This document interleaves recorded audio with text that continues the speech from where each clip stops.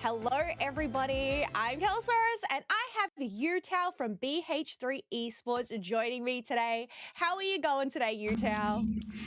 Yeah, I'm feeling great. Can't wait to play the match. So yeah. Yes, Thank you for having eager me. to go. No, of course. So you've been playing throughout the regional leagues in Europe so far. You are currently, well, the only team in EU that is undefeated with a 12-0 record. How does it feel knowing that you are the only team in EU to be undefeated up until this point? Yeah, I mean, it feels pretty great. Being the only team that being like 12-0, it's always a good feeling. We wanted to be 14-0 maybe, so yeah, it feels good. I guess we'll just have to wait and see what ends up happening with the record this weekend. But yeah, record pending. How does it feel knowing that BH3 is pretty much right on the cusp of qualifying for Worlds if you do end up landing that #1 seed spot at the end of this weekend? Yeah, I mean, it feels great. I think it's kind of the goal of everything that want to go to Worlds.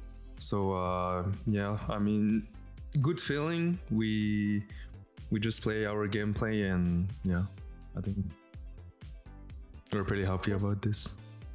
Yeah, I mean, of course, that's, you so close yet. I wouldn't say so far, but you're just so close right there. Well, yeah. All the best with your matches today. Thank you so much for coming and chatting to us, and we'll see you around. Thank you.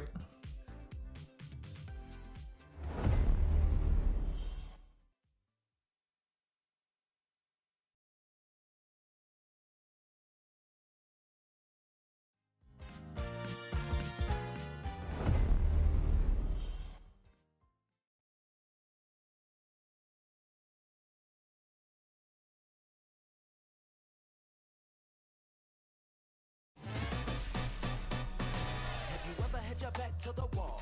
Never had the odds against you stacked tall.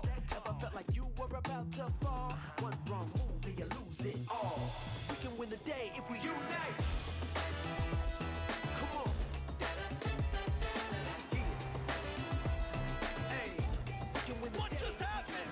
Aegis Flames is what happened! Oh my god! Oh my goodness, the steal! Zynus is single-handedly shutting down Zeta Division! Oh my god! One of the best to ever do it!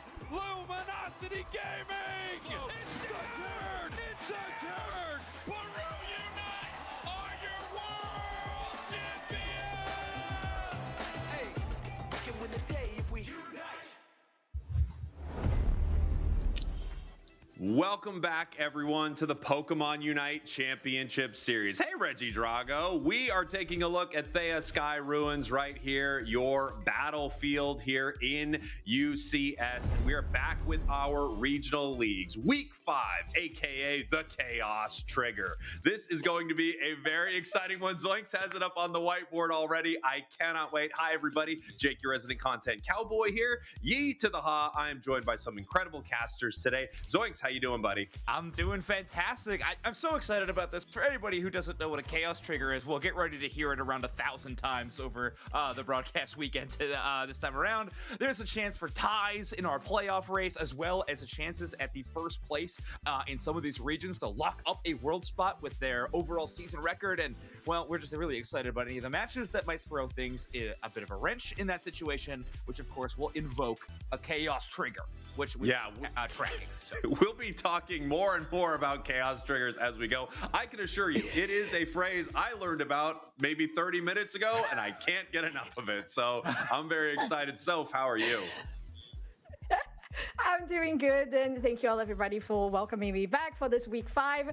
And like you said, it's just a very important week as we're getting very close to playoffs and locking in those spots, sometimes for Worlds, if a team has already locked in their first place in their regional league, and also some teams that are just about to be eliminated from playoffs as well. So a lot of high stakes, and I love it. Chef, we are back from ACL. How you doing, dude? I am back from ACL like yesterday, so I'm glad to get back in the swing of things. A little tired, but I'm going to be rejuvenated by all of the potential Chaos Triggers today. My only question is, if we get a result that solidifies something, is that an order trigger? Is that how it works? Or is there like some other sort of term? We're going to have to figure that one out. Yeah, there's definitely some other sort of term that I, for sure, am going to be excited to learn about. And of course, Kelosaurus, we have you today out in the tall grass. Tell me a little bit about that.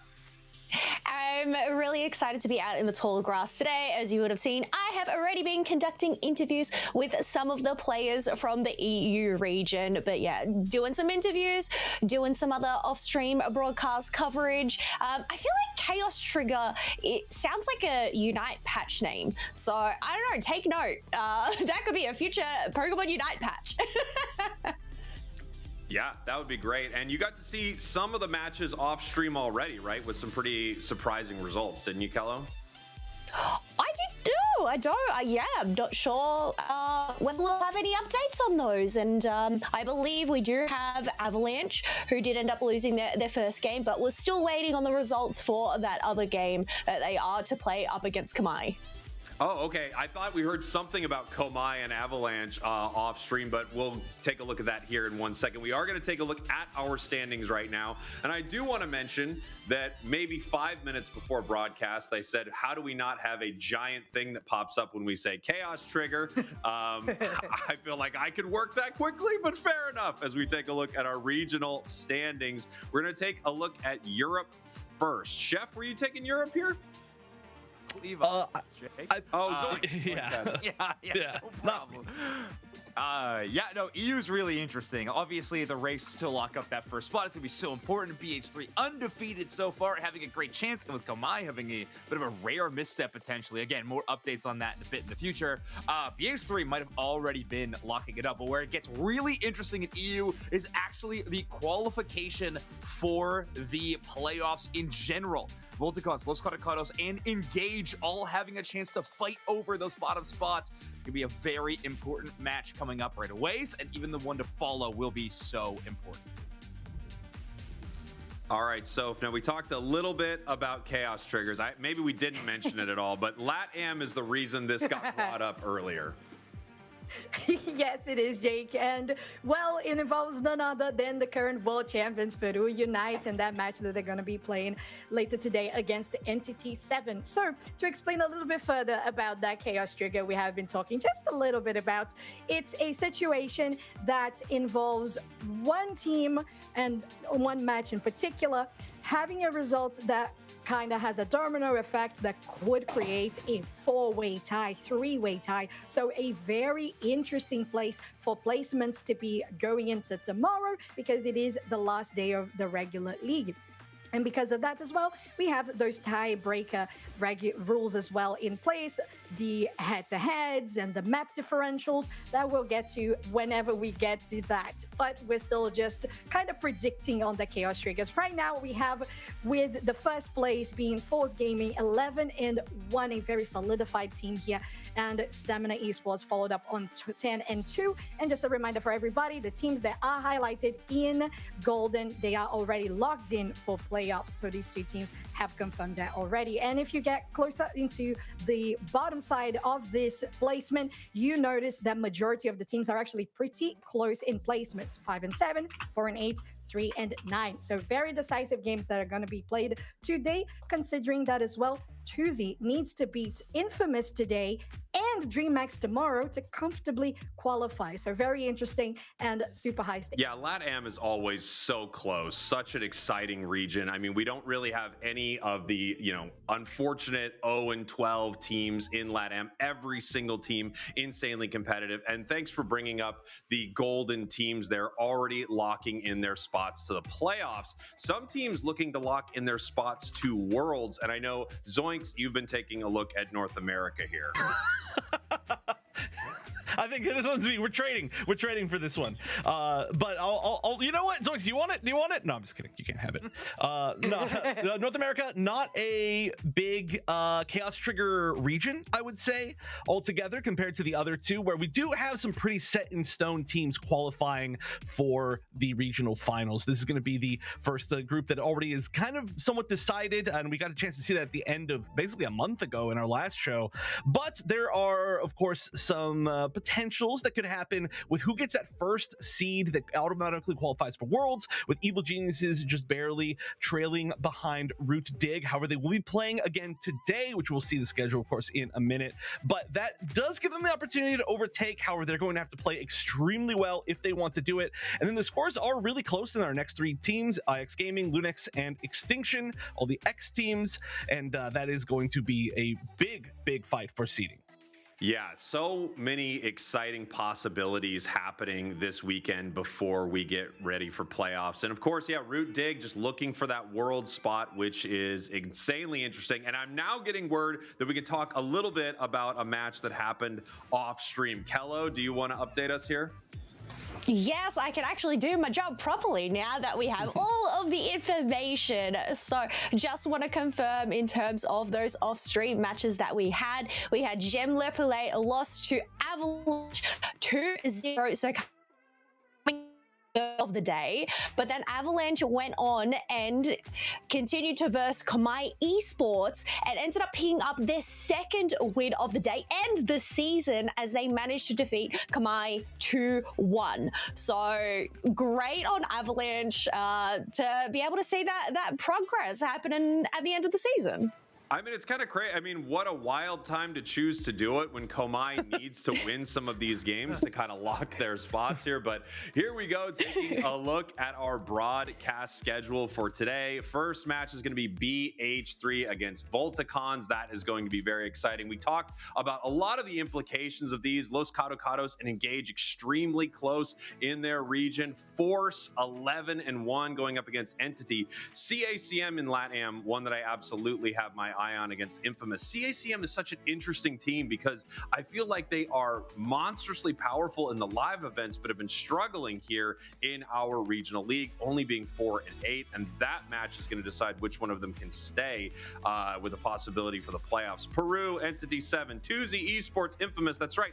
4 LATAM games today because there are so many good games out of Latin America. Root Dig, EG. If Root Dig can win this thing, they are locking up that Worlds spot for North America. Lunex on quite a run against TI Gang that is actually coming back a little bit in our league. Extinction 6-6 and IX 7-5. The middle of the pack in North America, very exciting. We're going to see a lot of that here today. Let's get on into our games as soon as we possibly can, everybody. I'm going to go ahead and say goodbye to our casters, Soph, Chef, Kello. Zoinks, you and I are going to take this first one that unfortunately I think has no Chaos Trigger implications, but I know we'll have more throughout the day. It is funny that we are in a position where we are begging for Chaos Trigger implications when this is a winning into a world spot. But now we have been introduced to a more exciting concept in the Chaos Trigger that I'm actually wishing for that kind of pandemonium to be existing. But yeah, it's gonna be a really fun match. I can't wait. BH3 has been on just an absolute run here in EU and an undefeated record so far. We'll see if anybody's yet to put a blemish on it. All right. Well, unfortunately, it sounds like we're not going to have a giant thing that pops up on the screen that says Chaos Trigger as our casters go. But I am going to say goodbye to Soph, to Wonder Chef, to Kello. We will see you all very soon as we get ready for this first game. Zoinks, when you hear a new term like Chaos Trigger, does it become the only thing that you're thinking about, so much so that you throw to Kellosaurus for a bit that we've all agreed to not talk about yet? Yeah, I do feel like sometimes the word Chaos Trigger creates elements in our own heads that maybe we didn't even know were there. So I am going to be... Oh, man. I think we're going to be really leaning into this term throughout the entire show, whether that's positive or negative. Yeah, tell me a little bit about our matchup here. So you were saying we are obviously excited about this new shiny object, but there's a very important match here for BH3. Exactly. You can see it there on the bottom of your screen. BH3 being ranked 1 with a 12-0 undefeated record. Obviously, they are already locked up for the playoffs, but if they can win this matchup, they will lock in the first place seed and already be qualified for the World Championships, joining Team Peps in that endeavor later on this year in San Francisco, which is incredible for them. However, there are implications for Volticons as well. They are not going to have the opportunity to lock up first seed or anything like that, but a win here could put them into that third place position. Yeah, I mean, BH3, they have been so phenomenal in this league this year. It's interesting because their live events, they are an extremely good team, but in the league, they are kind of flawless. I hope that, I mean, I feel like it's very likely we're going to see them at Worlds regardless of what happens here. But if they win, of course, they lock in their spot, and that is huge for them. I would love to see them at our World Championships because they are so incredibly good. And I want to see them perform live the way they play in these leagues. If that BH3 shows up to Worlds, they could win the whole thing. Oh, I mean, so exciting. I mean, EUIC was really eye-opening for a few reasons, right? We saw a lot of teams stepping up to the plate, and, you know, not just teams like BH3 or Peps who did win the whole thing, but I think Volticons also having a pretty solid showing. You see, right now in our regional league, they are sitting at rank number 4 with 6-6, but they do have a chance to climb that ladder a little bit here in our next matchup, especially with some teams taking kind of surprising losses. But Tibby, Snow, Chari King, Fizzy, and Daddy Leon gonna be rounding out this team, and again, one of the coolest jersey concepts to exist in any of our teams throughout any of the regional leagues. Volticons has been such an exciting team to watch for me. I got to say, I love to watch Snow. I think they outplay in so many moments. Snow is extremely aggressive. He finds huge moments to engage, and I feel like if Volticons is winning, it is when Snow is popping off in these games. Yeah, I completely agree. I mean, one of the best mechanical players I think that we have seen come out of the region in quite some time. I think contending with some of the, you know, the best in region. Like, I love a Klaus versus Snow duel if I can ever have one. I think that would be a ton of fun, but we'll have to see what goes down in this game. Reminder, everybody, we are going to be locked into Groudon as map number 1 for the entirety of our regional league broadcast for the next couple of days. And one other change, I do believe Zapdos, now an available Pokemon to select in these drafts. Yeah, we're going to have to see how that goes. We see no Zap banned yet. It could be our final ban, but if Zapdos is available, and we're going to need to get confirmation on this. Yeah, we should. No team has banned this out, so that is surprising to me, but it's possible that they're more interested in some of these power picks that we saw from ACL. Obviously, Machamp being one of the premier Pokemon in the entire tournament there in Japan, Zoinks. So I'm not surprised to see that locked in first. Yeah, it is so strong. It's been taken over the metagame. I think a lot of people just considering this might be one of the best, or maybe the best Pokemon in the entire roster. At some cases, just has so much to play around in a lot of these team fights, especially in a Pokemon with a lot of crowd control, thanks to the move submission, and with Kranix and Megu picking up what I like to call one of the most dangerous waterfronts in Pokemon Unite, Blastoise and Psyduck included. That is going to be a really great option for Volticons to play around. Yeah, just extremely difficult to deal with Blastoise. The repositioning is incredible. And then, of course, with Psyduck, multiple builds that are popular right now, but Psychic being so incredibly powerful, grabbing someone, pulling them towards your team, or pushing them away. And, of course, just that headache. I mean, we saw at ACL a Psyduck, heartbreaker steal. It is such an incredible Pokemon. I'm not shocked to see those locked in early. Onto the other side with Volticons. They lock in sort of their defender support, going for two defenders here, Umbreon and Mamoswine back to BH3. We've got Eldegoss, kind of an EU special, and Rezu on our Zacian. This is a Pokemon, also Zoinks, that at ACL was getting so much priority. Yeah, it's incredibly strong. I think we were seeing a lot of amazing Metal Claw outplays and stuff. I love seeing players who can really unlock that potential of that Pokemon. So we'll see if Rezu can kind of get up to that standard. But BH3 has one more carry to pick. Yutao has been an interesting player to watch. BH3 is a team that will mix up their kind of path assignments at the start of the game, potentially between Yutao and Rezu, who wants to take Central, who wants to take Path. And in this case, having an Inteleon probably play the central area of the map at the beginning. That'll be a very early powerhouse.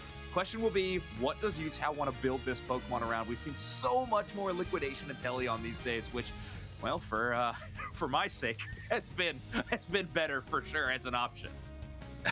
Yeah, for sure. Well, I mean, look, Inteleon is amazing, but with that snipe shot, you actually have to end up hitting them. With liquidation, you don't even have to hit it. It's just like they're around you, and then all of a sudden, all those little pew pew pews are making their way to the enemies. And we are getting word that Zapdos is playable in this tournament. However, neither team looking to pick it up. Of course, when some of these Pokemon are released, they are incredibly powerful. Zapdos was incredibly powerful, but it has been nerfed multiple times. And I also wonder, given its relative power level, if not a lot of teams have a lot of practice on it because it keeps getting banned out when they're scrimming or playing ranked. It is interesting, though, because I feel like it fits into that final slot of BH3's draft pretty well. Would you want a Liquidation Inteleon or just sometimes a Zapdos to go up against these double defenders? But either way, I'm talking during your special moment here, Spraggles. Go ahead. Volticons unite your purple team. BH3 Sports, your orange team. Incredible implications in this match while it is not a Chaos Trigger. Oh, I wish I could put another Chaos Trigger on the whiteboard, but that's all right. A chance at locking up a third seed, or for BH3's case, a chance at the World Championships on the line right now. BH3 having a good chance of qualifying it, but this is, of course, the opportunity to lock that in. What a great way to start off your Saturday. I love watching this Eldegoss, or Gossifleur at this point, just making their way to the center of Volticon, seeing what they can do, seeing if they can slow them down a little bit. The EXP share making it so that even if they don't get any experience, they're still generating some on their own, and they're forcing multiple members of Volticons into their own central area to defend it. Yeah, Volticons obviously really hoping that they get that early EXP, but they are built into a draft that does favor a lot of early game moments, right? Machamp and Mamoswine waiting for the late game for sure, but Ceruledge and Darkrai are both going to get online quite early and be these damage-dealing threats. So Volticons have you heard a little bit, but this is actually going to be the big impact play. BH3, first KO of the game and getting a ton of points in top. And look at Yutao just making their way to Volticon's central area once again, trying to continue to put pressure on the center here. They take away the red buff right now. They're going to see if they can steal this and stop the Machamp from becoming, or stop the Machop, I should say, from becoming Machoke. There's the liquidation right away. Another KO. BH3 dominating the start of this match, controlling the entirety of the map, basically. Yeah, I like Yutao kind of demonstrating some extra aspects of acrobatics as well, but to dodge some of these moments. But now Snow actually going to invest the eject button to try to chase down Sazero. As soon as Phantom Force is off cooldown, soon they'll be able to take it down, but only at level 6, not having access to that extra move. Megu running up here with the Bubble Beam, just zoning them out. There isn't much Volticons can do right now. They're behind, and the best thing that they can find is experience on their side of the map wherever it is. They're going to lose a fight with the over-leveled BH3. They have worse positioning. So BH3 used that to punish them and take the objective there in the middle. We got about 15 seconds until the Altaria spawn top and bottom here, and it looks like 4 members of Volticons are ready to fight in the top path. Yeah, I'm curious how aggressive they're going to play this. We just talked about Snow not having access to their eject button right now, but they do have access to good crowd control. Umbreon, Machop, and Mamoswine all having opportunities, even at this early level, to get a pull an enemy Pokemon, but their opponents are Blastoise and Eldegoss. That is a tanky front line to push through, and so far, unavailable to them. Yeah, and interestingly enough, I mean, there are so many good ways to play Blastoise. This is going to be the spin pump. They do grab it there with a massive Ice Fang, see if they can take it down. Finally, they do. It took 4 members of Volticon. Sometimes it takes a village, but they get punished for it right back the other way. Here comes Uteo already with the Unite move, but can they make it close enough to this Reg Ice to secure? It's the Psyduck, of course. Exactly. The classic Inteleon Unite move bait play to allow Megu to get within range and knock out that objective. So, huge play for BH3. It results in not 1, but 2 Regis as they take the top, get that Regice buff, but they also, in the meantime, were able to take down the Regieleki and land it into Tier 1. BH3 are absolutely dominating this early game. Yeah, great stuff from them, and you're right, a bit of a Statue of Liberty play right there. Get everyone to think about the Inteleon. Meanwhile, Psyduck, of course, securing the objective, and some great math in the top path, leaving the goal zone here at 1 for BH3. Dominant start to this match. Ooh, we have the big time Unite move, but it's only able to take down 1. Let's see if they can pick up another KO right here. Looking for multiple KOs, but no. Yeah, that final instance of Bitterblade maybe giving them enough HP to contend with, but just too many members of BH3 shutting it down. And those are the kind of plays that start getting scary, Spraggles. You know, you have these players in a position where they're really far behind. They start feeling that desperation kick in. A Unite move, even in a 1v4 situation, just hoping to turn something around. It's, you know, it can work out amazing, but it's a huge risk. Big resource spent to try to take down on multiple targets. It's a big ask for Volticons right now. Yeah, and Volticons, you can see, I mean, they're just, you know, quite a bit behind BH3, not only in the score line, but one of the most important things is the experience. Finally, Machamp getting online, just hit level 9, just evolved, has its Unite move, could be a huge game changer moment, but level-wise, again, they're 2 levels down to multiple members on the side of BH3, and that is a huge difference. Yeah, definitely. I mean, Pokemon Unite is a game of levels for sure. Some of these have breakpoints with the evolution and things like that, but even just 2 levels despite at any final stage of this game will be so difficult to overcome. Damage, HP, defenses, whatever it is. Yeah, you want to have that big time advantage, and even this Dark Pulse Darkrai not able to escape this Inteleon as Utah gets the chase down. Solid 20-point overdunk in the bottom side of the map, and now will be a turn towards Regieleki as it will charge towards Tier 2. Rezu, the only one to be able to do damage to it. Yeah, here we go in the top path. At least Volticons were able to secure an objective. They're finding a fight where they can hopefully get some value. Blastoise right now with the eject button moving forward. Still not yet a Mamoswine for the side of Volticons trying to fight multiple members. It does go down, but at least they don't lose everyone. However, BH3 is going to try to change that. Machamp moving in, looking for a Unite move. Cerulege, Machamp, the combination, but no, nothing. Nothing down from BH3. Oh. Jeez, Eldegoss just so good at defending this entire squad. Polypluff's give it a little bit of that AoE HP, and they do the job. You can see kind of the game plan between BH3 was get that protect the president situation around that 40-point Blastoise, get them to the goal zone, create the space, withstand the storm, and BH3 with flying colors passes that test. Impressive stuff, and they push their score lead even farther ahead. I know we were talking about levels being more important. That is true, but points also important. They're dominating in that department as well. Yeah, I mean, nothing is going well for Volticons yet in this match. And that was one of those tough fights, right? You threw your haymaker. You had your Cerulege and Machamp combination. It just wasn't enough with what Eldegoss was able to support the team with there. Unfortunate for Volticons. Definitely not out of this match, but very tough heading into the final moments. This is going to be a big challenge for them. I think one of the biggest problems they're going to have to solve is who do we target with this onslaught of crowd control. You can see Snow, again, just getting extremely aggressive, trying to change the state of this game, and that's a big pick. Mamoswine catching a roaming Inteleon. So Utah going to go down. Luckily, they don't use their Unite move, but still a big pick. Let's see if they can turn it into anything more.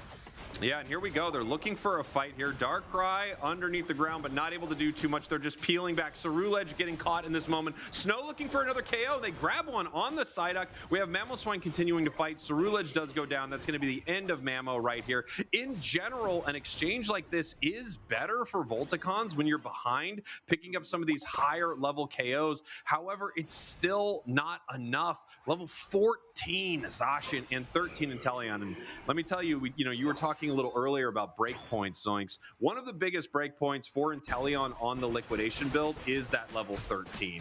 Once it hits 13, it is doing an absurd amount of damage with liquidation on its plus, as we have BH3 setting up some aggressive positioning here at our Groudon. Yeah, it gets to a point where it can just kind of play that tank buster role. A very important thing to do when you have double defender on the opposite side. It will make Rezu's job on the Zacian as kind of the sweeper to get some of these KOs a whole lot easier. Now, the biggest thing we're going to have to watch out for, though, is that combo we saw earlier in the game, Spriggles, that Machamp plus the Cerulege Unite move. We can see if they could tee up anything, and you can look at Volticons, how they're roaming. Both Snow and this Machamp rotating on the top side. They're going to fight Blastoise first. Yeah, here we go. They're looking for Blastoise. Hydro Typhoon knocks them up in the air, just peels them back. Volticons decides to move away from this fight, but BH3 moving in. After Mamoswine goes down, they can decide how they want to push this. They are going for Groudon right now, ripping it with the Zacian. Volticons moving forward, looking for their opportunity. Cerulege Unite catches multiple. Zacian has stopped being peeled against, but now 3 members of Volticons are down. BH3 just turns and fights and counter punches Volticons. That's going to be a 4th down with Cerulege. It's just Machamp. Mamoswine making it back. The Unite move. Can they steal? It doesn't look like it. And no, the massive Zacian secure. Every member of Volticons is gone. BH3 with a commanding fight win.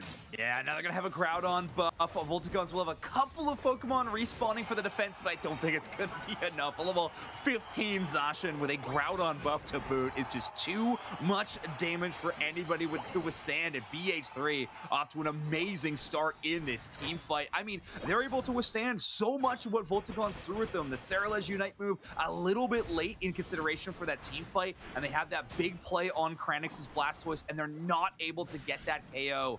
Buddy barriers, shielding from Eldegoss, just so much to make your way through BH3's Iron Wall, and they're able to hold strong and hold on to their lead.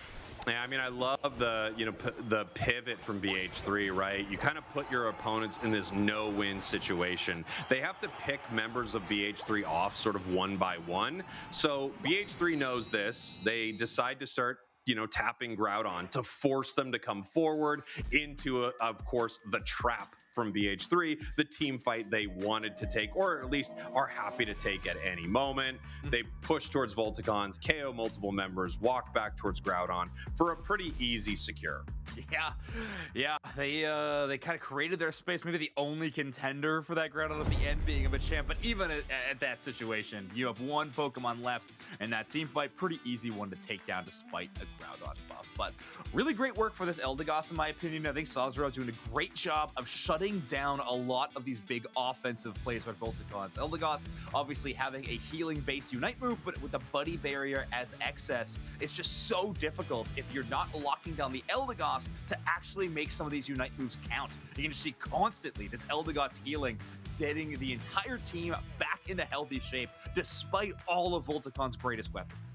It really did feel like every time Volticons came with their big time Wombo combo, we just had the Uno reverse from Eldegoss. I mean, just right up into the air, the Cotton Cloud crash, able to stop them here. Utah, our MVP, but every MVP is supported by some incredible players. I do think Sazero also a big time MVP in that game, but take a look at this. 11 knockouts, only getting knocked out once themselves, 9 assists. Regies. I mean, yeah, this Inteleon was a nightmare to deal with, and from the early onset as well, right? A clear of their own central area, and then it felt like Utah didn't need to dip back into that well even once. It was the enemy central area for the majority of their EXP, and we're pushing so far into the opposite side. Utah, I'm excited to see this heat map a little bit later because they had an awesome impact on this game, obviously leading the lobby by a huge margin in terms of final knockouts. Megu, though, making the Psyduck look like an offensive threat as well with 6 KOs themselves. Yeah, I mean, take a look here. Volticons Unite, the Machamp, shut down in a huge way. 0 knockouts, only 2 assists, got knocked out themselves 8 times, and that's an MVP score that I feel like I really don't ever see at 29. That's like... Wow.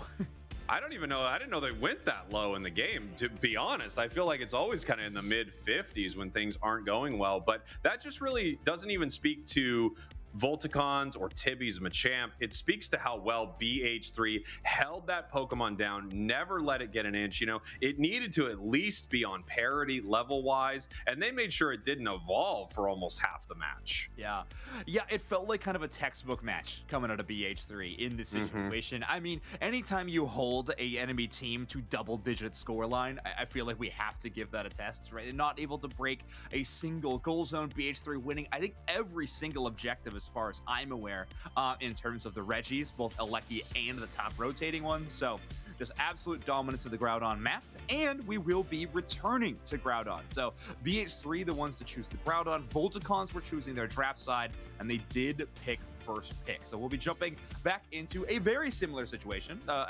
exact repeat of what we just saw in game 1, at least with the table setting. Yeah, I mean, BH3 right now knocking on the door of their Worlds invite. They would probably be the team, I mean, with their record so far, that you would expect to grab this out of EU. Of course, Peps already has their invite from winning EUIC.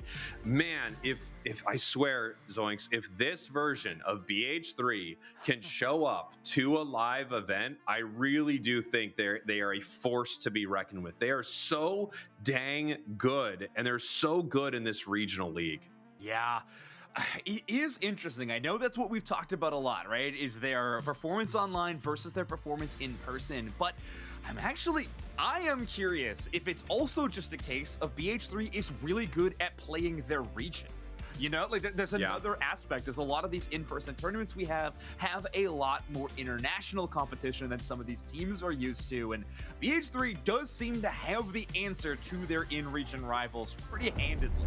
I mean, an undefeated match score does reflect that, but also just this game, I think we kind of bear witness to it as well. It felt like everywhere Volticons was rotating, anything they were attempting to try, BH3 had already had the hard read on it. Sazero playing really defensively and smart around these situations, and even Rezu in this blast was saying, I'm perfectly okay being the one to absorb a lot of this crowd control. If I go down, so be it, but I likely won't. I have Rapid Spin Plus to kind of up my defenses enough to return back towards the team, and I don't know, just felt like a really hard read. We'll see if they can do it in game 2 as well, or Volticons will have a different answer going into this second game. Yeah, you know, Zoinks, you make a great point right there about whether it's the live differential or it's that they're incredible playing against their region, which they get the most practice playing against, right? I mean, it's for sure a yarn that I've been spinning that maybe live they don't show up as well, but it's also true. You know, there's a difference when you're running into these other metas, these other compositions, these, you know, just these different play styles. We saw that at EUIC. We just saw that at ACL. So it is very interesting to see what actually happens when you get up on one of those big stages and you go up against some of the other best teams in the world. Well, BH3 right now, 1 game away from locking in their world spot. Ooh, okay. Well, BH3 is not going to change anything, and I don't think anyone would expect them to after such a dominant game 1. It is up to Volticons to shift things around a little, and they're going to start with their support core and Chari on this damage-dealing Greninja. Pokemon that's certainly been rising in popularity since the buffs, but Chari has played this Pokemon historically quite a bit. Leon, on the other hand, picking up the Hoopa, leaving behind the Umbreon. One of their most frequent picks actually is this Hoopa. Vaporeon, Hoopa, and Slowbro being Daddy Leon's kind of rotating roster. Is Hoopa one of their best options? Yeah, it's going to be interesting to see the Greninja. You know, when a team picks Greninja, or at least I will say this, when a team picked Greninja previously, like before long-range tactics, it was out of desperation. It was, I play Greninja solo queue. This is my thing. Like, just let me take my favorite car out for a spin here in this match. I don't know if we can win it, but I'm going to try. Now, Greninja pretty dang good, but it also can feel like a move where you say, I really don't know how to beat this team, so I'm going to try to out-carry right now. Yeah. Ooh, okay. Interesting. So Fizzy picking up this Delmise. What I've seen from Delmise, Bregus, I'm curious to see if you agree. It feels like an awesome counter to attackers. You know, it's a great long-range anti-long range option. Your Unite move will chase down a Pokemon to the abyss if you need to the opposite side. It loves getting right in the face of any of these attackers and has a great job shutting them down. So I do like BH3's adaptation to play a little bit more in the mix. Now Zacian and Mega Charizard X, two Pokemon that love to be in the brawl, will be an interesting answer to this Urshifu and Delmise core. I think it's going to come down to, can this Greninja get online and be a relevant threat fast enough? Late game, sure, but it is going to need to try to get ahead of the game a bit, I think, if this Greninja is going to have a big impact.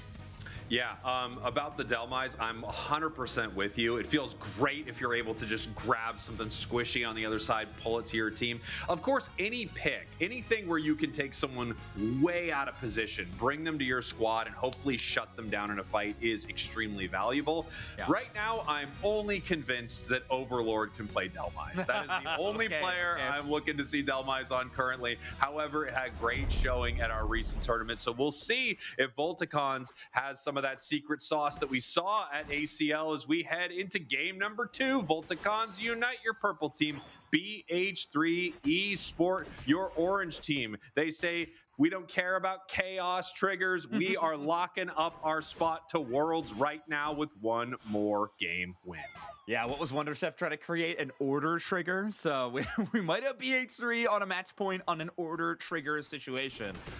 We do have Sazero heading into the enemy central area once again. This Umbreon not holding the EXP share, so a bit tougher. They will be forced into using their X speed as Fizzy chasing down this EV, but it does look like Kubfu will get a full clear despite having that chase down of the Umbreon on the other side. Good cover by Fizzy. Yeah, it's one of the Pokemon that you absolutely want to shut down, right? You want to make sure that somehow Urshifu is not able to get online for this next fight. Yuto in a ton of trouble right here, and this is what you're looking for with that Water Bear. The kicks and the fists picking up a double KO, zoinks.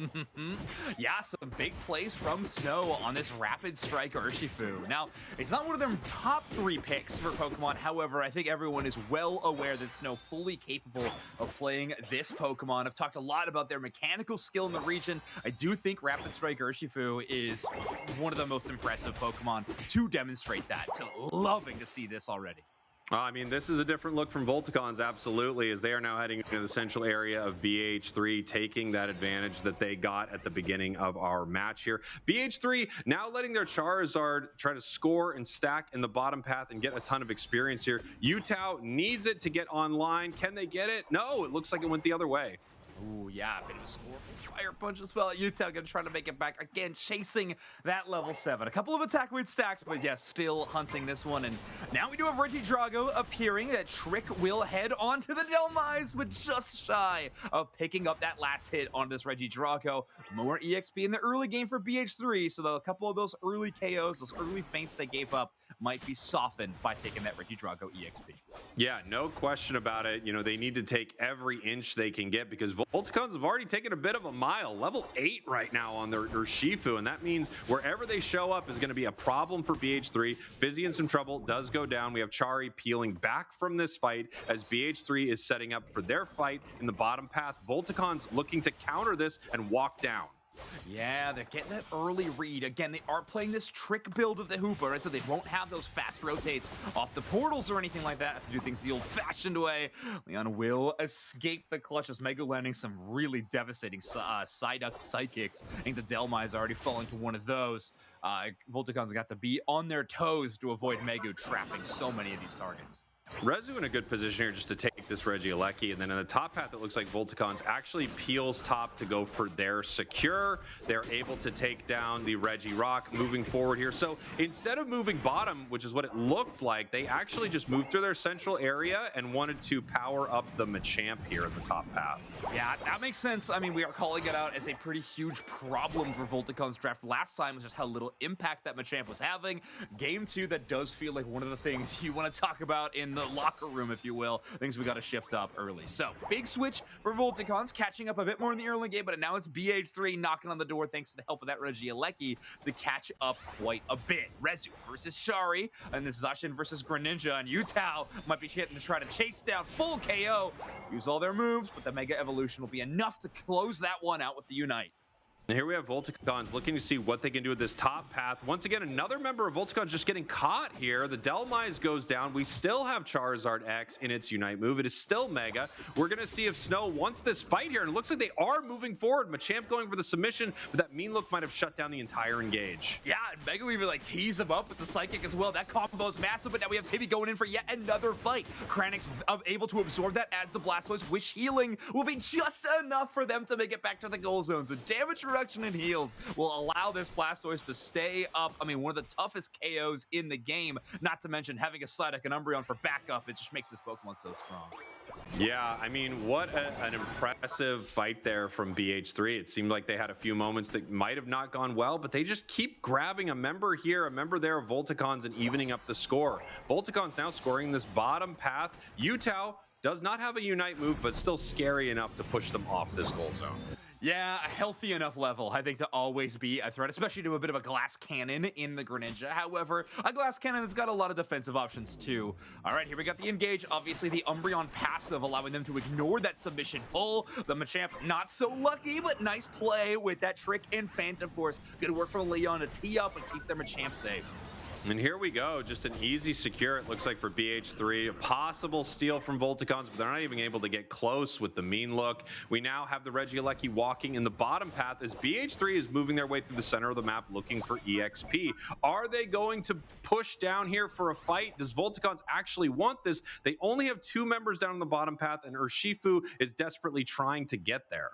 Yeah, it looks like BH3 kind of content with the information they gained on that slow rotate in the middle of the map to know that Megu will likely be able to hold it down on the bottom side, but it will be the top side defense needed as Machamp and Hoopa up here on the top side try to keep that score pressure onward to see if they can break this tier 1, but it is BH3, break it out, and now they're going to have to face down this Hoopa who drops down the Unite move. Nobody coming through the portal as of yet, and it doesn't look like, well, finally, late reinforcements, too little too late for this evolved Hoopa as Mega Charizard X trying to get in the battle, but they're pulled back by the Delmise and shut down by Machamp.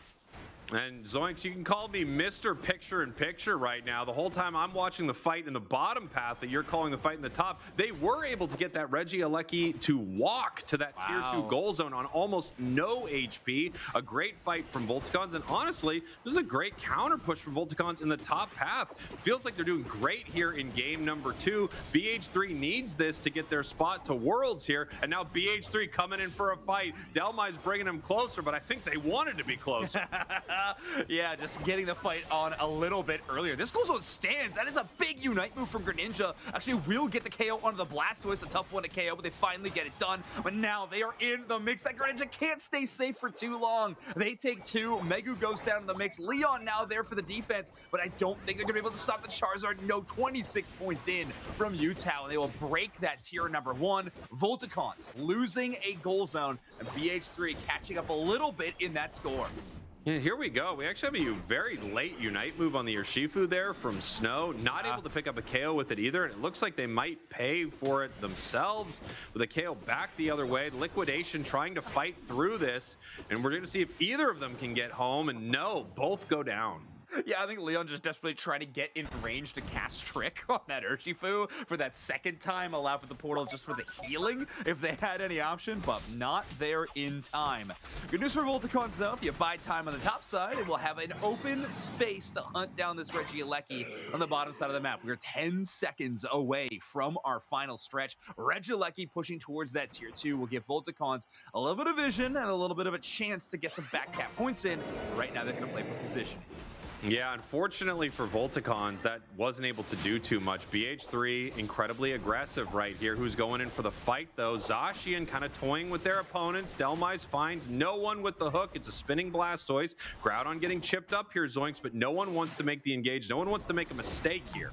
Oh, well, looks like Rezu might try to change that situation as they dive right in. Hoopa unbound, applying the crowd control will actually get the first KO of this battle. Big stun into that small, tight corridor. And will be Utah finally Mega evolving, but they are taken down so low. Their HP is evaporated. Blastoise does get the Greninja KO, but there are 3 down on BH3's side. Volticon standing tall, and they defend this Groudon pit. Megu Psyduck, the only one still up, and they're going to have to walk away and buy a little bit of time. Volticon's forced into a recall. Delmise catches them with the anchor shot. Tibby right there for the backup, and that's a big KO. Megu down for 23 seconds. Massive fight for Volticons. Huge Hoopa Unite, bringing in the Urshifu after the back cap action. 332-153 with a minute left. BH3 knows that this fight is going to be everything. They're not even able to peel off to that tier 1 and even up the score line. They are going to need a win here as they are looking for their engage on Volticons. The Delmise hook, and BH3 might just need to move now. Wow, Blastoise already down. Doesn't even have a chance to push anybody. Groudon secure is going to be up in the air, but it will go to Volticons as the Hoopa support's taking tons of objectives in this matchup as Volticons will knock out for, again, Megu, the lone survivor of this last battle. And there'll be a Groudon buff for Volticons, and they are looking to try to spoil BH3's hopes of locking up the world spot. Yeah, what a match from Volticons here. It feels like a complete night and day from game number 1. I love their prioritization of getting their Machamp online in this game instead of letting it kind of sit in this super unfortunate place that it was in last match. They recognized they needed to pivot hard towards that because of how unfortunately useless it was in game number 1. What a glow up for Volticons. Yeah, this is massive for this team. We're going to force game 3 against BH3. Again, this team being the flawless one in the region. Volticons having a chance to actually give the first match loss to BH3 in the entirety of the regional leagues. But obviously, we're still a 10-minute step away from that happening. One more battle of Pokemon Unite to see how this goes down. So let's take a look again at what went down in this game number 2. We saw a lot of great timings, but I think, yeah, this Hoopa Unite move was so phenomenal. You calling out that back cap play, absolutely massive from Urshifu. And take a look, even despite the Charizard Mega Unite move there, we do have Urshifu throwing hands in the midst of that battle. Yeah, I mean, look at Machamp. Machamp just going in for these KOs. We had a huge KO just to even start the engagement. Machamp really waited for the perfect moment on that submission, grabs the Zacian, and full sends its Unite move into the Zacian to get Rezu out of the fight early. Looking for the secure here for BH3. They weren't able to make it happen. Even if they get it there, I don't think they're going to be able to make much happen with how many members were already down. Snow putting on a clinic with the Water Bear. This is a Pokemon that I'm a notorious hater of. And I gotta say, when you see a team set up for it well, when you see this thing get online early and win a couple of early fights, it feels incredibly difficult to shut down. And you just saw Snow dance around, on top of BH3's team the whole time. Yeah, I felt like some of those liquidation lineups were also so impressive, right? The defense strap, not to mention all of that shielding that Urshifu was able to get back. You had Leon kind of there for the backup consistently. I don't know, felt like a recipe for success for Volticons Unite so far. BH3, on the other hand, not really underperforming in too many areas, in my opinion, but just kind of getting outpaced by Volticons in a lot of major ways. An important factor for them, Snow and Chari actually almost tying on damage, by the way, both in the 69,000 range and at 28% of their team's damage. Yeah, it's pretty impressive to see such high damage numbers on 2 members of the team, really spreading it out. We got the Water Shuriken Greninja, and we had the Surging Strikes Bear there. Volticons taking kind of an early lead in this match and never really giving it up after that first big fight. Really impressive, and sometimes when a team gets handled the way they were in game one, they have a hard time bouncing back. Well, that is not true of Volticons here. Now I'm wondering, you talked about this in the draft for BH3. They weren't changing really much up at all, which was not a surprise given how well game one went. Game two, however, I mean, it feels like they had a few things that didn't work as well. The Inteleon in game one felt dominant. The Charizard X, this Pokemon, I feel like it either carries or it looks pretty pedestrian in these matches. Yeah, I don't know. I think it had a moment in that final fight where I thought this Pokemon was going to have, you know, a big turning point team fight identity, and it felt like it fell a little flat there as well. So yeah, I would not mind Utah switching up their option for a central area pick whatsoever. I do think we could see some flexibility from BH3 in that situation, and this will be our chance to do it. Volticons sticking with their same bans, I'm going to be assuming all the way through both of these in game 1, 2, and 3. Yeah, there it is. Mega Charizard Y, Dragonite, and Balissi all getting that same ban state from Volticons. Interesting. Volticons still with our first pick here. And I mean, it was a playmaker in game number 2. They needed to make sure it got online. The question is, do they grab it again? And they do.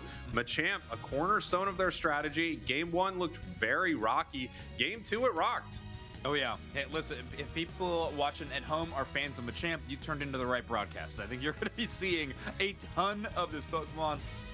Somehow it always just remains right on the outside of ban-worthy, but pick-worthy. This Pokemon is skyrocketing. Don't let that 33% encounter rate fool you. This is season-long stats-wise that we're looking at. But Champ, as of recent, has been so popular. Yeah, it's just one of those Pokemon that was kind of on the radar of a lot of the top teams. And then when you see the results from one of the biggest tournaments that we have in Unite, you know, of the entire year, you see ACL, the Asia Champions League, and you see how dominant this is from so many different teams. You are not shocked. Utah back on the Inteleon. We have the Eldegoss back for the side of BH3. They're going back to what worked for them in game number 1. Yeah, it's a big shift. I do think you're going to have to be a little more concerned about this Delmise and Greninja, maybe even the Urshifu on the other side for this Inteleon. That'll be a bit more of a challenge.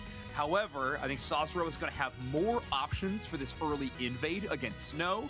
Even with the Delmise there kind of playing defense or goalie in this situation, I do think it'll be tougher for them to kind of repel Sazero and their early game efforts. Not to mention, if Utah has a quick clear, might even be able to assist in that early invade. That's going to be it's going to be tough to contend with. Yeah, I think Sazero will be a difference maker in this match if they can really stop them like they did in game number 1, basically stop all of those huge combinations that were being thrown at them. This will be huge. One thing that I think is going to be scary is that Delmise, like you kind of called out, they get a good hook on that Inteleon or a hook into its Unite move even.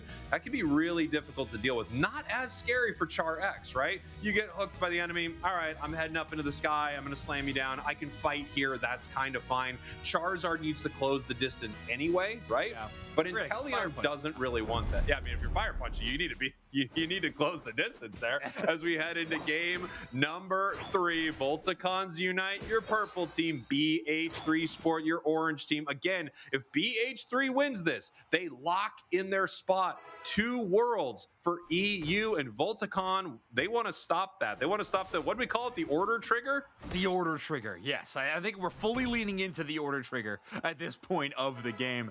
And so far, it's doing a good job of stopping. I was talking about how Sazero is going to have more options, with that Delmise being a defensive option. It's just too much for them right now. Going to completely repel this Gossifleur. Will take no EXP. And again, Snow with a full clear on the Kubfu will be evolving into that Urshifu rapidly. This Rapid Strike Urshifu already set to go. And now they're heading down to this bottom path here. Sazero and Utah kind of making their way here as we see multiple members of Volticons already storming that goal zone, scoring at will, picking up KOs. And this is kind of a nightmare situation for BH3 because you're right back in it. Yeah, this Greninja going to get a few stacks into that attack weight as well. BH3, after losing heavily in the bottom side, will take a rotate. They move up towards that top side. Altaria Swablu's immediately clear to take a look at your mini-map. This Urshifu finds a few targets hiding from the tall grass, popping out like Kellosaurus, trying to chase down some of these targets. Urshifu has not enough HP, and Megu's going to get the last hit. it. The Psyduck, always the real danger in the Viridian Forest. Wow, I mean, that was very scary. Huge plays right here, though. They don't stop. They pick up 2. Daddy Leon says, don't worry, I got this. As now we have Fizzy trying to shut Utah down, hiding in the tall grass right here. Once again, Kalosaurus has made her way to the side of BH3. We'll see if there's anything they can do. Insanely aggressive plays from Volticons, and they're so close to picking up the KOs, but BH3 able to handle it. Get out of here, Kalo. Yeah. The tall grass has been cleared. I really wonder if Fizzy at that point was like, well, if I leave this tall grass, I'm just going to get KO'd trying to make it back. I think so. Not a fast Pokemon, you know? Move speed, maybe not one of the pride and joys of that grass ghost type. So I think instead, it was like, you know what? I'm just going to fight and try to buy a little bit of time that way.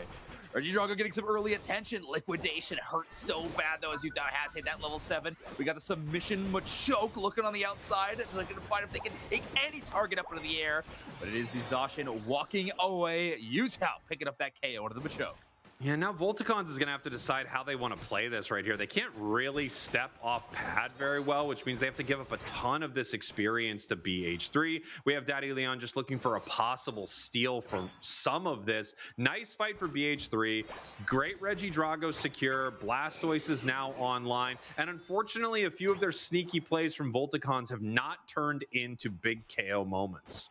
Yeah, it is interesting, Sprinkles. We do have a swap on the Blastoise build as well. We are going Surf Blastoise this time around instead of the Spin Pump. But okay, right now we have Rezu absolutely carving it up on this Zacian, and Utah going to kind of clear the way, at least for Vision, as they get the eject button knockout onto Snow on the opposite side. The central area duelists between these two, favoring the Inteleon this time around as they chase with that sure hit move. Devastating work, and BH3 will take a very small lead in this early game.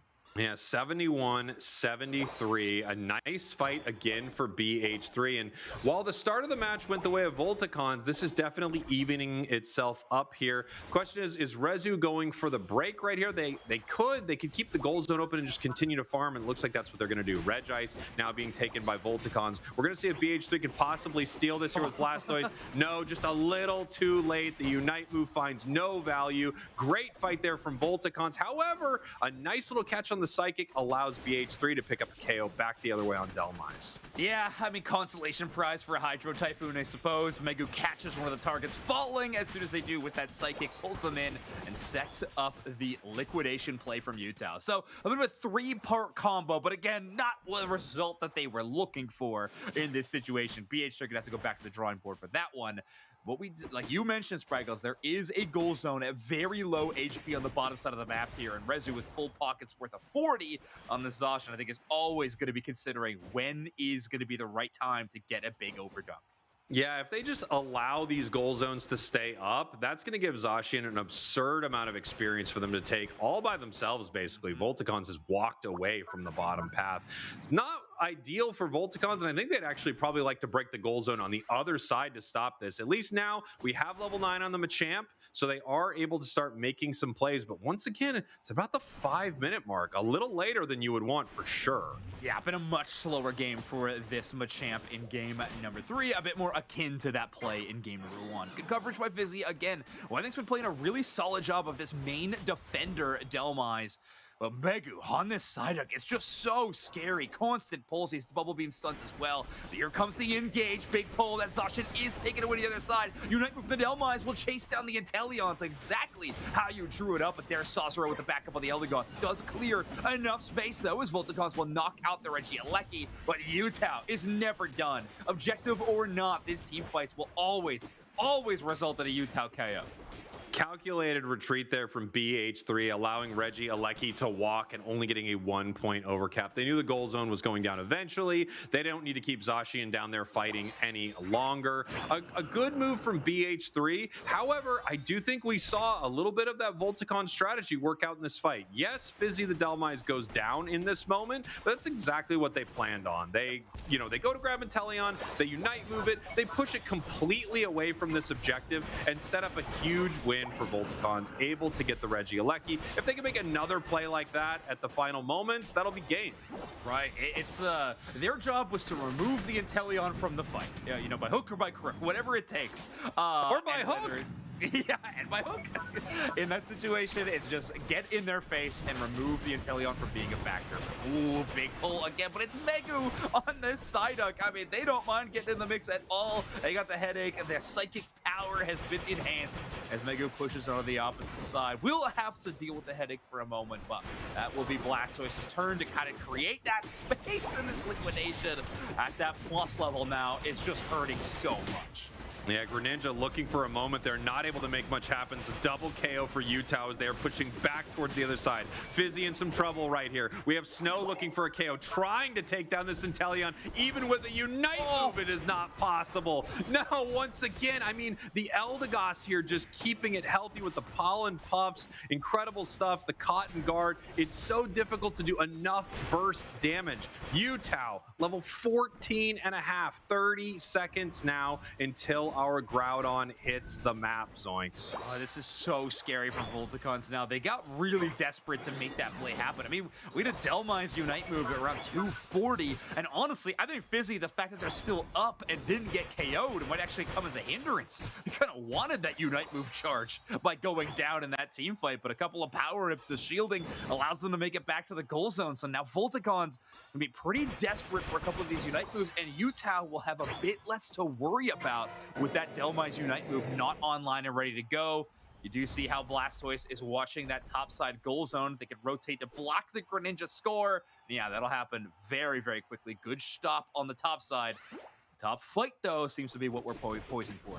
Yeah, it looks like Greninja almost getting KO'd in that moment, but I do think it's a great strategy to try to cap right there and force them. They don't want to fight in Utah's range of influence. It's a level 15 Inteleon. I mean, it just being around for liquidations is going to be such a huge problem. It's either catch that or catch the L right here, Zoinks. Yeah, and any Pokemon that wants to step up to the plate to maybe body block, or I mean, even a defender, you're going to be giving that up. Ooh, Rezu has a couple of agilities, cheekily actually kind of taunting that Machamp as they move back and forth, trying to pull Volticons farther and farther away from the team fight. This match is still extremely close in terms of score line, so between these two teams, a back cap could mean all the difference if the clock runs down any further, as we are a minute left in this matchup. Machamp now looking for the engage, big surf to try to shut them down, and the Machamp is trapped and KO'd.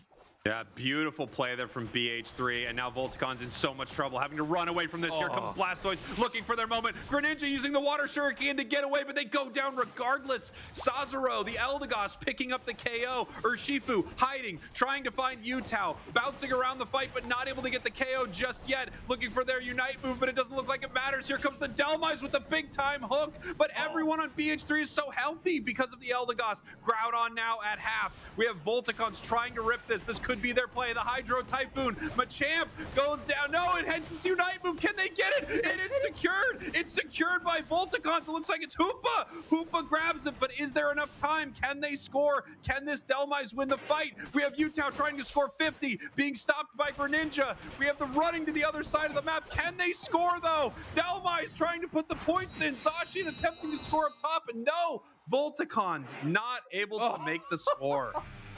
Wow, I mean, desperate score attempts on multiple sides of the map, but resulting in a wash will result in BH3 being your victors of our first match on broadcast today, 2-0 over Volticons Unite, and that means BH3 Esport will be representing EU in San Francisco later this year at the World Championships.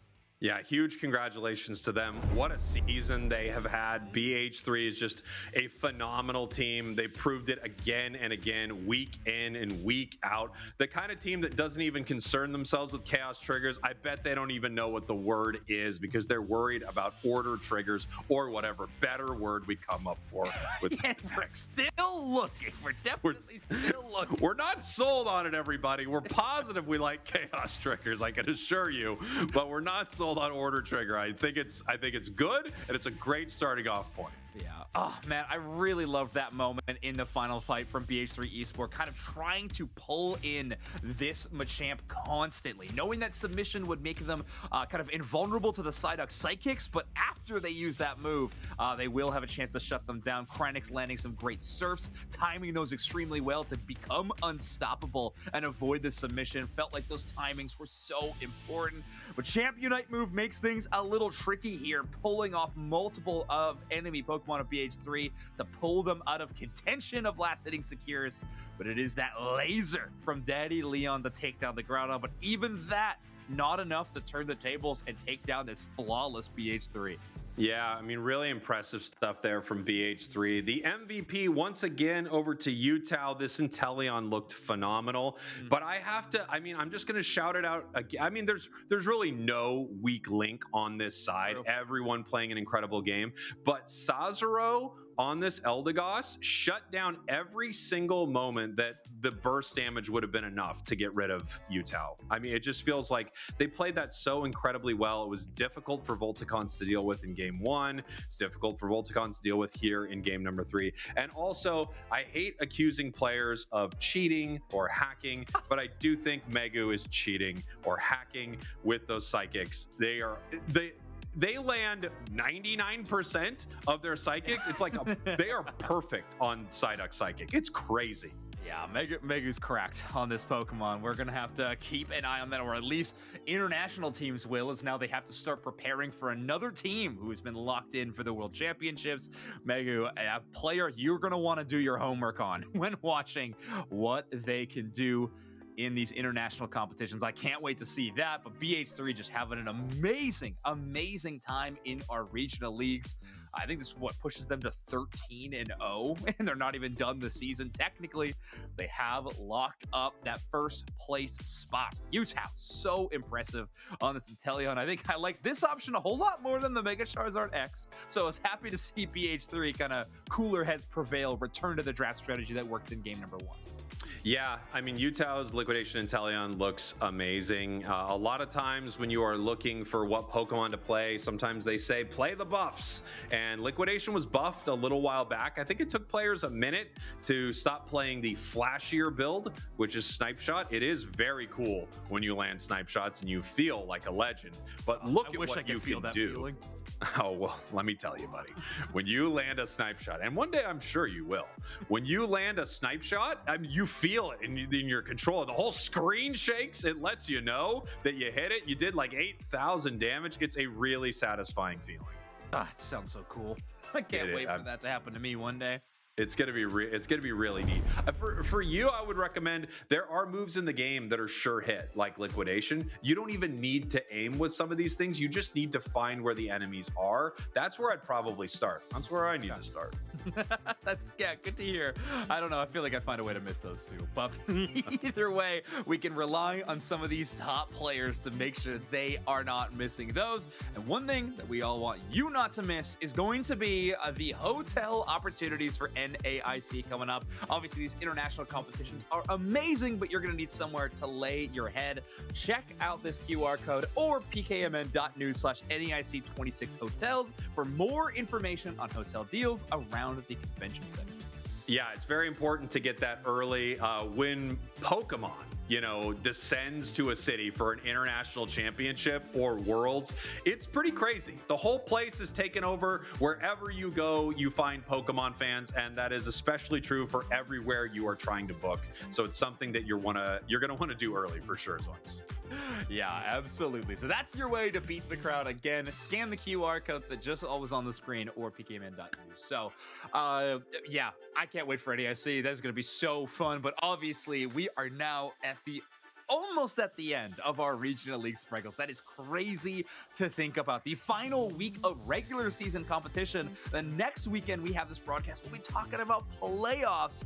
But for some teams, this will be the end of their journey in the regional leagues, as there are some teams who are going to be facing relegation opportunities a little bit later on as they fall into the bottom 3. This next matchup they're going to be having on broadcast for EU is going to be a very important one to see if some teams can extend their tournament life in the regional league, engage, having a chance for a chaos. Yeah. A chaos trigger, which would be huge, obviously. I'll tell you this, if we don't get a single chaos trigger on broadcast today, I quit. And I don't know who's more excited about that, me or the production staff, but one way or another, we need a chaos trigger to happen. We need it. Los Cardocados Engage will be coming up next. We are going to take a short break, but we've got an exciting interview coming up, and then we're going to be back with more Pokemon Unite. So much is happening here in Week 5, aka the Chaos Trigger Week. Do not go anywhere. We'll be right back. Hello, everybody. Kelsosaurus back here, but with somebody else. This time round, we have Nayat from Los Cardocados. Nayat, how are you going today? Pretty good, yeah, it's pretty good. I'm pretty hyped to play today. It's been a very long time, about a month, so pretty hyped. Yeah, no, it has. Yeah, been a couple of weeks. It has, yeah, pretty much been a month with the break for ACL. But guess a lot is going to be happening this weekend, given the team's placement and right on the edge of securing a spot for playoffs. How's you and the team's mindset going into these matches this weekend? To be honest, could just say we're all good and it's all happy. But to be honest, it's pretty bad. Our mindset, the team has been not the best the past few weeks. We had some internal issues, but we're gonna try our best, of course, to win. And yeah, we're all hyped to lock in our spots. Yeah, I guess there's somewhat a lot of pressure having played for the 4 weeks going into the 5th. So I guess, yeah, not needing to buckle under the pressure, pick it up and keep on going. But I guess aside from that, is there something that you feel like has been the most enjoyable part about participating in the regional leagues for the 2026 season so far? I mean, I think the leagues are way better than the monthlies that we had before because it gives like a certain stability of the teams. And for me personally, just always playing with the same people is just so much more fun than switching it up every like 1 or 2 months. Okay, so more stability, more consistency there, more ability to just work on improving yourselves. But thank you so much for your time here, Naya. All the best with this weekend's matches. Appreciate your time. So thank you again. Thank you. Hello, everybody, and welcome back. This time round, we have Aslan from Engage, who are one of the teams playing in the EU regional leagues. First of all, Aslan, how are you feeling today? I'm fine, thank you. And you? Yeah, I'm doing well. Thank you for asking. I know there is a lot on the table going into this weekend, but I suppose knowing that your playoff spot is currently riding not just on your team's performance, but other teams and how they end up performing in their matches this weekend, how's you and your team's mindset going into this weekend's matches? We are having a pretty good mindset right now. We prepared a lot for this weekend. We know that we made bad things during the league that made us in this spot right now. But now, I mean, it's time to cook. We know we can do it, so let's do it. Let Engage cook, I suppose. But no, that's great to see that, you know, you've learned those lessons, taken those lessons from your past matches. You've done your preparation heading into Los Cardocados, but I guess going into these matches throughout the season, what do you feel is a strength or a positive quality that each of your teammates ends up bringing to the table for Team Engage? I think that Yuri and Mifil are like the young player and young talented one. They bring a lot of movement, a lot of skills on the team, so we can do a lot of things with this player. And our top lane, Volto and Greg, are like experienced player. They already played intense match, so they can bring this right now. It's the moment for them to cook. So a mixture of skill and experience. What about yourself? What do you think is a quality that you bring to the table that elevates Engage? It's more about the shot calling. I'm able to see the entire map, timing, and shot call every time to the team what we have to do, what we can do, what we can't do. So yes, I'm more bringing on this part of the game to the team. Yeah, map awareness is definitely a key part to playing Pokemon Unite. So I'm glad that you have that one down pat. But thank you so much, Aslan, for giving us some insight to Engage. All the best with your matches this weekend. Appreciate your time. Thank you. I just want to thanks Engage and all the org for what they bring us this season. All the people around Engage, also coach, staffs. That was amazing to work with them. So thank you. Thank you.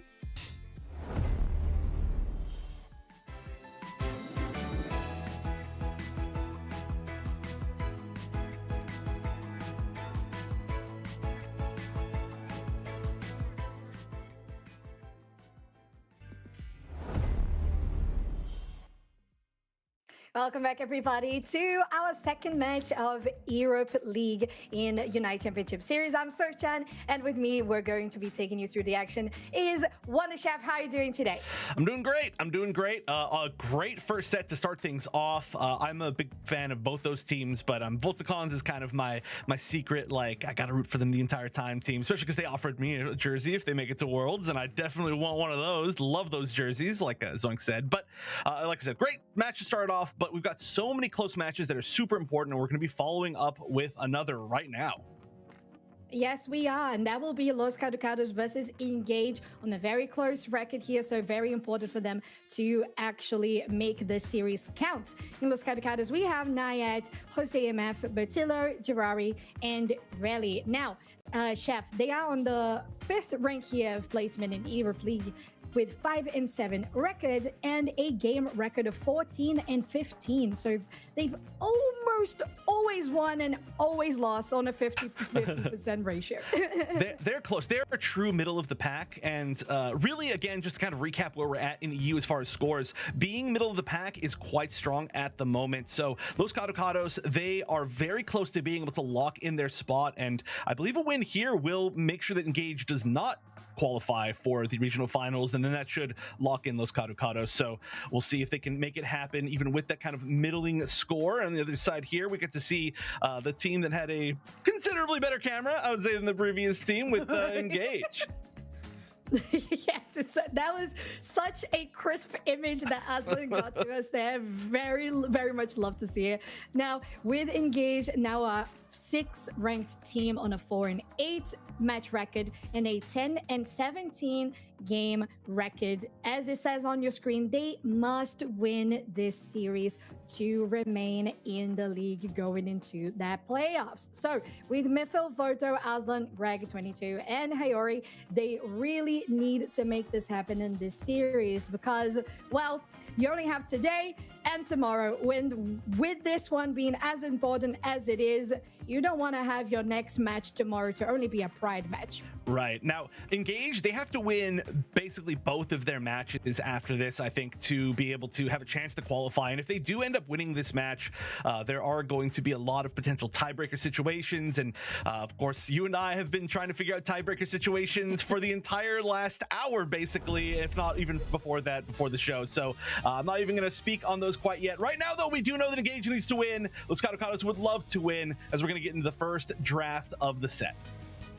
Exactly. And with that first draft, we have Engage choosing the purple side, being your first pick side, and Los Cardocados now being on the orange, considering we have this weekend the Groudon map being the first of the best of 3. Our bans are already coming through with the Trevenant Mega Lucario for the side of Engage, dabbling around the Mega Charizard variants, going for that Mega Charizard Y. Meanwhile, Los Cardocados go for a Machamp, a Darkrai, and potentially a Blissey to round it up. Now, we have seen the Trevenant be quite strong for the side of Los Cardocados, but it's really interesting to see it as the first pick ban. There are so many strong Pokemon out there right now. We got a chance to see the meta, at least in the last set, be relatively similar to what we saw from ACL, and there are just so many Pokemon to ban. It's impossible. One of the biggest ones here is going to be Psyduck. I posted a duck season meme gif. I know it's weird to say, but during ACL, and it's still absolutely true. What a monster Pokemon. So definitely a lot of value being put on trying to take away this Trevenant. Yes, it is. And with that first pick on the side of Engage, you mentioned, Los Cardocados respond with the Surfetched and a Blastoise. Now, like you said with the Psyduck, with the 60% pick rate there for their team in regards to their comfort picks, it makes sense that they're going there as their priority. Alongside a Mamoswine and a Mew, they are starting to build their bulk and that backline artillery. And we are starting to see, just again, a lot of picks that we had a chance to see at ACL, so I'm going to kind of be going back to that a lot. Obviously, it's been a few weeks since then, and so it's interesting to see if some of these teams that didn't get a chance to play in that Asian meta have picked up anything from there, or whether it's just kind of a big global shift in the meta, and it has been pretty close. We are going to see the Miraidon, which is most likely, I think, in this comp going to be a lot more range. It's going to be the Charge Beam, and Girarwi, who has done so amazing on that Trevenant, got it banned out, is going to be going with Snorlax. But you can just see it is just strong picks all the way through draft right now. That's just kind of how the meta is going. It really is. It really is. But with this side of Engage, like we said, having that ranged pick on the Mew, going for that very close range Dodrio plus Machamp, just going on your face, getting those engages set up with the Mamoswine, those Ice Fangs, is what Engage has chosen so far. With Los Cardocados wrapping up their last picks, and especially here with that pick of the Miraidon plus the Surfetched, there's a lot of damage that this team can do.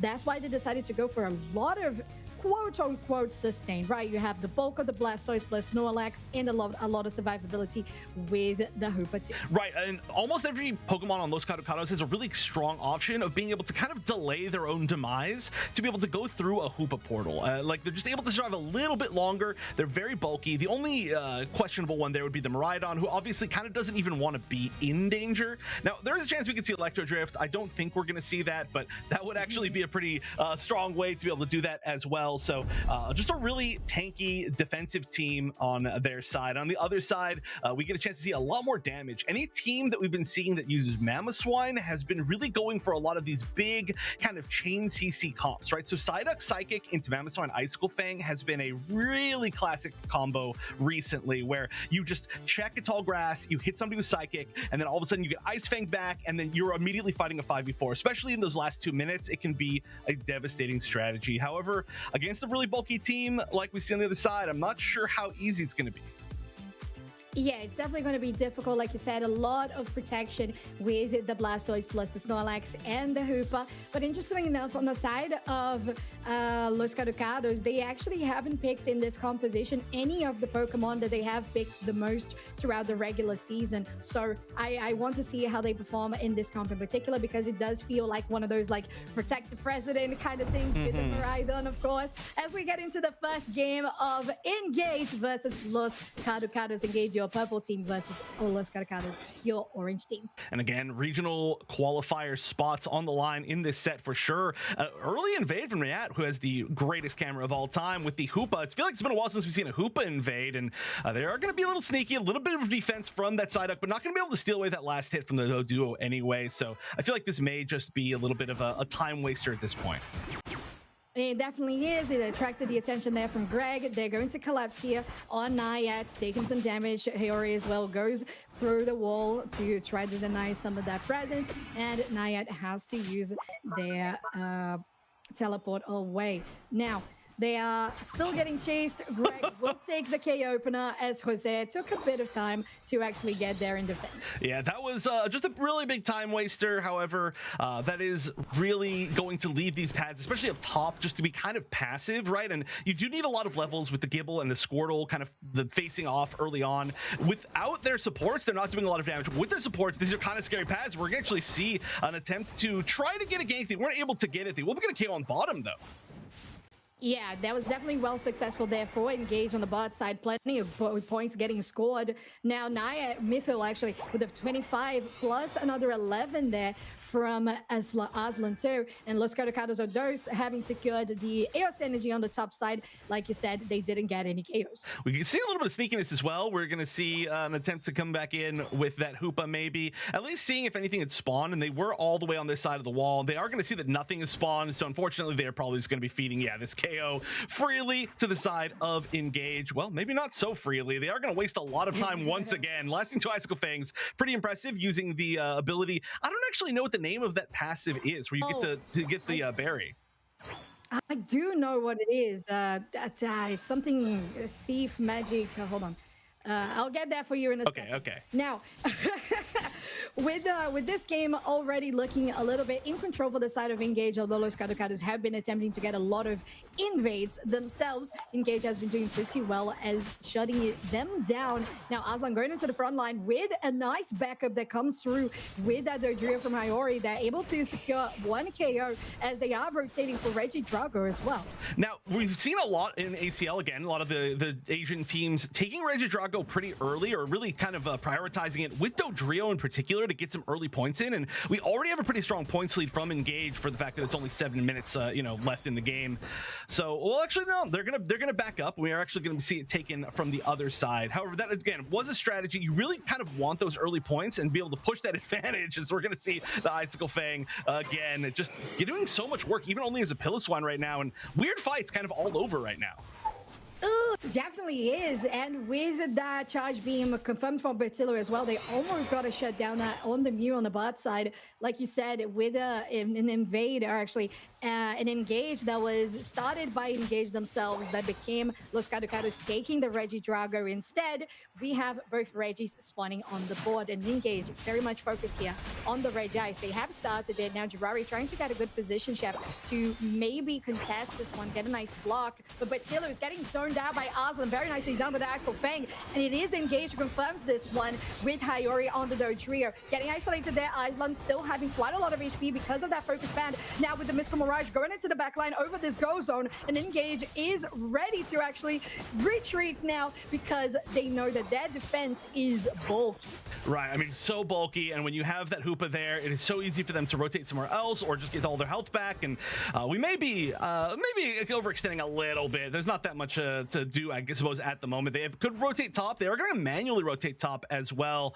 I mean, a nice little win there from Engage on that, like, somewhat of a fight, but again, we've seen a relatively even and I almost want to say passive game, which is weird considering the fact there have been a lot of KOs, but they've been a bunch of like, we're giving up ourselves because we're not getting anything out of this KOs. It hasn't really been like fight wins, and it's been a lot of the supports KOing each other. So I feel like we really got to see kind of how this evolves. It's originally, like, he's really low already. Yeah, I totally agree, Chef, considering that those KOs have been a little bit, like stray knockouts here and there. Los Cardocados, though, will confirm the Regia like here on the top side with not that much of a contention from Engage. Now trying to get Volto out of this pattern to land this Regia like in. There's the Dragon Rush 2 that comes through with Hiyori as well. They get yet another KO. Now with the Surfash going onto them with a nice shield on their head. Maybe Jose could do something about this trade. Volto, though, takes damage, has to use the eject button away.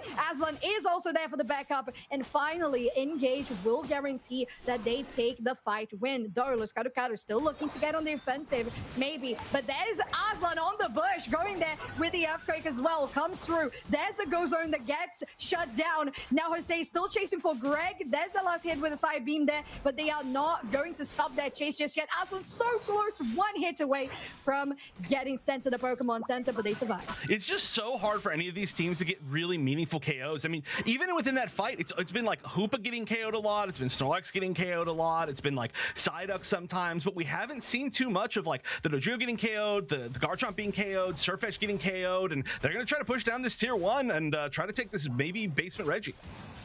Yeah, they're definitely interested in both of the objectives here with that goal and the bottom Reggie. Now with the Psy Storm that comes through from Bertillo, they get a nice zone, allowing for Los Cardocados to confirm their Reggie Rock, and a good push that could be accomplished here. Mifil on very low HP. Have to be careful about how they position. With that big nap there from the Snorlax, they're able to zone Engage out with the Hooper Unbound as well. Nice stuns that come through. The triple trample going into the back line, but the Dodrio has to be really careful about how they play this one. Nice stun once again with the Surf from Rally. They are able to shut the Dodrio down, and although they haven't been able to really get any points scored, Volto is now contesting with a nice defense here with this Machamp 2 KO streak, and yet another one there for Greg is turning this one into a disastrous push for Los Cardocados, although they confirmed the objective. Right, we finally see some actual carries being taken down, and it was the Dodrio getting taken down and the Miraidon being taken down, but unfortunately the Dodrio was taken down by Hoopa. So again, really not a lot of like really hugely meaningful experience experience from a lot of these KOs. And I know it sounds weird because there's just so many KOs. Wow, what an amazing steal, actually. We just got to see right there from the Hoopa on that Reggie Drago off screen. I didn't even realize that they were there going to even attempt that. So nice stuff from Nat, who again has the greatest camera of all time. But we can look at the levels, and so far it's pretty close. The biggest thing is that we do have a level 13 on the side of Los Cardocados, but it's a pretty close game. I mean, score is extremely close. They're trying to at least take one more goal zone down before the final stretch, but 40 seconds left. You don't want to overcommit too much, as we're going to see Nat once again just kind of give themselves up, which has really been the story over and over and over this game. It definitely has, but it is also because Engage has had the just productivity going there with so much of looking at an opening and taking the KO themselves, and that's working out pretty well for them. All opportunities have been very well utilized by them. On the top side, there is a Reggie, but with 12 seconds from final stretch, and we know, Chef, that this means that Groudon is now the main objective. Okay, now we really need to be careful of Psychic from Greg right here. If Greg catches one person with Psychic, like I said, it's this combo. It's going to be Psychic into Ice Fang, or it can be the other way around as well. So anybody that gets caught is just in trouble. There was an attempt right there, didn't quite catch anybody, but the longer you wait, the longer it's going to be until potentially you get taken out by just this combo. There's the first Psychic to hit. Oh. Yeah, there we go with the Esco Fang as well, but the Power Nap as well to try and zone Arslan away. That gets caught up too with the damage that comes through from Batillo. Now trying to zone Miffle away from this fight, because the biggest part of the damage, especially from a safe distance, comes from this Mew, as they can poke people away from this central area. As we're saying that was the Dodrio trying to get some space away from the central area for Engage to start pushing. Volto has once again started the Groudon, and we know that Garchomp is a very strong tool to rip in objectives, but they're still hesitant about how to pursue this. With the eject button forward, Arslan's going to take damage with that Meteor Storm as well. And finally, Batillo actually turned his back around for Los Cardocados. Voto goes to the back line, but it turns into chaos as this Garchomp is insane with Dodrio as well. They are going to potentially do a cleanup, although they are outnumbered. Greg, Miffle, they're on the other side of your screen as they're still trying to fight this one. Jirari taking quite a lot of damage finally with the boosted auto that comes from the Mew, and Miffle as well is going to be able to get that final beam with the Mystical Mirage as well, with your Hydro Typhoon to try to delay the inevitable here. Los Cardocados still trying to defend. Oh my goodness, the self-sustain from Volto is ridiculous. They're still fighting. There is not a healer on the other side. They are not getting heals. They are just purely self-sustaining. That's what they were doing off the objective with Groudon earlier as well. Finally, maybe they're going to go down, but no, not quite. They are able to avoid the charge beam as well. I mean, this is just ridiculous how long they've stayed alive. I mean, finally, you've got to get taken down here, right? There's no way you stay alive. They are. Oh my words, they do, but it's just delaying the game from ending, because we're 5 seconds away from this game one to be wrapped up in the bag, and time is up. Engage with that push and a good lead that they built throughout the game, although it was close. Los Cardocados there haven't really been able to get that final push into completion. 173 to 167 is your record. 1-0 for Engage. I had no idea who was winning in those final moments. That was such a weird way for that fight to go. I mean, it seemed like Engage, they hit everything they wanted to, they got some picks, but then they just kind of weirdly fought in the bottom. And I mean, obviously so much of what made that last fight was Volto just literally like 1v5ing for as long as possible, and they just did not have the damage, they did not have the burst to be able to take down this Garchomp. Is so much self-sustain, and I mean, it's just a ridiculous amount. I mean, the healing on that Pokemon for this game is going to be ridiculous, and that was really kind of it. I mean, we had to see so many people back up on the side of Engage. You can see down there, basically that entire support line that we saw have to back up to that tier 1 gold zone, try to heal back up a little bit again, while the entire time, right here, look at Volto just starts winning this fight. It's just like, oh, 1v3, 1v4. I mean, obviously, the Dodrio being in the fight, Hiyori was a huge part of it as well, but the fact that Volto didn't go down when there's no true healer on that team is incredible. I have to say, Chef, with you mentioning the self-healing, the sustain that the Garchomp had there for Volto, I noticed Batillo did not have a curse instance. No one in Los Cardocados had a curse item. So that was basically all the full potential that a Garchomp can have. But your MVP will be Aslan with the monster ice fangs that this Mamoswine had all throughout the game. Their record is 1, 2, and 5 KFA with 33,000 damage dealt and 61, almost 62,000 damage taken. Right.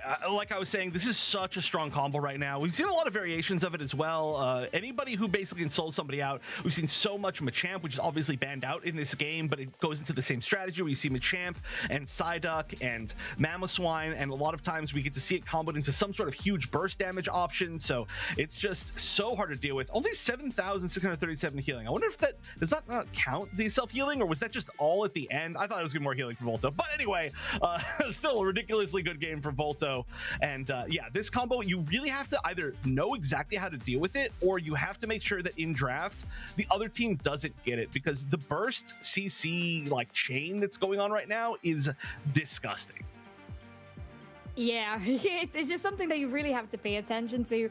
And honestly, a good overall just comp that was drafted there by Engage, with not just the options of close range damage, but also the long range as well. Los Cardocados was definitely just relying quite a bit on Batillo on that Miraidon, although Surfetched, we know, being a good Pokemon there on the closed combat as well, it wasn't just quite what they were able to accomplish, considering they had a very bulky focused composition overall. So it was super reliant on them being able to finish people quickly, and that was not the case with the amount of sustain that Garchomp had, and the overall maneuverability that the Dodrio has as well, alongside that Mew that can just be literally a screen away from the action and avoid all of the damage. Super fun first game here with a very close record and score all throughout. One team on 5th, one team on 6th in the league regional placements for Europe. So this really, really has to be the moment they lock in, because we talked about it, Chef. This is the series where one of them will be sent away from the playoffs, because that's just where we are in week 5. Yep, we are really getting down to the cider. Of course, for anybody who's not familiar with how this worked, we had 5 weeks of double round robin, so every team plays each other twice, and we are finishing that up this weekend. So we are going to see today being the first of the 2 days of the final matches, and the teams with the top 5 highest scores get qualified for the regional finals, which is going to be happening in 2 weeks. And so that's why we're talking about how important this is for these teams to win, is this is their last chance. But going back to this last game, I do totally understand the Los Cardocados strategy, where you know, not bringing any cursed item, they're like, there's just not that much self-sustain on that team, right? It's just the Garchomp, like the only healing that they really have. And I do like kind of get their idea of, they're like, well, if we just deal with the Garchomp, we're not going to have to worry about that much healing, but they just couldn't deal with the Garchomp. So this time you got to change your strategy up. It's just like, it was the only option, right? No true healer, nobody who was going to be doing this sort of wild healing. But I think we're going to see a much different draft this time. We are going to see pretty similar bans altogether, though, as we're still once again seeing Jirarwi, I think rightfully so, targeted out. His tree game this entire season has been ridiculous. Yeah, I was just gonna say the Treven is such a target ban there for Jirarwi, and the way they play these defenders is just very, very good overall. A big threat that Engage very rightfully respects. So Greg, speaking of defenders, will be picking the Umbreon as their first pick. If I'm not mistaken, that was the last ban on the side of Los Cardocados in game 1, and now Psyduck is the one to be focused instead. Rally will pick that Blastoise once again, going for the Hydro Typhoon, then late game, a lot of bulk, and Batillo now stealing away the Mew from Mito. I like that. I like contesting that. We're actually going to see Volto as well steal away the Surfetched. But one thing I want to talk about, I wish I had said it a second before. The coolest thing about choosing Umbreon is that not only is it strong, but it allows you to pick certain Pokemon that are kind of hard countered by its Unite. And so Crustle, a lot of the time, it gives you so many shields that you don't want to run it against Umbreon. If you first pick Umbreon, it gives you the option for Crustle, gives you the option for Wigglytuff. There are just a lot of different options. However, we are going to see a different option that we saw a lot of ACL on the other side, which is going to be most likely Sweet Kiss Comfey alongside this Palma. Yeah, I think it's interesting here because, Palma just getting into the thick of action, getting a nice dash with the comfy is just a good way to have your supporter actually keep up with the pushes. But Engage going for a Greninja. We know how the long-range tactics patches have been treating the attackers recently, and Mifil will be picking this attack alongside a Mimikyu that has been also very frequently picked there by the side of, in fact, Los Cardocados, now also contested there and stolen away by Engage that gets immediately responded by a Talonflame. Now, it's going to be interesting or I should say, which build we're going to see from the Mimikyu. I do wonder if maybe we're going to see Shadow Sneak just because there's some synergy between that and Rock Tomb, being able to kind of sneak back through Rock Tomb or make sure that you lock somebody down for that skill shot. But I don't really know. We've seen a lot of Trick Room. We've seen a lot of Shadow Sneak. So, I mean, whichever way, a strong Mimikyu is always really fun to watch. But I do have to talk a little bit about the Sweet Kiss Comfey and the Palmot combo. We've been seeing it so much. I'm assuming it's going to be Sweet Kiss Comfey. That's what we're seeing 99% of the time right now. And it is just such a disgusting, again, chain CC combo. You start the jump with Palmot, and then you start the Sweet Kiss, and you jump in, and you pull everybody in, and you just basically try to annihilate an entire team. And it's worked really, really well in practice and on paper. So I think it's going to be a scary combo, and it's a much different comp than we saw Los Cardocados play last time. They're going to be, I think, a lot more aggressive.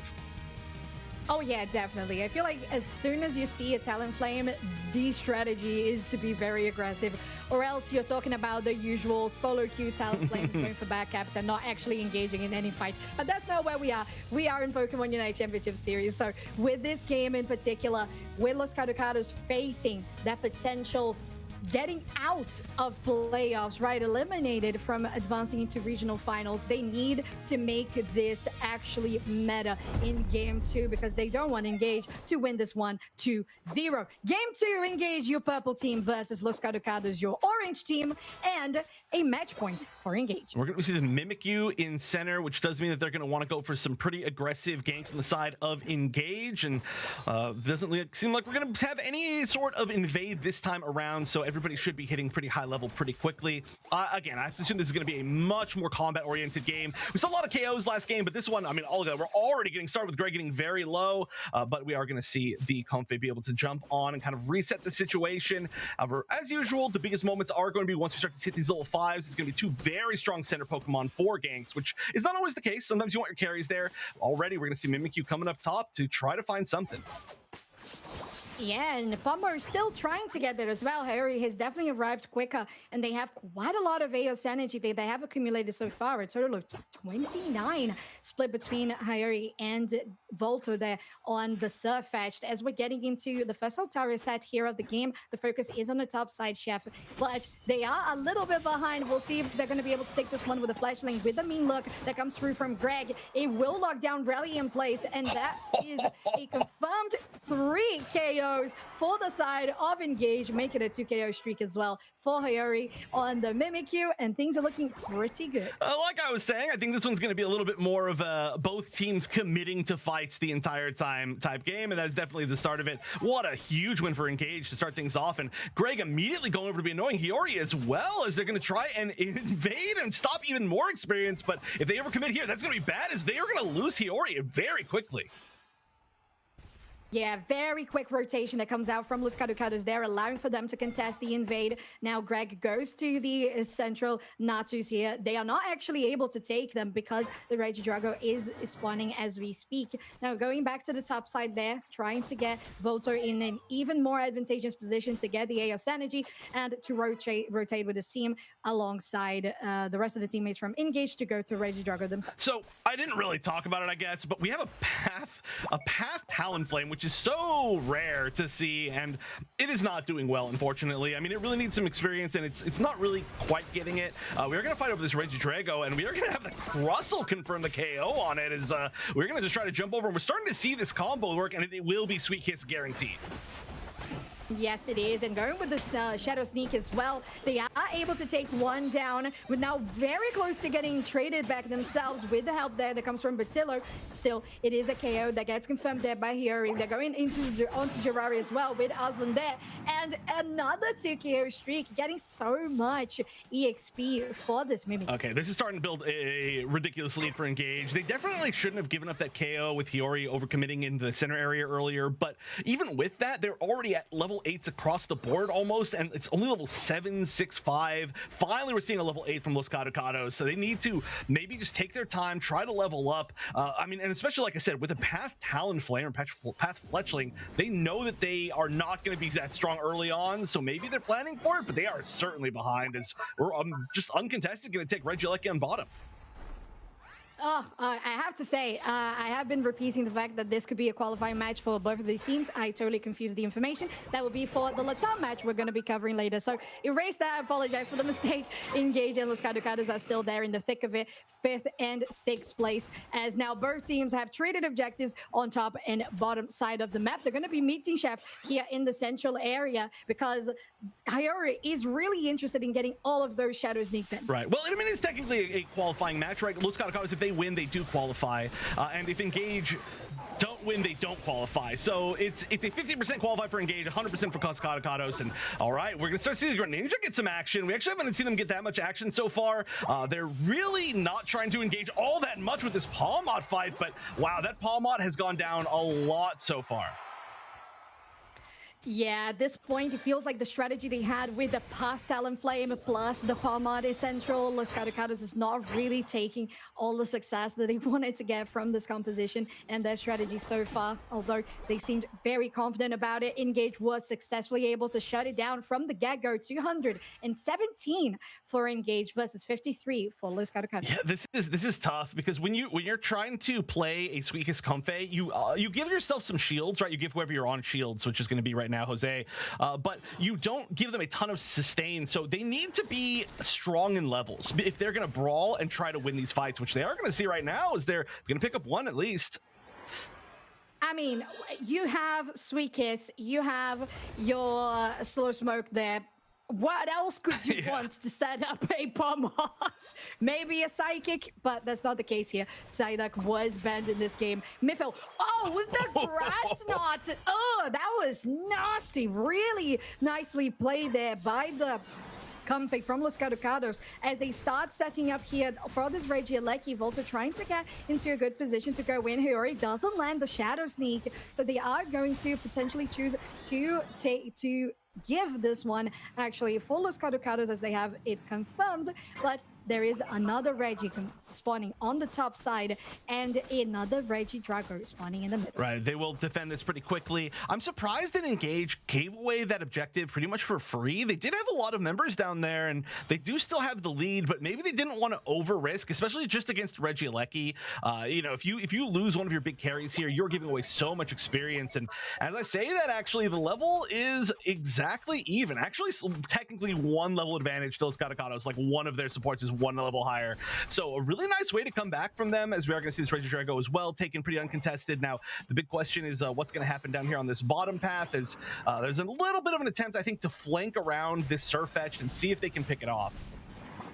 Yeah, it's looking pretty good here, at least for Los Cardocados, as although they were low on HP, they are able to separate the enemy here, and Crystal will go down on the side of Engage, and like you said, they are good on levels. Level 12 there on that Talonflame means that Los Cardocados really want to confirm the goals right now. 25 that go to Nayat there on the bot. Tier 1, Greg with Voltor are able to stop this push though, Chef, and Los Cardocados are forced to retreat. 373 points for the side of Engage. It's actually ridiculous.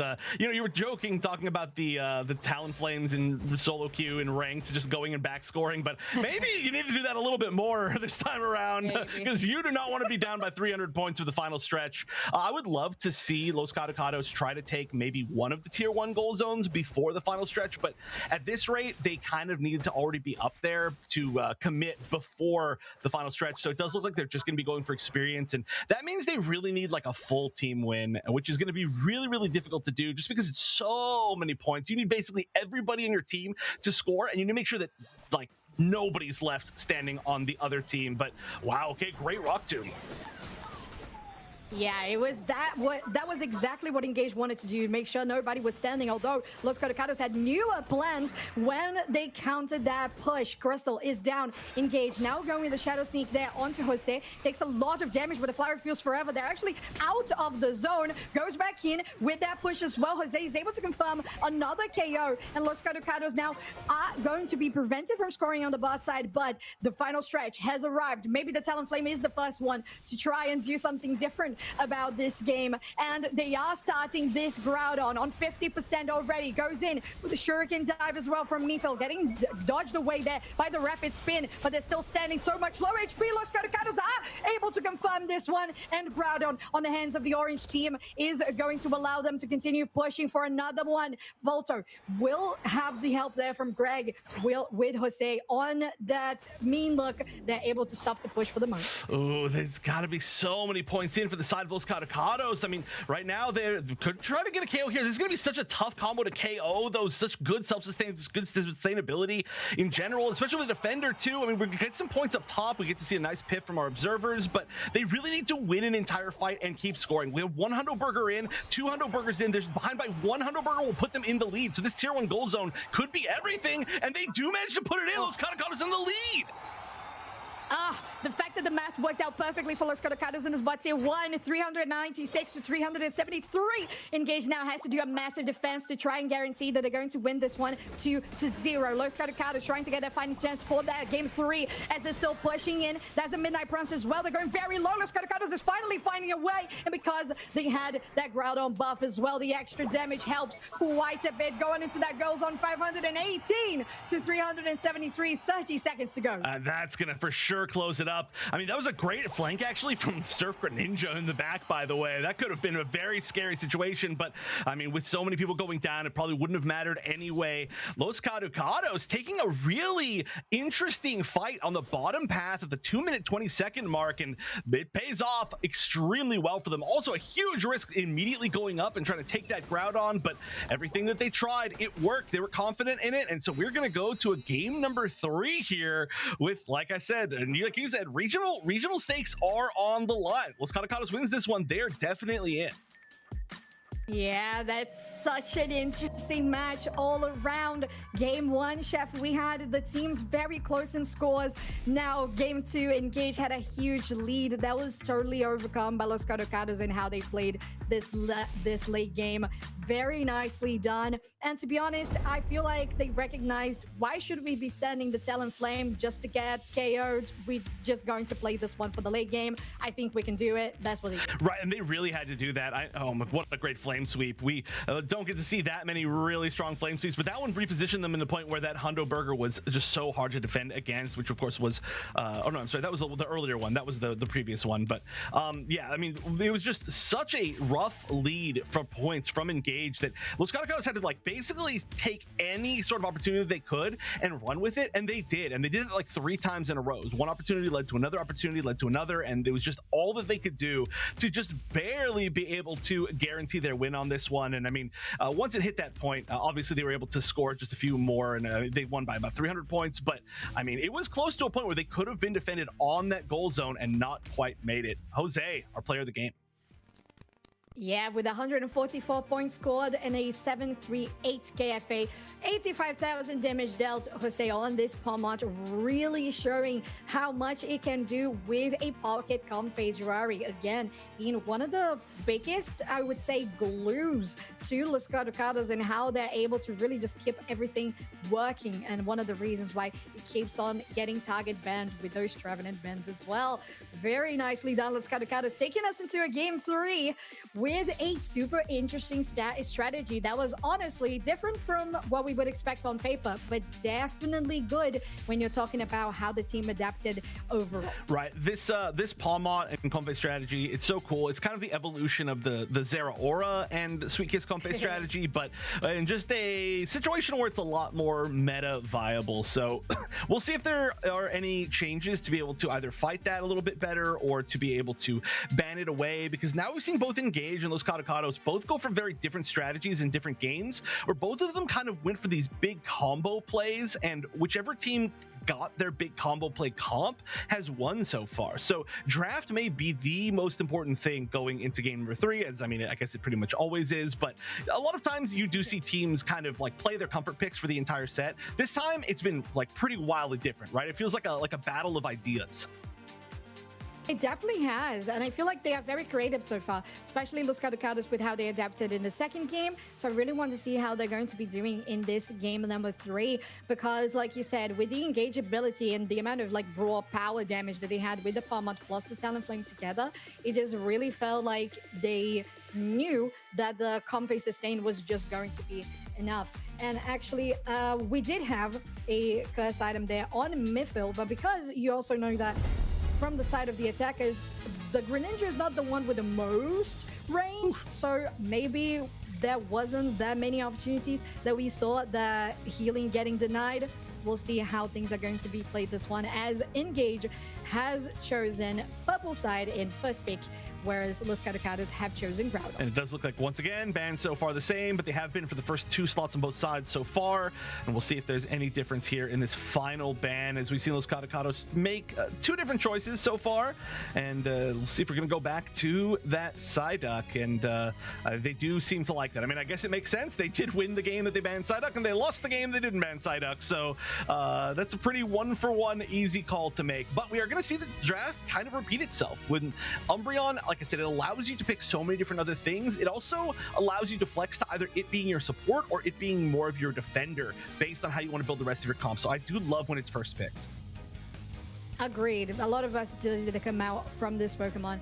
Now Los Cardocados chose the Mew plus the Blastoise, as they did in the previous 2 games, or actually rather the Blastoise, yes, and then the attacker ranged Mew in this case versus the Miraidon they had in game 1. Now Volto has made a significant change here, going from Garchomp into Surfetch'd, now onto Burstful. So I would say a little bit more lane presence, especially alongside a Crystal, of course, not in lane alongside a Crystal, but very good late game when you have those Rock Tombs and then you go straight in with a Super Soul Slap. Right, and again, we got to see that sort of like grab and I don't know, like quick jump on them KO. I don't even know what it's called, but like the burst CC combo. I feel like we need to make a name for that. But another enabler of that is going to be this Buzzwole, which is kind of like a secondary pick instead of the Machamp. And we haven't had a chance to see Machamp in this set, but it is the most disgusting enabler of that of all time. We saw some great combo from, I believe it was Reject, of Machamp plus Espeon with Psyshock. I'm not going to see quite that here, but again, the idea is going to be similar. And I do wonder if we're going to see the Snipe Shot or we're going to see the Liquidation. Regardless, whatever it is, they're just going to be trying to pick off one big solid target on the side of Engage.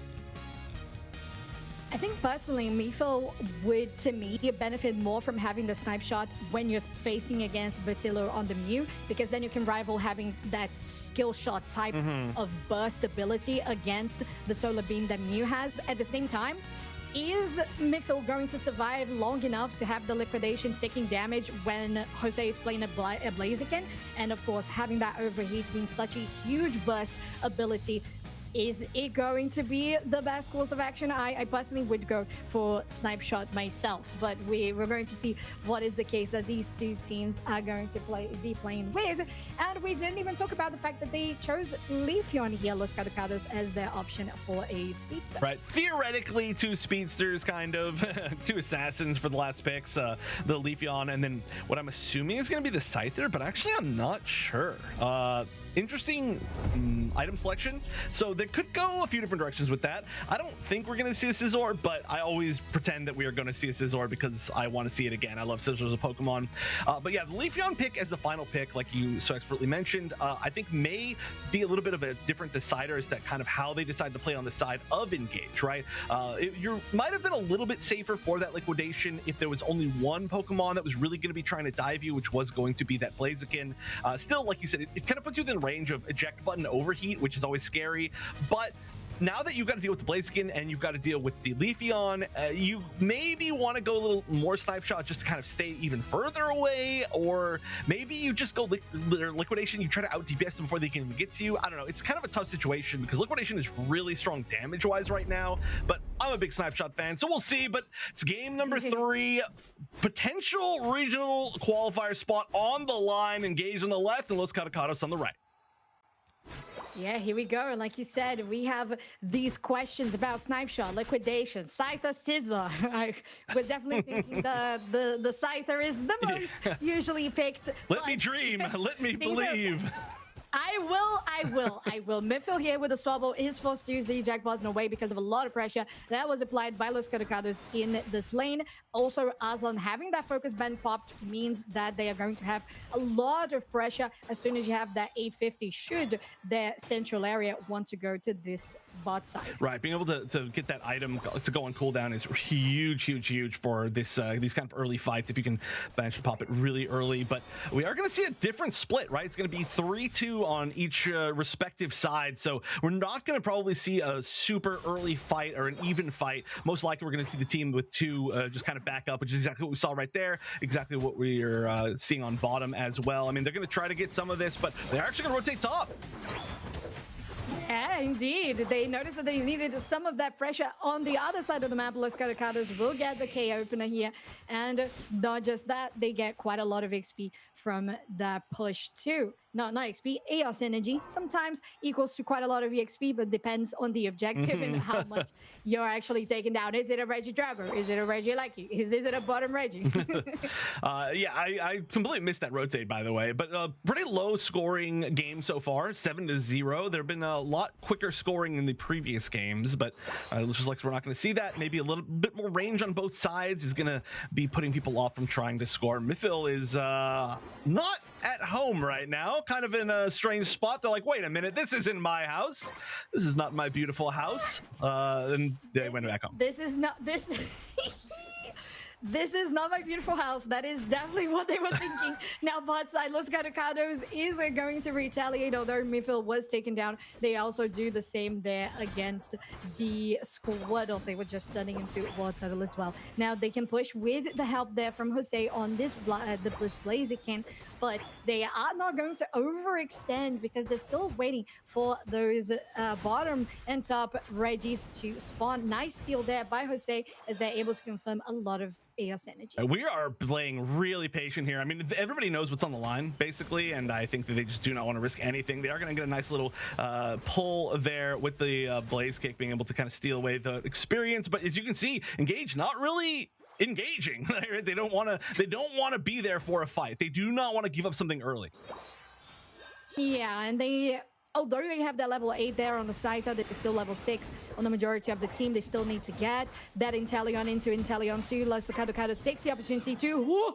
that was very well timed, I will say, by Aslan. That rock tube was really well timed, but the overheat is still able to guarantee this one for Los Cardocados. Meanwhile, on the top side, on your picture-in-picture, you have Engage taking that Reggie steal pretty swiftly with no contestation from the side of Los Cardocados. On the bot side, though, that Reggie Lucky did hit on bot tier 1. Yeah, if that was not an overheat, if that was not like any of the best secures in the game, it would have, I think that steal was pretty perfectly timed, but you know, sometimes you just literally have no chance, and wow, we do manage to see a KO. Scyther doing a ton of damage. Not the Scizor, of course I'm going to be sad about that, but already level 10. That's actually pretty ridiculous. It definitely is a huge power spike that has to be utilized here by Engage and Hiyori to guarantee that this actually means a swing in pace for Engage, as Los Cardocados was doing pretty well in the first 2 minutes. Now, they're still trying to set up here what's going to be that strategy, because with very few yellow dots on the map and no objectives to really focus on, they are really just wary of making mistakes and overpush. Right, we didn't get a chance to talk about it, but that is going to be a liquidation. We're going to see a push here. We'll see if they can Blaze Kick maybe something back into into their team. They tried right there. You can see Jose just not quite getting it. Charging the overheat, not going to use the eject button. I actually don't even know if they have it available right now, but certainly they were threatening it or seeing if anybody's going to walk a little bit further forward. However, once again, we're seeing some posturing. We're seeing a few KOs here and there, but this game is remaining extremely close. A nice attempt to surf, but a great escape from Mythil here, who's going to completely disengage from the situation. So really, you can just see the level of like caution that especially Engage is playing with. They are not letting themselves get engaged upon, and that is just so scary with the amount of damage those Cardocados has. So true. And honestly, both teams have reached those power spikes. Level 10 on the Leafeon, level 10 on the Blaziken. Of course, we're still ways away from the level 13 and that extra plus move there. But it's still quite a lot of damage that these Pokemon can do all together. Los Cardocados will focus here on the Regieleki with a nice space that is created by Jirari there as well. With this Blastoise, they're able to really secure this one. With that Hooper Bell to the top side, though, with the Blastoise following up Jirari. And Los Cardocados will focus on Regice. That was a real big Hydro Typhoon miss right there. Nice surf to go in. Regice is starting to get low, and we're going to see all the Unites being popped as Umbreon still alive in the back line, but the Ar's going to have to back up. No chance to actually get the secure, especially without a snipe shot, but 4 people still pushing from Los Cardocados. Yeah, they're really interested in getting this one, and a 30 over dunk is going to be very good for Los Cardocados. 207 now against 133, building a little bit of a lead that allows them to go for Regidrago here. But because Engage, actually Los Cardocados don't know where the Scyther is, they need to be careful about those heavy engages. Oh yeah, there's a lot of damage just kind of sitting in that center area. And we also, so far, we haven't seen too much of this Buzzwole, Volto Buzzwole, getting a lot of action in the fights. And it's going to be a great counter dive option. All right, they're going to force that eject button out as, ooh, I'm not sure if we're going to be able to escape some great CC here, but Jose trying to take the fight 1v1. Well, the Crystal will go down here with Batillo plus Jose and a really big burst combo. They are going to go for a switch onto the top side, but they're not able to defend against the push from Hiyori, and that top tier one will get taken down. Superpower onto Batillo, forcing out. Oh, what a good night light screen. That was nice. That was very satisfying. Yeah. And they're able to escape.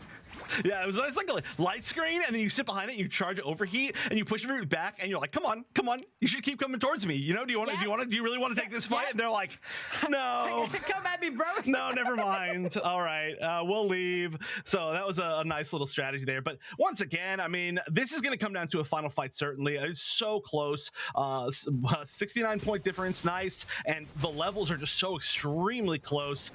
We're just not seeing these huge engagements so far. Like, we haven't even seen a full team fight yet, really, from either side, I would say, which might be to the advantage of Los Cardocados. They've got some scary team fight unites, but we'll see if that ends up coming into play. Like, really, again, it could go either direction.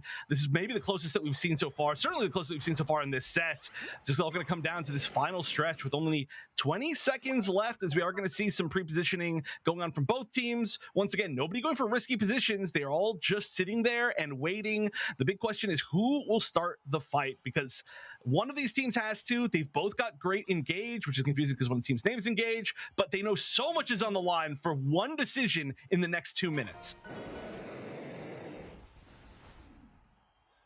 Oh yeah, and we are here on the final stretch of our Game 3. Engage versus Los Cardocados, trying to get that perfect spot to go into playoffs, set up before the final day that is tomorrow of regular season. Groudon gets attacked here, but it's just going to be a quick blip. They're not going to overcommit. Nobody even engaged here. Again, Voto taking a very passive position. Although topside with that push and that, that chef alerted me for. There's a 50 and a big burger that gets dunked there by Los Cardocados. 100 points. Now Jirari is forced to use their Hydro Typhoon with the eject button as well. They might be able to take down Aslan, but with that focus pen, they're able to survive a little bit longer. Now with the Unite move as well, going with that illusion dive onto the back line, Engage might be able to turn this back around. And they are, at least for the moment, with that one that makes a 2 KO streak for Hiyori on this side. That Batillo has to be careful. We really need to see how this down.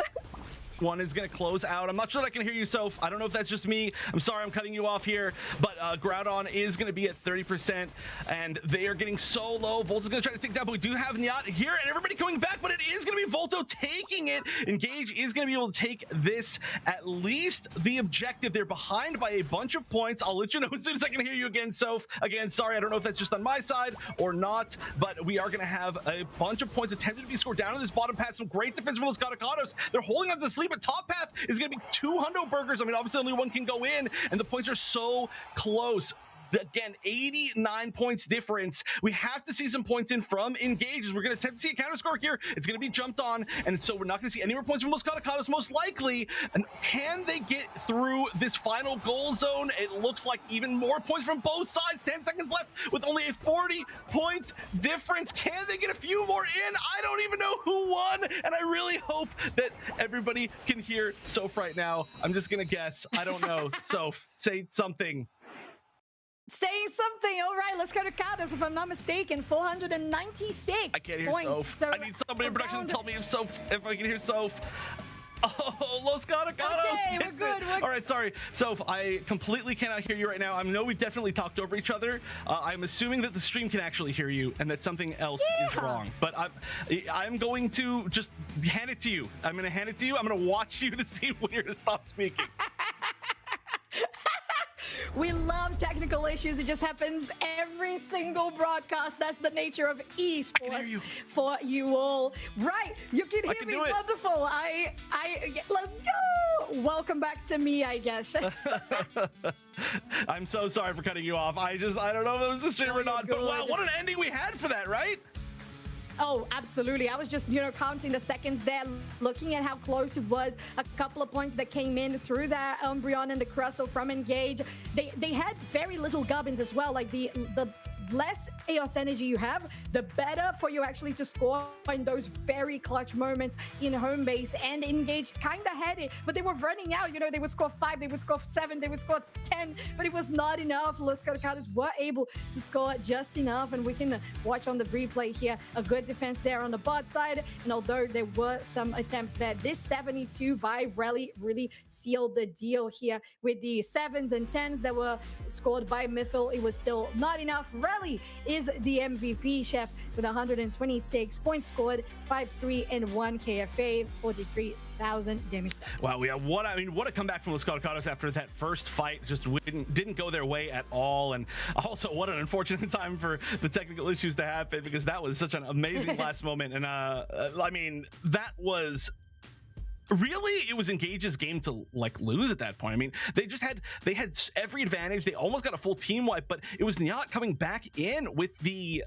Unite from the Hoopa that allowed them to really kind of try and get back into that fight. And literally everybody came back through that Hoopa portal. The ability to actually have all that big stun from the Hoopa Unbound was just gigantic. It was such a huge part for them being able to win. And then just the way that they decided to split up and either attack or defend was really smart. Obviously, it came down to just a few points difference, and you can see Relly here, our player of the game, was certainly the reason why they did manage to just slightly get ahead. Look at that graph. Yeah, look at this graph is what we have on the screen, and it's just so close that you can barely see the difference in pixels between the 453 to 482. So incredibly close. And I know that because, of course, the nature of this game, us watching, casters and audience, we know how close the points are. But the players, they have no idea. They know it's a close match, and that's about it. So, Chef, I cannot even imagine the nerves on these players on both sides. Game 3, deciding into playoffs, that how they could make the fine decision making to throw in, okay, Relly, you can score 70. I know that you can do that back cap, and that's what they did. It was just quick enough to pull it off. Wonderful. Right, and again, this is a qualifying match. So unfortunately, Engage, they did need to win this one if they wanted to stay in the running for making it to the regional qualifiers, and they put on a great showing, but they were just a little bit short. And by a little bit, I mean like as little as you can be, as close as it can be. And so we do get a chance to see here. So, who are our qualifying teams from Europe?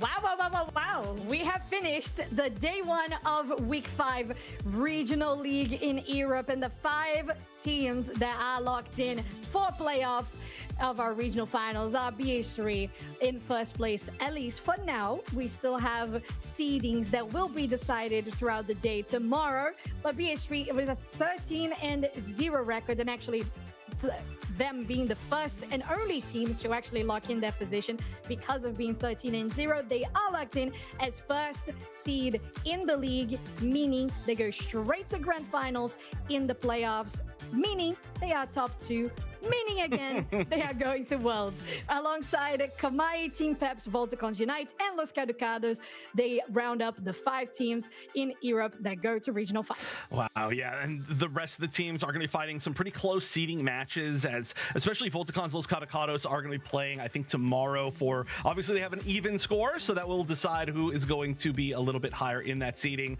and that's pretty important because that every spot that you are higher in seeding means you get to play one less match in the regional finals, so you will get one less chance for you to just maybe not have the best game ever. You only will be able to only win one and then earn your qualification spot for Worlds, so we'll see how that goes. But I mean, what an incredibly close set, really well played by both these teams. But Los Cardocados, I'm glad they're going to be regional finals. They have been an extremely fun team to watch the entire season, and I gotta say, basically every team, not that any of the other teams weren't, but every team in the regional finals for Europe is a fun team to watch. So I'm really looking forward to this region in particular. Yeah, I am looking forward to you not being fired ever. So I'm definitely looking forward to these matches as well. And definitely super excited about the interview that we have lined up here with Kello alongside Soto from Force Gaming as we get things ready for the Latam portion of our broadcast. We'll see you soon. Hello, everybody. We have Soto here from Force Gaming, who are one of the teams from the Latam regional leagues. Soto, first of all, how are you feeling today? I'm feeling really great. Oh, I'm glad. Coming in with a pep in your step.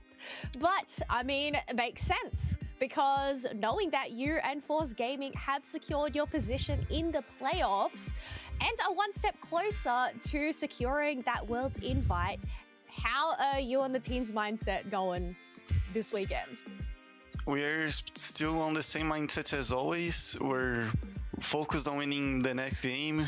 We're not taking any matchups for granted. We really want to give our best in every game to secure our #1 spot. You know what? Yeah, I think that's a great way to head in. Don't really want to underestimate any of the opponents, especially in the Latam. Cannot feel too safe, but in that regard, you have just got back from playing in Japan for the ACL finals. What do you feel was the biggest takeaway or the lesson learned for you and the team to be able to move forward in the season? I feel like the most important thing we need to take away from ACL is that we can never let our brains think on automatic mode. We need to always be aware of our surroundings, of what we want to do, especially if we're behind, because that's when the team gets really stressed out and nervous, and we really need to focus on every step of the game. And yeah, especially on stage, it's really easy to get nervous, especially with a crowd that isn't yours, per se. And yeah, the crowd in Japan not was buckling under the pressure. yeah, exactly. Oh, yeah, no, you know what? I feel like that is a pretty great takeaway, especially playing in a completely different environment. I guess instead of playing from the comfort of your own home like you will be today. But thank you so much, Soto, for your time here today. All the best with your upcoming matches and also in the playoffs since you've secured that spot. So thank you so much. Thank you.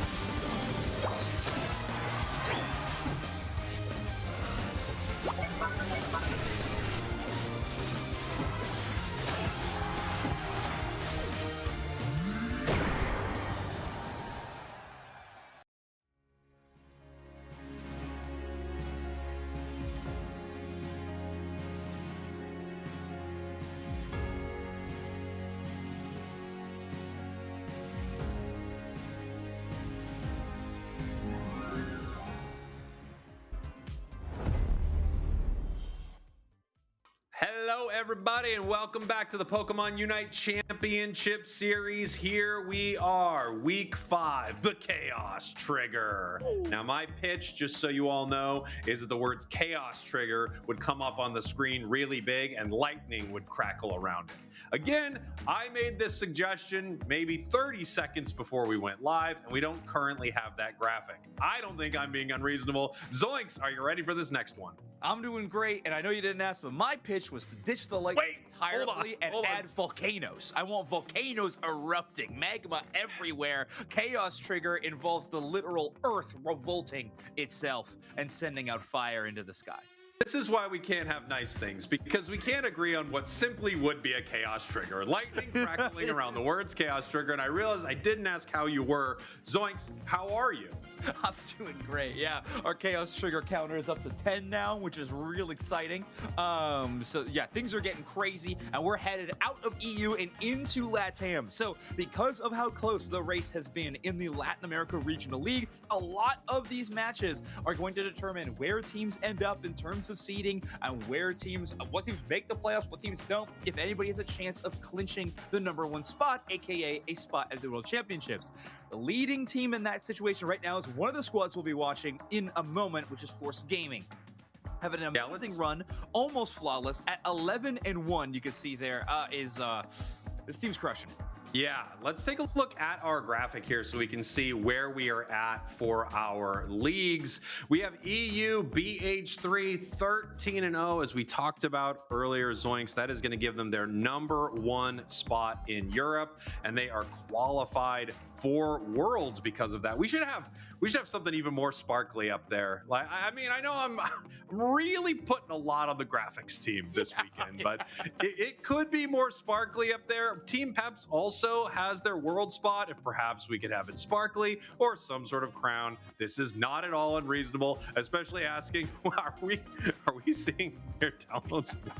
They were about to make the graphic. They were going to make the graphic in real time. I actually really respect what was happening behind the scenes there, because they said, all right, just go ahead and make these graphics for this guy. As we take a look at LATAM, this is where we are, Zoinks. Force Gaming, 11-1. The only team they lost to is that team in second place, Stamina Esports. Yeah, there has never been a team preying on another team's downfall more than Stamina Esports. After getting that match win recorded against Force Gaming, now they would love if Force Gaming took a couple of losses over the next 2 days and allowed them to have the opportunity to seize a world champion spot by winning out. Force Gaming, on the other side, if they can keep this pace ahead of Stamina Esports for the remainder of the matches during this weekend, they will, of course, lock up that #1 spot. We likely won't know that result until tomorrow. You know, outstanding, some really interesting results. But still, we talked about this being a Chaos Trigger potential, the middle of the pack in Latin America. We don't have anything highlighted. There is a lot to be determined down there as well. Unfortunately, the squad that is going up against Force Gaming and Entity 7 is one of our only eliminated teams. However, we'll see how much of buddies they are with Stamina Esports in this next match. Yeah, isn't it crazy how even the eliminated squads in LATAM are still not like the bottom of the barrel like we have in our other two regions? They're insanely competitive teams. I mean, you could have expected LATAM to look any other way at the, 5-week point here in this season. Talking a little bit about Force Gaming, we just saw them in Japan at ACL, and they're another one of these teams that has been an absolute monster in their region and has really solid results when they show up to these live events, but never being able to fully take down one of these big titles here. Lel, Soto, Kailuk, Falb, Angel, these are players that you've seen for a long time if you've been watching Unite Esports on many different rosters out of Brazil, and they're currently your top dogs in LATAM, and they're looking to hold that spot. Yeah, and I mean, having a good performance on these online tournaments is nothing to sneeze at either. And we talk about this duality, but still a lot on the line. Of course, world spots, but a lot of prizing money that they could be playing over, and being the first ever Latin America Regional League champion would be a pretty cool thing to add to their already impressive trophy case. So we'll see if Force Gaming can do it. Obviously, you can see right now they are in the driver's seat for that first place finish. Now, I talked about how they're going up against Entity 7, who might be in terms of Stamina Esports, they might also be a fan of that squad in the Latin America North region, because with the open qualifiers happening after the playoffs in these leagues, if Stamina Esports was able to lock up a world spot here in the regional leagues, that would take them out of the competition in their open bracket for the LCQ. So Entity 7 is probably thinking, if I want anyone, if we can't make it to playoffs, I want the Latin America North team to win this thing and maybe make it a little bit easier for us in that open bracket. There's a lot going on. Either way, right now Entity 7's major focus is going to be, can we take down the top dog in our region? Yeah, and you do wonder how a team shows up in a moment like this. You have the opportunity to upset the best team out there, and now the pressure is not, as you mentioned, off completely. There are implications that you definitely want to consider, and you want to show up and win. But with the pressure off, you might be playing some of your most free, fun, loose Unite you possibly could, and that could put you in a position to win, right? Yeah. I mean, you see teams upset in fashions like this. Like we just saw Avalanche earlier out of EU finally get their wins when it is clear they have no shot of doing anything in the rest of this tournament except be a spoiler, basically. And Entity 7, while not in the same position as them, they are now sort of that spoiler team. They can't move forward in our league. However, they can just start winning because they're that good, and now they're playing without that pressure. Yeah, exactly. A bit of that free-form situation. We'll see if that levels them up a little bit.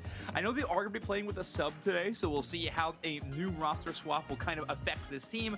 A reminder, maybe their regional league season is coming to a close at the end of this weekend, but there are still more tournaments to be preparing for. So a win against Force Gaming would certainly be a little bit of momentum. But I hope you all liked us talking about Force Gaming, because they are topping the charts in a lot of our regional leagues, with Fulb and Angel, two members of Force Gaming, actually at the top of the average damage dealt charts globally. Yeah, I mean, you take a look at this average damage dealt, it also just shows how different regions play differently. Clearly, Latam is scrapping. You know, you don't get damage numbers like this all on your lonesome, just KOing your opponents. This is because the teams are fighting. And I've noticed Latam really likes to brawl most of the match, almost forcing their opponents to sort of show whether or not they can outplay them, you know, like kind of egoing them for parts of the match, which I absolutely love seeing. And then the lone representative outside of Latam on this chart, Celestial from Lunex Gaming from North America. And what a season for Celestial too, by the way. I think they're crushing it this year. It's been fun to watch them play on Lunex, really leading that team in some major ways. But if we're talking about score as well, Fulb doesn't only get it done in the damage department. He's absolutely lapping people on the average score chart at 184. Got Luke right behind at 144, and we see it go down from there. We do got some EU representation on this chart this time around. Gatlu for Komai, well, they play a lot of Dodrio.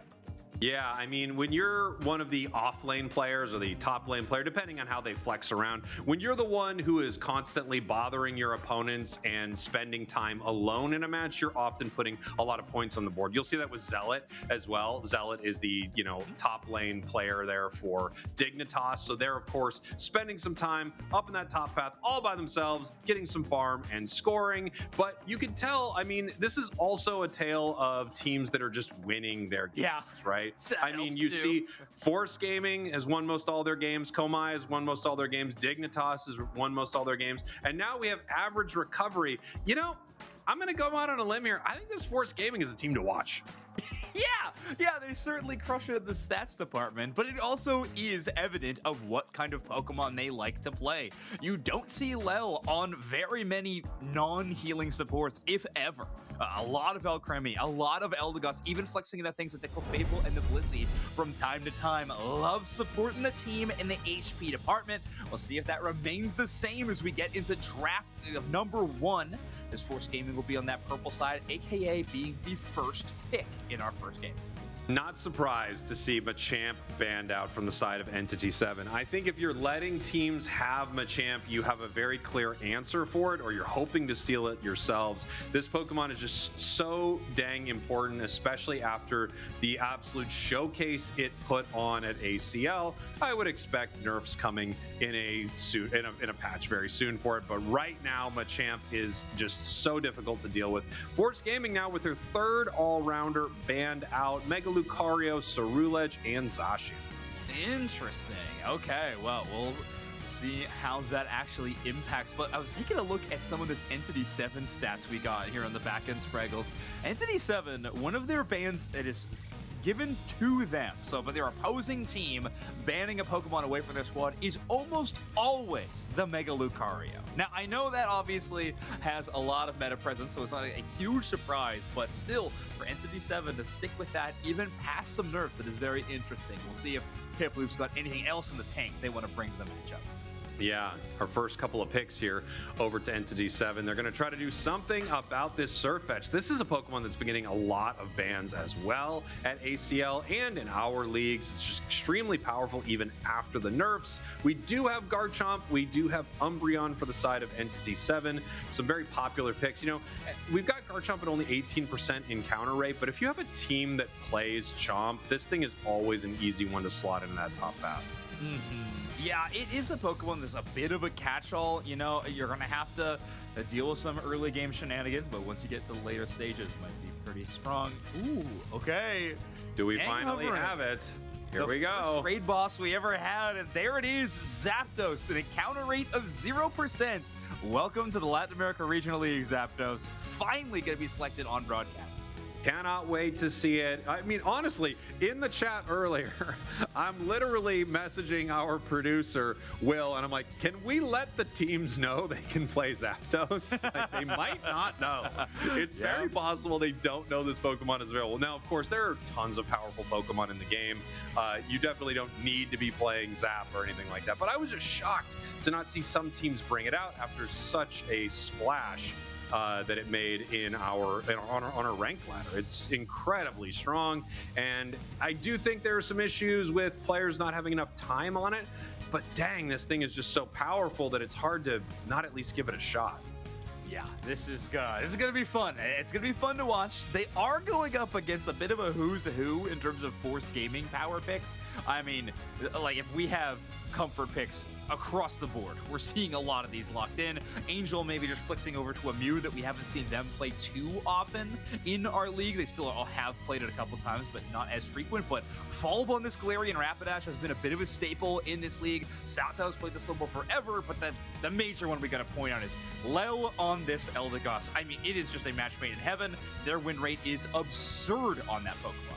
Yeah, so many great picks for the side of Forest. I love seeing Galarian Rapidash here. It has been a powerful one for them for sure. Do you have a current pick that you just really like to settle into? Doesn't need to be your absolute favorite, but something that's just a comfort pick for you right now? Yeah. Oh, it playing or in terms of what I think competitive teams should be picking? You, my guy. I like the Ceruledge right now. I think Ceruledge is real fun. And then Mimikyu has just always been one of my favorites. But currently, at the moment, I am really liking Ceruledge. The Bitterblade buffs a few patches ago or whatever is helping a lot with that. But that Pokemon's just a lot of fun. Yeah. You click that button. I like Pokemon that are fun when you click the buttons, and Ceruledge really nails that with the Unite move. How about you? I fully agree with you. It's a great one for clicking buttons. I feel like a Latias guy right now. Like, no one wants to play support. Give me a Latias. I'm in there. I'm fighting. At the same time, I'm using the Dragon Cheer. I'm helping my allies. I love having a fun comfort pick that fills a lot of slots. Well, Force Gaming right here is looking to stay first place in their league. Force Gaming, of course, your purple team. Entity 7 is knocked out of playoff contention. They are your orange team, but they're ready to upset the top dogs. Yeah, let's get some spoiler squads in the mix. I mean, hey, we've had the bottom ranked team in a different regional league beat one of the top teams earlier today. So it is not outside the realm of possibility. But Lel will fail to pick up that buff X-Speed back towards their own side. Playing that Gossifleur on the invade without the EXP share. Wanting to add a little bit more oomph to their hits a bit later on.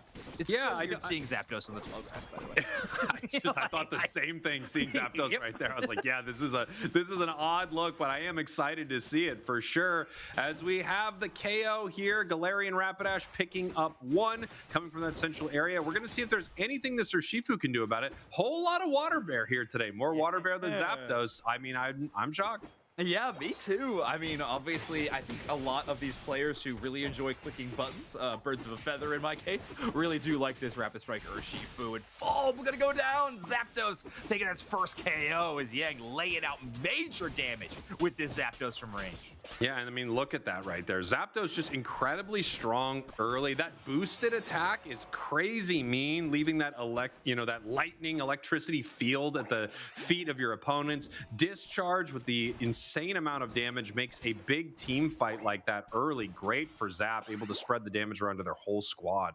Yeah, oh my gosh. I mean, it is a tough Pokemon to fight. Obviously, it can hit you from range, but if you play in its own field of influence, it gets even more difficult. So Zapdos going to provide a lot of problems. We'll see if Force Gaming can kind of outrange it or outflank it. You got Mew for the former, Galarian Rapidash for the latter. We'll see how that plays out as Fall actually goes up close and personal on this Galarian Rapidash. Shouts out with great cover, though. Yeah, I mean, nice stuff there from Fall. You see what they were doing, but of course, they have the beautiful shutdown there in the mean look. Now we're going to see if they can get this Regidrago. And Force Gaming, while losing one of their members, they had way better positioning around the objective with their whole team kind of swarming it there. Yeah, it is going to be a major impact. And ooh, we already got this Gabite up to, I believe it is level 6. So hunting that Garchomp evolution, of course, is Piplup, but so far doing all right. Matching up against Kyluke on this Surf Edge. Big pull with that Ice Fang with the backup immediate for Force Gaming. Entity 7, again, these Latin American regions, they love to fight, and Kyluke finds an angle. KO's traded, though, almost immediately by this Urshifu.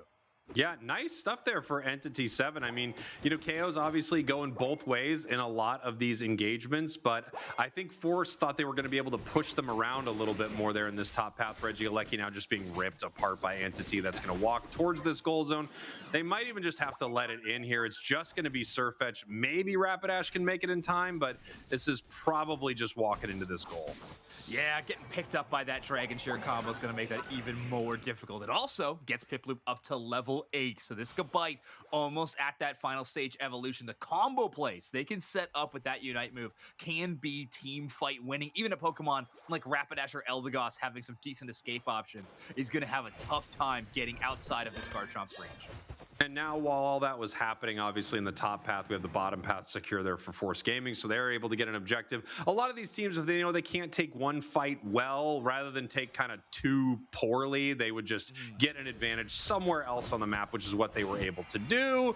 The Mamoswine being caught out right there by multiple members of Force. Yeah, and again, those moments where you have that rotate off to the opposite side only happen with good vision. So good setup, and Force Gaming go for a big engage. That Bermuda Triangle locking down Urshifu. Smart Strike pushes Zapdos away from the goal zone. They do have some more options. Electro Ball splash damage almost takes down 2. But Entity 7 will get back into their own flux zone. They do set up some plays in the Piloswine, but it's Salto absorbing that crowd control. The defender getting in range of the other defender keeps all their carries safe, and Force Gaming will shatter that tier 1. Yeah, I mean, take a look at this. We have the Rapidash back in here, just extremely aggressive from the side of Force, but that's what you're planning on doing with a speedster like this. It's constant engage, back out, dazzling gleam, smart strike, back out, running around. I mean, just making it really difficult for Entity 7 to feel comfortable in any of these moments. And outside of the mean look, they don't have a lot to shut down the horse besides KOing it. Yeah, it feels like they're just kind of winning the out-poke battle, right? You have that Sloping that shuts down the Zapdos. You're very early on that fight on the tier 2, and all of a sudden, all of their range options are gone. Allows Fall to play a lot more freeform on this Galarian Rapidash. They're going to be clearing their own central area, but Entity 7 might take an opportunity to force this fight a bit earlier. Regieleki already brought down a half HP. Salto creates some space for the Surf, but the Garchomp finally has a chance to throw a bit of offense. Regieleki goes down. Perfect shot from Angel to shut down the Regieleki with Electro Ball, and everybody from Entity 7 follows right after. Yeah, and here we go. They're going to see if they can break this before Reggie walks. They don't, but it's not a big deal either way. That's the score they would have wanted to go in the goal zone if they can't break it. Now running to the center, we have a Unite move used on the Urshifu right here. Use it or lose it at a certain point in the match here. You might even get another one before Groudon, depending on how quickly you can charge it there with Rapidash. But taking those 1v1s against the highest level of the enemy team is a solid play for Force. Man, Force is just getting everything they want. They allow only 4 members needed to take to the Registeel and have a back cap situation. Garchomp actually has to use that Wish Shield. He tries to run away. Great cutoff by Fall with the Smart Strike. That Mew is going to chase them down. Mystical Mirage will force out the Unite move. They do get traded as Meanlook will trap that Mew. Urshifu goes down the other way. We are truly in use it or lose it territory now. Zapdos strikes down the Galarian Rapidash. Finally, that speedster chased by the sure hit attacker. I gotta say, that was a really great play. Incredible timing from the Garchomp right there. They recognize what Mew is trying to do, obviously. Mew using its Unite move, being invulnerable, looking to chase down the KO on the Garchomp. They even use the eject button to follow them up. And then as soon as you know Mew is about to fire, Garchomp hits its Unite move, gives itself a shield, peels back towards Mew, and tries to take it down before it is able to KO Chomp. Really impressive stuff there from Entity 7. And it's one of those, you know, very scary counter punch moments. But as we were just talking about, you're also at the point where your Unite move won't be able to be used again until Groudon anyway. So look for an opening and try to pick up a big win. Yeah, and I think for Force Gaming, they were pretty comfortable, even with an overexertion in that bottom side of the map. They know they still have their tier 1, a whole lot of flux zones, able to rally back to the defense quickly if they wanted to. But nobody's going to be at home for the defense this time. Slowbro will see what's going on and immediately pivot away. Allows the Burglars just to take down that tier 1 goal zone as the rest of the team are going to knock out the Regieleki, set it towards tier 2. But take a look at this, Spraggles. Aggressive positioning, sneaky positioning from Entity 7. I don't think anybody from Force Gaming caught wind of this. Now here they are in the tall grass, moving in with the Dragon combo. They're going for the fight, Zoinks. Immediately, Garchomp sets up a major play. Zapdos also dealing out some of that early damage. Slowbro will trap the Urshifu, but nobody has the backup. Great Zapdos damage, but finally going down this Galarian Rapidash, finding a way into the battlefield from the backline. His speedster dancing all around multiple targets. Huge dazzling gleam, hitting a few of them. Double defender, shattered by this Galarian Rapidash. This Entity 7 team is focusing on the Groudon, and now Urshifu and Garchomp will have these massive damage buffs. Salto on the run. Even the defender tankiness won't be able to withstand after that buff. And Force Gaming able to steal a couple. Galarian Rapidash now glowing orange. Yeah, this is scary to have Rapidash with that buff because they are able to do insane burst damage and then peel back away from the fight. 288, 224, so unbelievably close. We still have a couple of buffs on the side of Entity 7 here. I think 2, right, with Garchomp and Urshifu. And then we have 1 buff on the side of Force. Yeah, and an extremely close game as well. Force Gaming holding the lead, but they are going to be playing it quite aggressive. Zapdos damage, poking from range is still extremely strong. We're watching how Lel is actually going to play this one defensively. They're the backliner, making sure everybody else stays healthy. Kaluk's able to absorb a lot of this with this detect defensive Surf Edge. 1 minute mark, the teams get the update as to not exactly where they are, but roughly where they are on the scoreboard. Right team is down. Rapidash looking for its moment. We have the KO on the Umbreon. Umbreon does not have one of the shields, but once again, we're looking for it. Urshifu in some trouble right here, Zoinks. If they can pick this up, and they do, they trade a buff. Great shutdown by Surf Edge. They're actually going to take 2. So Zapdos also gone, and Slowbeam comes back. What a time for the Slowbro to get the access to the Unite move yet again. Force Gaming going to be locking up game 1 with that play. Perfect timing.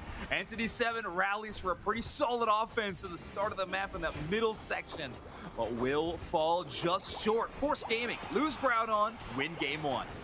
Yeah, I mean, that just shows how impressive of a squad Force is. They got caught there, right? I mean, they were unaware of exactly where Entity 7 was. I think they played that extremely well, being the team that is behind. Then they took their advantage at the Groudon and got the objective.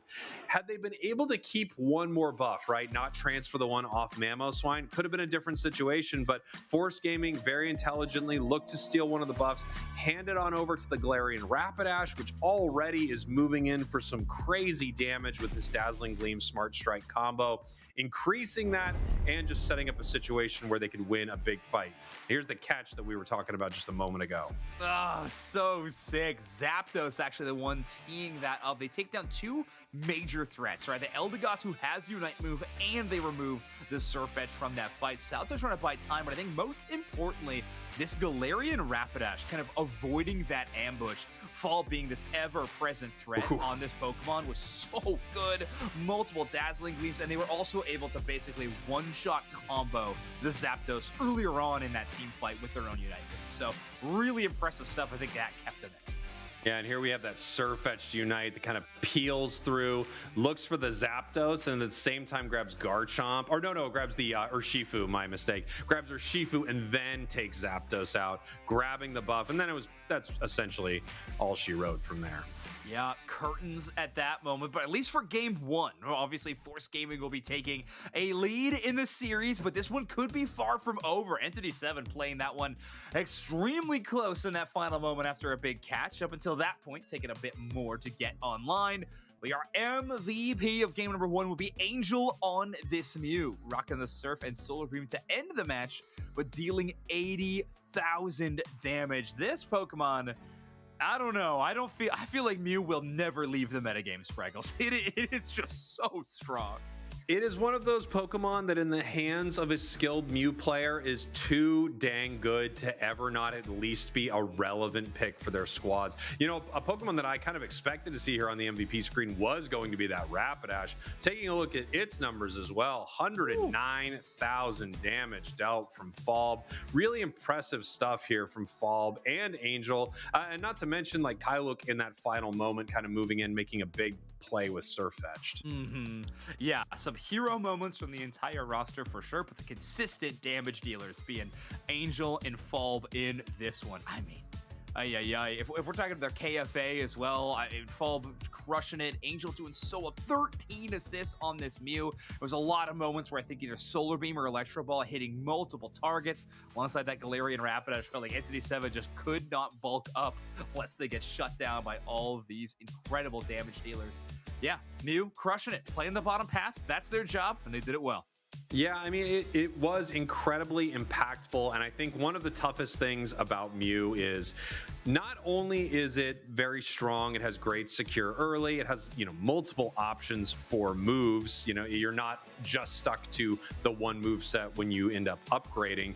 You also have so much slipperiness. It's just one of the mages in this game that you can't shut down the way you can others. Gardevoir is kind of a sitting duck in a lot of these situations, but you don't get that from Mew at all. It has multiple ways to escape. It has multiple ways to buff its allies. It has a Unite move that makes it invulnerable for a moment on the battlefield. It's just really hard to shut this down. And for an attacker, it weirdly enough, like another Pokemon that it kind of reminds me of right now is Darkrai. And you will see a lot of Mew players. Some of them also have Darkrai in their repertoire. And I think there is just something so valuable about some Pokemon that can deal crazy damage to your opponents and also not get punished. Yeah, oh, absolutely. Especially when you have a little bit of skill influence and being able to dodge enemy abilities. We talked about the Unite move being kind of that invulnerable cure, but Mew's got other options to avoid damage too, right? You got coaching, agility, just like a lot, and of course, even a well-timed light screen. A lot of really cool combos that allow these Mew players to stand out and shine. So, impressive stuff. We'll see if they get access to it again. If I'm Entity 7, you might be chasing either a ban or a pick surrounding that Pokemon after what Force Gaming was able to do with it. But you got a lot of threats from Force Gaming that you got to constantly be aware of, as that Galarian Rapidash doing 6 digits worth of damage on your team last game. Yeah, we're in an interesting meta right now, Zoinks, where I do think there are strong Pokemon that you're interested in banning on the other side, but we have a ton of strong Pokemon in the game. You can't get rid of every threat, so a lot of teams have sort of resorted to banning out the most prevalent threats that they know a player on the other side will like to use. You would love to get rid of this Mew, but at the same time, man, you don't want to see their Psyduck. You can't see Machamp. Just too many good things to ban. Well, Entity 7 will surely enjoy starting with the Surfetch as they are in that first pick position. Gonna take that one away from Force Gaming. This Pokemon was perma-banned the last time we kind of saw it be tournament viable. ACL felt like we saw the cracks a little bit. Finally, Surfetch getting plays. Great win rate. But actually making it into games. And now it feels like it's a strong consideration for first pick, but maybe not in that banning phase as much today. Entity 7 now locking in Urshifu once again. You know, a lot of teams picking up Urshifu lately. And on the other side, Force says, we'll give it a try. We'll try the Zapdos right here. We think we actually know how it works a little bit better than you guys. Don't worry. This is how to play Zap. Yeah, you know what? That looks pretty cool, actually. I want to try that. Angel having enough fun with a great movement ability, a Pokemon that can stay safe, has a Unite move. Instead, we're going all damage all the time with this Zapdos. We'll have to watch out for that crazy Unite move on these Goal Zone Sieges as well for Force Gaming, as they are so adept at doing. But Entity 7 decides to fight fire with fire or thunder with thunder, as Miraidon will be locked in for the attacker role. And some legendary electric battles going to be happening on the bottom side of our map very shortly. And Falb with our final pick here for Force Gaming, possibly looking at this Darkrai. Obviously, you know, they had a great time on Rapidash last round, but yeah, if you're looking at the other side, you see a Slowbro, maybe you don't want to move in with that, and they do decide to lock in Darkrai. I'm very interested to see Zapdos right here. You mentioned something that I was wondering how it was going to find its way in a competitive player, or I guess how we would see it, and that is that Zapdos Unite. So Zapdos has the unique ability to make a goal zone defenseless. Normally, you would need a Regieleki to walk in. You would need to secure Zapdos on remote stadium, something like that. But Zapdos here can use its Unite move. It strikes the goal zone multiple times, and then for a brief period, and it is very brief, I believe it's 5 seconds, the goal zone is defenseless. That means you can score at will. You can just run in and score as many points as you possibly can in one huge score. After one score, it is back to normal, but you can make huge plays with this. So you could run to a goal zone. You can have Zap with 50 points in pocket. Just move to a goal zone, quickly unite it, score, and then leave. And nothing. There's not a lot someone could do to stop you. So I am curious to see if any of these competitive teams are working with a strategy like that. Yeah, it's going to be really interesting. I mean, you have the opportunity to kind of threaten Regieleki in one path and force Zapdos to kind of fight and have a successful moment on the other side of the map at the same time. We'll see if those lineups happen. I don't think we got to witness it in Game 1. We'll see if Game 2 is any different. This will be some really, really exciting matchups to go in this one. Again, a little bit of a different attacker setup in this one, right? We have so much poke damage on both sides. Miraidon on one side, Zapdos on the other. I think this one's going to really come down to who can thread the needle better, who can avoid that upfront poke damage and deal the lasting damage, the final hits, a little bit later on. Well, here we go. Entity 7, once again, they are a spoiler squad in our league currently. They went 3-9, which means, unfortunately for them, they can't make the playoffs, but they could beat Force right here and kind of change the trajectory of who is going to be first place in Latam. Ooh, yeah, playing that spoiler, Force Gaming. Entity 7, your purple team. Force Gaming, your orange team. Sorry, that was on me. I gotta send Dupes next a apology card. I get it now. But anyway, Southtown in the early game gonna try to get a few stacks in. That Pokemon is taking a whole big beating, but they do make it back. Can't say the same for Zapdos though, and Slowpoke will get a K opener in our game. I don't get to see that very often. Heading up to our top path right here, we almost have Surfetched online. The really cool thing about this early Farfetch'd kit is every time you get a crit, you gain some experience. So you can kind of like luckily roll yourself into an early level 5, and that's what we're seeing right here. Yeah, and they're going to easily walk over that one despite a Shadow Claw from Falb dealing a bit of damage. They just walk right past it. Ain't no time to be dealing with that. Instead, just force this fight. At Entity 7, they might be out of the playoffs. They might be spoiler team, but they're still playing this pretty aggressively. I can respect that.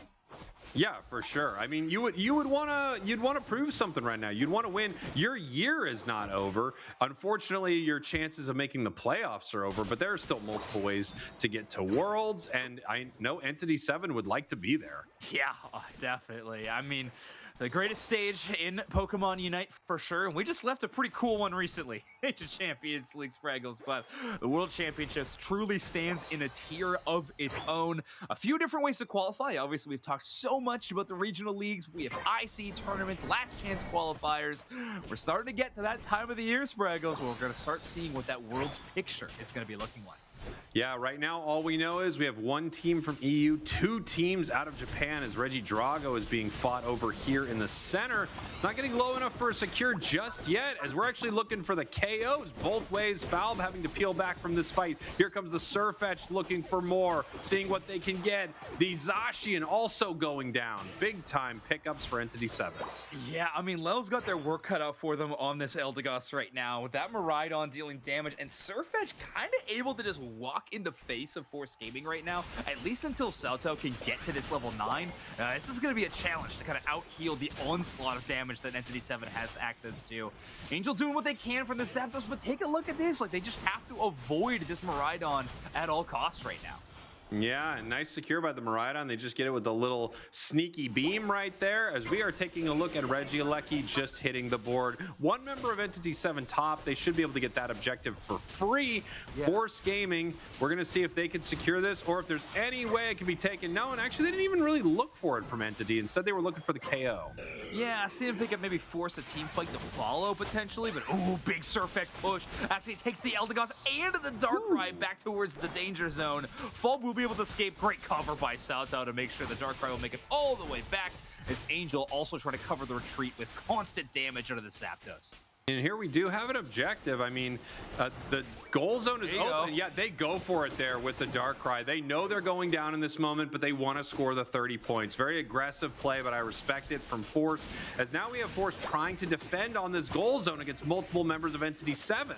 Okay, and there is that Urshifu combo Unite move. Now, I was curious in why Urshifu was actually the one to solo target down the Reggie on the top side, seeing as that was the only member of Entity 7 to have a Unite move ready to go. Oftentimes, you want that Pokemon to be a part of the team fight, but the rip around those major objectives outweighs that macro decision in that moment. Now, this will be small scores for Entity 7, will open the way. Reminder, Regieleki will be spawning in the bottom side of our map for the remainder of this match. Yeah, it's one of those scores where you're not getting great value points-wise, but your position is very strong for the next fight, and they're going to go ahead and take that even with a weak score. Moving in, you're seeing if they can pick up this KO on Surfetch. Surfetch unites right back the other way. The Miraidon Unite move absolutely wrecking Force Gaming, and we have Falb taking the Surfetch into the Nightmare Realm right here, seeing if they can pick up a KO. So far, no good, and they're not able to take him down. Wow, 2 levels down in that exchange. I think a pretty big risk by Fall to try to make it happen, but again, if it works out, the comeback experience they'd be receiving would be monstrous, but will fall a bit short. Snorlax gonna buy more time for Entity 7, likely gonna be able to retreat, but as I say that, they're actually posturing up for this team fight. Snorlax gonna X-speed block back to their own side, and Slowbro gonna pave the way to get a KO out of this Zacian. We have a Miraidon dealing damage from range. Force Gaming just trying to do everything they can to defend this goal zone, as Entity 7's momentum is just off the charts right now, Sprague. Yeah, Foul moving forward right here, but they are too late to even look for this objective. They pick up 1 KO, and now Entity 7 is just peeling away. They're not trying to give up any of the value that they just got by scrapping with this team here. And we have an open Regieleki in the bottom path. Either team could look to push. Yeah, Entity 7 the ones playing with a lot more vision though, right? Ooh, here comes the Snorlax cutting off the retreat. Angel in a dangerous spot, but Yangji says, actually, I would prefer them to be over there. If you could push them over there, I would love to charge beam them at range. But either way, they deal out some decent damage. It's Entity 7 going to pick up that basement Reggie basically for free, all on the thanks of that Surfetch buying so much space. Watch that minimap. They were bubbling them all the way out to that tier 2 solo. And we can see Zapdos trying to defend here as we look to the bottom path. Regieleki walking towards the side of Force, but it looks like Entity not following up at all, instead of possibly looking for a top path fight. But no, they're actually just going to peel back. There's a lot of experience on their side of the map. We have the Urshifu heading towards the central area. They weren't able to make enough happen in that top path either. So everyone's just going to calm down, look for a fight. That was, I think, a crazy steal from Soto right there. Yeah, an eject button steal from the Mammoth one. Great little earthquake combo play. They are going to pave the way. They will not score, though. Nice defense by this Snorlax. Will set up another block, but too little, too late to stop these scores as Force Gaming are trying to push all the way out of the opposite side. Zapdos dealing out some deadly damage from range as they try to get this score. No Unite move to make this siege a little bit easier on their side as Entity 7 is starting to put together a defense. Urshifu with a big KO. Force Gaming settle for the small score. Yeah, they're going to take the score here. They're also going to get the slow bro. This fight is one of those weird ones where you have a lot of Unite moves on the side of Entity 7, but they don't want to blow any of them because in 45 seconds we have the big objective spawning. And then Force is kind of free to brawl here knowing that, right? They can continue this push and recognize if their opponents unite, they're giving up great value. And if they don't unite, they're able to score. Nice plays there from Force. Well, we got another chance to bait out some Unite moves as Lel is taken towards the other side. Does hold on to that trigger, Chaos trigger, if you will, as their Unite move will not be popped. Darkrai still hunting there. Salto on the Mamoswine also needs to knock out a couple of wild Pokemon. Now, just a little bit of throwback. That goal zone, small score on the bottom side. That's all right. Top side goal zone left at 1 HP. Yeah, and here we go. 100 points separate these two teams. Couple seconds now until Groudon hits the map. A nice buff for the side of Entity 7. So they definitely they want to be the ones to take this fight here, Zoinks, if they can early. Yeah, Darkrai with that poke damage to start to bubble it out. Urshifu's at about half HP. Really dangerous spot for Roju to play. They actually try to get out. You see Salto hunting them with that eject, but Snorlax will separate this team, but it's actually Fulba the one to strike first. Main defender out for Entity 7. Ooh, nice play by Zapdos, able to pick up that KO over the wall right there. Urshifu moving in, but the combination isn't enough. And look at this from Force. Without the buff, didn't matter. Absolutely wipes the floor with them. Surfetch coming in and trying to steal, but they can't.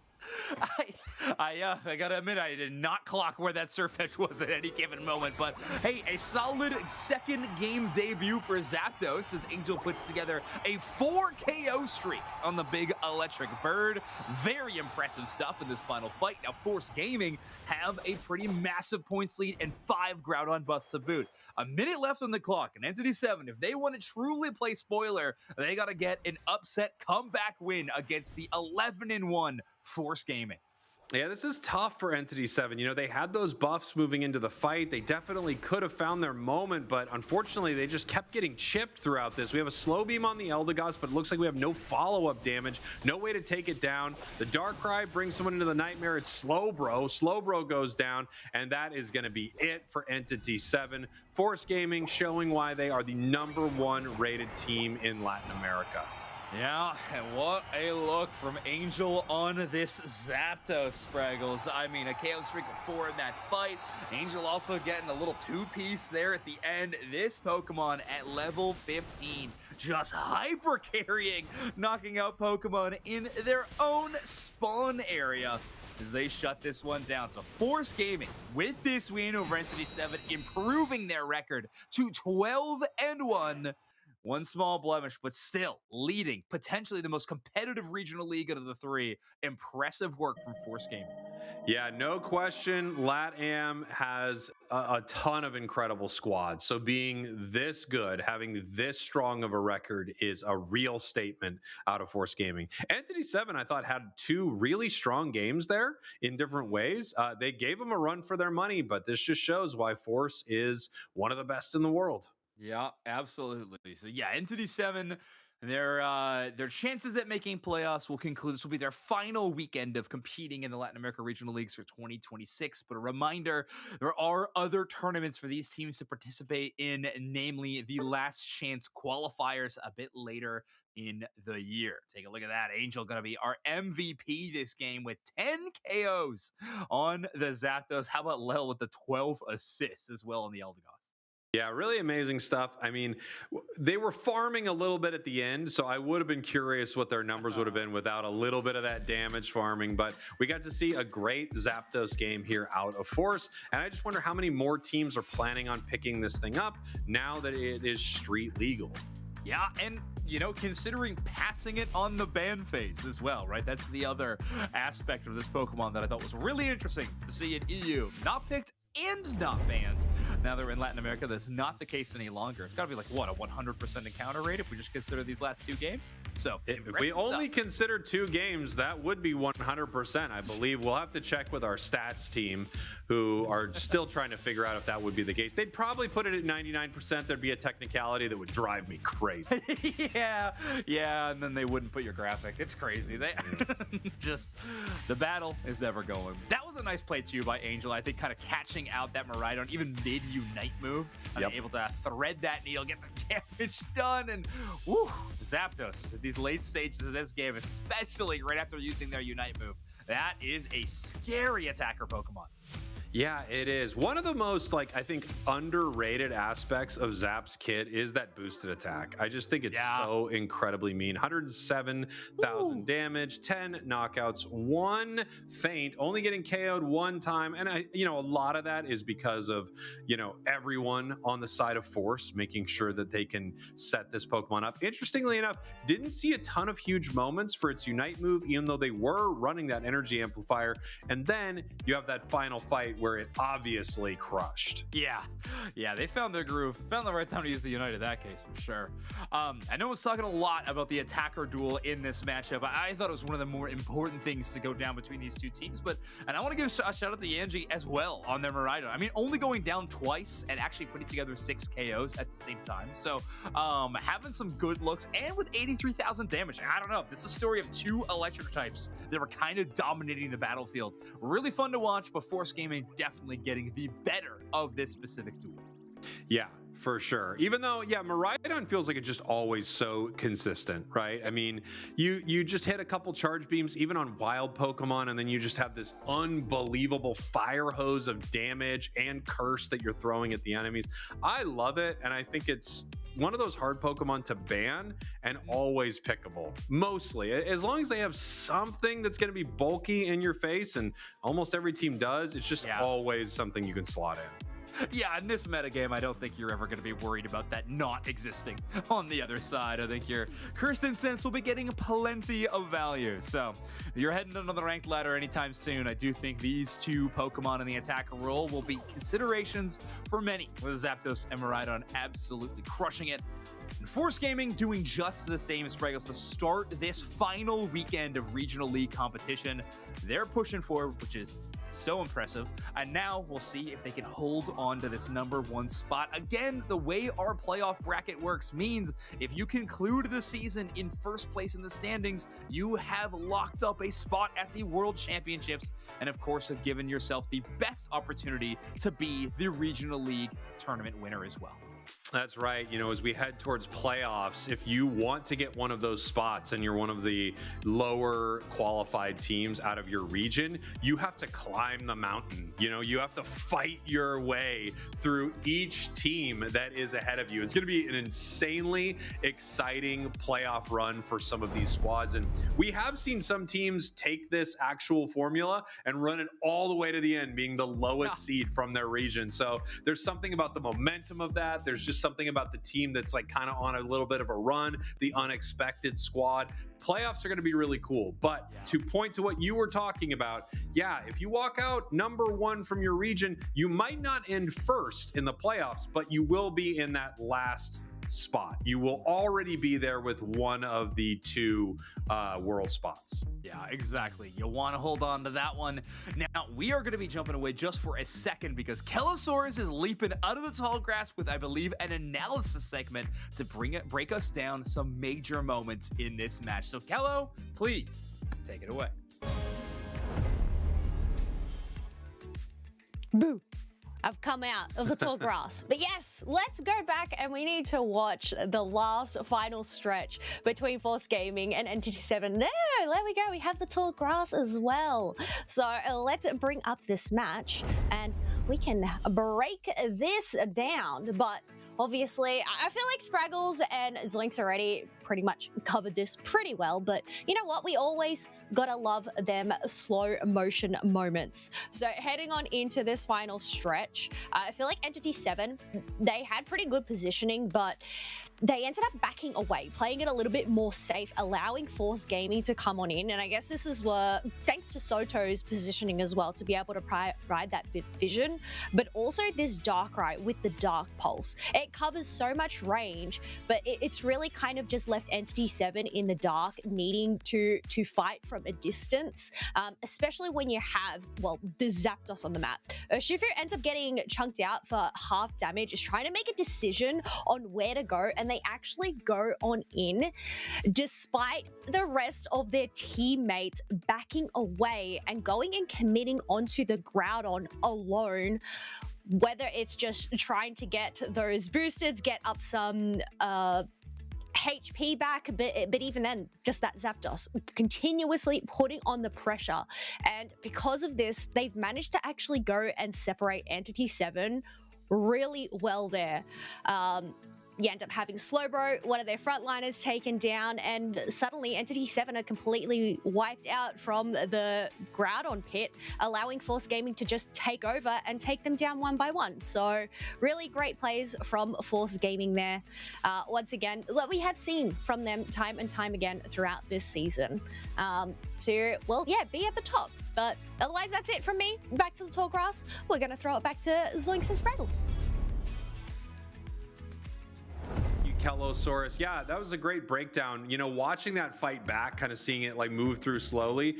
The catch on Slowbro also just so incredibly important. You have Slowbro and Snorlax, neither of them getting to use their Unite moves in that fight. So there was no good target to Slow Beam, but man, if they could have got something, if they could have hit Zap with a Slow Beam at some point, that would have been a massive difference maker there. But they were not able to do it. Force looking incredible as always.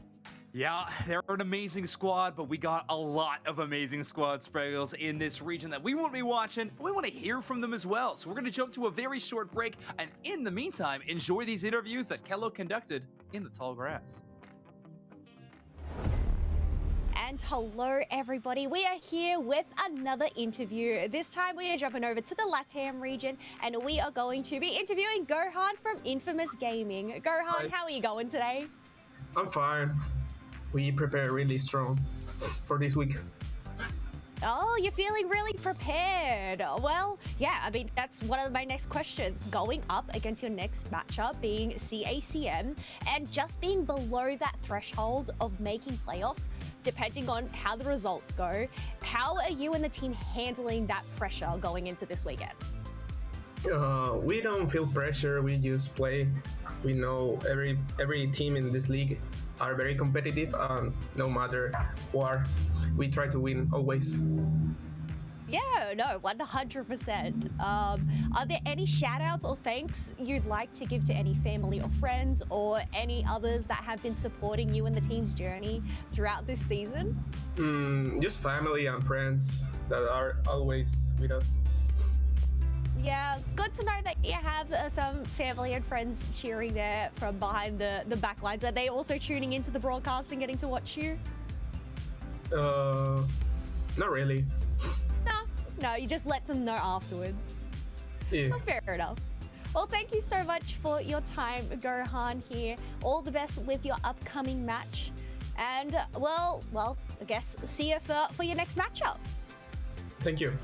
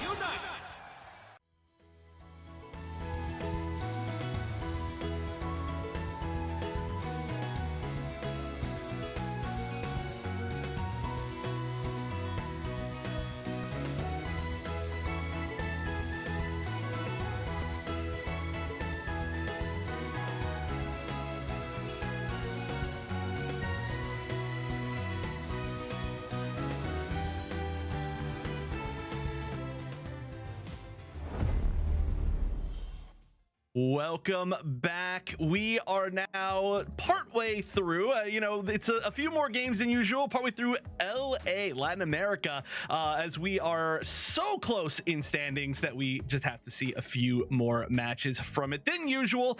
But of course, I am Wonder Chef, joined by Soph, and we have already had some incredible matches today, which I feel like I said last time that we came in, but it's true. It's been all really, really close. Maybe the last one, not quite as close. Force Gaming, obviously a force to be reckoned with, but this time around, two Latin American teams that are very close to each other in the rankings, starting off with CACM. Yeah, and CACM is a absolute powerhouse on LAN events. They have been able to get top 4 at LAIC and EUIC, but here on online season, regular season, they are now ranked 7 with a record of 4 and 8 in wins and losses. With Texas, Bernie, Frank, Reggie, and Rama, they need to take this win, much like their opponents, to actually remain in playoffs, because now they are either in or out. This is a very important match. Right, in CACM, we got a chance to watch them at ACL. They're playing quite well, and like you mentioned, they just have so much extra power, maybe offline and in-person events. They are a storied team with players that have been playing at a lot of those offline events, playing a lot of Worlds, a lot of ICs for many, many years now. So they certainly want to make it back, but the question is, can they make it back, especially coming from an online league? And we'll see, as their opponents are going to be, like I said, very similar in ranking to them. And another strong team, which I guess one could say about basically every team in Latin America, is Infamous Gaming here. Also, win or go home. You can see the same exact little stat, needs win or is eliminated, on the bottom. So Infamous, they've had some pretty strong wins, I would say, maybe even some upsets over the course of the season, but they're still fighting for their spot. Indeed, and with their rank very close there, rank 6 and rank 7, they need to make it or break it. Now, with Gohan, Chinta, Yoru, Sibus, and Aramis, they've had a little bit of a rocky start to the season, picking up the pace back up, but this is the moment it all comes down to. Only the top 5 advances into regional finals in our leather style playoff bracket. So these two teams need to really bring their best Pokemon Unite to the table, to Thea Sky Ruins, to start this one. And of course, because this weekend we have the Groudon as the first map on every series, they are very much prepared to play their game, much like why we saw so many teams choose Groudon once again for either games 2 or game 3. Right. I don't know how many times we've seen anything that isn't Groudon. I feel like it's been 95% Groudon at least, and certainly no Rayquazas. But we are going to go right into draft here, as we're going to immediately look at the bans. Zapdos banned for the first time so far on broadcast today. Notably as well, we're going to see that Reggie counter ban with the Gengar, which we again saw a lot at ACL, and some pretty solid usual picks, I would say, going first, but Eldegoss being picked up very quickly on the side of Infamous Gaming. Exactly. Surfetch there as that priority for CACM, followed up there by a Snorlax, so guaranteeing that they're going to have frontline. Bruiser also having Frank there on the Inteleon, such a specialty for this player. Meanwhile, Infamous Gaming goes for the Eldegoss plus the Zacian, quite a lot of power on the top side as they are deciding who's going to be the bot lane for this game 1. The Zacian has been a really powerful pick, even though it goes almost a little bit under the radar, and it seems like it's only targeted out by teams when another person on the other team has a particularly well-historied Zacian, I should say. But it's so strong. There's not a lot of security in the game right now, and it is so good at doing that, at winning that top path. And we're gonna see the Alcremie come out. We've seen it not like never recently, and the few times that we've seen it, it's looked quite good. It's just probably the least commonly picked support that we have right now, at least. It's true. We actually saw it a couple of times in building in preference from week 4, now getting into week 5, and with only 12% encounter rate there, showing that it's at least building some more of a fan base. With Infamous Gaming now finishing up their roster with that Leafeon alongside the Mamoswine and Mew picks. They have kind of a similar strategy that we saw from one of the games we casted together. So I think it was the Los Cardocados, right? They had this type of style on the orange side, which can be very powerful if you have a strong top and bottom lanes. Well, Zacian and Mew, they are basically that. They are. This is going to be, I mean, also as well, the Leafeon existing is going to make, just in general, this combo for Infamous Gaming an extremely strong early game. On the other side, it's not going to be like the weakest early game for sure, but probably going to start off a little bit slower. We don't tend to see Milcery be all that strong early path. We don't see the Greninja before it's evolved to the Froakie be all that strong in path. So I would have to assume that our plan on Infamous's side is going to be a lot more aggressive early on, especially with Leafeon being known as kind of one of those kind of quick early gank Pokemon, assuming that we might see it in the center area, but honestly, they could split it up however they want. So the big question is, how does CACM survive long enough to kind of stay in the fight? Because they have some really strong hyper-scaling late game with the Inteleon and the Greninja, so, I mean, that's a lot of damage, right? It is. It absolutely is. Oh my word. I cannot help but mention the funny thing that happened here in production. We usually have the draft coming on our screen, but production sent half the draft with the transition on top of it. It was just very funny. But getting into game 1, Chef, CACM is your purple team versus Infamous Gaming on the orange that, like you said, have a very strong presence in the early game. We'll see how they decide to push it. We are going to see the Leafeon at least start in the center area. It's not uncommon to see, especially like the kind of quick evolutions rotate out of the center area and give that experience to somebody else a little bit later on, but they really don't need that much experience in general on this team of Infamous Gaming. They're just going to be strong the entire time, and look how fast they're immediately going for the level 4 and then running up here. We're actually going to see Reggie already hit level 5, so that's going to be strong, but not able to get in position fast enough to steal a lot of that experience. Or I mean, actually it looks like maybe they got a little bit of it, but not the main amount. They're still trying to be aggressive, which is pretty surprising, as we're going to see on bottom some scores. Yeah, and honestly, like you pointed out, that amount of aggression coming from the Froakie that was already there on level 5 for that top gank. Very interesting position that CACM decided to go for. You want to fight with the early game, Leafeon, Zacian, and Mew. Yeah, just go in with more firepower as well. Here on the bot side with that 854 Altaria grants a Swine up, becoming a Pillow Swine here, which will allow for that Ice Fang to be unlocked. Right, that's when you basically have to start being terrified all the time. We actually just saw right there, Cebus going for an attempt to check the tall grass without even walking in, trying to get a little bit more range on that Icicle Fang, and there was nobody in there, which is, I guess, unfortunate for Infamous, lucky for CACM, but that's just how it's going to be for the rest of the game. They've got to be careful. I mean, you can combo into such amazing things. I mean, Mew's going to be a great follow-up. You're going to be able to just guarantee that they're going to be exactly in the spot that you want. Once Leafeon gets there, it's going to be a really nice option. And this as well, where you start to see the fact that they can pull away neutral Pokemon to make sure that they're on their side. We see it a lot with obviously stuff like Blaziken, but it's quite good as well on something like Piloswine. So we'll see if we rotate at all towards this Regidrago. So far, they're kind of just posturing, and it looks like top path is probably where the action's going to end up. It's true. They're pushing very aggressively over there, matched up by Chichi here on the and Mew as they are defending this top side, doing pretty well at that. The Surf Edge goes down. There's another one that follows too. And look at the flank that Chichi has been able to assert so far. 2 KO streak that goes to Aramis on this Leafeon. And Infamous Gaming showing a lot of brightness this early game. Oh, yeah. Well, I mean, like I said, that's going to be their goal, right? They want to win early and then make sure that they can never catch up with their late game scalers because that's just going to be so much incredible damage. It looks like CACM going to completely ignore this Regidrago. It looks like everybody's going to ignore the Regidrago. It's a little bit back to the meta that we saw earlier, but a little bit of a fight on bottom as we're going to see these spawns, and it's being challenged on both sides. Looks like mostly uncontested up top, but down bottom, 3-on-3.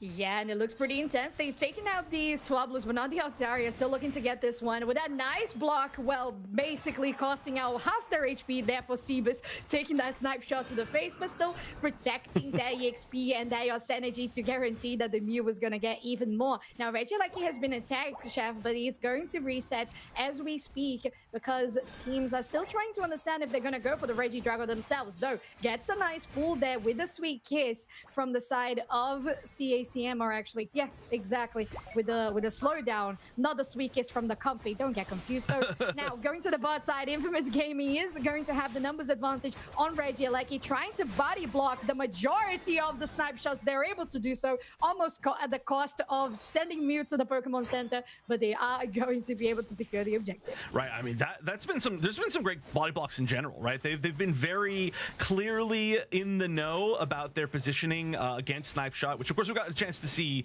Liquidation earlier. Snipe Shot, I love Snipe Shot, but it can be such a big game winner if you leave it unchecked, basically. And we saw Cebus take like 6 snipe shots in a row. Ooh, big KO up top as well. As looks like we ended up seeing Leafeon go a little bit deep, and a counter push now happening from CACM.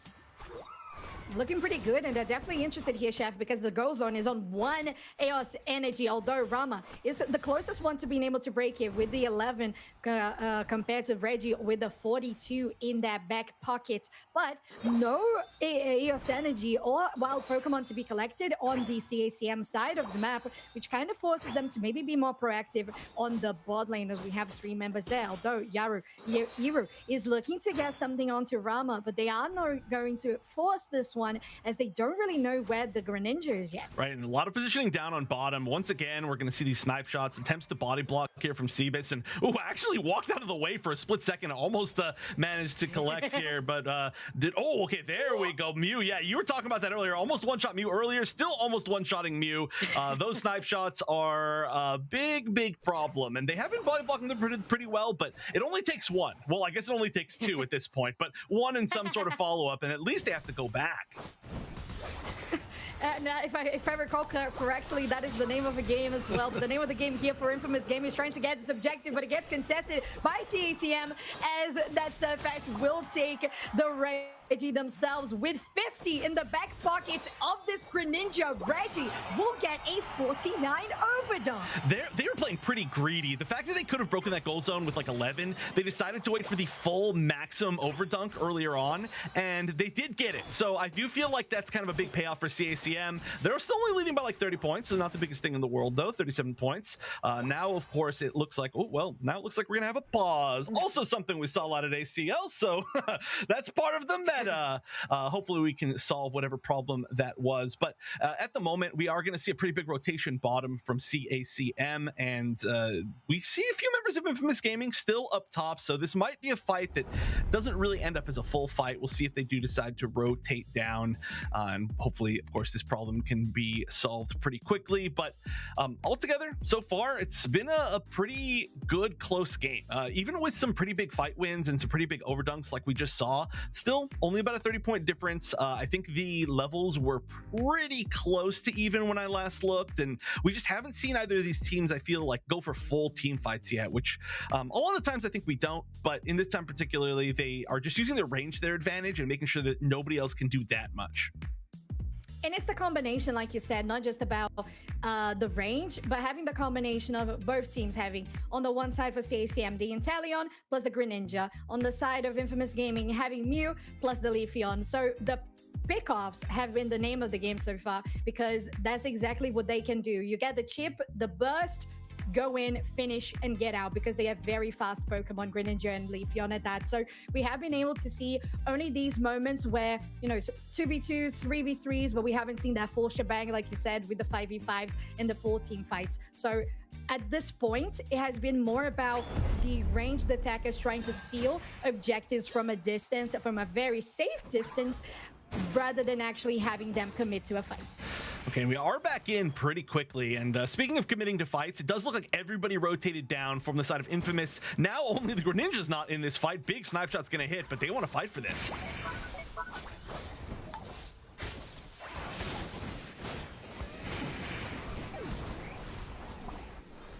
Like the Leafeon that goes down into Retribution. Now with the backline, Reggie goes in and they doing the cleanup of the house as now Chichi's trying to get away with a nice heavy slam there by Bunny, setting them up. And Reggie, they said, okay, you need me in the fight, I get it, I'm gonna go down. That's definitely a solo cute moment. I've felt that before. I'm like, please help, please. But no, they came back down in perfect time, and we are level 15. Yeah, level 15. I was gonna say, not only, I mean, that's, I don't even understand how that happened. There's no even just close. Clicked. Yeah.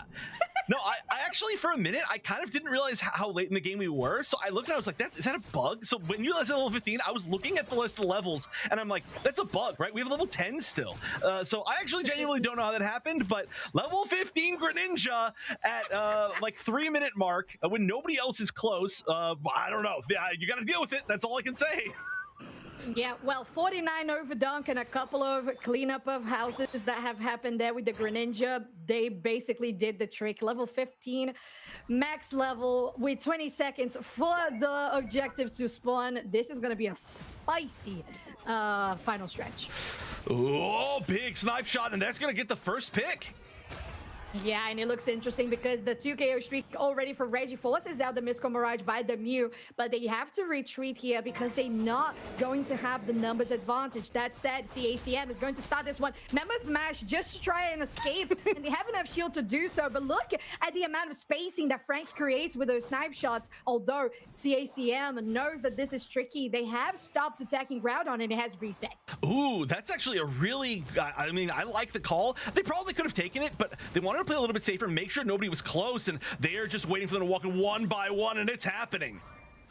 Yeah, he definitely is. They're getting chipped away, almost getting another hit there with a snipe shot onto Cebus. But once again, Bernie doing so well at taking them away from the area, not even getting with the earthquake there is going to be enough. The Groudon is secured by CACM, and already with a 116-point advantage, they're going in for all the Hundelburgers. Oh, and there's still respawns on the other side. They already had the points lead, so they honestly might just back up here. Maybe just even, yeah, it looks like they're just trying to take a little bit more of that experience in the center area. There's a rotation up top, and they are going to try to defend against it. They definitely are. With that heavy slam on the backline, that Bunny gets pushed out as well by the Cardocados crash, but the Shuriken dive by Reggie, just trying to go on a solo journey on a 1v2. But finally, if you have the Pollen Puff on your head, you're going to be healed to Oblivion. 14 level on that Leafeon is still not enough to stop CACM from taking that Go Zone on the top side. 445 to 113. And at this point, I think it's kind of over. I don't see, especially with some 3 respawns still happening on Infamous Gaming side, I don't think you really have a chance to make this back. I mean, there might be even some more points for the side of CACM, but in the meantime, you just got to start thinking, what do you want to do differently for the next game? And honestly, truly, definitely my own fault, I did not realize how fast we started to see this Greninja leveling. I really would love to see what its XP per minute or whatever our actual XP stat is, because that was ridiculous how quickly it got to level 15. Obviously, we can see some level 15s otherwise, but that end game just went completely the side of CACM, and they were just completely outpowering them. They were, and it felt like it was a stance that was happening from the get-go from CACM.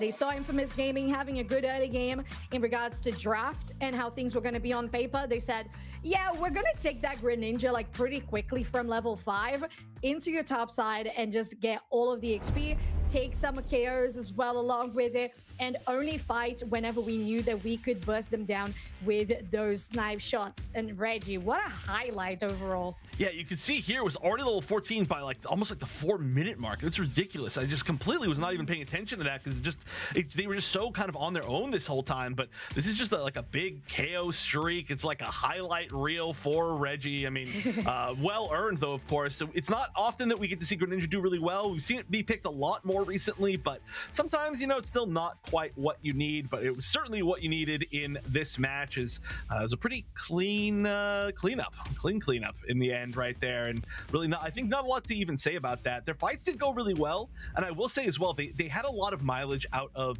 the Surf Fetch, which, hey, Ranma is going to be our player of the game on this Surf Fetch. Those unites though, the big pushes that kind of look like the half flame sweeps, I guess, there were a lot of really good big pushes to kind of re-engage where they wanted to. Yeah, they were very impactful as well, and especially if you line that up with the heavy slams by Bunny, they were always on point. And let's highlight Frank too, but before that, let's highlight Rama. 214 points, 7, 2, and 9 KFA, 81,000 damage was super impactful in this game. We're going into the rest of the team that also, of course, did really well as a unit. Frank with the snipe shots that sometimes weren't even set up. They were just dry 360 no scope. Ugh, so good. Yeah, and honestly, a lot of the time that we do see Snipe Shot and Talon do really well, it's with basically like exactly what you just said. It's enabled by something. It's either like you're gonna Buzzwole slam or Machamp slam somebody and then hit them for free, or you're gonna block them off with like a Rock Tomb from Crustle or something. But really, this team didn't have very much to enable it. They were just kind of brawling. They had a little bit of crowd control to stop people in place for a moment, but a lot of the shots, like you said, they were just like 360 no scopes. They were just pure aim basically, and managed to land a lot of them. Yeah, a lot of skill on that player, and overall the team CACM showing that, all right, we came back from ACL and we're ready to take this one into playoffs for Regional League in Latam, because they are going to prove us wrong. We said they do their best at LAN. They are going to do their best in online as well. They're finally gathering all of that power and saying, we're not dropping here. Not at this point. Not at the end of the line. No, we're going to go past it and we're going to overcome it. And that's the feeling I had for CACM from the very first minute of the game. Right. They are playing at definitely their kind of optimal, usual selves. There have been some times, I mean, again, you know, this is a team that these players on CACM have been playing at like offline events for years, and we've seen them play for years. And some of the matches so far this season, I feel like it just hasn't really been them. As far as the online league matches, it hasn't been what we've been used to for seeing from them. But this certainly seems, to me at least, like it was back to normal CACM. And again, they just came back from ACL, and while they didn't get the exact results that they wanted to, I do believe they made it into like, I don't know, maybe 9th place tie or something like that, which is still not bad at all. Yeah, it's actually exactly 9th place tie.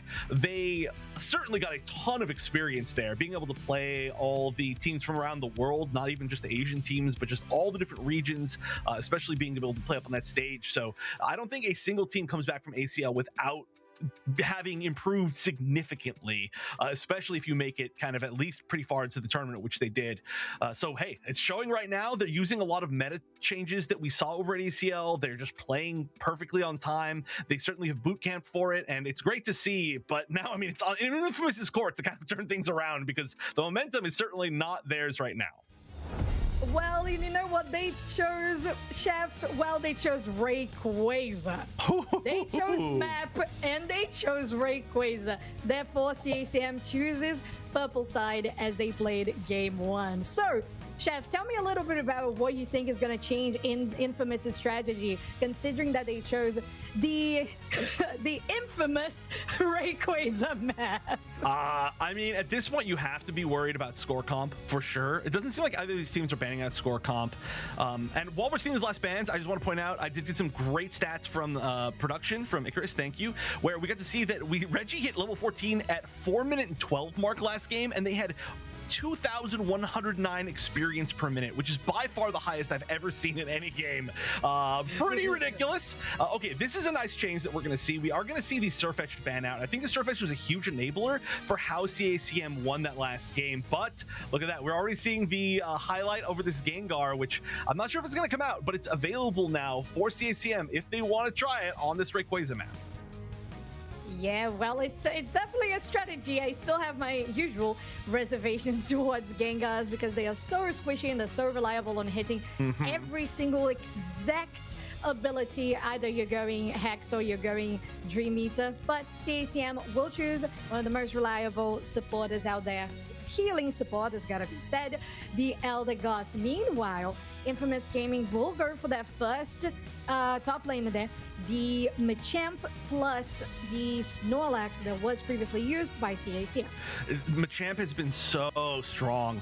Honestly, we even saw a few teams try it out in the center area, which it works because it's just so strong at ganking, which is really funny because that's literally the first meta on release of the game was all of the strong teams were trying out just submission Machamp in the center area because it could gank really well, which is really funny. So we're back to some of that.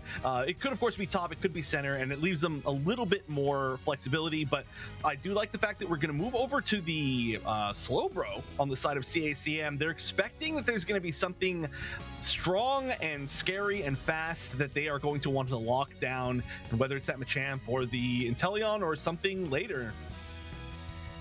Well, talking about later, we're talking about a team that has to go through 2 stages of evolution on their damage dealers right now on the side of Infamous. I was looking at that Garchomp and I was very scared. But we swapped around the attackers now. Frank on the Mew and Elacheche on the Inteleon. So we'll see how these two are going to be faring against each other there on the bot side. Meanwhile, Bunny goes, or actually, we're going to probably have that swap around. Frank will be on the Greninja once again, but now we have an Empoleon, so even more water on the side of CACM. I'd love to see Reggie with the full damage build, Scald Slowbro. I would pay to see that. Unfortunately, they won't take my money to see that. We are going to see the switch, like you said, of course. But I remember there was that point where Scald Slowbro was working up top. There was some switches around, but altogether, yeah, I mean, it's really weird to me that you would choose Mega Charizard Y against an already picked Slowbro. That does tend to be kind of one of the big counter picks, and so I don't know, I'm just a little bit surprised on it, but a lot of confidence coming from Infamous Gaming. The big thing for me is Empoleon, which I think is a cool Pokemon that we don't see all that often. Yeah, it really isn't. So I'm thinking, well, Rayquaza, right? That's the big thing that we were talking about when the draft started. We're talking about a team that chose specifically this map because they were the loser of Game 1, that being Infamous Gaming, now on the orange side. And with that strategy, they chose to go for Pokemon that need to go into late game.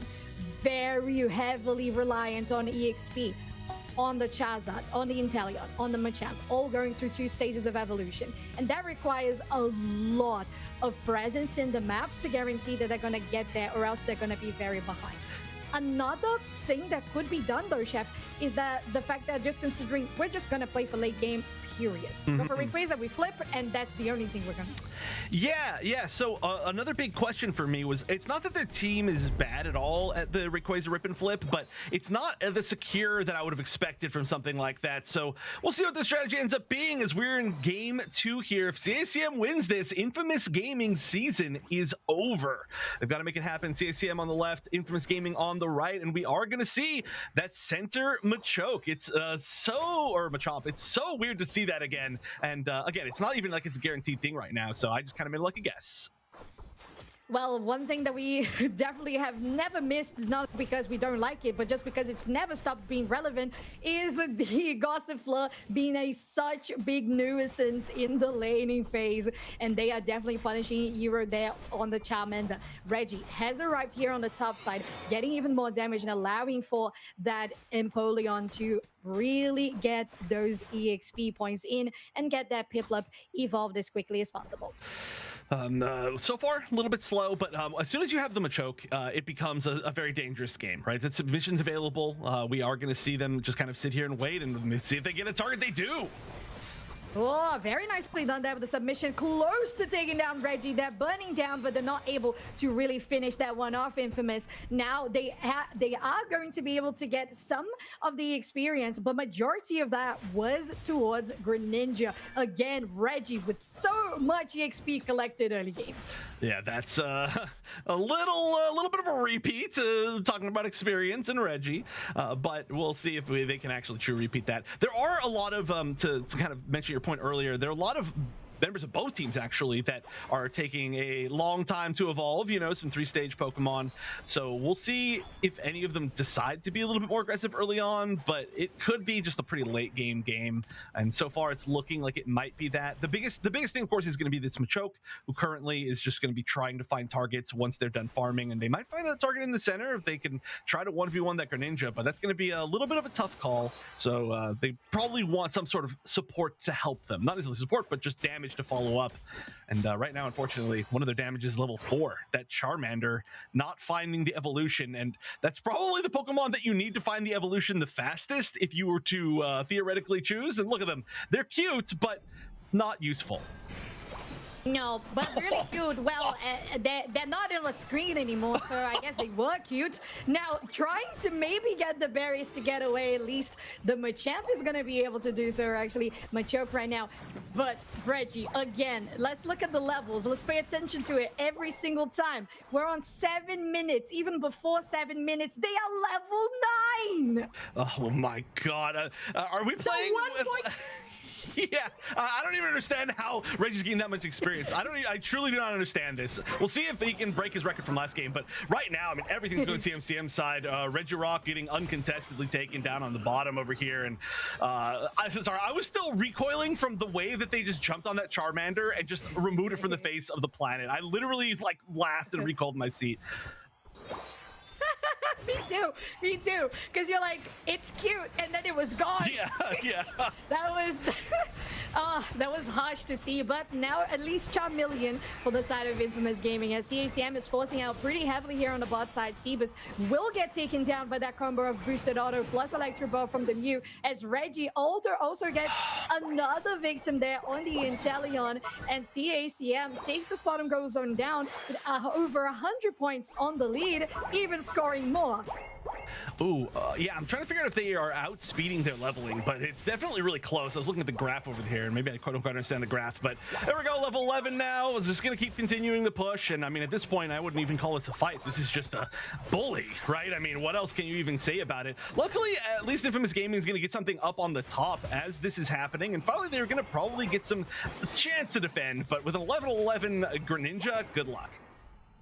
Yeah, well, that best chance is definitely what they were going for to begin with. Flip Ray is what we know about this map, and that is exactly what I think they need to do on the side of Infamous Gaming, Chef. They got both objectives. They're trying to get EXP wherever they can, and now they're finally starting to feel a little bit comfortable to go into enemy territory, though Frank is over there, has spotted out Gohan. Now the Slowbro is going to get caught off there by the submission, but with the slow beam to their head, there's the Blissful Assistance. They're still surviving. The Machamp is still standing, and with the Mega Charizard evolved as well, things are looking good for Infamous Gaming. They're gonna chase down CACM. The first one will go down, making a 2 KO streak for the Mega Charizard, and another one for the Inteleon. Frank might just be the last one standing, as on pads, the Eldegoss from Texas is not going to survive much longer. Infamous Gaming have taken down the top tier 2, but now CACM have arrived, and Infamous has to scatter away. Though Reggie says, well, we are going to you're going to try, you're not going to succeed. Yeah, and at this point, we are not going to see this Blissey get away, as they are just trying to delay as long as possible, which is a smart strategy. It's a very smart strategy. You just delay them as long as you possibly can, because you don't need the experience the other people do. But wow, what a turnaround from Infamous Gaming. And so much of it, I think, was that they had to use that slow beam on the Machamp, and it let the Charizard just do its thing. And not only that, the Charizard did its thing on Reggie. And then they got the KO on Reggie, which is some of the most ridiculous comeback experience you're possibly going to see, because Reggie was already level, like, I think he was 12. I think he wasn't still 11, already, but yeah, so but when the KO happened, so it was just so much experience. And now look at the levels. I mean, honestly, it's about even. Reggie's still in the lead by a significant amount, but everybody else looking close.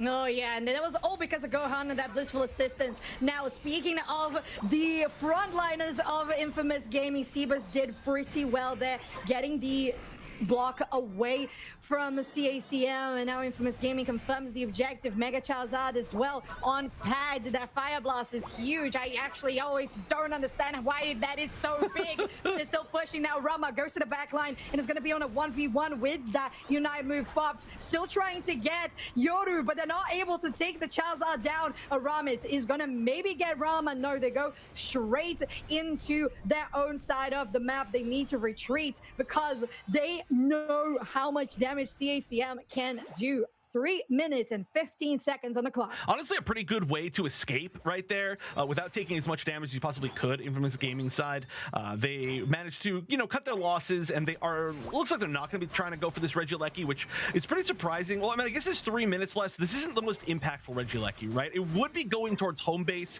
if Infamous did get it. It would send it towards CACM's home base. But at this point, I don't think they really care. There would be plenty of time for them to defend it. Whoa, Reggie going down. I don't even understand why Reggie was so low right there. Must have been hit by a submission before we even cut to them. Yeah, I agree, Chef. That honestly was maybe a bit of an overextension there by CACM. Just thinking, okay, I'm level 14. I can do whatever I want. And Infamous is very much aware that there is a target on that Greninja's back. Now, Infamous, with 30 seconds for final stretch, they are so close. 13 points is what separates the two teams. Oh, I know. And I mean, so much on the line. Again, this is Infamous Gaming's life. But look at that. I mean, the KO on Reggie that they got set them up to have a level 14 of their own. We've hit level 13 now on both their other huge damage carries, and they're just gonna walk into that tall grass and attempt to engage, but they're still not quite there. Somebody's gonna have to make some moves soon. I mean, we're not quite at the final stretch. We're almost there. The poking is pretty nice, but they do have a dedicated heal on the side of Infamous Gaming. And wait a minute, CACM, they're starting to do some damage to Rayquaza here.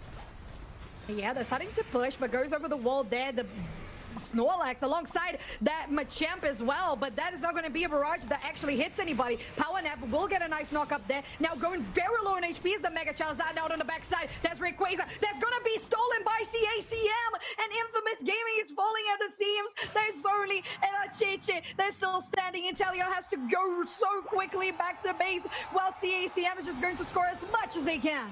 Oh, and I don't even know about the choice of going back to base right there. I kind of feel like they needed to get that Hundo Burger in, and I'm not sure that just one solo person is going to be enough to actually help with that defense. Now, I know that they do want to regroup, make sure they don't get picked off, but I mean, now they have a lot to earn back. Almost 500 points. There's a plenty of time, minute and 10 seconds, and we do have everybody up on the side of Infamous Gaming. They're going to have to really get a full team wipe, and oh, you actually have to be kind of careful right there. If they see Texas and they pick off Texas, that could be huge. They try to submission, they are going to find them.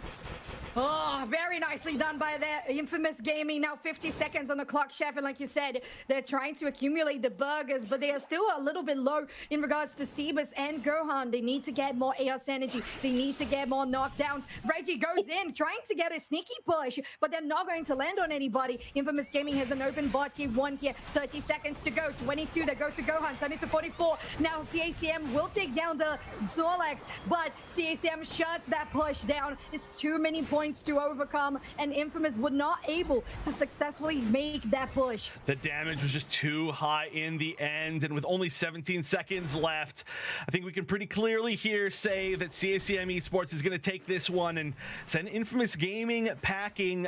A strong season from them, but just short of strong enough. I mean, we are literally one game away from them potentially being able to continue, so it will be CACM that's still going to be fighting for their spot in the regional finals. Clearly, whatever they did at ACL, it worked, because they are looking so good right now. Yeah, they're looking strong. 904 points is just a lot, and it really reflects the confidence that they brought back from that LAN event. Tokyo, or actually Yokohama, really treat them well, and I love that for CACM. A team that performs so well at LAN events is just now finally starting to show their effort and show just how much they can do in online as well. Of course, we know that Latam, being a region that includes quite a lot of actual continental ground, can be an issue sometimes. So I do understand there is a difference in gameplay, but this last bit of the game, it felt like Infamous had a good shot, but then Charizard got picked off. The barrage blows didn't hit anybody. And then suddenly they didn't have any more tools to use. Like I said, I think it's a very strange choice draft pick to try and go for Charizard Y after you already see the other team has a Slowbro. It's an interesting choice. I mean, I would love to know why Infamous Gaming decided to go with that, but I think that most people would be wondering that as well. And in the end, it did not pay off for them. You know, I mean, exactly like you said, that was really what got it all started, was the fact that the Slow Beam hit the Charizard. It wasn't able to do what it wanted to do. It spent all that time leveling up, and then unfortunately just wasn't able to get the damage. But we're going to see right here is the MVP, and hopefully we get to see the experience. And if Reggie was a little bit higher, I'd have to imagine it's lower than last time because Reggie did get KO'd a few times, but still ridiculously high. Yeah, I think they got level 15 a little bit later than they did game 1, but still, with what you said there, Reggie, the presence that this Greninja had in both games, 165 is their score, 9, 3, and 4 KFA, 71,000 damage dealt. Overall, so impactful of a player, and I think Bernie, to me, was also a very big highlight for CACM. Like you said, the choice overall that the team had with the draft to go for Slow Bro and having this, one of the most unique Unite moves in the game to really actually shut down somebody for a very long, continuous time. If you think about it, compared to other Unite moves and other abilities in the game, it's a hindrance that can feel like it lasts a lifetime, and it definitely did for that Mega Charizard. So it's CACM showing that they know how to pick draft and they know how to execute it. And also, man, I know Frank had over 100,000 damage with Mew and was the one who secured the Rayquaza and just did so much. So big enabler there as well. Mew is just such a strong Pokemon. I know the other two casters today were talking about it, and like Mew is just, it's been good for forever. It's always good. Wow, what a heat map though. Average XP per minute, unfortunately not showing. So we'll see if that one ends up getting fixed. But we are going to see, just how far across the map Reggie was. I mean, that is, a lot of times we'll see like, oh, just in path. This is truly a center area Pokemon that wants to get experience everywhere, including the other side of the map. Yes, including. And honestly, it's what we saw game 1, is what we saw game 2. Infamous had a better understanding of how to try and shut down Reggie, and they were successful a couple of these times. But CACM overall, with what you said, right, with Frank, with Bernie, all the setups that were just so good to have Reggie go in and take the last hit on the KO, just really tied it all together. The chip damage from the solar beams, like you said, were just really impactful overall. So very nicely executed composition. And Infamous, great performance overall. They were middle of the pack all throughout the season. It was close because both of these teams were on a tied record of 4 and 8. So it was definitely the most equally matched match that they could have had to actually decide if they were going to continue on playoffs or not. But before we get things underway, we're going to throw ourselves into an interview with Kello. So we're going to see it pretty soon. Okay, not soon enough. Hi! Well, I guess I'm interviewing myself. Maybe I'm interviewing you guys. I don't know. Did you pay attention that match? That's okay if you didn't, because we are going to go in with a replay. Now, I know in terms of results, Infamous Gaming, they didn't end up making it through, but honestly, I just want to highlight this segment again because it was incredible. It was incredible. So this was at that 5-minute 30 mark. We can see how Infamous Gaming, they have secured themselves that Reggie Alecki, which has crashed into the tier 2. And we're going to let it play out because, well, you can see Machamp there is closer, but take a look at this Blissey. Gohan's just running across the map. Help is on the way, I suppose you could say. As we have Machamp going in, flipping that slow bro. I'm going to pause. They managed to get a huge catch onto that Machamp with a slow beam, but I'm going to play it in slow-mo because there was just so much that ended up happening through this. Just when you think it is all over for Machamp here, Blissey comes in with that Bliss assistance to save the day. Mega Charizard out, here they come to just go and burn the house down. Reggie Alecki is still ticking on over as Infamous Gaming just go on in with all-out brawls, taking down multiple members of Infamous Gaming, and even with that Reggie Alecki expiring on the pad, just being able to have so much space there allowed them to at least still empty out their pockets, despite this Charizard in Inteleon being at such low HP. They go and successfully end up breaking the pad. So honestly, I feel like this was just a massive turn of the tide for Infamous Gaming, and it continued to put that pressure onto CACM Esports, considering how close it ended up becoming coming into that final stretch. So yeah, just once again, incredible plays from Infamous Gaming to make that massive turnaround and get in a bunch of points on the board. But I guess I, myself, am going to go lurk into the tall grass again and throw it over to Chef and Soph. Thank you so much, Kelly. And honestly, all due respect to players, I do prefer the Kelly interviewing Kelly kind of dynamic. I think it's a great one. I loved it. Analysis amazing as always, Kelly. And I really like CACM's look today. Chef, it just really sets up for a great playoffs that we're going to be shaping up the more and more we get into today and tomorrow. But honestly, just the Greninja plays, Reggie. Ooh. They just came back from ACL on fire, didn't they? Yeah, I mean, maybe we don't need the Gengar bands anymore. We need the Greninja bands if we're just going to keep playing like that. But I do love the fact that Kello pointed out just how strong of a moment that was for Infamous, because just as a reminder, in case anybody hasn't been watching the entire season, Latam, being middle of the pack in Latam is like being, I don't know, A tier in any other region, it kind of feels like. So the fact that they were able to even get that far, Infamous, is a really large statement, and certainly we'll be seeing them again eventually. But that is going to be it for this set. It's going to be it for Infamous as well. We're going to be seeing CACM more later on to keep fighting for their spot, but for now we're going to be going to a break, because up next we're going to be seeing Peru versus Entity 7. Some more matches to decide who's going to be going to regional finals right after this.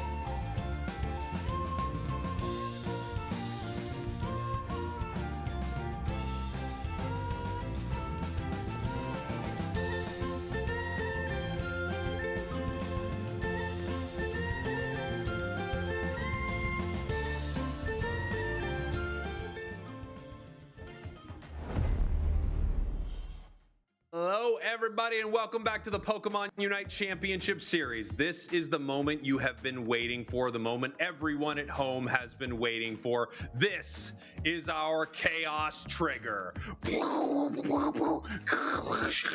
As you can see, there is lightning, there's a volcano near the top over here, there's the volcano. This is the moment we have been waiting for. The reason I learned this term earlier today. Zoinks, tell us a little bit about this and what's about to happen. Yeah, a bit of a peek behind the curtain. Chaos Trigger was a term invented, I think, just a few short hours ago to refer to if things just get a little crazy up in here in terms of the standings. In this case, the Chaos Trigger, what it would induce is a potential for a four-way tie in the Latin America region. Now, I don't know if that's still the case. Either way, the Chaos is about to be triggered potentially in this matchup between Peru and Entity 7, and it is why, in fact, the Chaos Trigger levels have now reached 100. That's right, everybody. Hold on to your butts. It's Chaos Trigger 100. This is obviously very concerning for everyone at home that has not dealt with a Chaos Trigger all the way at 100 situation. I can tell you that I am not confident we're going to get through this, but I'm going to do my best to navigate us through what could be the most Chaos Trigger triggering moment of all time. If Peru loses, the Chaos Trigger triggers. What does that mean? I'm moderately unclear, but I know it could be a multi-way tie in LATAM that would have huge implications on our playoffs. Of course. I mean, of course. Anytime a Chaos Trigger fires off, the implications are going to be through the roof. Do we know what they are? Absolutely not. But we know that the ramifications alone could change the entire scope of the Latin America region a little bit. I know, the Chaos Trigger. Yes, we're dealing with it right now. Good. Yeah. No, I love you too. He's doing great. Yeah, Zoinks is fantastic. Okay, enough about Zoinks. Goodbye. Anyway, my mom's very excited for the Chaos Trigger. It seemed a little worried as well. Didn't have much to say about you. Okay, well, yeah. Well, hey, shout out to Mama Sprinkles. Always good to say hi. Great. Here we are, Peru, Entity 7. We talked about Entity 7 earlier being kind of a spoiler team. This would be one of the biggest spoiler moments possible against your world champions. You know, for your world champs, you are wondering how they're going to perform next season. Are they going to kind of rest a little bit? Are they going to really show up and dominate? 6-6 in the league. Yeah, a bumpy start to the season for sure as well. I think that's where a lot of the narrative of Peru underperforming stemmed from. You know, not the best result from LAIC that they wanted, followed up by a performance in the regional league that was also not up to what this team is capable of, but kind of evening things out a little bit, clawing back into the 6-6 region where, again, we could have been talking about this team in a negative rating if they kept on pace what they were sitting at the start of the season. But they are now in a position to try to lock up this third seed. I don't think this game would guarantee it, but it would give them very incredible chances at finishing that in that spot. Of course, avoiding the first match of the playoff bracket and awaiting their opponent in the next one. So a pretty good spot for them. Obviously, Entity 7, a little bit different storyline with this team, being outside looking in, but again, having the chance to play spoiler and a chance to try to take down our current reigning world champions. Yeah, and of course, they played great earlier against Force, the #1 team in the region. They looked pretty dang good. Obviously, Peru has had a tougher run than Force, 6-6, not a fantastic record. And if Entity were able to make this spoiler happen, trigger the Chaos Trigger, I mean, I would be very excited for it. I don't know what the world looks like if this Chaos Trigger triggers, but I'm down to find out. Yeah, I think everybody kind of remembers Chaos Triggers in recent history and how they've impacted them. I don't know if I've ever experienced what Entity 7 is feeling right now, who they have the ability to invoke a Chaos Trigger. I've never held that power in my hands and entered into a series of Pokemon Unite. So Entity 7 just truly treading on brand new ground here. Yeah, it must be a wild moment for them, obviously. As you talked about, we all think of what would happen if a Chaos Trigger were to occur. Most of us don't even consider what would happen if we had the power within our hands, and that is Entity 7 right now as we are getting into our draft here. Machamp, of course, being that first ban, lots of all-rounders being picked off. Ceruledge, very popular for a lot of teams, but really in LATAM. LATAM loves Ceruledge. We also have Zacian, Umbreon from the side of Peru, and then a couple of tanky water Pokemon, that solid waterfront Blastoise and Psyduck. Peru is going to grab Surfetched. Yeah, I want to talk about the Psyduck ban really quick here, Scraggle. Psyduck, one of the most frequent bans against Peru Unite. I think, of course, we all know how amazing Kea is on these support-type Pokemon. However, their record on Psyduck is only 50% in the Latin America Regional League. So really interesting to see this frequently banned against them, yet Peru kind of actually struggling to get big results on this Pokemon, despite it being their most big support. Hoopa, though, a pretty fantastic option we've always seen, and Draken has truly made waves on this Mamoswine. Maybe not as iconic and as much notoriety as the Crustle, but still an amazing defender on this Mamo. No question about it. When you win Worlds on Crustle, I think that'll be a part of your history forever, right? But they're just like such a playmaker defender. On the other side, I like seeing Ipiploop back on the Garchomp. I thought that did really well for them earlier today. Next couple of picks over here to Peru. And once again, more Water Bear in these games, it looks like, by the way. Now back on over to Peru. Final a couple of picks. We do see Mew being hovered, which has been a go-to attacker for some of these teams, and a Nemo on the Buzzwole. Ooh, we're moving it around. We got Vinu. Let's go. Ooh, interesting. So Zainu's wanting a little bit of range. I was just looking at the side of Entity 7 in there. No current range options. However, Yang being the attacker player, they are hovering that final selection. Could be Decidueye. We did see this player pick up the Zapdos earlier on in the day, but I guess that's not going to be a consideration this time around. And locking in the Decidueye has historically been a pretty good matchup into that other grass-type starter Pokemon, and the Venusaur on the opposite side. I'm really excited to see how that battle plays out. And with Zynus' item build, I think we are very much looking at that Sludge Bomb Solar Beam build up our Venusaur. Yeah, no question. They don't have an insane amount of dive on the side of Entity 7. It's still possible you could have Giga Drain Solar Beam, but this looks to play at extreme range. Entity 7 is aware of this, so they are going ahead and grabbing Decidueye, another Pokemon that can play at some of the longest ranges in the game. Oftentimes, because of its mobility and the way Spirit Shackle works, piercing through targets, you can outrange certain long-range Pokemon on the other side. Venu and Decidueye, though, very similar ranges, very similar ways the moves work. One a special attacker, one an attacker, so it will be interesting to kind of see how this plays out. One thing is for sure, when it comes to Unite moves, I think Venusaur takes the cake. Oh yeah, and you got Energy Amplifier to amplify that Verdant Anger as well. That is going to be some major firepower on the side of Peru in the form of this Venusaur. Now, the other side, I'm kind of excited to see if we see any bit of synergy between some of these damage dealers. You got Garchomp, Urshifu, and Decidueye, all Pokemon that kind of can hang on their own and deal some decent damage. But I do love the idea that Urshifu with Liquidation and Decidueye with Shadow Sneak will both have the ability for that physical defense threat. And to see if we kind of see any big combos like that actually capitalize on one another, because they got a lot of physical attack damage on that one side. Well, here we go. Zoinks, Peru Unite, your purple team Entity 7, your orange team Entity 7 could deploy the Chaos Trigger here in this match. Wow. Magnitude of which we have never seen in the Latin America Regional League up into this point. And the early game already given us a dose of what is to come. Peru Unite and Entity 7 up close and personal in each other's faces. All right, here we go. We've got the Snorlax moving forward here, actually getting super aggressive right now. Might get punished by the side of Peru if they continue to push. No, not able to get them there with the Icicle Crash, as we have the little Gibble also being pushed back. Yeah, a pretty adorable top path.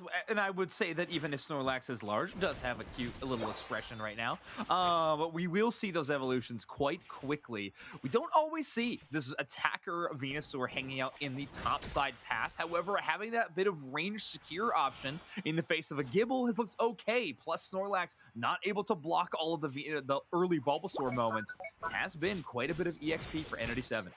Here we have a Nemo just running to the top path right here. Getting pushed around is the Gibble, running back to the goal zone here, and they're going to use that early advantage to see if they can make something happen there. Both top and bottom path, it looks like they're trying to get something with their center area Pokemon, but they are being defended pretty well on this goal zone. No, we have the Water Bear continuing to dance in the enemy flux zone, kind of the classic play, and they pick up a double KO. Yeah, Roju also happy to see that the Hoopa Magician just brought them a Citrus Berry mid-fight in that moment. So Roju gonna pick up 2 knockouts in that exchange with the Hoopa and the Buzzwole go down. That's gonna be a lot of EXP, not only for this central area Urshifu, but also for this Decidueye. Yang gonna be catching up by having a ton of free experience to clear since Peru Unite is not there to contest. Yeah, nice stuff for Yang. Already level 6. Obviously, level 7 is that huge power spike. They evolve into Decidueye. They're halfway there from level 6 to 7. So they're feeling pretty good about their position in this match right now. Yeah, and now they are going to be preparing for our first set of objectives. 40 seconds away for the top and bottom side Regis. Currently, Entity 7 is already boasting a Regidrago buff, as Slowbro was able to take that one down. But in that 4-on-1 situation, they're definitely favored to some of these big moments. Here we go. You know that Yang is looking to get some of this experience, just have some of it secured by their side so that they can evolve right here. It would be massive. Nice pull by the Garchomp. They do get it. That's the evolution into the Decidueye. They lose Slowbro for it, but I would say absolutely worth it. Exactly. Slowbro's main job there is to find the enemy in that situation. Good push into the tall grass to spot them out. Peru Unite is going to take this opportunity to put a few points into the enemy goal zone, though, as that space was cleared and with no defender to slow them down, Peru Unite can kind of just force their way in onto that tier 1. The question is, can they take down this Regieleki? Draken gets within range, misses the Ice Fang. Opportunity for Roju to push forward. That Decidueye arrow going to be the problem to take down the Piloswine. Is Regieleki secure by Zainus, as the Venusaur's range is actually going to win this battle, as they have been charging up in that top side of the map, currently at level 8 and about to dunk a big score. And here we go. They're going to try to do some decent math on the side of Peru. They could also not take this and continue to farm in this bottom path. Now, Venusaur level 8. We have level 8 on the side of Entity 7 as well. But we've got 9 here for the Surfetch. That fight definitely went the way of Peru. They were able to zone them out very effectively and finally bring down their Venusaur. All things that were great for Peru, not too good for Entity 7, as this Regirock is going to be mostly free. And yes, it is free. All right, so they got a defense buff. Well, they might look to push onto this tier 1, or Tempo actually going to force that agenda as they pull back one target and Draken makes sure they don't go anywhere. Now it's Peru Unite's turn to push on with the pressure, but Roju actually the one to strike first in the back line. Backed up by the knock from range. They set up for a KO streak at 2, but it's Tempo always with the response, taking back the momentum of this fight. It looks like we have a moment here where our game is having a little bit of an issue as we're coming right back into it. And yeah, there's just been a lot of back and forth between these two squads. We were wondering which ranged attacker was going to get online first. And Venusaur and Decidueye kind of got there at about the same time. They both had the ability to fight there. The big difference would be Peru having much better positioning around the bottom objective, so they were able to win the exchange there. Garchomp moving in with the big-time Dragon Claw combo, and they do decide to unite, looking for Draken. Felt a little premature, but they do pick up one of the KOs. Okay, well, yeah, the Unite move investment does work out. I mean, Piplup really trying to force that fight. They do have a defender with a Regirock buff kind of in the way, so a bit of safer of a push, but it does pay off. Big investment, though, so we have the basement objective for the Regis spawning in momentarily. They're going to be missing a pretty major teamfight Unite move into that Livid Outrage from Garchomp. Here we go, Peru making their way to the bottom path. Well, Entity 7 is deciding that they cannot contest this or refuse to. They're going to head up top here. However, Hoopa ready to bring the whole squad in, and they open the portal. Wow, all 5 going to follow through as well. Peru Unite not just done with the defense, actually want to push even farther if they can, but the Slowbro is going to buy a little bit of time, but not enough. Draken held up. Snorlax double yawn. Big play with a Nova Beak blast all the way to the back line from Nemo. Will open up a little bit of space. The Power Nap Snorlax will hold on to this defense. Stalwart. Urshifu does go down. Again, Valaro doing a great job of slowing down these targets, and Mamoswine gets too far off their leash. Goes down to the Spirit Shackle. Yeah, really nice stuff there. I think Mamo kind of had to peel out and just pray it wasn't enough damage, and it was. Nice KO there for the Decidueye. And this Decidueye, strangely enough, has been incredibly slippery. They've used a lot of resources to get to it. Finally picking up that KO. That's going to be a double KO there for Tempo on the Buzzwole. Picking him up, slamming him down, and setting up a huge play here for Venusaur and Surfetch to score. Yeah, I mean, admirable work from Entity 7 with this double defender composition to make that tier 1 on the top side last as long as it did. But eventually, Peru Unite shattering that tier 1 and increasing their score lead, I mean, by a ton. Now they're up to 239 points and are in great position to play across the map. They can fight this Reggie and Drago. Ooh, scary moment with the Decidueye Spirit Shackle. But they can take that objective with a lot of space and actually allow their Venusaur to rotate into the central area to pick up some EXP there. So Peru Unite with their early advantage, kind of forcing some of these smaller team fights to allow their team to have vision and space for experience. Yeah, Venusaur now level 12, which means they are incredibly close to 13, a huge break point for the Solar Beam build. It kind of becomes that Solar Gatling gun at that point, able to fire it off with an extremely low cooldown. We're going to see once they hit that how that's going to change the dynamic here, but it wouldn't be good for Entity 7 as they are already losing this one here, Zoinks. They have not had a lot of incredible fights, and moments like this being set up by tempo make it hard for them. Yeah, difficult decision there from some of the members of Entity 7. Do you score? Do you kind of block and peel for your Decidueye? In the end, neither are really going to happen as this Venusaur so good at stopping enemy Pokemon from getting onto their goal zones, applies AoE damage, hits these frequent beams like you were talking about with that Plus version, and they're going to be forced all the way back into their own Central, giving Peru Unite a ton of space. And here we go. Entity 7 is going to need to make some big decisions right there and hope that Peru does not make them for them, right? Peru with extremely aggressive positioning, and Entity 7 possibly just starting to rip here. Yeah, Livid Outrage right in the middle on top of the Groudon pit. Big Yawn will actually result in the Surfetch KO. That backup from Decidueye all the way outside of the Groudon pit, who's now at about half HP. Kea is mid-Unite move, but he's going to have to reel back as Venusaur has next to no HP. Entity 7 control the Groudon pit. Venusaur there for the contest will not last hit. It is somehow the Slowbro out securing the Venusaur, and Zynus forced out of the recall. Entity 7 with the Groudon buffs have a chance to take back this score lead. Surely they'll do so, but how high will they go before Peru Unite can mount a defense? Massive stuff here from Entity 7. What a great way to start that fight. Decidueye completely protected in that, by the way. The aggression from Peru, the aggression from Entity 7 made it so that really no one was diving for the bird, was able to do extreme damage, a lot of powerful hits on that knock as well, taking down the Mamoswine. And then Venusaur went for the secure, but was just outranged. Yeah, oh man, that is so interesting, those final moments. I mean, Peru Unite having all of the space they could want in that final stretch, right? Complete control of the Groudon pit. Entity 7 just forced their way in with this double defender comp. Pretty impressive stuff, but Peru Unite gonna try to mount one last offensive push. Mamoswine's already down, though, tempo down to half HP. Garchomp's got Unite move again. Urshifu in the backline dispatches that main damage dealer in the Venusaur, and that is a full team ace. All 5 members of Peru Unite in the respawn zone and are going to be awaiting game number 2. Wow. I mean, here we go. We talked about Entity 7 being the spoiler team. We might have mentioned on broadcast, I'm not sure if we have, that this is a chaos trigger situation for the LATAM region. And what an exciting game number 1. Entity 7 staying in it, trying to find an opportunity to win, and they get some nice catches at, Groudon. They're able to start ripping and then turn towards Peru when Peru tries to react to that. Really amazing stuff from Entity as they are 1 game up in our series. Wow. I mean, I know they're out there. There was a lot of naysayers saying that the Chaos Trigger wouldn't happen. It couldn't commence. Yeah. It hasn't happened in, what, has it been 200 years at this point or whatever it is? But there's the prophecy. I hate that people always bring up the prophecy. The prophecy foretells that the Chaos Trigger wouldn't happen until NAIC.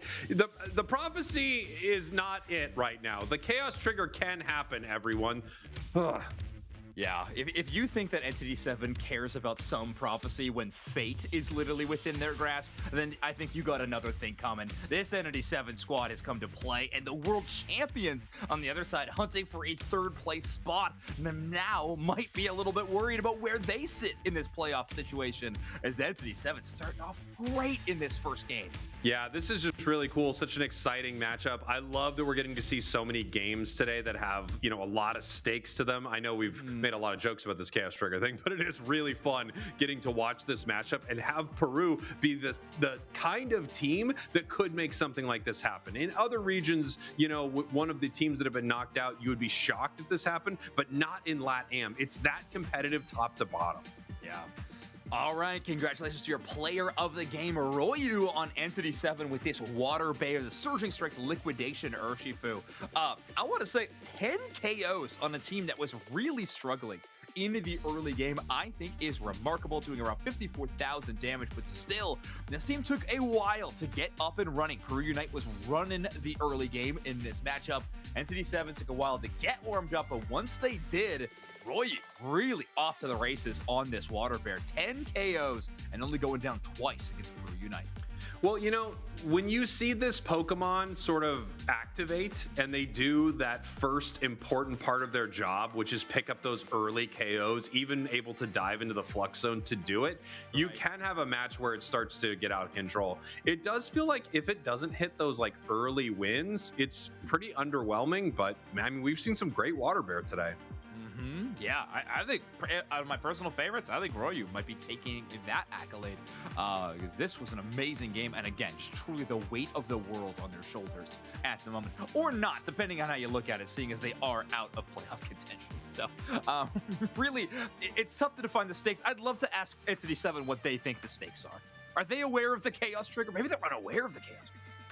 If they were unaware of the Chaos Trigger and were just casually playing a game of Unite as if it didn't mean maybe more than anything ever, that would be wild. But it's what could be happening here on the championship series, Zoinks. I mean, we've had some big moments throughout the years, world champions crowned, the Cup of Beans challenge, but this is right up there with this Chaos Trigger situation. And if they bring this home, I cannot wait to find out what it means.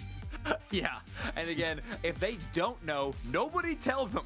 They're playing really, really well with whatever state of knowledge they're in currently. And you can see right now, Royo doing what Water Bear does best all over that map. A lot of fights around that bottom side area where, of course, the objectives are hanging out, but a lot of the Regidrago bouts end up happening on that bottom side of the center. So Royo spending a lot of time in their own central, of course, but that ever-present first KO just over a minute into the game was followed up actually by 2 knockouts immediately in the enemy Flux Zone. Royo doing a great job of fighting for that early game on this Urshifu. Well, let me tell you something, Zoinks, that we just found out. If any team knew that they were in a Chaos Trigger situation more, it would be this squad. They have chosen Rayquaza for this matchup here. So they know that this is a Chaos Trigger situation. They know that at any moment right now, they can flip Latam on their head, and they are willing to do it. Okay, interesting. An interesting team to choose this against. Reminder, Peru Unite has won the World Championships on the Rayquaza map. They were playing strictly only that map, and they did beat the globe. So this is going to be a bit of an uphill battle potentially, but with the way they're playing right now, Entity 7 might have unlocked another gear late in the stages of this regional league. I mean, what a time to do it with Peru Unite on the other side of the battlefield. Yeah, incredible. Oh, sorry. Hello. Hey, Mom? Yeah, I know. Yeah, Chaos Trigger really close. Okay, be safe. Yeah, he looks great. His mustache looks great. Stop talking. Okay, I'll talk to you later. It sounds like they're evacuating some major cities. Okay. So yeah, and what was that? Was there like something about me? About me? No, I was mainly excited about the Chaos Trigger. They're evacuating major cities, and I don't know, probably nothing at the end. Gosh, I'm excited for this game too. This is going to be really fun between Peru Unite and Entity 7. Just some good old-fashioned Pokemon Unite with major implications on the line. Let's get into draft spraggles as Peru Unite will be battling on the Rayquaza map, but Peru will be in that first pick position. Here we go. Once again, we are banning out the Cerulege. Feels like some targeted bans toward the side of Entity 7. However, the Garchomp looking incredible, so I don't know if they're going to pull it. It's one of those Pokemon that, of course, can rip an objective and also create an opening for a massive fight, as Peru now has our second ban. Machamp, once again, not making it in here to this match. If you were to take a look at Machamp's encounter rate at this point, now it is like going to be 100%. It's either picked or banned every game. It is, yeah, it is so powerful. I mean, this thing is running the metagame. It is Tempo's second most played Pokemon in the regional leagues, by the way. Buzzwole is the #1 option for this player. Of course, that was the option we saw last time. However, due to Peru Unite's kind of shaky history in this league so far, sitting at 6-6, it's another pocket pick that is sitting at that 50% win rate. So Buzzwole at 5 wins, 5 losses for this Peru Unite team. And make that 6 now, actually, tipping the other direction. Oh, yeah, good point. Peru here locking in the Zacian as a first pick, getting so much priority at ACL, the Asia Champions League, that we just came back from in Japan. We're going to see if some of these teams are picking up on that. Obviously, Peru, no question, has played this Pokemon a lot before. And right on the other side, they're grabbing the Surfetch first. Interesting. Okay, so Surfetch going to be switching spots again. A Pokemon that I just think was considered to be a permanent ban, even when we were using that knockout draft format at a different tournament. So phenomenal. You had to consider banning up a Peru Unite, leading off with that Zacian, and then getting Kea and Dragon on some major impact Pokemon. Love seeing this tandem specifically. No matter what Kea's build will be, having the Snorlax be kind of that pseudo counter to Portal Hoopa, having it on your side just ensures you have a bit more choice going into this next game. I'm interested to see what Entity 7 wants to bring out here for these next couple of picks. Okay, that was the biggest question mark for me. Are we gonna see more Water Bear? It looked pretty fantastic last match. It was our MVP, and yes, once again they are locking that in. If they can get an early lead with this thing, it's really hard to shut down. Yeah, I mean, they got a couple of Pokemon that can kind of surge into the first couple minutes of the game, right? This Urshifu, I think Surfetch having a lot to say at these early stages as well. So Entity 7 going to be pretty formidable. However, I don't know if Zacian has had a bad moment of any game ever. So that is going to be a pretty strong answer on the other side. The question is, does Yang bring out another long-range damage dealer this time around? Namely, that Decidueye. A lot harder with a Scyther on the other end. Yeah, this is going to be an interesting situation, right? That Scyther was really scary for some of these squishy attackers, but they do need some damage. And now we have Venusaur going right back the other way. Okay, wow. All right, these Latam teams enjoying the Venusaur. Obviously, that Sludge Beam build, very fun to watch and has had quite a bit of success as of recently. However, in game 1, they could not find a way to win it with that. I think Peru Unite just kind of constantly on the back foot, taking so much damage in some of these exchanges that Venusaur just couldn't hang for very long in a lot of these team fights, especially just kind of waiting on those portals from Hoopa. We saw Kea kind of forced into an early Unite move in that last team fight. Venusaur caught with no healing options, had to bail all the way and make kind of a Hail Mary attempt at knocking out that Groudon. Now, we got a different objective. We'll have to see what Rayquaza brings to the table in this next game. No Regidrago, folks. I know there are some Regidrago enjoyers out there. Tough. Yeah, tough luck. Sorry, guys. I mean, we have a Chaos Trigger situation going on right now. I know the Regidrago enjoyers are going to be devastated by this moment. And of course, it's to be expected. If your phone starts going off, it's just an early alert that a Chaos Trigger is possible, and it will let you know what to do in your specific area. Make sure that you follow all local guidelines and just listen to the authority figures in this situation, okay? We could be entering a full lockdown moment, and I, for one, welcome it. Yeah. And again, just in case it wasn't clear, if you do get an alert on your phone that sounds like an emergency, please do look at it. I don't want our bit to mean you don't just, you're right. Just in case it's not a Chaos Trigger, we're 99.9 that it's gonna be. This is a great thing to call out there. It might not be. Still take a look at that warning as we're heading in to game number 2. Peru Unite, your purple team. Entity 7, your orange team. 1 win away from really shaking the table in Latam.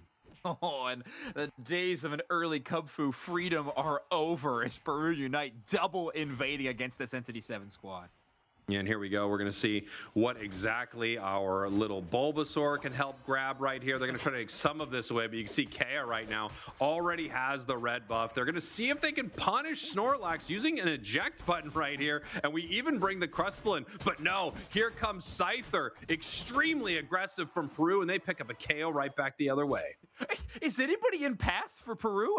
They've all abandoned it. We're all headed into the enemy central area, and so far Scyther the one to have the most success success, they will score. Oh, they won't score 14 points. In fact, they will add another KO to their tally. Talking about an early game start, and Nemo going to get multiple knockouts as well as multiple scores. Per Unite off to an electric fast start. Wow, and they get the Urshifu when it comes up to path here with 4 members of Entity 7. Peru absolutely stomping them right now at the start of this match. They are trying to avoid a Chaos Trigger in any way possible. It's looking great so far. Ooh, scary one for Zacian, actually. Oh, man, I think that double evolution, Surfetch and Ivysaur, there was something about that in the prophecy, but I'm not going to bring it up right now. So great job from Entity 7 to kind of get a bit of a bounce back. Per Unite, superstitiously shaking in their boots. Yeah, I mean, they must be worried right now, given how the prophecy specifically did call out certain moments of this happening. But Entity 7 at the same time is probably not concerned with that at all. Again, we don't know exactly what they know. It's possible that they're already on lockdown. I think that would give them a good indication as to what's going on. I hope people watching this really like this. Honestly, I'm not as concerned.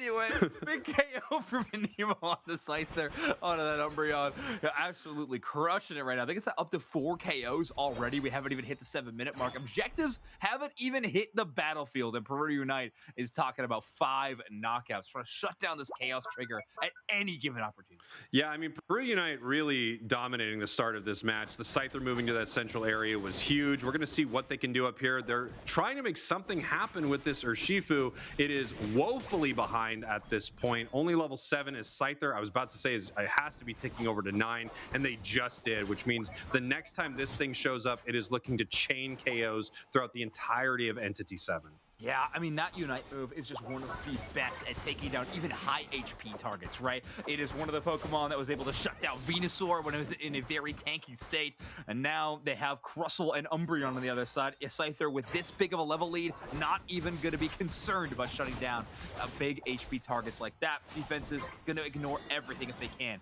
Regieleki down, but it looks like it'll be a fast rotate for Peru Unite to actually go after both major objectives. Urshifu right now just trying to get some experience on their side. This is going to be tricky. Registeel is, very high in HP right here, and Scyther has made it down. Wow, that Solar Beam could be the difference maker of the entire thing. They may have to peel away from this fight because of it, but no! Detect does not give them the shield, Zoinks. Ooh, okay, Piplu's gonna go down. Surfetch not quite nailing the timing of the positioning. Either way, they will fall, but this Registeel likely won't. They've gotten pretty far away from the respawn point, so we'll be fully charging their HP, returning to the spot they do appear on the map. But Entity 7 has done a good job of the early clear, but Peru Unite now there for the backup. Unite move from Inteleon, spotting any of those targets within that tall grass. We do Zacian ignoring the mean look. Great charge of the agility to give them unstoppable and cleanse that debuff.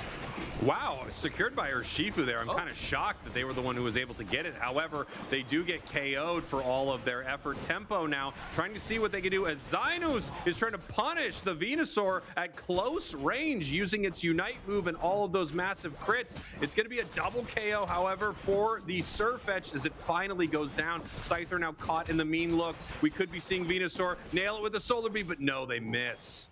Yeah, and Nemo and Zinus doing a good job of barely avoiding the power of the sun. Never an easy task, but Yang trying to do their best to make it difficult to maneuver, especially into their team of Entity 7.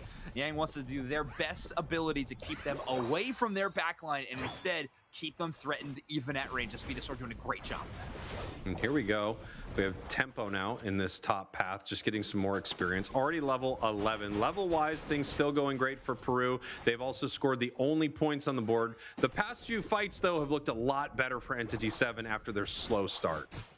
Yeah, bouncing back in a major way, kind of leading the charge being Piplup on this Surfetch, right? That double KO in the bottom side looking great. See if they can stitch together yet another one as Regieleki has already been made attention over Yang, caught by this Scyther with the backline. Great illusion dive will immediately burst through that enemy target, and we have a Nemo zooming back to the opposite side, but they are cut off by the Crustle. Great coverage though by Draken on this Snorlax block.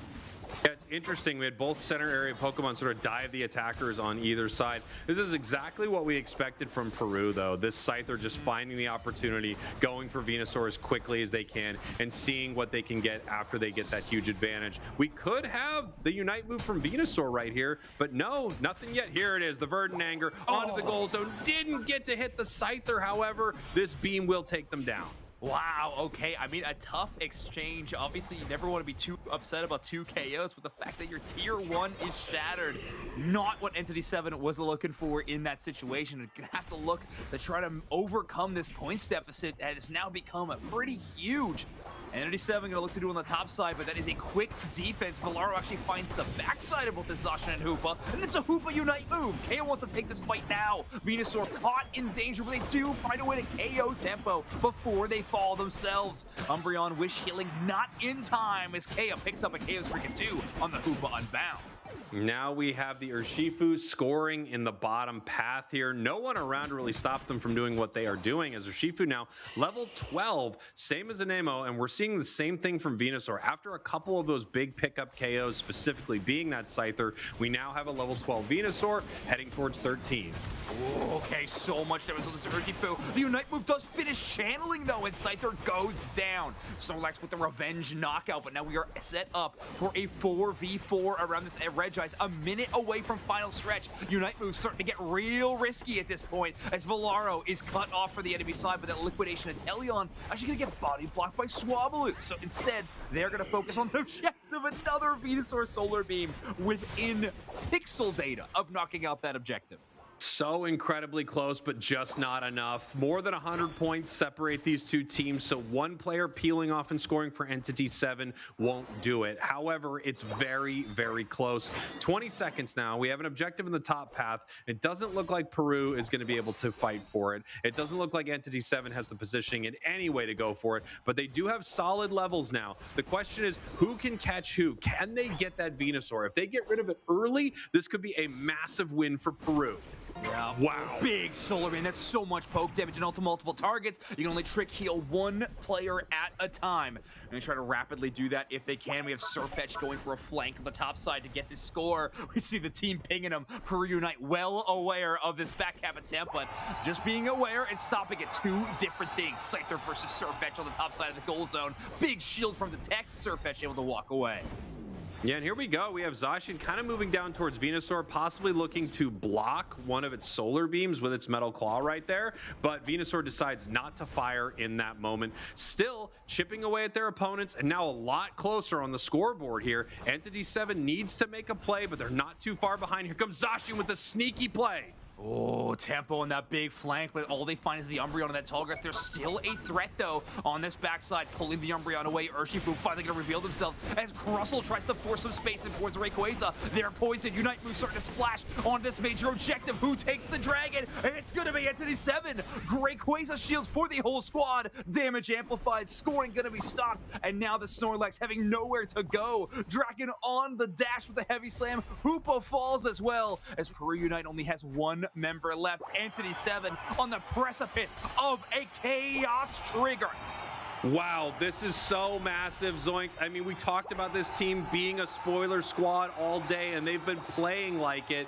422 to 178. Only 30 seconds left here for Entity 7 before they shake up the entirety of Latam, creating a possible 4-way tie heading towards playoffs. And they don't really even get anything from it, except that they get to be the one that triggered the chaos. A legendary win. Some people just want to see the playoff picture burned down. And Entity 7 are going to be first and foremost among that crowd. Scyther falls. Entity 7 pushes on to the tier 2, and they will defeat Peru Unite 2-0.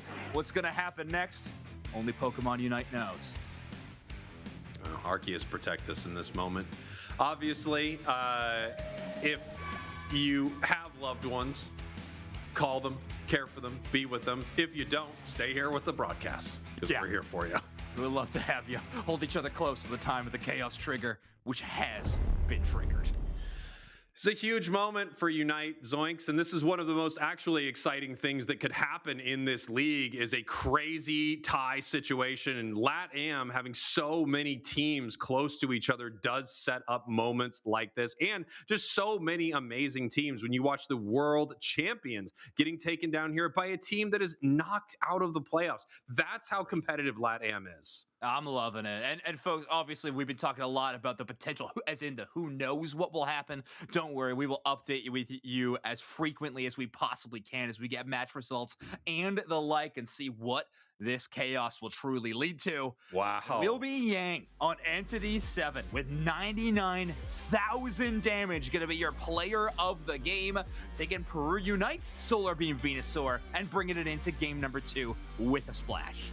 Really incredible stuff. We have word that we're going to talk about some updated standings here soon in LatAm, but we do need to glaze Yang a little bit because wow, 100,000 damage, 11 knockouts. 47% of their team's damage in a team of 5 players. They did almost half of all of the damage done on this squad. Those beams were hitting, my friend.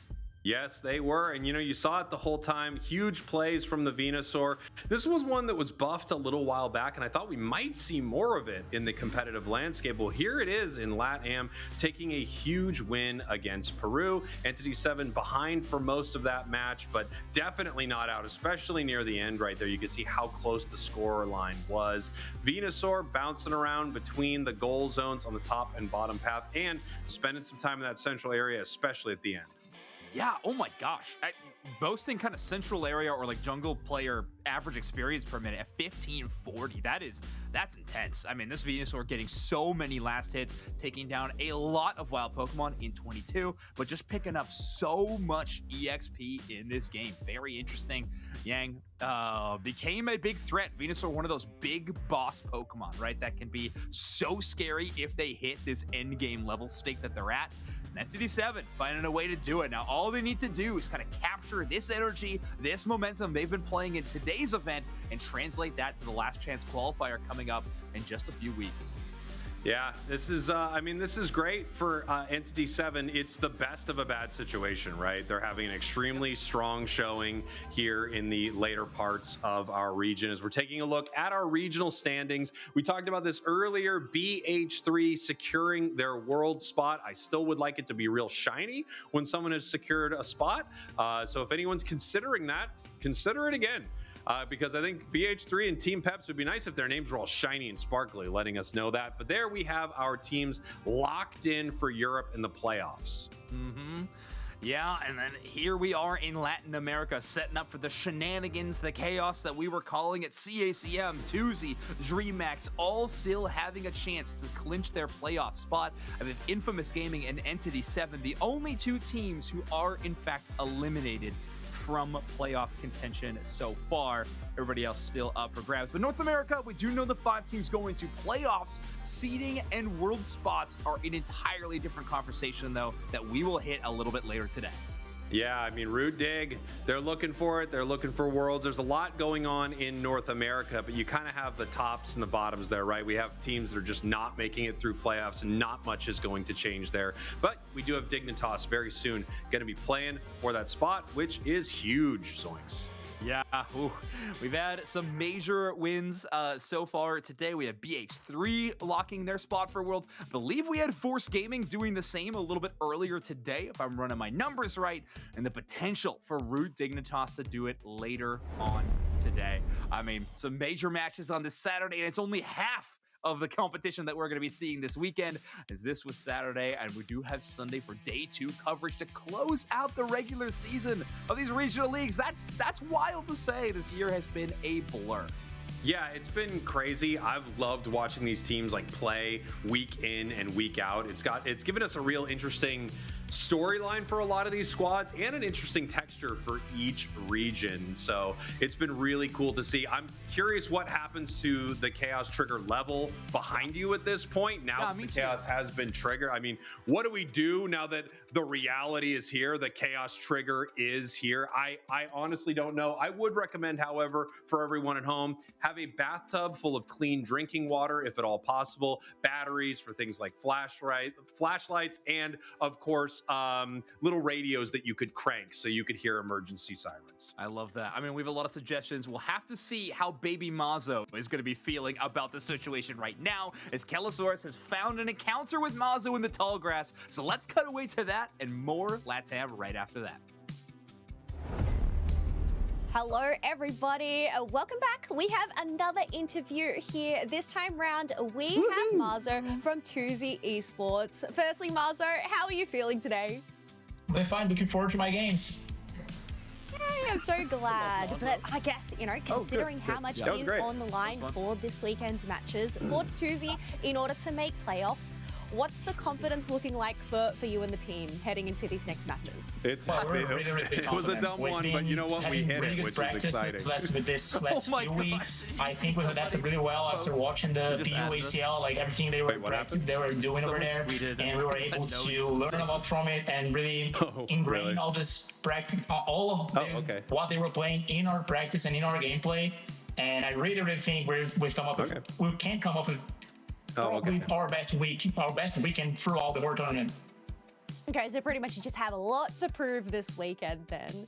But using one or two words, how would you describe each of your teammates? All right. Okay, so one or two words. I think I'll start from top to bottom. I'll start with me. I'd say confident and consistent. Lelzin, I'd say sharp and helpful. With Matt, I'll say reckless and skillful. With Kenneth, I'll also say confident, and I'll say unpredictable. And with Antaras, I'll say really unpredictable. And that's two words. Okay, so I'll change it to unpredictable, and I'll also say smart.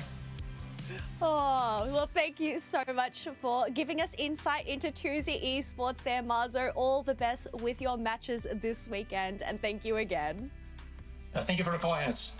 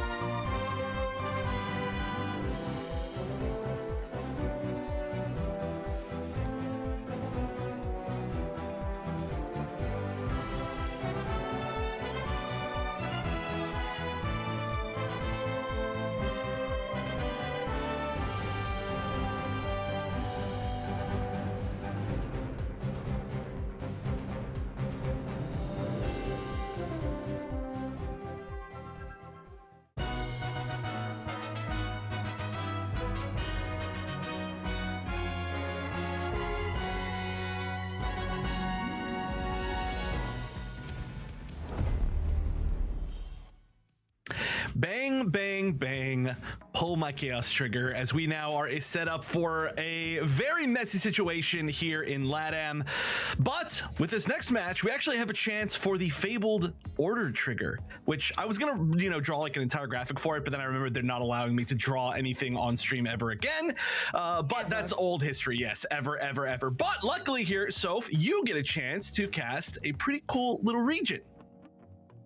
I do. My favorite little region, all the bias. If you've watched me cast any lands that have Brazil in it, or Latam in general, it's just my favorite. And speaking of Brazil, we have 2Z Esports versus Infamous Gaming for this next match. Unfortunately for Infamous, because they lost earlier today, they're already out of contention for going into playoffs. But 2Z, they're in a very important position where they need to win against Infamous to stay in a comfortable position to get into tomorrow and play that last game against DreamHack, also a very hard opponent to beat, and guarantee that comfortable position in playoffs. Right now, they are rank 5 and a record of 5-7, 5 wins, 7 losses. Match wins today and tomorrow will clinch a playoff spot for Antares, Mats, Kenas, Mazo, and Leozi.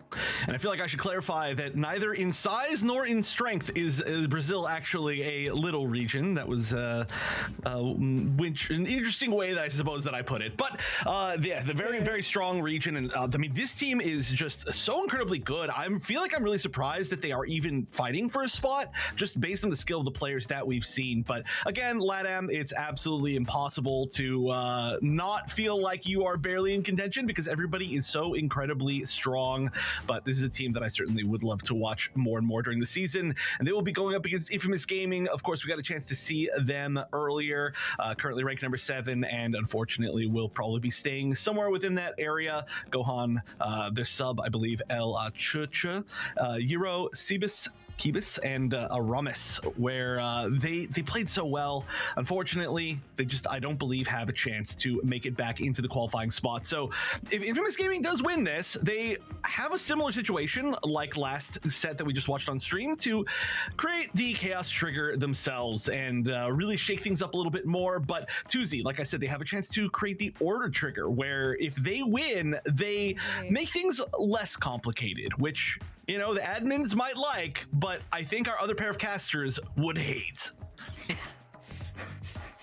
Well, I think we have a very clear adoration even for the Chaos Trigger, for both Spriggles and Zoinks on the other side of our cast team. And honestly, I respect that quite a bit.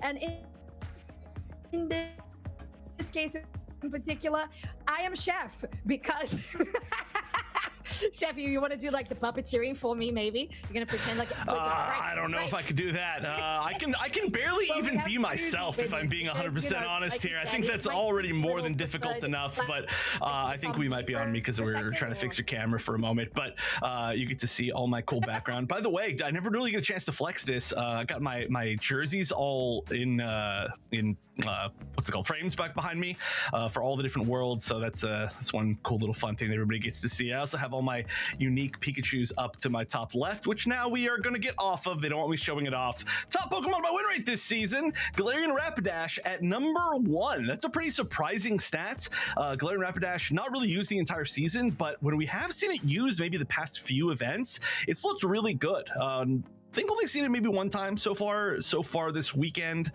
I keep saying so far because I really want it to happen again. I think it's a really fun Pokemon to cast. No, actually, maybe we've seen it twice. It's just been the other pair of casters that's had a chance to see it.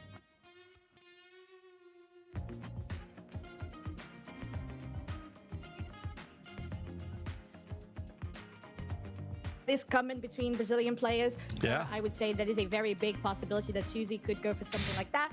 I believe potentially Was it Falb? Maybe. Well, going here for the top Pokemon by ban rate, no surprise whatsoever that the Megas are on top of that list. We have the Mega Charizard Y alongside the Mega Lucario, and then our trustworthy defenders, Blastoise and Umbreon, there with 50% and 37% ban rate in respective order, followed up by the Psyduck, the most trustworthy of the supporters. And it's actually pretty wild that Mega Gyarados is still on this chart because, of course, with some patches that happened, I don't know, almost like 2 months ago now, we haven't really seen Mega Gyarados at all, and it certainly hasn't been banned. So the fact that it's still within our top 5 percentages of bans, it's very impressive. I mean, it just goes to show how much it was banned in the other weeks a long time ago. It's just still that good, and it's honestly still quite good. But we can also see, oh, it just keeps going down. I see. Oh, I'm sorry, it's in top 6. I thought it was 5 spots. We can go down from 7th to 12th. Some of these Pokemon that have kind of jumped up or been introduced partway through the season, like Sirfetch'd, who has got a now, you know, increasingly high ban rate and also an increasingly high pick rate. So I'm sure its encounter rate in general is going up. It's just a little bit lower than the others because we've only had now, I think, 1 full UCS show where it's been legal. And even since then, it's been nerfed. We're still seeing it basically all today.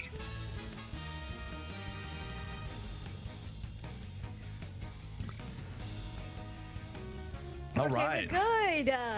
Into draft shaft. Draft chef. There we go.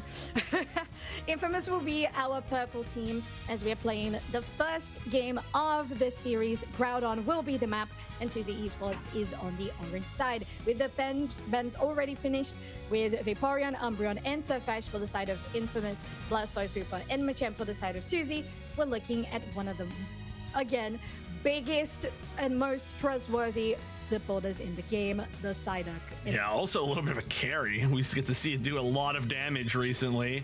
Now, one thing that we do have to be careful of is 2Z Esports, they've shown that they are quite fond of the Pawmots and also that Pawmots Comfey combo that we got to see earlier with the Sweet Kiss. So we'll see if they do end up going to that at any point during the set. They obviously don't have to go to it, I mean, at all, but they also don't have to go to it just right off the bat. They can play something a little bit more standard, as so far we're going to see, looks like Infamous Gaming going, oh my goodness, Infamous Gaming is going for full, like, you basically get put onto like a production line, right? Like you get hit by Psychic, and then you get dunked by Buzzwole, and then you get Ice Fanged by Mima Swine, and it's like, what? How many times can we like keep dunking people backwards? Unfortunately, Machamp banned, or we could see if we could go the entire way, but that's already a scary looking team. We just gotta see what damage is trying to follow it up. Yeah, me too. I'm very interested because, like you said, it's such a funny engage, just chain of CC to be looking to play around.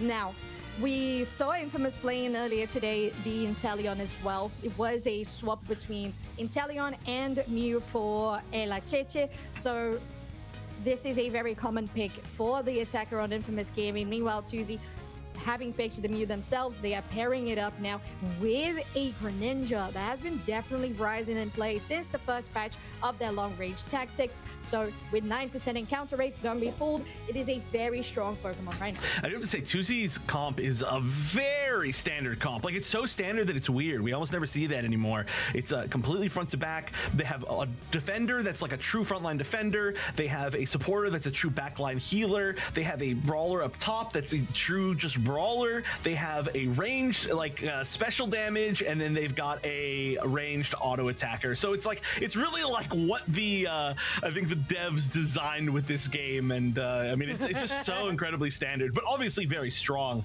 It's just kind of weird to see that even happen again. But like you mentioned, Greninja looking pretty incredible, I would say, out of this region so far today, and we'll see if Mats can continue that. But Mats on anything is always impressive to see for me, so I can't imagine he's not going to be very scary on Greninja.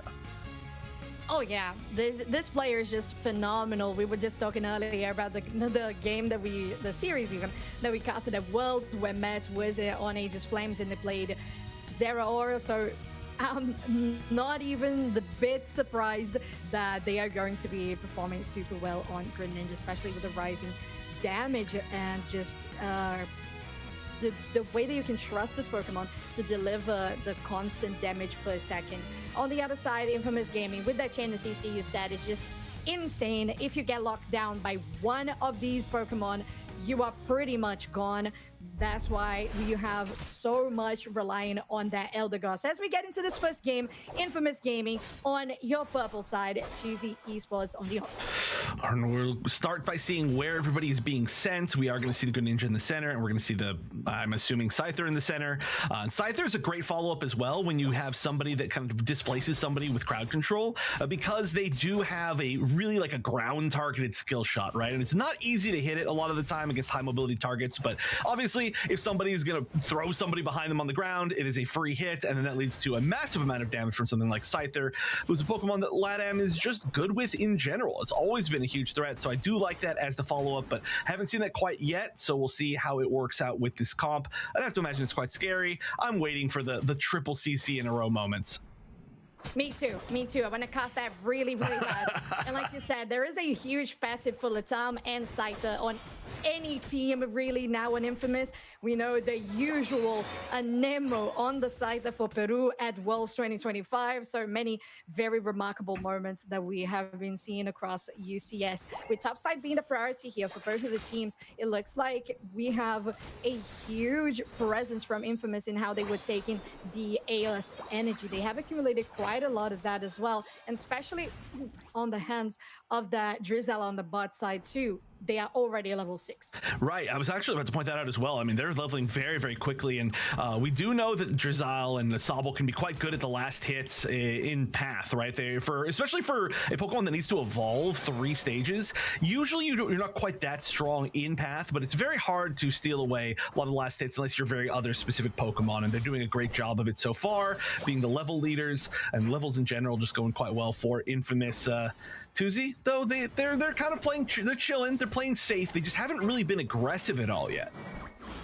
Yeah, Frogadier's just trying to get that that final evolution there, but they get caught up by the superpower and straight into Aramis's embrace, followed up by another KO. Leozin will go for the berry. They jump it away, and they're going to be safe for the moment. Canisto has arrived, but superpower onto them. Not even the surf is going to get them away into safety. And Infamous is just showing that this composition.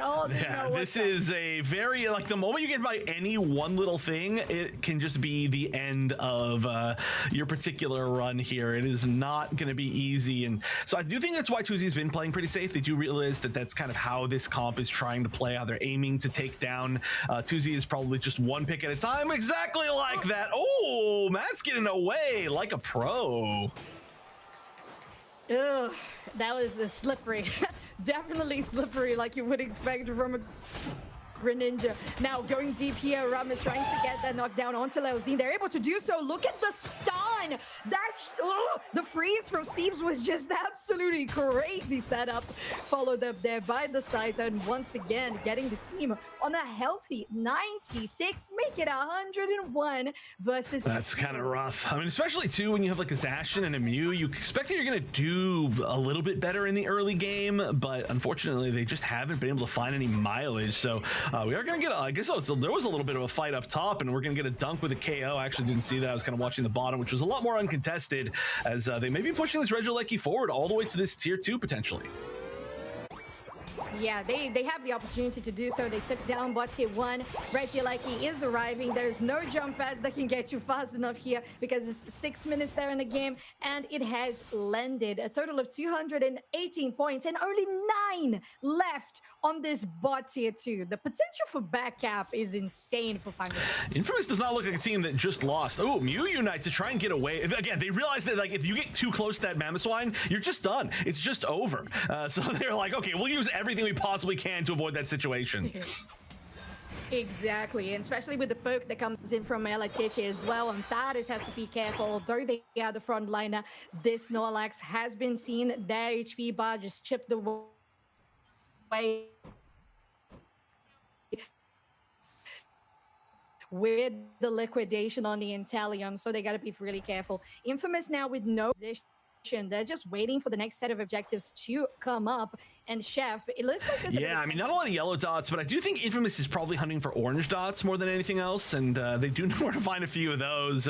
They've got a pretty scary combo sitting over here. It looks like Mamswan's sitting on the bottom at the moment, just waiting to see if they get vision of anybody. They're actually not sitting out in the open doing anything, so they're probably just waiting, trying to see if they can find something to ambush where people would rotate down. But at the moment, it is going to be mostly a fight top. It looks like all the big rotations are happening up there, and it's a pretty awkwardly long time without anything to farm for these players. That's we like to say posturing a lot, but they're honestly just kind of chilling. I mean, what else can you do at this point? The efficiency of these clears have been so incredibly good that until you find this, there we go, there's a dot, a nice eject button to get out, but certainly we are going to get a fight for this top Reggie very soon. Absolutely, and Reggie still, especially with the amount of damage with the LHH Unite move there, very Talion coming through. Matt, though, says we're going to go into the backline and the flank is where we want to be the best. Aramis is doing just the same into the back. But the next one to foul the ball out between three members of 2Z, but not be. And they find them, they're not able themselves able to survive this push. Max gets going on the knockdown, Pokemon's into Z and Info. Now they are in a bad position. It's forced to use KO's streak going to their Mammoth is still trying to maintain at least. Oh my goodness. I mean, that entire fight was won by Matt's great positioning basically the entire time. I mean, that was just, they kept trying to hunt down Mats. They realized it's the main damage on the other side, and they just were not able to do anything about him. He was just out of position for all of these big pulls. Did manage to get by one psychic this entire time, but when they did, there was just nobody else to follow it up, so it didn't really matter all that much. And then in the end, countered the Unite by just like anti-airing. Obviously, as a fan of fighting games, I love seeing the anti-airs, but still not able to find Mats. They are going to continue to push in, and now scores have been evened up. Just barely an 11-point lead on the side of 2Z Esports. They're trying to play really aggressively. They are going to be able to at least back up, though, and make sure that they're not going to take too many losses, especially the important losses, as they were going from a situation where I would say they were pretty significantly behind to a situation where I would call them pretty significantly ahead. Seeing if we can get Mats to this level 15, probably not before the final stretch, but we are certainly within danger of at least getting it in the middle of the final fight. So 30 seconds away from the final stretch, extremely close. Major threats are level 13 on the side of Infamous Gaming. Unfortunately, not level 13 on that Buzzwole quite yet. I know they're trying to find some experience for it, but I'm not sure anything's left to actually spawn. Only level 13 as well on the Mew, so Nose Ash in level 13 is going to be really down to a lot of this main damage. A lot of it's really, really squishy so far. So we're going to have Cebus move very far forward. And again, this is going to be their main strategy. One of the biggest things that you have to be careful of with 2Z is that you got to make sure that you're not just sitting around in tall grass. Every opportunity that you sit around in tall grass is an opportunity for Psyduck to find you and basically win the game off of just finding you. So here we go. Last moments of this game. Anthra's already taking half-life from the liquidation. And we are going to start off with a heavy slam, try to get a wall, try to catch Cappy, maybe at least pop the passive, even if you can't try and get the KO, but they are going to turn around and slam, trying to take down Leozin. And big target on the Snorlax, but the Unite's going to kind of counter all of that damage as the Mew Unite is going to try to get everybody back over to try and burn down this Groudon down to 10%, and the final hit is actually going to come from the Buzzwole, just barely. That Electro Ball not making it happen from the Mew. So Infamous Gaming, a huge advantage here. 3 level 14s. They've got all the shields in the world, hunting down this final member, the Snorlax Anthras, and they're going to be scoring Hundo Burgers up top very, very freely. Certainly probably one more at least down here on the bottom. There's a minute left, and so it's not quite impossible. And I do think Zoinks, are you joining me now? You're replacing Self for just a moment.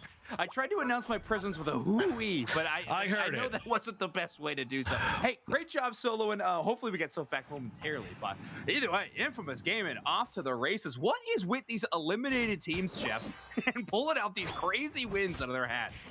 Well, it's the Chaos Trigger, obviously. I mean, I really don't know what else it could possibly be. So we are going to go for a pretty big cap on top, back cap, but on bottom, they're actually just going to completely ignore this first goal zone, at least. Not going to overcommit to trying to defend against it. They do know that they're ahead by quite a bit, and that they are almost certainly going to get this Hundo Burger in the back. Nice math to get some nice overdunks. However, they've got to do a lot more with only 12 seconds left. Yeah, they got to get these KOs fast, too. It's like not only do you need to win a fight, you need to get the scores in immediately after. I think at this point, Infamous Gaming on your purple side will be shutting down 2Z Esports, at least in game number 1.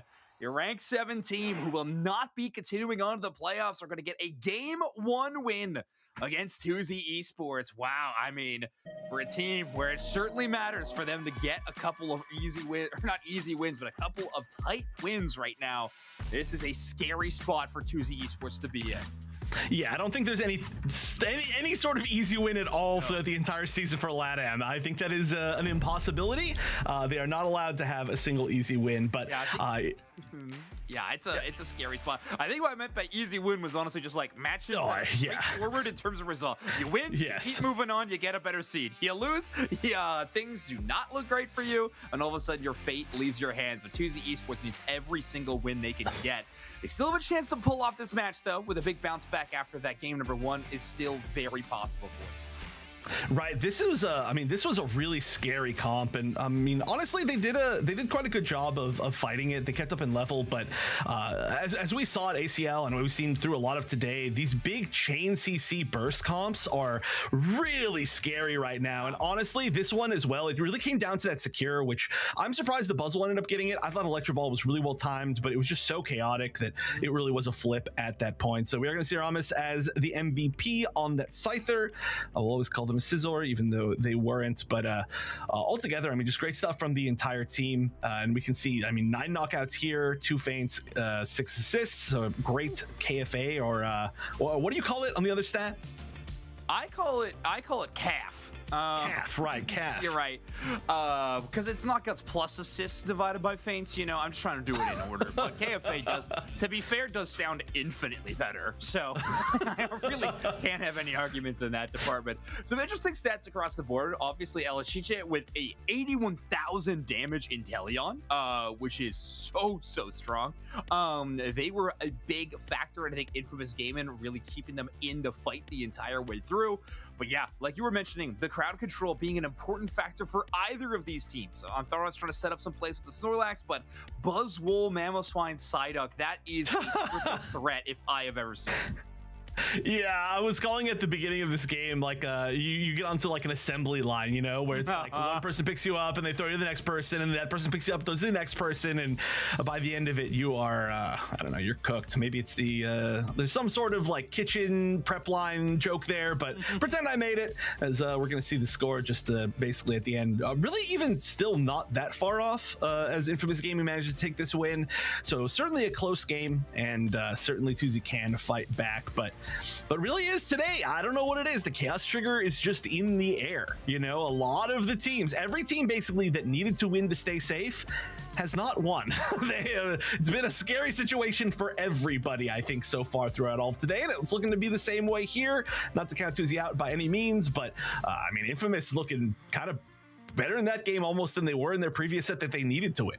Yeah, I mean, tough situation for them to deal with. So honestly, big credit to their bounce back, and 16-16 on that average EXP per minute. You know how much I love that stat. So did you see Reggie's earlier? I didn't. What were they at? Oh, it was like 2,100. What? Oh my god. Yes, it was level. Reggie on Greninja was level 15 at like the 3-minute mark and had 2,100. I've never seen that high. I think that might for sure be the highest that we've seen. And I do know that you are a big fan of that stat, so that's why I had to make sure that you saw that. Ridiculous. Love them numbers. I truly do love them numbers. So huge shout out to our stats team for always tracking the internal stuff, which is pretty fun. We just get to see the surface level shenanigans of Pokemon Unite that I do truly love as well. But Aramis on this Scyther always making it look extremely clean. I am so excited to see more from this player. However, if I'm Tuesday Esports, I don't know if I am letting Aramis get to that Scyther in game number 2 after it being so important in that game number 1. I feel like through like all the teams, and then we got into a spot where there are just so many strong Pokemon that Scyther started to be available, I would say, a lot more than it used to be. There was certainly a point, I feel like, within the past 2 years where it was almost just never available, and I mean, for a good reason. I mean, these players are just so good. I feel like your old fight between you and Spriggles and Dupe Snacks has finally kind of been to your advantage. And we've had quite a few patches and things like that too. Well, yeah. Shh, stop. I'm trying to give you the advantage here, okay? Don't try to give them an excuse, give them out. But it does look like Soph is back, so we are gonna. All right, we're good. Technology is finally on my side, and we're gonna be doing good right now. Thank you so much for stepping in, Zoinks, and good to have you. Because we usually don't talk. We don't usually talk all throughout the day, just the beginning and the end. I know. Yeah. No. I'm glad we could meet like this. You know, it's just fun, especially after a chaos trigger has started happening, and it seems like it's continuing to happen. I don't know why I expected like the butterfly ripple effect to not occur in this situation, but now that it's here, I think it's just important we really rely on one another, trust each other, and cast some great games of Pokemon Unite. So honestly, I think we're checking all the boxes in this situation. Track, unfortunately, that's just how it works. But you know, I'm not writing anything up there. They're happening on themselves. It's drawing. Okay. Yeah. It is written. It is written. Yes, exactly. What I'm saying is that when it becomes 101, it's going to become a class in Chaos Triggers, and then it's going to become a little bit heavy because these two, him, Zoinks, and Spriggles have been talking quite a bit about Chaos Triggers already. I don't need another class. Yeah. All right. Well, Zoinks, let's do this again sometime. You know, let's all get together. But for now, we got to see if this Chaos Trigger actually comes to fruition, and it'll just be back to me and stuff. So thank you once again, Zoinks, for jumping in and saving the last few minutes of that match. But we are still in the middle of a pretty tough one here, right, Soph? Because we are now at a 1 game away from the Chaos Trigger actually happening, and Tuesday, they need to fight back. They've got to find something, and it was a close one. Obviously, it came down to a little bit of a flip in that last moment, and then the flip led to buffs, which led to a team win, which led to a pretty close game. So we got to see if Tuesday can do it. You know, your region gotta keep fighting. It's not like it's your last chance for your region, obviously with Force, but obviously you want to see them do well. Yeah, I do, absolutely. I always do. But in this game in particular, we have already confirmed that Tuesday has picked purple side, so we might be seeing the likes of that Psyduck, sometimes even the Umbreon as the first pick. It's been some of the priorities, Blastoise as well, a couple of these options. As I say them, they are not going to be the case because they have been banned alongside Hooper. Yeah, well, at least not the Psyduck. There is a chance for the Umbreon. We've seen that as a first pick a few times so far today, but there are just a lot of options, and especially with the way that Tuesday tends to play, they do have a pretty good like kind of combo game. I would almost be surprised if they ended up with such a standard comp once again. It kind of feels like we like to see them playing aggressively, or at least I like to see them playing aggressively as players. They are getting some pretty aggressive options banned out though from Infamous Gaming, so we'll see what they can flex to as they are going to look at their first pick. And I don't know, Mew. Oh, okay, that's a good challenge. It definitely is, and it's on brand as well, not just because it's a very reliable attacker, Chef, is also because Tuesday picked Mew as their first pick on orange side alongside the Zacian, so it makes quite a lot of sense. No, actually, alongside the Snorlax, I think he swapped it around. So speaking of the Zacian, it has been picked, and the Eldegoss as well there for Gohan. So 2 of the picks that were Tuesdays in the first game have already been denied by Infamous. I like that. It's really good challenges, and I feel like these are a lot of Pokemon that get challenged a lot. You know, if two teams have a strong Mew player, which does tend to happen a lot, and then two teams have a strong Zacian player, which also tends to happen a lot, just because both have been around for so long and been viable for so long that a lot of times you do end up getting challenged for them. The Umbreon on the other side, followed by the Crustle, which, like I mentioned earlier, is a really strong pick because the Crustle Unite is a lot safer from being stolen away by the Umbreon, and so now you're just going to have a ton of shields that the other team can't really do all that much about. So I do love that combination altogether, and we'll see how they answer, as so far Tuesday hasn't really shown off that much of their damage yet, and so it's a little bit hard for Infamous Gaming, I think, to choose anything other than just some solid picks. But whoa, the Delmise! Okay, so we actually seen it today on broadcast. I think it was the first series today. We had the Delmise coming through, so the engage ability is there. And speaking of engage ability, they are hovering quite a bit of those all-rounders that can go like really face-to-face. Not an all-rounder, but definitely still on the face-to-face category with Dodrio as the speedster. And final pick here for Infamous Gaming. On the other side, you have Tuesday picking the Mega Gyarados plus the Scyther. So again, showing Latam just has this huge preference for Scyther. And to be fair, Latam does execute the Scyther plays really well, so I don't judge it. Right, yeah, I was just talking with Zoinks about how there was an era where it was just banned all the time in Latam, specifically because they knew how strong it was and they were so good at using it, and now there's just so much other options, so many other options to ban, that it's hard to actually waste a ban on Scyther. However, it's still extremely impactful. This is also going to be a pretty confusing game, I think, because we all do have a decent amount of like swaps as far as who's playing what, so a lot of steals from the other side, you know, so we'll have to continue to pay attention to that. But I do, of course, have to always talk about Delmise. Anchor Shot, for anybody out there who hasn't watched Delmise before, is a long-range skill shot that pulls people in. So if you want to initiate, that's a great way to do it. And its Unite chases you down, so it's kind of like the opposite of that. And so it can make sure that you don't escape. It can try to pull you in, and it does a lot of similar things to kind of what that Psyduck Psychic has been doing in a lot of the meta, where you can check all the tall grass, you can start out a fight at like a 5v4 situation. However, a little bit harder to use than Psyduck because Psyduck is just kind of good at everything. Delmise can take a little bit of time. It's a little bit more of a brawler. It takes a little bit more time to get back up to fighting speed, and also you have to hit those skill shots, which is certainly not the easiest thing in the world.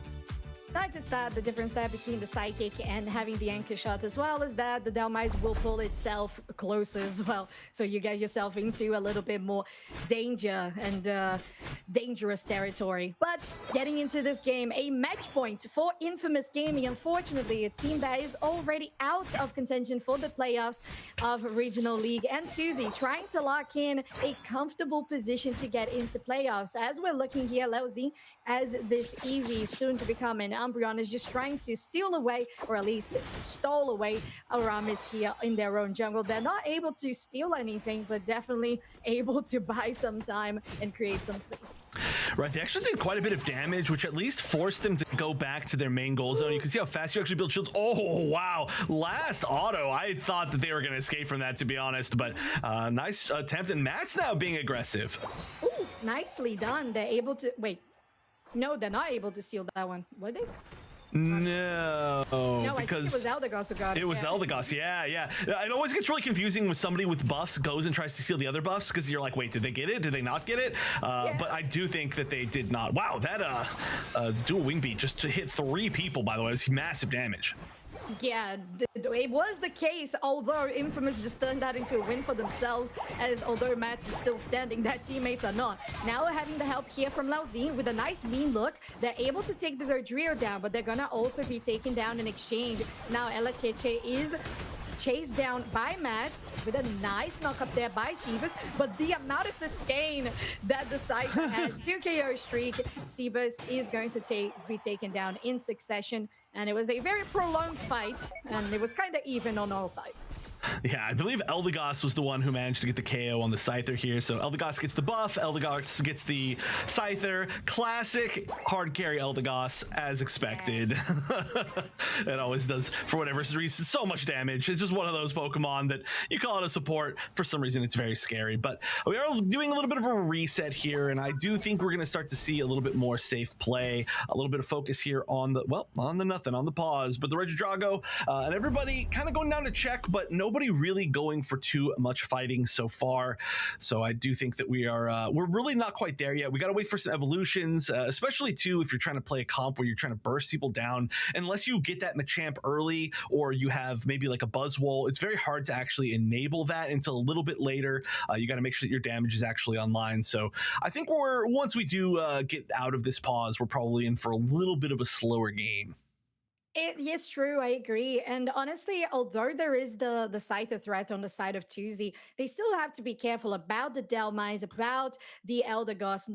I was going to say not because the Eldegoss does damage, it does, but not because the Eldegoss is going to be the main force of power, but because it's going to be sustaining the damage dealers quite a bit. Now, getting locked here in the Rock Tomb will allow for Tuesday to get that knockout. Now, 2 KO streak that is guaranteed for Mats, although that last Rock Tomb doesn't catch Gohan, they're able to escape with the X speed. That Regidrago was also confirmed by Tuesday. Yeah, by who? The Eldegoss. Are you sure it's not the main threat? You gotta think again. Well, you know what? You're right. If they didn't, it was Infamous who got it. That is insane. Yeah, managed to steal it away. I don't know what it is about Eldegoss. I'm telling you, it just happens. But so far, we are going to be splitting a little bit more now, as it's going to be 4 top for Tuesday, 4 bottom for Infamous. They're going to get a pull in here, but it's against the Crustle, so I don't even think they really care that much about the KO. They just want to make sure that they get to score, get to crash down that goal zone, which is going to be very, very easy for them. And then we're going to have a little bit of a split take, I think, as far as the objectives. No real contest on either side, so we might run into each other in the center, but I do like when you see teams say, okay, I'm going to choose this side, and then you choose the opposite side, and we're going to take our objectives, and we'll just kind of accept that it's a fair trade and not worry about it too much. Yeah, it's a strategy for sure. It's just aiming towards that late game, and we know that can work out pretty well when you have heavy hitters like the Zacian, like the Inteleon. They can just really flip a fight on the nick of time. I was gonna say though, we have been talking about Gohan and the Eldegoss pick. There is no cursed item on the side of Tuesday, Chef. Maybe they're just trying to burst them down fast enough, and we could see some aggression here. There is a tier 1 available both sides, both top and bottom for Infamous Gaming still, so Tuesday would certainly like to take that down as they're going to push into the center area. Yeah, they do pretty well at that, Infamous, though, to defend this one. Oh, what a hook! That's crazy. Canis, though, is forced out to use that eject button over the wall. Very nicely done to burn out that cooldown on the side of Tuesday Esports. So Infamous, again, doing pretty well at defending where they need to and attacking where they should. 145 to 86. The last Dragon Current there to take the Inteleon down to, or actually the other way around. Now defending Tuesday with the Mega Gyarados, going out for this top side, but still got to be careful because it's the triple threat that comes through the Eldegoss alone with 2 buffs. Regidrago buff, whatever the buff he has, it's always powerful. Yeah, and it has that buff because in that last fight it KO'd Scyther. So Matt's actually going and getting the buffs back and probably going to be fighting again, but hey, Eldegoss just picking up the KOs on the hard carries. Yeah, and they do pretty well at that, don't they? Nice light screen here, but Lauzin is still going to be in the thick of it, using that Midnight Bronze there, going into the backline, but the Green Illusion Dive is going to follow them up. Infamous, though, says, okay, you're not going to get even close to our carries. And Tatis, there's a nice Rock Tomb into a Rock X's with the Rubber Rouser as well. It is a perfect setup on Tadish with the flip of the century for Tuesday Esports. A 2 KO streak that is confirmed by Mats on the side, and a lovely 25 overdunk here on the top side, plus the Reggie Rock for Tuesday Esports. Just an extra little bonus there. Mats picking up a 3 KO streak, and once again, you really get to see how strong the Unite move of the Crustle is if you don't have have to worry about the Umbreon stealing it away. Oh, they're going to try for a steal here, and Mew's actually going to take it. Barely got a chance to see that happen, but Kenna over on the side, a great steal. Didn't even Electro Ball steal, went for the beam, which did work out extremely well. Yeah, there is a little bit of a buffer right onto that ability, but they were still able to time it very, very well. Reggie Lucky coming through. It's another body that helps out Tuesday. They have a good position there with Antares. Now Cardocados Crash comes in with the illusion dive as well from Tuesday, trying to get any knockouts, but now Mets is caught with an anchor to the face, and with the mean look, they're getting Sebas. They're not going to push. Tuesday, though, is going to be falling at the seams because Infamous has been able to at least separate all of the carries. Now only one standing is Canas, and what a huge defense. Infamous is feeling really, really strong. We're just seeing these huge sweeps back and forth, and it doesn't really feel like either team's in the lead, which is makes for an exciting game, honestly. It really just comes down to how these fights go and how they're started and who gets that first pick. I mean, that was a fun little hook right there to kind of steal away that Altaria. But we are less than a minute away from final stretch, and based on the last two fights, I mean, those were both very one-sided, but for both very different sides. So we just got to build back our unites. There's a little bit of time left, and a few Pokemon still don't have them on both sides. Actually, only one available on Infamous Gaming, so they got to get to farming. But honestly, at this point, I mean, the biggest thing that they do have to watch out for, I think, is that Scyther. It is level 14 already, and it's done so much damage. But on the other side, the Inteleon. I mean, two Pokemon that if you do manage to catch them, they can go down very, very quickly. Just you have to catch them, which is by far the least easy thing in this game, I think. So we're going to see at least one more take on this Regirock very, very quickly as it spawns. They're going to get a nice little buff to get into that final fight, as we're actually going to see some pretty big dunks down on bottom from that Dodrio. And look at that, they're already here. They're already, I wonder if they're burning it down. No, okay, I'm sorry, it didn't even spawn yet. 2 minutes left. They were just standing in center. That was pretty scary. It really was, but getting that anchor as well with the hook from Sebas is also really scary because that gets Antares to half HP. Liquidation also locked onto them. They have to be careful, especially with that Dodrio going for a flank. Ooh, very close, but I think it was a passive there by Leozing on that Umbreon that was able to deny that one. Rubber Rouser actually doesn't hit anybody. Leozing will get caught out by the Unite move with the Midnight Bronze not actually getting to anybody. Wish as well getting that front line still standing up. Now with the Dragon Current not hitting anyone either. Infamous Gaming was able to avoid majority of the damage. Triple Trample comes in, and finally Infamous Gaming can send this back around. That's the first knockout onto Crustle, but you still got to be careful there. Sebas is going very low on HP. There's the shield on their head as well, but it's 1v3 here on the back line with Mazo on this Mega Gyarados. They are taken down, but it still looks like it's a win for Infamous Gaming. Tuesday does get to back up, though. They do have the points lead just barely, but at least they know that it's close. And there's our three Pokemon that could really be annoying as far as trying to get that last secure, especially that Mew. If they don't take down that Mew, I don't know if they're going to go comfortable. Big KO.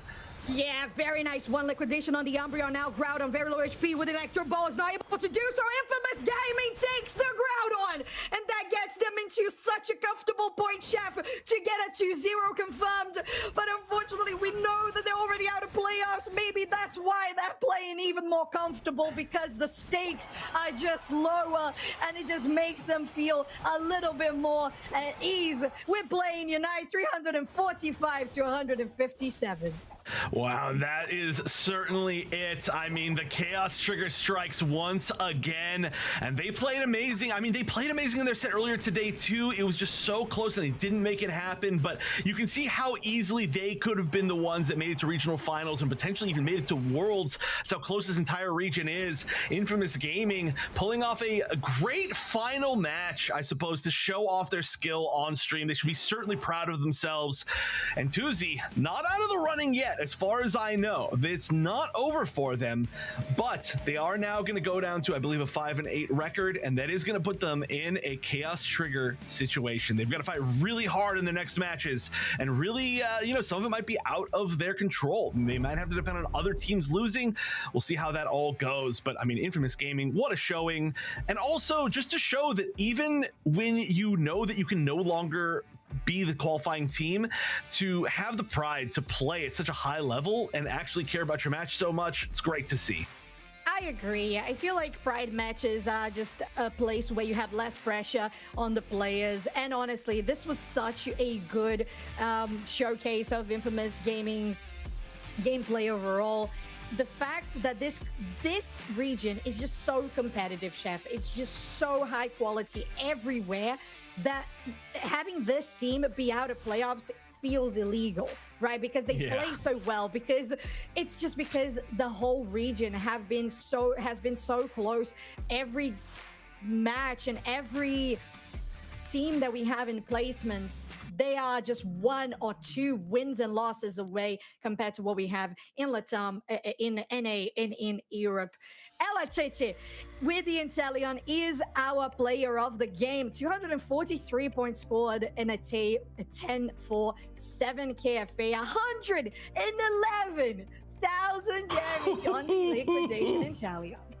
Liquidation's actual just like raw damage is ridiculous. It is so high. You can see this was a pretty high damage game, but mostly just because of that. I mean, that's 44% of your team's damage, and you got a whole lot of damage on that team. I mean, great damage as well from Mats hitting 80,000, but unfortunately, I mean, again, it was just so close. It just went down to a flip at the end, and the Electro Ball from Canis was not quite there. It was just, I mean, a fraction of a second away. I mean, frames basically. You can see how close this game was at that graph until the last moment, and then it suddenly was not very close. But I mean, these teams both put up an amazing fight, and Tuesday, like I said, not out of it yet. They're not. They have a match tomorrow against DreamHack, and there is still a possibility there. And again, always myself being put in this position, Chef, where I have to choose between the 2 Brazilian teams playing together. We had that LAIC with Force Gaming getting the 3rd place there. It was it's always like that. It's just what happens when I'm watching the games, but it's okay. Well, Infamous Gaming, what a great showcase of gameplay. I really loved what they got here. I loved the compositions, the way they executed strategy overall, because sometimes just recognizing, okay, we don't have a lot to do here in the early game. You pointed that out as well, Chef. Moments where you just didn't have anything to fight for. So why would you expose yourself to giving XP away? And none of the teams did. They were all very smart about it, which I definitely appreciate.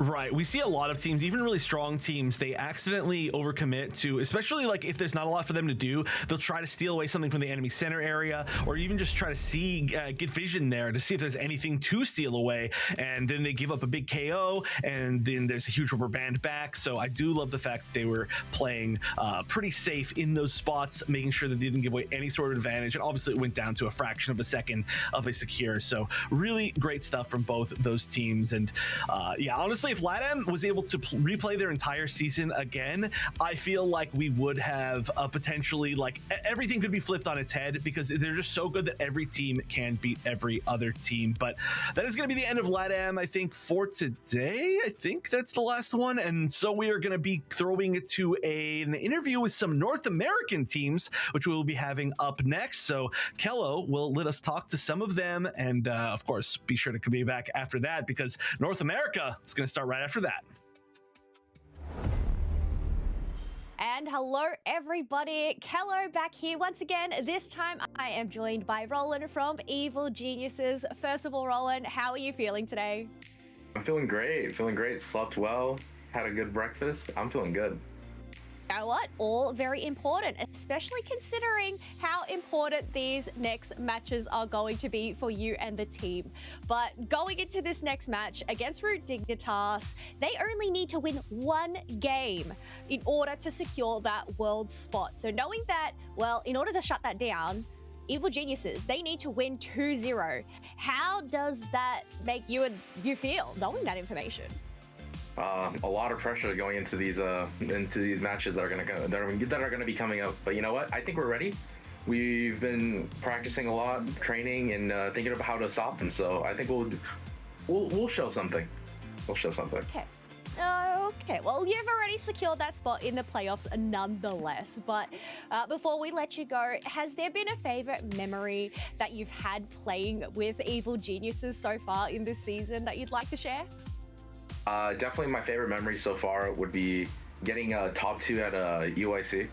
You know, after our performance from LAIC, I think getting top 2 the next IC we go to was a pretty good task from us, and one of my favorite moments from us as a team. Oh, I love that for you. Thank you so much for your time here, Roland. Wishing you all the best for your upcoming matches for the day. And thanks for your time once again. Thank you. And hello, everybody. Welcome back. We are here with another interview. This time round, we have Zealot from Root Dignitas, or as Chef likes to say, Root Dig. But Zealot, first of all, how are you going today? I'm well. I'm glad you're doing well, but I mean, exciting times that you've just had the past couple of weeks getting to play in Japan for the ACL finals. What do you feel was the biggest lessons learned and the takeaways for you and the team moving forward, especially considering you were this close to securing yourselves a world spot? Yeah, so I think the biggest learning lesson was, I guess, how much you can do on the map, because they play way more aggressive than most of the teams we played against. So it's interesting how, I guess, you can take advantage of that. I don't necessarily think that their way of playing is the only way to play or the best way to play, but I guess adapting to that was interesting, and there's a couple things we've taken from it. Okay, so just adapting to different play styles and everything like that. I love that. But I guess considering you are in that position of being this close to securing yourselves that #1 seed and ultimately that world's invitation, where's the mind set at heading into this next match against Evil Geniuses, knowing you only have to win a singular game in order to land that position? Oh, we're out for blood. We are taking the whole thing. Taking the whole thing and running away with it. Okay. Well, we'll see whether you can stuff that one in the bag and, well, I guess carry that to victory. But thank you so much, Zealot, for your time here today. Wishing you all the best for this upcoming matches. And yeah, thank you again.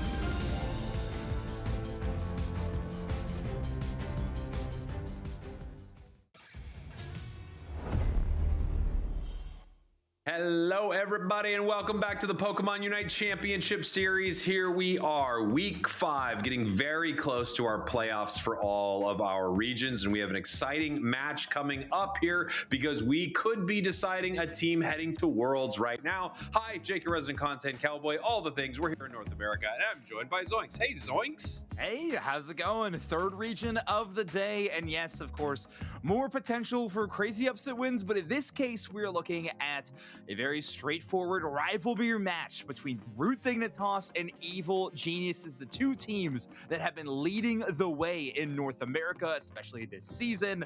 And with Root Dignitas kind of having the advantage here, they don't need much to clinch their world championship spot.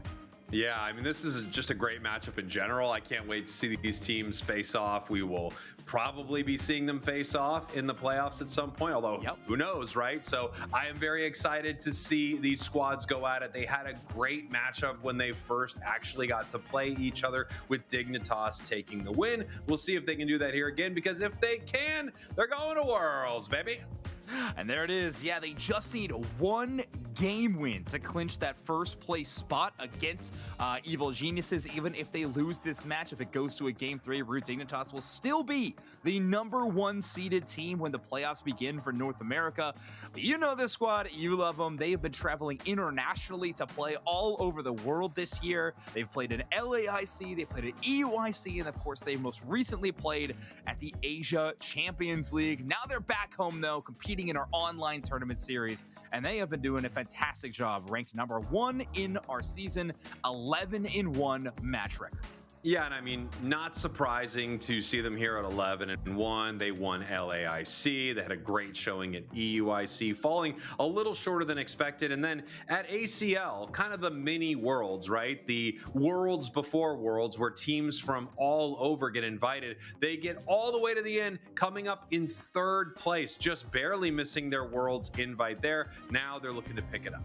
Oh man, I mean, such a great tournament from them too. We talked a lot about it with that special draft rule, the knockout draft that we saw at the Asia Champions League. This team was definitely a main contender of a squad to look out for. A lot of depth in the Pokemon pool, a lot of threats on this roster. So we'll have to see if they bring any of that hyper creativity to our standard draft rules in today's event. But on the other side, we got Evil Geniuses. Their story a little bit different at 9-3, and they must 2-0 in both of their remaining matches to force a tiebreaker with Root Dignitas. So they cannot drop a match in the rest of the weekend if they want to take back that ranked #1 spot before the conclusion of this weekend and into playoffs. Yeah, and I mean, they're definitely a team that can do it, right? They're such an incredible squad. They had a rough showing at LAIC, getting taken out in groups, but they were pretty recently formed then at EUIC, getting all the way to the grand final. So even though they are 2nd here in North America, they almost secured their world spot as well. They lost to Dignitas last time these two squads went at it. They went 1-2 against them. They're going to need to 2-0 Dignitas right here to still have a chance of becoming the #1 team in North America.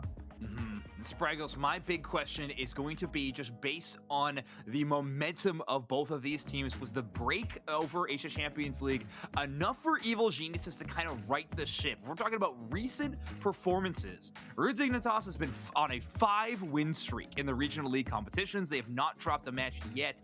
Evil Geniuses in their last 5 are 3-2. So a little bit shakier and dropping some of the most important ones, namely a match to Lunex and Extinction in the second half of the season. So some scary stuff for Evil Geniuses, but is that break enough time to kind of get their heads right and head into these final 2 matches in a solid enough spot to clean this one up 2-0?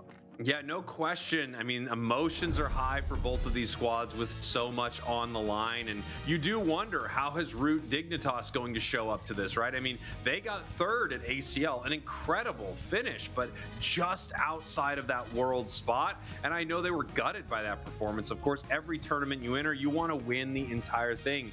EG, on the other hand, we'll see how they are going to be performing here, and I know early on we saw, I think it was Pika Diff on the squad roster, but it looks like Chris Smith is playing here today. Yeah, okay, so the substitution was last week. I think Pika Diff needed to fill in a bit, but this time around, Evil Geniuses can be playing with that main roster. Root Dignitas actually going with a lot of very focused meta bans so far. It's interesting. I know a lot of teams do like to kind of ban towards Chris Smith in this phase against Evil Geniuses, banning out Pokemon like the Mega Lucario or even the Blastoise, which has been so popular. Maybe even the Machamp in this day and age. However, currently none of those Pokemon banned away. Instead, Evil Geniuses focusing on the Hoopa, Umbreon, and Mew. That final pick from Root Dignitas will be focused on Chris Smith's most popular pick in the Zacian. Yeah, so that means Machamp should be snapped up pretty fast by EG, especially if they want to take it away from Dig. They do. It's an interesting ban right here. I mean, clearly they're more worried about Zacian than Machamp because they know the exact counter pick that's going to happen. But look at this. They say, all right, we don't get Machamp, but we get Toon on Charizard. Why? Yeah, wow, okay, so Toon's been putting hours into champions for sure, but Mega Charizard Y gonna have a big impact in this game as well, obviously alongside Blastoise, which has been a 95% encounter rate on the season. By the way, this has spanned multiple patches at this point in time, and Blastoise still absolutely crushing it in the stats department, but Toon might be on that major meta thread of days past. Curious on the new one, as they're gonna lock into Zapdos.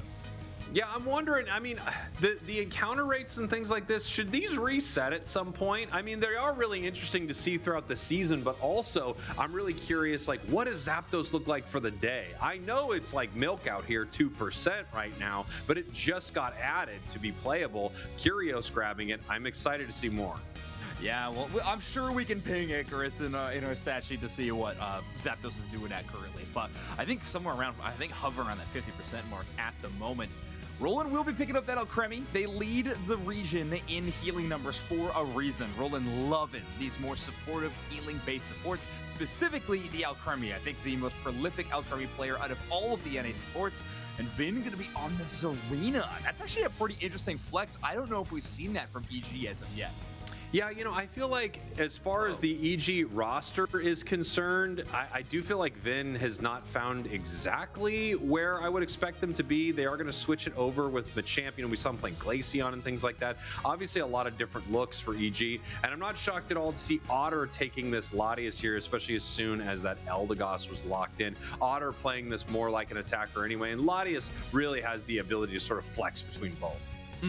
Yeah, it is such a powerful Pokemon to both dish out damage, but you got some great supportive options to work with as well to back up your team.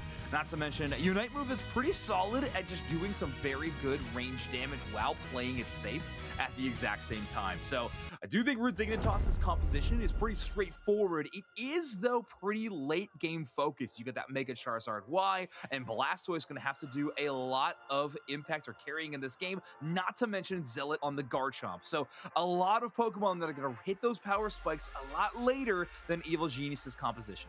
Yeah, no question about it. I feel like they feed this Charizard Y so well. It's going to be big and strong, especially in some of these fights. If they can get it on early, that will be extremely important. Having this for one of the objectives, top or bottom at 7 minutes, having your Mega available, I think could be huge for the side of Dignitas. And again, they've only got to win one right here. Evil Genius is your purple team. Root Dignitas, your orange team. This is a best of 3 in North America, but a single map win puts Dignitas to Worlds. Yeah, and on the other hand, Evil Geniuses cannot drop a single map if they want to make it to Worlds, and of course, that fate is still in their hands over this weekend.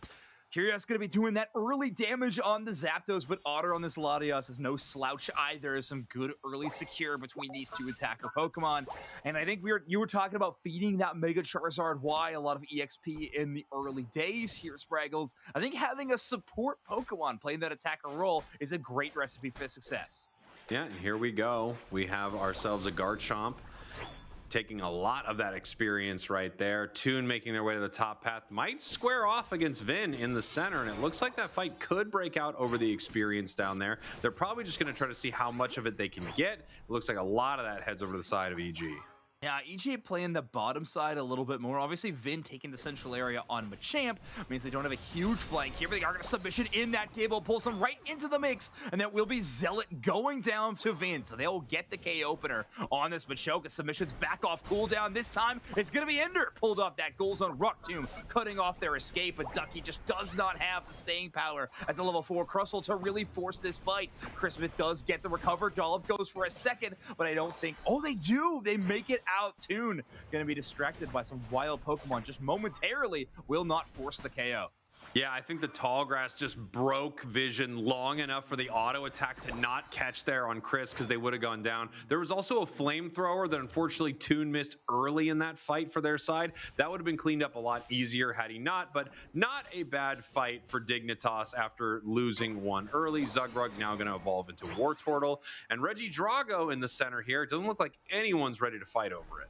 Yeah, right now Evil Geniuses have just been forcing points or at least pressure onto this bottom tier, where you see Curios almost level 7 already on this Zapdos, almost 2 levels ahead of the Latias on the other side. So a ton of good secures happening for Curios and Ducky on the bottom side of the map. And add a Reggie Drago to that title now as Curios has hit level 7 and has got the score speed buff. Yeah, we're going to see how Zugrug is able to support Otter down here. Getting caught right now. Can they get out of this one? No. Another catch. And this is what Machamp was doing all weekend at ACL. We're seeing it here. Beautiful plays right into massive X scissors from Ducky. The 1-2 punch, but more like a 1, 2, 3, 4. I mean, that X scissor hitting like 10 times in a row, shoving them back. Zapdos right there. Beautiful plays from EG. Yeah, Machamp's only got 2 arms at the moment. We'll wait until we get more. There could be a lot more punches in our future. So fans of punching, buckle up. EG is going to really make your day. Zaruna's going to handle the kicking. Machamp's going to handle the punching. That's pretty good. You've got kind of both, you know, the top and bottom limbs, as they call it in the medical profession, ready for all the fans out there, kickers and punchers alike. Yeah, I wish we had a live studio audience today so we could give a call out to the crowd, like, all you kicker fans, let me hear you. But I guess we could just ask for chat. Where are the puncher fans? Yeah. You know how they sound. Yeah, classic puncher fan. Heading up to the top path right here. We do have that Charizard, by the way. Casually level 10 right now. That's I told you they were vibe. Yep, that's very Toon Slim. They are feeding this guy. It's looking good. Will they go in for a fight, or will they try to fight as soon as Aleki? No way. I guess you could count that as going in for the fight. A rogue Fire Blast does land. Toon Slim will even be able to push off the enemy squad. And Evil Genius is happy to give that one up. More content with the experience spotting it on their side. They're going to do a quick clear of everything they can, and maybe try to force a fight on one of these tier 1s immediately after. Yeah, we'll have to see, right? You know, that's one of those weird moments that kind of went the way of Root Dignitas, but at the same time, Evil Geniuses doesn't feel too bad about it. As you mentioned, they get a lot of access to experience, and it wasn't a massive overcap by any means. They didn't lose any of their players, so I don't think they're too stressed about it. 68-93, level-wise, very close. Blastoise in some trouble right here. We're going to see if Zugrug can actually make it out of this. Looks like the Dragon Cheer able to give a decent shield right there, right into the massive Hydro Typhoon, and here comes Garchomp. Yeah, let's see how long Curios can buy time under this goal zone. They're trying to fight from range. They know if they get near that Mega Charizard Y, or just standard Charizard at the moment, they're going to get Unite moved immediately, so all they could do is play it safe.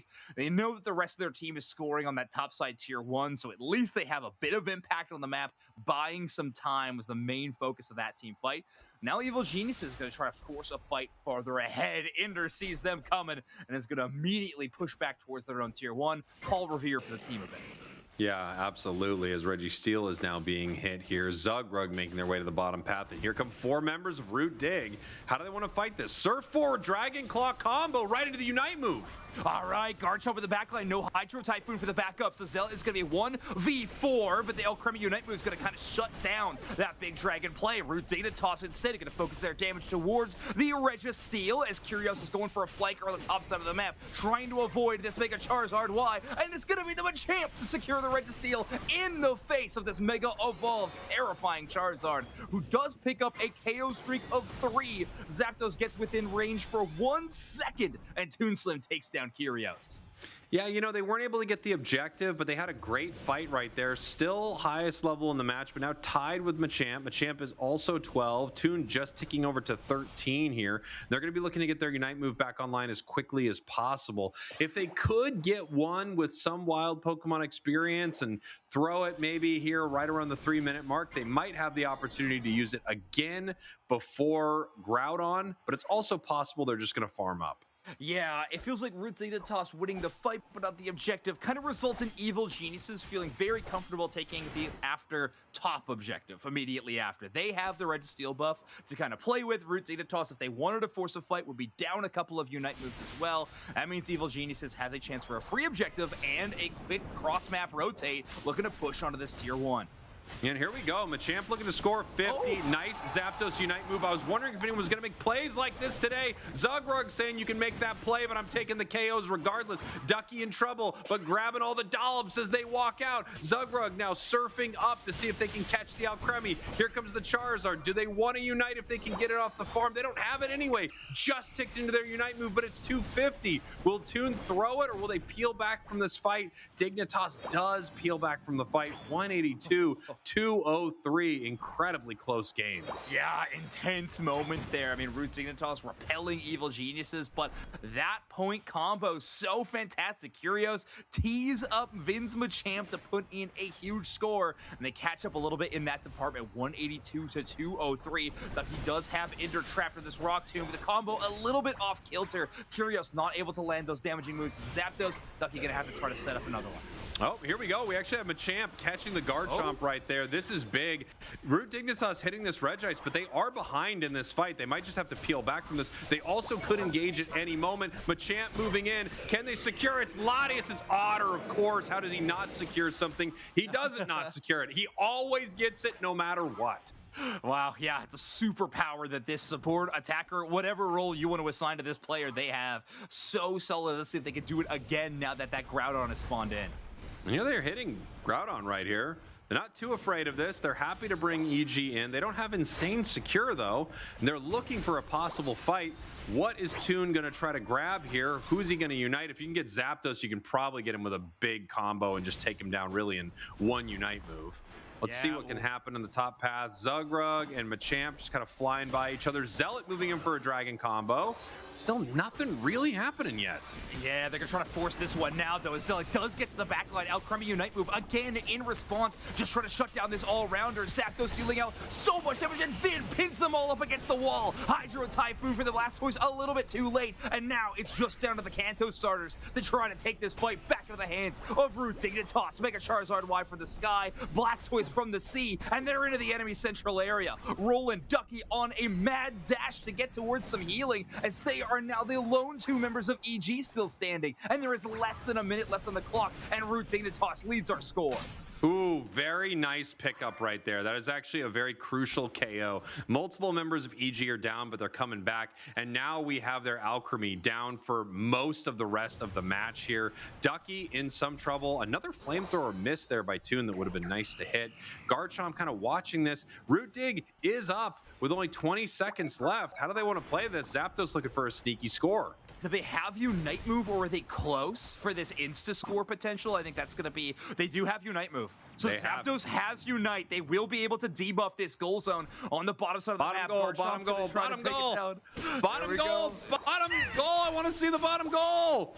There it is. There it is. Get 34. I don't think we see any more scores to follow. Let's take a look at what the final result is between these two. Evil Geniuses, Root Dignitas, NA Rivals. It'll be EG with the bounce back thanks to some Zapdos shenanigans. You know, we talked about this play earlier today, and there it is. I mean, you see it. A game incredibly close. It's on the line, and Zap has not used its Unite move. They go down to the bottom goal zone. They sneak their way there. They disable the goal zone and have an instant score, putting them in the lead. Incredible stuff. Diabolical. I mean, we had Otter there on the Latias to try to defend against it, but there's only so much you can do. An at-range Unite move allows Curios to kind of play it quite safe and tee up a Machamp who does have Unstoppable while charging forward with submission. I mean, they did it multiple times this game. One time to actually clinch the win, so huge stuff from EG, just setting up and great knowledge of how these Pokemon operate. Yeah, and this was a nice fight for both squads, right? I mean, like a lot of damage on both sides. This Machamp Unite move was pretty beautiful right there, catching multiple members. Char then takes to the sky, seeing how much damage they can put on the other side, able to get the Zarina. And then, yeah, right down here, we had that goal zone defenseless, allowing Machamp to score. Vin, your player of the game, 154, 4 knockouts, 3 feints, 6 assists. But I really just think the story of that game were the 2 big plays facilitated by Curios and then followed up by Vin. Yeah, I mean, that combo, if we could award a combo player of the game, I think we'd have to give it to the 2 of them. But yeah, great work from this EG squad. I mean, it's a scary spot to be. Root Dignitas doing a great job of delaying that fight, making sure that Groudon would not be a factor in the final moments of that game. I think, if anything, Root Dignitas, at that point, you're just going to have vision on where Zapdos is earlier and force a fight against that Pokemon. Like, I think that might be the only way to counter that play at the end. That was such a strong play. I mean, we knew it was coming, right? You called it out perfectly. You were saying, look, if this Zapdos has a Unite move, this game is within a score, you know? Yeah. So it's really close between these two squads, and it was that close. Razor thin, just enough for them to move in and make a play like that. You love to see it, and I love to see this new Pokemon get some real use here in UCS. Yeah, felt like it took a while. EU not loving this Pokemon. I think we heard that Komai played it in one of their games, and the match they lost and it did lose. So getting very little play in EU, but now that we've seen some of the Latam and North America matches, is Pokemon getting a few more reps, and so far been an exciting showcase of what Zapdos can bring to the table. And same with this Machamp. We already know what this Pokemon can bring to the table, and it's usually match wins. It's a great potluck treat. Yeah, it's a great one. I mean, this thing just sets up so many plays, right? Of course, it's an all-rounder. It has incredible burst damage with its Unite move and can brawl decently well on its own, but the big thing is the submission, the playmaking capabilities, being unstoppable while also being able to make your way towards your opponent's back line, pick up someone who doesn't want to be picked up, throw them over your shoulder, and set up a huge fight win. It's just so nice in a Blastoise too, which we've seen just dominate the metagame for so long. Having an option to play around the myriad of crowd control that Blastoise has access to, including its Unite, is so strong. And I think that's another major reason we see that score happen in the first place as well. Machamp able to ignore any crowd control and just charge forward towards that goal zone, get a big score after it. So great game number one. I think in the drafting phase, Dignitas might not allow that to happen in game number two. However, you might still want to prioritize Toon getting on the Mega Charizard Y. I thought that was a great Pokemon that got them a whole lot of results, especially in the middle of that match. I say middle. They were 9 at 7:30 or whatever, so also the beginning of the match. But yeah, really, really good stuff. Yeah, Charizard Y was a huge factor. I also think their targeted ban toward Chris was very good, right? Yeah. So they end up giving up Machamp, but at the same time, they don't think they're giving it to Chris. Chris has to end up playing the Zarina, which I don't really think is the best look for Chris. It was okay. It didn't have really any huge moments, and clearly Zacian has been the comfort pick for Chris Smith throughout this season when they can't get Mega Lucario. I wonder if Mega Lucario would have just been a better thing to slot in there. Yeah, I mean, that is an interesting Pokemon to maybe switch up, especially with that player. Obviously, they've kind of made their name on a couple of these Pokemon, and the stats that we're working with right now are based completely on what has happened in the regional league matches. They have played Zacian 4 times more than any other Pokemon that is on their list so far. 12 games on Zacian, 3 on Mega Lucario, 3 on Mega Gyarados, right? At least in the matches that we're pulling these stats from. So Zacian having so much more play rate, I think this ban does make a lot of sense. But yeah, maybe the Mega Lucario. We saw a little bit of Mega Gyarados in that final match of Latin America as well. I don't know if I'd suggest that one, but yeah, I think Mega Lucario could have a real chance in some of these games coming up soon. Maybe even Buzzwole. We haven't seen too much Buzzwole from NA. It's been a minute. Yeah, it looks like we are going to have Evil Geniuses with the first pick here, and the match will be Groudon. So Dignitas deciding they don't want the first pick. They want that back-to-back 2-3 as we head into this next game. Again, Dig only needs to win 1 game. They don't even need to win this entire series. If they can do that, they are qualified for Worlds, but if they can't, Evil Geniuses still has a shot here. Right, it's just 2 polar opposite stories, right? One team that only needs 1 win and one team that needs to be flawless. But the result, or at least the light at the end of the tunnel for both these teams, is the same world champion spot. Number 1 seed in the NA Regional League is on the line. At least potentially for Evil Geniuses, a little more straightforward for Dignitas. And they're going to stick to this banning strategy. Surfetch, Psyduck, both going to be apparent. Hoopa will be banned away. Ender forced off of their most iconic Pokemon. Dignitas are going to swap it up. That will be a Zapdos ban. Machamp, Blastoise, and Zacian all still very viable first picks for EG. If they don't take Machamp here, however, Root Dignitas can still take away the Zacian with their next couple of picks, something that Zealot has been playing a lot. Right. We'll see if they decide to do that. I think it would be pretty smart. This could be a situation where we see Zacian and Charizard Y. Let's see how they want to play this here. Yeah, that'd be a lot of value. You would be giving up the Blastoise, most likely, right, in that situation. But Zugbrok does have some other solid defender options, but it will be picking up the Blastoise and the Zacian. Ducky is going to flex quite a bit here and pick up a very early Mr. Mime option, and Vin is going to pick up the Garchomp. Interesting. So Toon still is able to grab the Charizard right here. No one's stopping him on the other side. The Garchomp is taken, but that's fine. Obviously, this wasn't something Zealot was going to play at this point. Zealot is now on the Zacian, so that's looking good. Ender taking the Alcremie away from the side of EG as we have our final couple of picks here. Yeah, we're in a world, Spriggles, where a Mr. Mime was selected over Mega Charizard Y. I just want that to be abundantly clear. That's the draft world we are living in currently. Evil Geniuses, hey, they're the ones that are up 1-0 though, so who am I to say? Their final options will be locking in a Cinderace alongside a Blissey. So both Garchomp and Cinderace absolutely adoring the ability to auto-attack quickly. I think we are very likely looking at a helping hand Blissey right now. I mean, I love to see it. I think this is a really fun option right here. They, of course, could be running an Eggs build.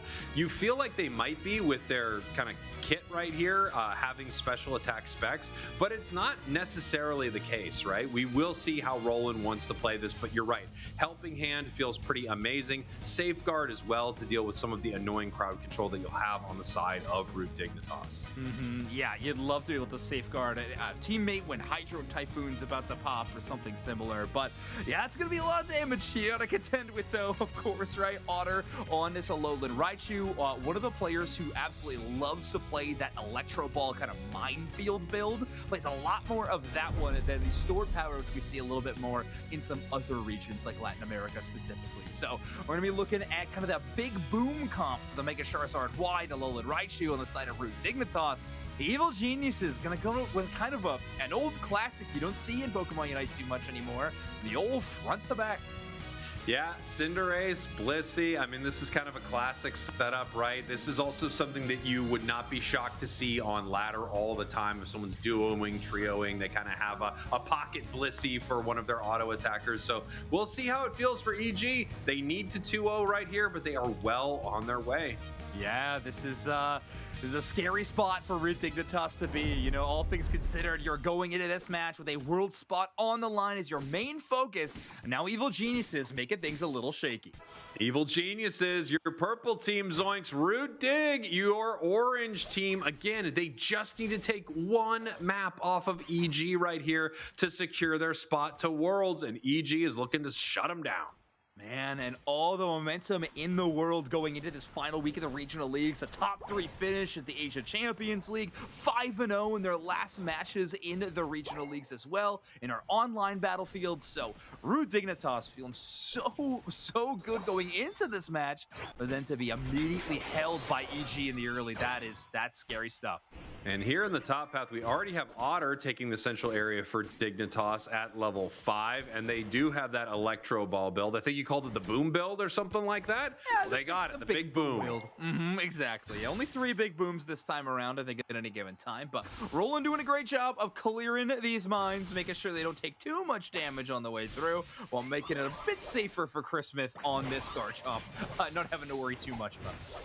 Yeah, nice, easy, secure for Dignitas in the top path. In the bottom path, however, I think we have the same thing going on for Evil Geniuses as they are peeling away from that fight. We now are watching Zealot move through the experience here in the center, hit their level 5. Oh, this Pokemon is so scary even early. Oh, they do end up in that tall grass for a moment. I don't think they saw Chris with that first. That will be a blind with the sand attack. Goes for the secure, but it's actually Roland to pick up the red buff. Zealot going to take it right back, though, as that invade will ultimately be successful as they lose the last hit secure, but they do take it back with that knockout. Wow, I mean, look at Zealot here. I love taking this away from Chris and then playing it yourself. Massive play right there. Huge metal claw into the Machamp, who's looking to shut you down. Zealot and Ender absolutely smoking them here in the top path. They feel like the mask. Yeah, I mean, watching Zacian is just, it's always just remarkable how strong this Pokemon is. I think it's like, we talk a lot about late game scalers, early game dominance Pokemon. Zacian's one of those Pokemon that can do both. It's good in the early game, and it also scales really well. So you never really have to be worried about this Pokemon not bringing value at any given time. Ooh. Bottom side, though, we do have the Raboot picking up a KO as Curios finds one way to thread the needle.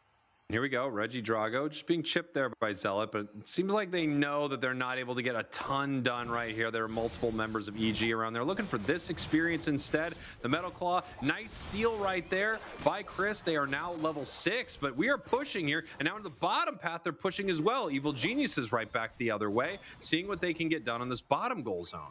Yeah, Curios just creating space with that Blaze kick into the enemy side. They're almost at level 9, so they're going to be a bit behind pace to have Unite move towards these first set of Reggies, but good news is with Root Dignitas kind of splitting their central area in waves, it'll also be the case for them. So Mega Charizard Y and Alolan Raichu both a little bit shy of that level 9.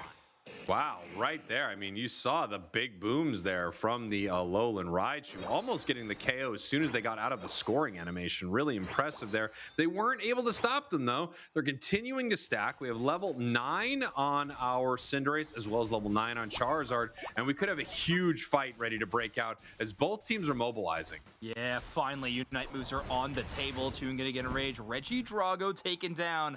And Mega Charizard Y just kind of bully their way into the battlefield, right? Evil Genius is slowly pulling back from that fight, but they're gonna have to step up to defend now as this tier 1 is currently under threat. Regieleki knocking on the door. Star Power right on top of said tier 1 as Curios is dealing a lot of damage. Ducky trying to clear some space on this Mr. Mime, but it's all they can do to even fight back towards their tier 1 goal zone as Root Dignitas have cleared away any enemy defender as well as allowing that Regieleki to land.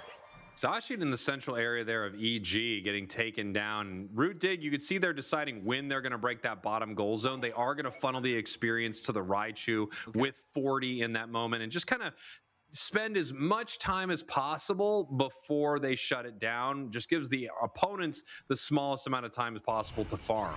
Yeah, makes sense. Ooh, Mega Charizard Y can Unite move, but Bliss assists to back up that Cinderace, and they will be able to take down the Mega Charizard Y. Blazing Bicycle Kick will land in the backline, and they're going to shrug that one off as the Alcremie, with that Blaze Kick applying the burn. It's just so much damage. Cinderace takes down a second, and they're hunting for even more. Vin pushed back by this Blastoise, the Karate Chop right into the mix. Cross Chop takes them down, rolling with the secure out of the Blastoise, and now a lone Zacian defending the goal zone. Root Dignitas slow off the respawn and going to clear their central and abandon this tier 1.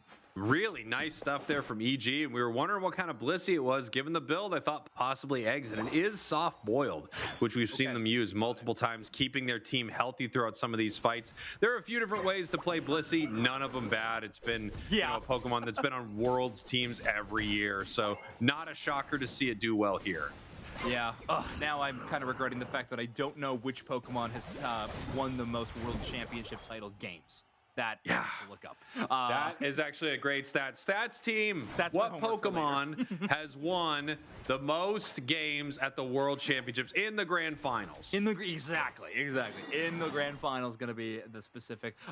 My gut wants to say Hoopo, but honestly, Blastoise might be up there. Who knows? All right, well, currently Blastoise has found their way into the back line as they are going to Hydro Typhoon. Whoa. All 4 targets will go sky high against Root Dignitas. A big runway to secure not only the Regieleki, but a few KOs the other direction. At least that's what they're hoping for, but it's actually EG the ones winning a lot of these exchanges. Now Zealot does have the backup of that Alcremie Unite move, extra HP and firepower to work with. The Curios cares for none of it as they will push back towards those citrus berries. They will get one stolen away, but it doesn't matter. The power of Evil Genius's damage dealers is just too much to contend with. Blastoise shredded by this Cinderace Machamp combo. Wow, I mean, Curios is just running through the entirety of Root Dignitas right here. What an incredible fight for EG. It felt like at any moment that was going the other way for Dignitas, but you had the Alcremie Unite move, Charizard just outside of it enough to get 0 value from it. They take down Char, and then they just move through their entire team, level 14 now on Cinderace. Yeah, I mean, the ability to not lose a single member when Root Dignitas not only secures the Regieleki, but also has Toon's Mega Charizard Y Unite move is ridiculous. Like Evil Geniuses is playing on a really high level with how well they are repelling Root Dignitas' offensive pushes in a couple of ways. And will be the support spotting each other out. So rolling it down, going to have some information on where Zugra and Ender are playing. And now they can make the call out. Multiple targets here. An attempted pull by Christmas will fall short. No one gonna have the early chance at getting picked, but Ducky is not done trying. Yeah, and here we go. Walking right into the Electro Ball right there. The team's going to back up. It's a scary moment at 2:30 here, Zoinks. This is quite a fight. They could go for Regirock. They could go for the other team. Anyone could decide to sort of pull the Chaos trigger right here and make this fight kick off. They also could just dance around Rock for a while. Oh, Machamp getting in range again. A bit of a safer push, right? Machamp having access to submission will allow them to play this one in a easier fashion. Dignitas, though, they play the chess match well, and in the end, they have a secure that's quite easy around the Regirock. So a big defensive buff. Evil Genius is instead just going to play for some levels. They only have a level 12 Garchomp and Machamp, and Garchomp just hitting that threshold now. If they want to get to that level 13, it is going to be a full push back towards their own central to get EXP. Good news for EG, though. They got the point lead. And here we go. Rube Dignitas needs to make a play. Level-wise, they're feeling pretty good. Both teams are not doing too shabby there, but score-wise, they're behind by over 100.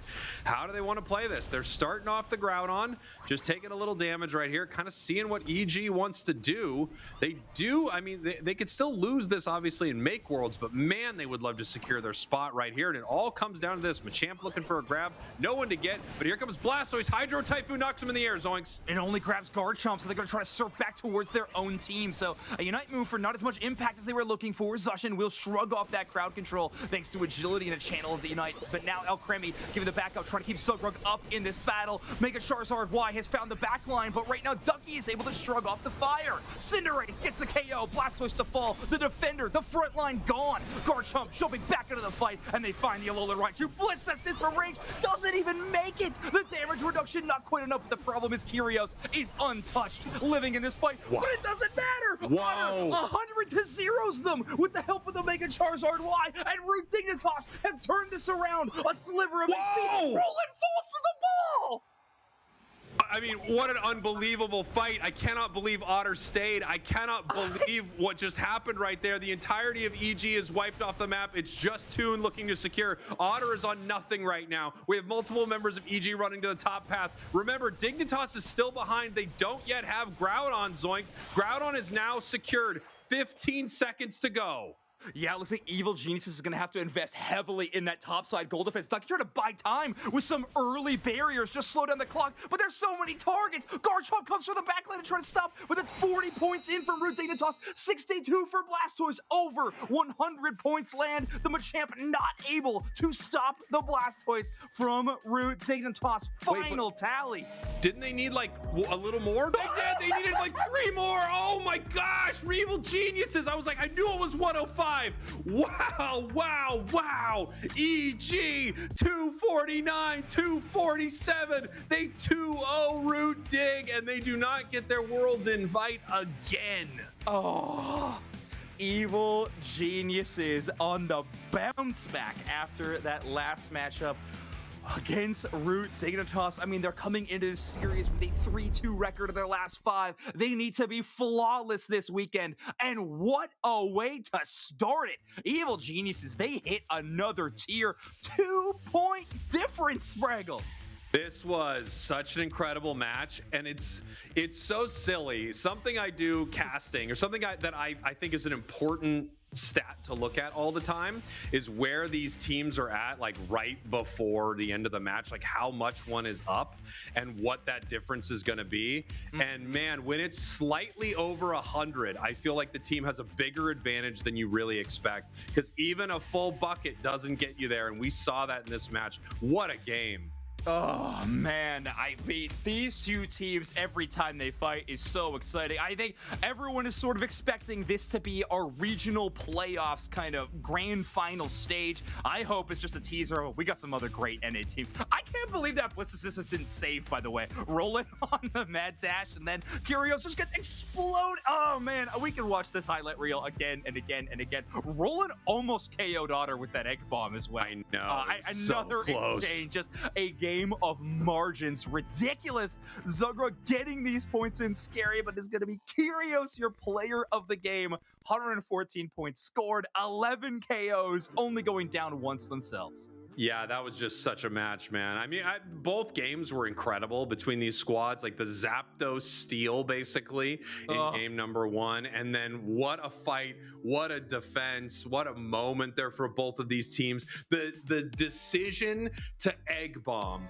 rather than base, trying to take out Otter, then Otter making a hero call, by the way, to stay there at all. Just such an incredible game between these two teams. No question, these are the best in North America, some of the best in the world, and what a show we just had. Oh, Sprinkles, it's games like that that remind me how much I just adore competitive Pokemon Unite at the top level. These two teams giving an amazing showcase of exactly that. And yeah, I don't know, at some point when you're breaking it down, that Zapdos play in game number 1, a Mr. Mime Cinderace draft in game number 2, it feels like Evil Geniuses was hard prepping for Root Dignitas over this break and setting up for this exact match. And well, you can talk about their strategies all you want. The results are what's most important right now. Evil Geniuses 2-0. All they need is 2 more game wins to clinch that world spot with a number 1 seed. Yeah, and EG looking fantastic. You know, I feel like we've seen a few different looks from Evil Geniuses throughout their time here in our league, through LAIC. We've seen them be absolutely phenomenal, making it all the way to the international grand finals in Europe. And then we've also seen them have some tough runs. We've seen them win now against Root Dig. We've seen them lose against Root Dig. Such a competitive squad, and I love seeing them come online here.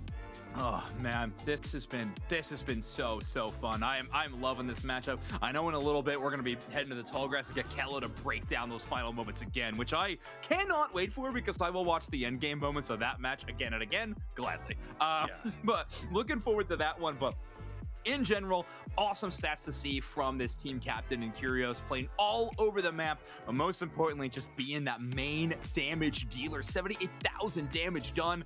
It was interesting to watch. I mean, Cinderace, we talked about these attackers often needing to stay safe. That Blaze Kick build giving you a few more options to actually play a bit more aggressive style. I think Curios was setting up some nice ones, even getting into that danger zone, jumping into the backline if they needed to, but they only go down once in that entire game. Curious, one of the best in the biz at being an attacker player who does devastating damage but does not give up getting KO'd very often. Yeah, absolutely. And, you know, they have a great team around them to support, but you're right. You'll notice that, you know, the way a lot of these top players will play a Pokemon like Cinderace, and Curios, I think, is a great player to look at here. You are kind of constantly staying in the zone of influence for some of these fights, right? You're in this area where you're able to auto attack, and a lot of times you're hitting sort of some of the tankier Pokemon on the other side because of this. And then when it's time, when you know you can kind of deal that final blow, you are able to close the distance in a huge way. Blaze Kick in, pivot to the other side, flame charge around your opponents. It's extremely impressive to watch. Well, I know we have Kello ready to go, and she's going to break down some big plays here. So let's bring in Kello from the tall grass. Sometimes there's just those highlights that we just need to watch again and again and again and again, and that's just what we are going to do. But yes, coming out of the tall grass, we are going to throw it over to that final stretch.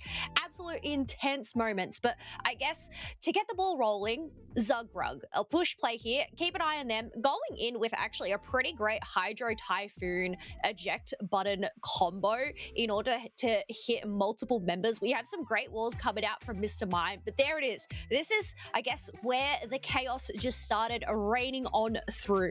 Everybody somewhat scatters about. Zalet needs to end up pivoting towards the top of the Groudon pit, but the other 4 members of Root Dig into here with such a great Alcremie Unite move to keep those members up and running. You could just see Zugrug there pretty much live it on by a hair, but those cream coming on through just to go and give them the heals. We end up having that Fire Blast from Charizard, just missing Mr. Mime by a fraction.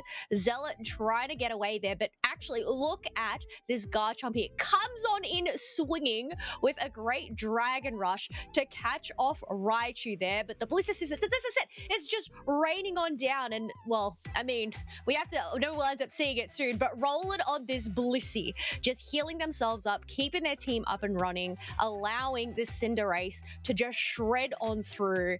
And well, last man standing there at minimal HP. Roland just barely misses that Electro Ball, but gets hit by that Ricochet, throws that Egg Bomb with Otter living on minimal HP and is able to just miss on out. Unfortunately, the healing from the eggs just did not come out in time. And after that, the rest is history. Toon and the rest of the members end up coming in and shredding on down that Groudon and securing that victory. Not the victory, well, it ends up changing, but yeah, they ended up getting enough points there. But no, very much intense match. So yeah, I think we'll throw it back to the casters there. That's enough yapping from me.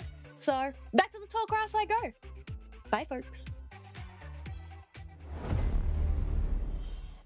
What a few final moments there, and then we have the race for that score to happen from Dignitas, which was pretty incredible. That was a very exciting match. I mean, I can't imagine how both of these teams are feeling, so close on both of those moments. The moment with Roland, the Egg Bomb, there is a reality. It's so close. There is a reality where that Egg Bomb just moved up a little too.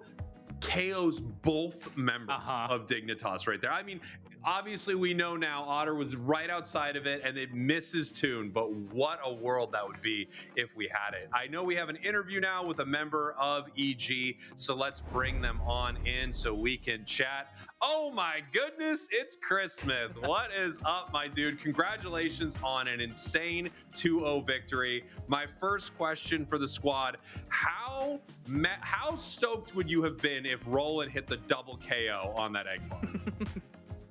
You know, just like watching that, my like heart was racing so fast.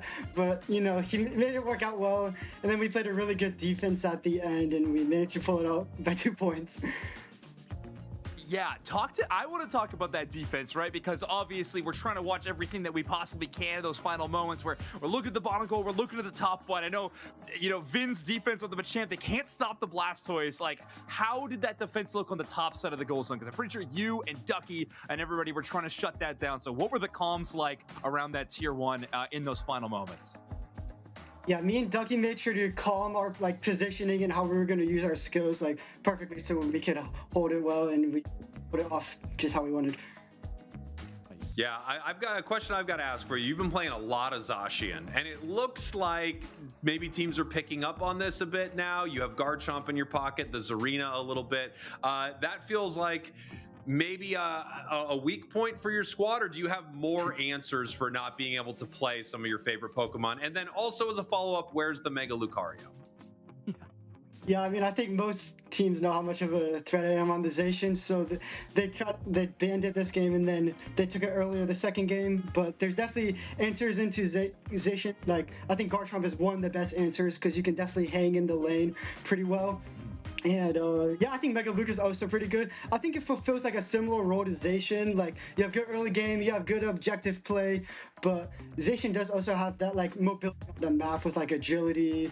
But yeah, I think Mega Luke is also a good second answer. Awesome. All right, well, Chris Smith, yeah, you with a 2-0 win here, you've set it up so you control your own destiny potentially. If Evil Genius, if you go flawless throughout this entire weekend, you could lock up that #1 spot and be headed to Worlds, which is so exciting. Obviously, you might have a couple more opportunities if that doesn't work out, but how much of your prep time before this weekend was put into this Dignitas match? Honestly, it was probably like last night. Because these guys are like really unpredictable with their picks, so it's like there's not a lot you can do draft prep wise, but there's definitely like draft lines that we played like throughout the past few weeks, which I think went into tuition really well. So now our chances at first seed directly going to Rose are in the hands of Flareons and Citadel Gaming, so we'll see how they do. Right. Oh, is that true? What would Flareons have to do? Not that I want to put any pressure on Flareons right now, but I would love to see if he could rise to the occasion. Does he have to beat Dignitas? They would have to 2-0, I think. Well, if it's maybe in your guys' hands, that might be a little better. Yeah. Yeah, we'll have to see. We'll have to see how these things shake out. But Chris Smith, you got more matches to prep for the remainder of this weekend, and then after that, playoffs. So congratulations on a big win on defeating your rival in 2-0 fashion, and good luck in the rest of the weekend's games. Thank you. Appreciate it. All right. Congrats again to EG. What a series, man. We've had so many great games today. The Chaos Trigger and now Evil Geniuses is in a position to upset Dig in NA. That is pretty incredible. We're going to be taking a short break. We've got another interview with Kello, and it looks like Celestial. So check that out. We will be right back with more Pokemon Unite. Don't go anywhere.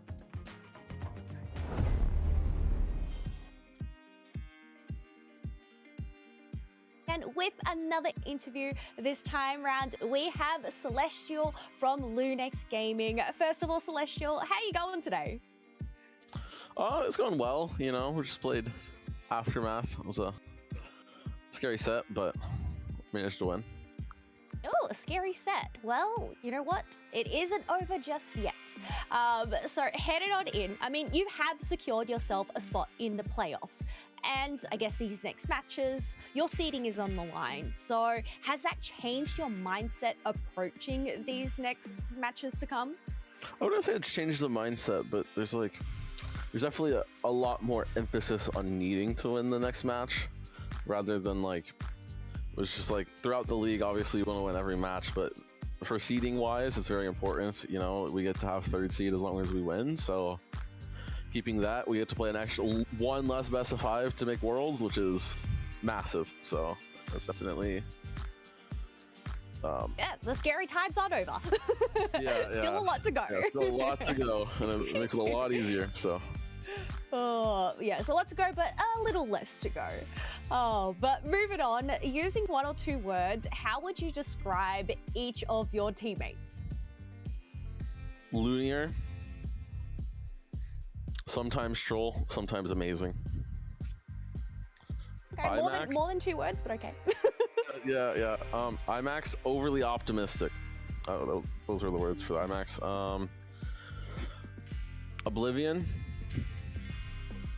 the glue. Ooh, I like that one. Tie-dye, quiet. Okay, what about yourself? What word would you use to describe yourself? Passionate. Oh, I love that one. Excellent. Thank you so much, Celestial, for coming in, chatting to us and letting us know a little bit more about Lunex Gaming. All the best with your upcoming matches for the rest of the weekend. And thank you again. Thank you.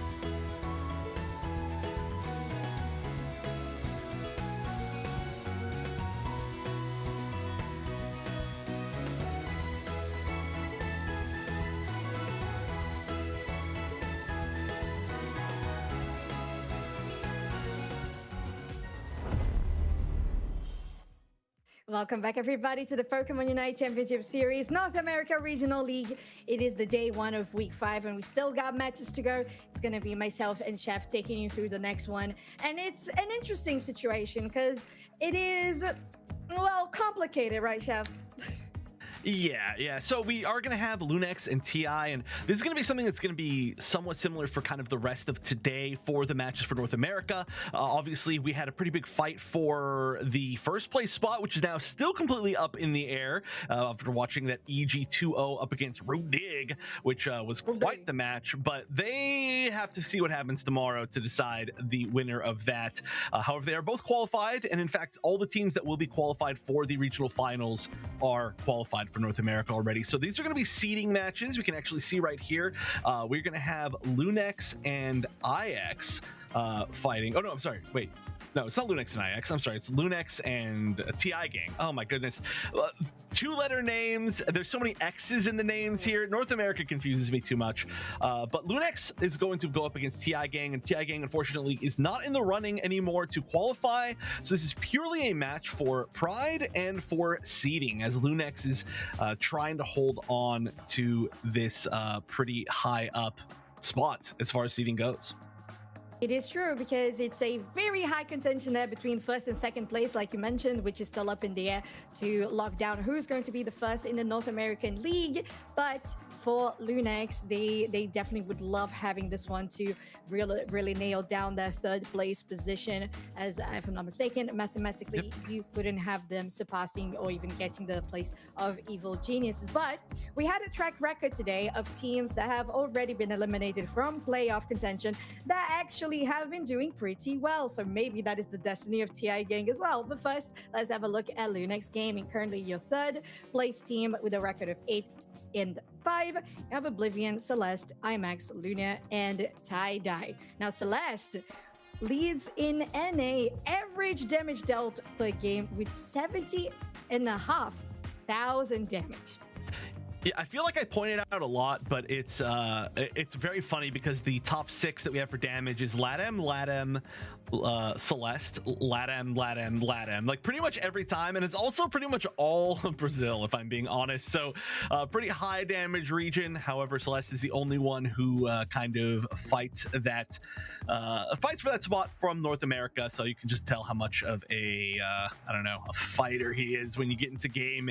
He does so much damage playing those carries all the time, and Lunex as a team has been really on the biggest rise. They had an unfortunate start to the season. That's the nice way I'm going to put it, because I can put it nicely, because their second half of the season has been amazing. They have defeated every top team. They have just shot up the rankings, and they are now obviously in that third place spot. So we're going to see them go up against TI Gang, who also had a really weak start of the season, got a lot better in the late season, and we'll see which of these teams can continue on their momentum more. Ooh, all right. We have as we get into the first draft of the game, the Dragonite ban here alongside Blastoise and Umbreon. Meanwhile, TI Gang will go for the Machamp, the Hoopa, and the Psyduck. Now, with majority of the options that usually go for first pick on the purple side out of the table, I wonder what's going to be the focus here. If we're maybe going to be a CMU, maybe that Zacian as well. Majority of the first picks on either side have been taken all over by these two Pokemon. Now, a big question too is that TI Gang have they played a lot of score comp over the course of this season, which has honestly not gotten them any wins. And now they've been playing a lot more serious comps towards the end of the season, and it has gotten them some wins. Obviously, they're on a pretty good streak right now. But the question is, as Lunix Gaming, how do you prepare for that? Do you assume that they're going to be going more serious? Are you keeping in the back of your mind that there could be a score comp? And right now, it does seem to be like more of a serious comp, as we're going to see a pretty classic combo with on Lunix's side with Blissey and Garchomp. On the other side as well, pretty classic meta Pokemon that we've been seeing all day. And honestly, I feel like Garchomp is a great option if you want somebody just to stand on pad and try to deny and prevent the scoring composition you mentioned that TI Gang does enjoy. So that makes quite a lot of sense. TI has chosen the Eldegoss plus Crustle and the Mew and Surface. So very standard, very meta composition so far for the moment that we are in the second part of the long-range tactics patch. Again, one of my favorite highlights of this patch is the rise on Greninja. Now you pair it as well with your steady, reliable Snorlax too. Meanwhile, TI Gang finishes their composition with an Urshifu. Yeah, what is this, 2023? We're seeing the hard carry Greninjas back again. I mean, so many kind of Pokemon that have fallen out of grace have run back into the meta here, which is so cool to see. I actually do quite like our meta right now. It's a very wide meta, and I mean, even Urshifu as well, which is something that has fallen out a little bit more recently, has had some pretty recent success with both of its builds, actually. I do expect probably to see a little bit more of the Rapid Strike, but you never know. You could really just do whatever you want as far as things go right now. So pretty I would say simple comps, nothing super wild about either of these comps. And I think especially just test the waters early on, they are just going to be playing solid, strong picks, especially they do have, especially on the side of Lunix, again, name's confusing me. They've got some pretty strong players that can just kind of run away with the game, and that is their usual style. Agreed. And I would say as well, there is a little bit of a edge that is created by TI Gang in the battle of compositions that you are mentioning as well, considering that you have much more range with the Mew on the side of TI Gang compared to the Greninja. It's much closer to the likes of the Garchomp and Zacian that you have on Lunix if you're talking about range. So the firepower is a little bit more medium to close quarters for the side of Lunix, and TI could take advantage of that. As we get into game one, Lunix on the purple side versus TI Gang on the orange. We'll see what's going to be the first stage here, as Bunny has spotted Max going for a chicken invade.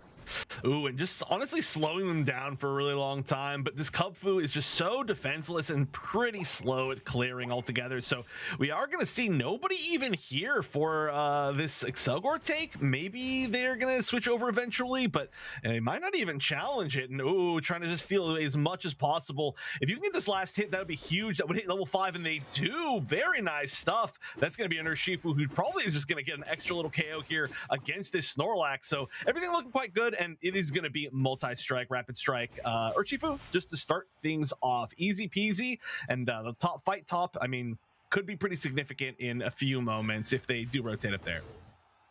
Yeah, and at this point, TI Gang, of course, just guarantees that that steal was not going to get unpunished, although Snorlax didn't guarantee it. Now, Rob has the opportunity to have this pressure on the top side, taking down the Zacian as the second KO of the game. Like you said, we're still really close in this game, and considering TI has these Pokemon that need to get that power spike, I feel like that was a very good place to start for Urshifu. Right, yeah, this Urshifu, I mean, getting to... First of all, I mean, obviously fighting off the invade was huge. It's very hard to do alone as a Kubfu, but then also the fact that they fought it off, then got a KO for free on the Snorlax, and then they got a KO on a pretty high EXP Pokemon up top, all in a row. I mean, that's a great start. My only question is, how are you going to really survive as that Urshifu if you have to kind of dive into this Zacian and this Garchomp, who are both going to be doing a lot of big AoE damage? Even if you're not their target, they're going to end up kind of hitting you if you're doing a bunch of moves around them. So we'll see how easy it ends up being. At the moment, though, that level advantage is going to be pretty huge, matching up at level 7 and finding some targets. Yeah, especially with Rock Tomb setups as well. Tie-Dye will use that XP but just to delay the inevitable, they go down. A good rock tomb once again, but Celeste is able to dash away from this ability. Now IMAX is going to get caught in the X Scissor as well, and it is a Snorlax that goes down for the side of Lunax, and TI Gang getting a good rotation to the top side. We are going to see off screen the Regidrago being taken. Usually, I mean, that's been unchallenged today. A lot going back to kind of these regions metas. Japan was focusing in a decent amount, but not so much over here.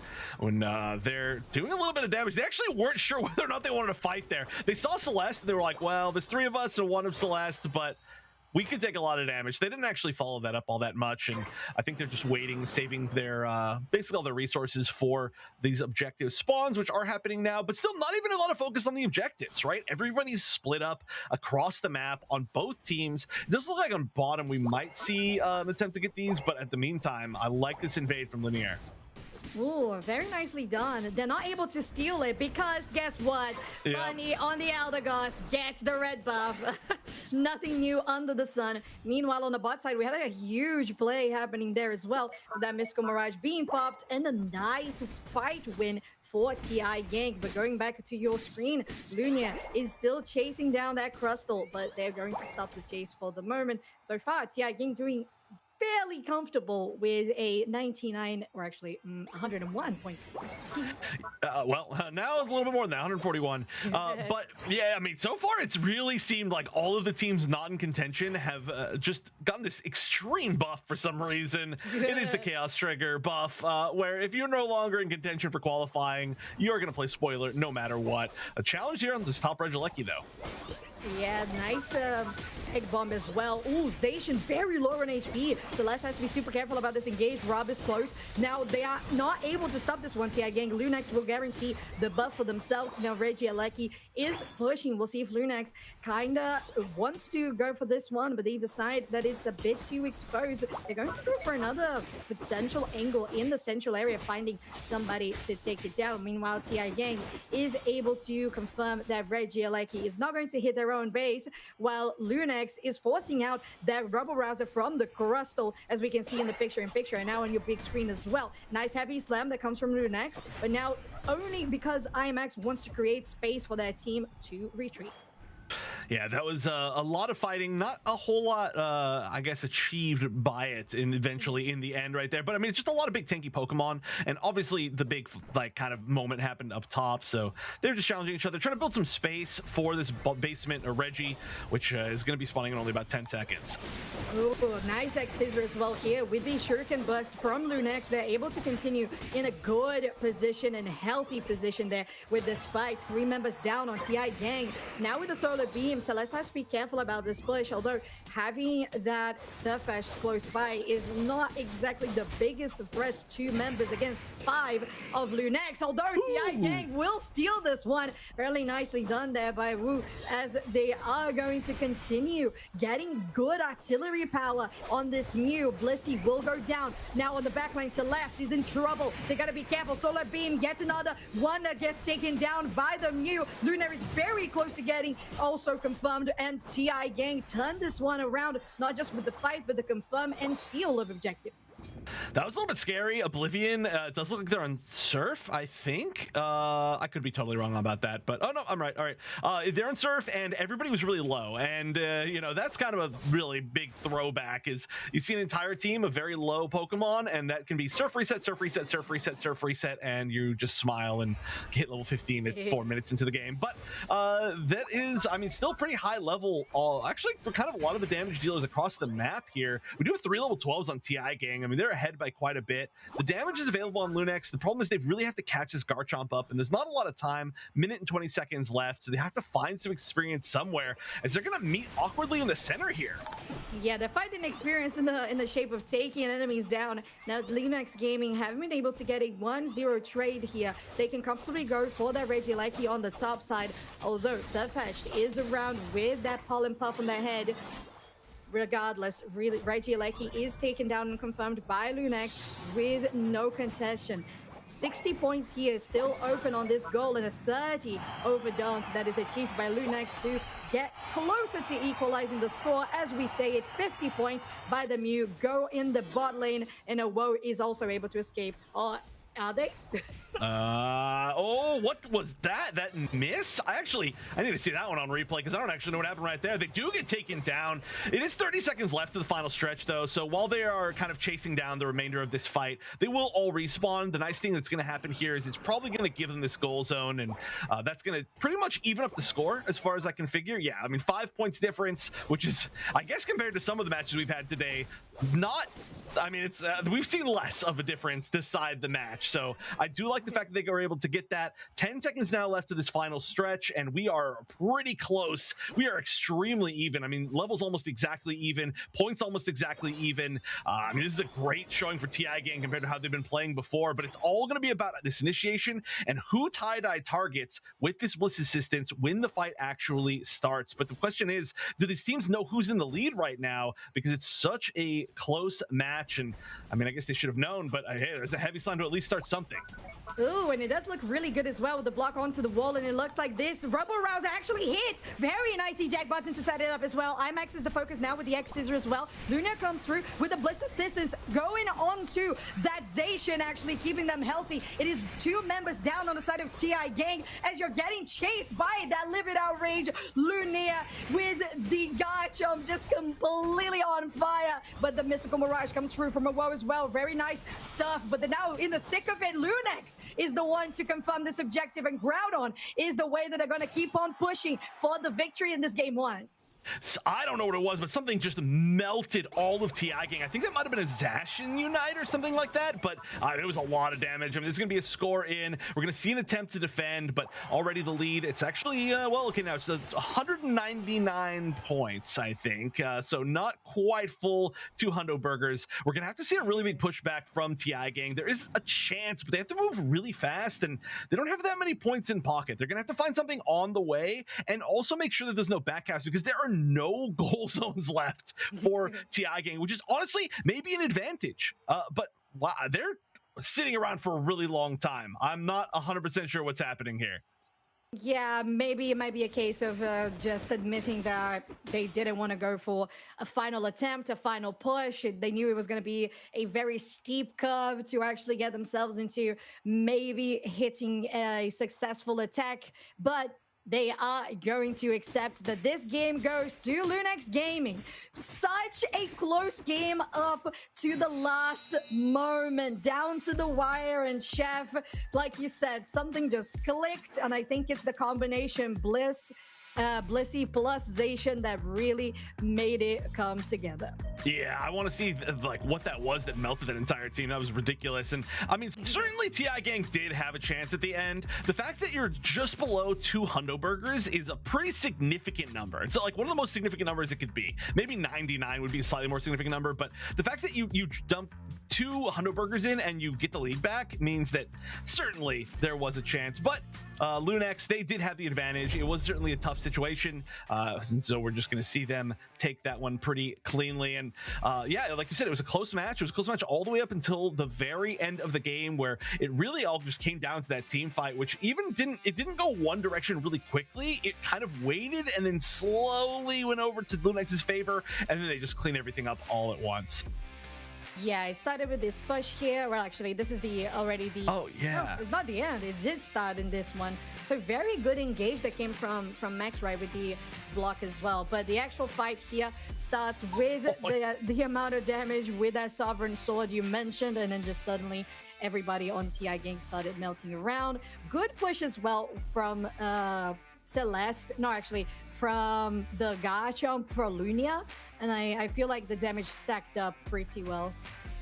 Yeah, okay, yeah, that definitely was that sword. I was like, what did all that damage? But he was kind of like sitting behind, so I couldn't see what actually happened. I was like, it just came from somewhere. And I did see there was the Bliss assistance on them as well. I'm not sure if that happened before or after, but regardless, that team fight did, I mean, it went perfectly for Lunex, and we do see Oblivion as our player of the game on this Greninja, where Greninja has been truly maybe the MVP Pokemon of the day, as far as like, we have not seen this much Greninja in so long, and it's doing so well.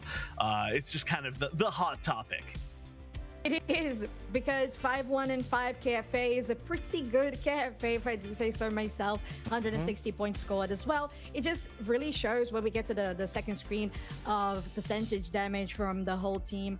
33,000 damage dealt on a Greninja. Of course, it's not that big of a stat, but it's because there was so many different sources of damage on the side of Lunex with the Zacian, with the Greninja, and the Garchomp that it kind of just melted around between all of them. But of course, it is Celeste on the Zacian that had the most damage, like you saw with that Sovereign Sword at the end, Chef. I think like half of this 50,000 was in that last hit, basically. Just that one hit, yeah. Honestly, pretty low damage game, which is pretty interesting to see just in general. But you can see the huge comeback. It was pretty scary. It was getting pretty scary there. TI Gang was holding on to a lead for quite a while, but nice stuff from Linux Gaming to be able to fight all the way back. And I also do want to point out, as far as seeing the MVP pick here, Surf on Greninja. We've seen a pretty mixed set as well, from whether it's Surf or Water Shuriken. But Surf was really key this game because it helped secure the objective when they weren't like guaranteed that they were going to take it. It's not like it was a full wipe into an easy take. So very nice to have some sort of execute option, and Surf obviously is that. Agreed. I think the versatility that we have been seeing from Greninja is really a positive thing overall for the health of the game and for the health of seeing these attackers climb onto the stage once again and seeing them shine. I really loved that. We've seen a little bit of Cinderace earlier too with Blaze Kick, which is a great option too. So I really appreciate it. I am a big attacker fan. I don't know about yourself, Chef. Yeah, no, I'm actually quite an attacker fan. I played a lot of Cinderace in particular, especially early on.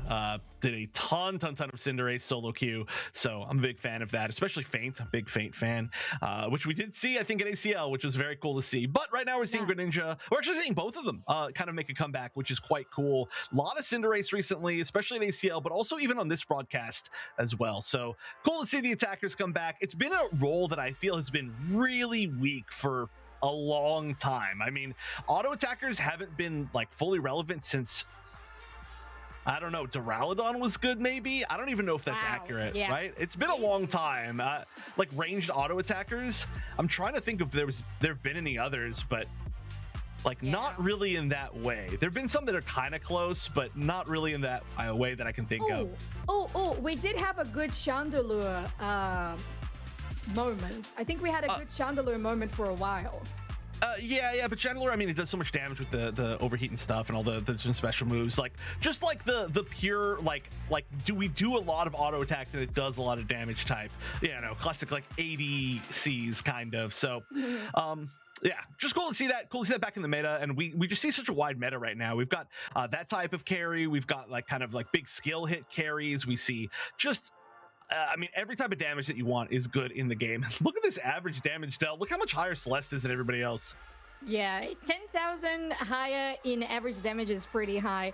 Having that Celeste is the first one in our rankings, then followed up by Fan from Extinction, Curious on Evil Geniuses, and LGC on Extinction. I feel compelled to say Trainer LGC, but I would just try to only say LGC. And then Toon from Root Dig plus Otto on Root Dig as well.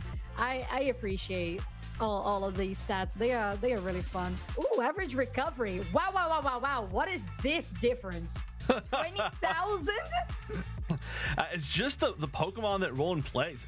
We see this stat as well pretty significantly in Latin America with Lel, who plays almost entirely like actual healing supports. So it's just a huge difference. I mean, I'm assuming that's still the case in Latin America, but yeah, it's just funny because you really get to see what Pokemon these support players really like choosing, and some of them are more support focused, like healing focused. Some of them are support focused as crowd control, and Roland has been doing a lot of healing, which is quite funny because also Roland well known for invading, but different team, different time. We will see them play an important match tomorrow. We're back in draft, and bans are, I think, the same. It's hard to remember at this point. Yes, I think they are perfectly the same, exactly. And the only difference that we actually have here before the draft actually starts with the picks is that we have Kyogre as the map for this game. That was the choice from TI Gang. Meanwhile, Lunax chose the first big side on purple. They're looking together as Asian picked in once again. It makes quite a lot of sense considering, like you said, that was a key point of guaranteeing the objective. I do wonder if now TI Gang is going to go with the score comp. Now, again, I don't want to keep bring up the score comp, especially if we're just not going to see it. But that's one thing that they did before was they would go Kyogre and then go score comp, which really didn't make any sense, I think, to anybody that you would not play Rayquaza with the score comp. But that's what they were doing, and it doesn't look like they're going for it. They're going for some really solid picks so far. The Sirfetch'd and the Mew, just good on pretty much any team right now. So they still have a chance to flex, but they might not be going for anything weird. They might just like Kyogre. Well, that is valid. It's valid. Well, like you said, the Sirfetch'd and Mew picks, they are definitely just as meta as it can be. Meanwhile, we've had the exact same picks everywhere, with the Zacian, Snorlax plus Greninja for Lunax, TI Gang with the Sirfetch'd plus Mew. But the difference here is that Bunny actually steals now the Blissey from Lunax, and Tie-Dye now is forced to get another supporter, and they chose the Comfey with a Zoroark. Ooh! Fun. And this is Celeste Zoroark too. I mean, one of the most famous Zoroarks, and especially, back when Zoroark was kind of the meta, Celeste was one of these Zoroarks, but he's continued to play it a lot, even when a lot of the other players that played it originally have dropped it for other options. So this is kind of the Celeste special. I always remember interviewing Celeste. They went to this pick when it was a little more off meta, and I was like, was that a surprise that you're gonna pick that? And he was like, it's like my comfort pick. Kind of looked like me, I was dumb. I was like, oh, I'm sorry. But it is. Celeste is just so good with this Pokemon. And I'm curious whether or not Tie-Dye is going to be going Sweet Kiss or going to be going just healing, because you don't usually see Sweet Kiss, I think, as much with the Zoroark, but I don't know. It's just a different meta right now. Yes, it's true. Well, they do have the recovery hood, so I would bet it is going to be more, likely going to be floral healing. Yeah, that would help that decision. That does make quite a lot of sense. That's right, kids. You have a look at all of the items, of course. That is a exclusivity of having the broadcast on your screen, because that's not something that you can have when you're playing in your actual game in solo queue. But we love talking about competitive, and that's why it's lovely to have as many stats as possible. So shout out to our stats teams always for providing us with the best information possible. Now, it is a match point, Chef, for Lunax Gaming, our purple team versus TI Gang on the orange. Right, and I do believe that Lunax Gaming winning this would lock them into third place guaranteed if they do win this. So that's really all that's on the line here. If not, I mean, if TI Gang manages to pull off a win, it is once again a Chaos Trigger. We're just going to call everything a Chaos Trigger because it's going to complicate things even more, but we'll see how that actually goes. TI Gang had a great early game last time, and we'll see if they can follow it up. It's going to be tough in this top path. I mean, the Comfey on a Zacian is going to be always hard to fight, even if there are, I guess, 3 people trying to take it down. Yeah, true. Oh, I'm interested here. I'm thinking that we might see Scald on Slowbro because they're running the incense as well. And the specs, I feel like that could be the case. So you're bunning it down, denying the healing from Tie-Dye. But we'll see once we get there. Very low in HP there, Celeste. And we have that confirmation, of course, the floral healing going on to Zoroark, as Rob was attempting to be a little bit tricky in that central area. They are going to force them away from the Altaria Swablu's, and that is a very good play all around for TI Gang to assert some dominance in the early game. Right, and also Scald will make sense, and oh my goodness, they're diving in, they're going for it, already going to pick up 1 KO. Wait, no, that was a weird KO the other direction. I didn't even realize that, and wow, they actually managed to turn that around really well for TI Gang, as they're going to get a double reverse KO. That was not, I think, the way that they expected that to go. A pretty unfortunate situation for Lunax Gaming. It's true, it's true. I feel like when you're going in as a Zoroark early on, Chef, you just feel like you're going to get the KOs. And that is TI Gang saying, okay, we have this locked in, at least in how we want to play this early game. That's what I see on the screen right now. Aero has 50% HP here, so they need to be careful about how they're going to engage in the central area. That said, we know that Celeste with the color Comfey, they have already found Rob here on the Scyther, as they are going to be contesting the Regidrago that goes to the Egg Bomb by TI Gang, or actually not Egg Bomb, because we're running Safeguard and Helping Hand as a team, so just an auto attack. Just an auto attack, that's all it takes. But they do manage to turn things around for Lunix Gaming, and obviously that objective is not the most important in the world. Getting all these stacks is certainly important. I mean, this is a huge power spike that we just got. A lot of experience from the KOs, a lot of experience from the scoring, a lot of stacks, I'm assuming, from the scoring. I need to check make sure that they're actually stacking, but that looked like what they were doing. And I mean, once you start getting this Zoroark popping off, it's very hard to stop. And you can see it's a level above everything, if not 2 levels, as Lunex is starting to run away with this level lead. Ooh, okay, having that grass knot to study engage, pretty good there for Celeste on the Zoroark, as they're able to take the Mew down with Regice already spawned. Like you said, it is a very quick, very quick burst down on the objective. Wow. Yeah, that was like when we saw Charmander go down earlier. It was very similar, except for this one's a Reggie. But yeah, I mean, this is starting to look really good altogether for Celeste, just outpowering the other team. We are starting when we do see level 9 now for the Scyther on the other side. Oh, they're baiting. They're sitting in this tall grass and baiting, it looks like. Oh, they're waiting for them to go in, and they might have shown their hand a little bit too fast. Oh, my Clash was able to use the eject button away, and with the amnesia, they're still standing. But Reggie, like, he will hit the pad chef, as now Max is gonna be taken down themselves. Oblivion trying to get away here, but Rob is right there with Evo, and they are gonna get taken down. 2KO streak going for Rob, but here comes Celeste with that 2KO streak of their own, with the Flowery Fields Forever even to get even more, with only a 4 overdunk, or 3 if I'm not mistaken, but they are going to run here. A telekinesis slow bro to pull them in. Now Floral healing, very nicely done. Good dodge over the wall, and Celeste is able to escape. Overall, it was an even trade. Yeah, I mean, the big thing here now is that there's no goal zones on the bottom side now for TI Gang, and if Lunix tries to continue to push that advantage, I mean, they're going to have Regielekis just down the bottom path the rest of this game, which should be like a couple more. That obviously is a very scary situation if they've already got a big score lead, because they can continue to push the score lead. And with such a mobile team, Greninja could sneak in scores, Zora could sneak in scores, and of course either of those with the Comfy on them, they sneak in even more. Oh, well, Celeste is in trouble. Comfy is in trouble. Very good engage there by Aquila, as the able to guarantee 2 KOs on that push. Very good setup to go for this top Reggie that spawns as we speak. Another Regice. Water Shuriken Burst going into the backline with a nice power nap to get them knocked into the air. Will force the eject buttons away from TI Gang with a beautiful block as well to secure that Lunex was going to guarantee that last hit on the Regice once again. And Lunex have been just collecting objectives and bad so far.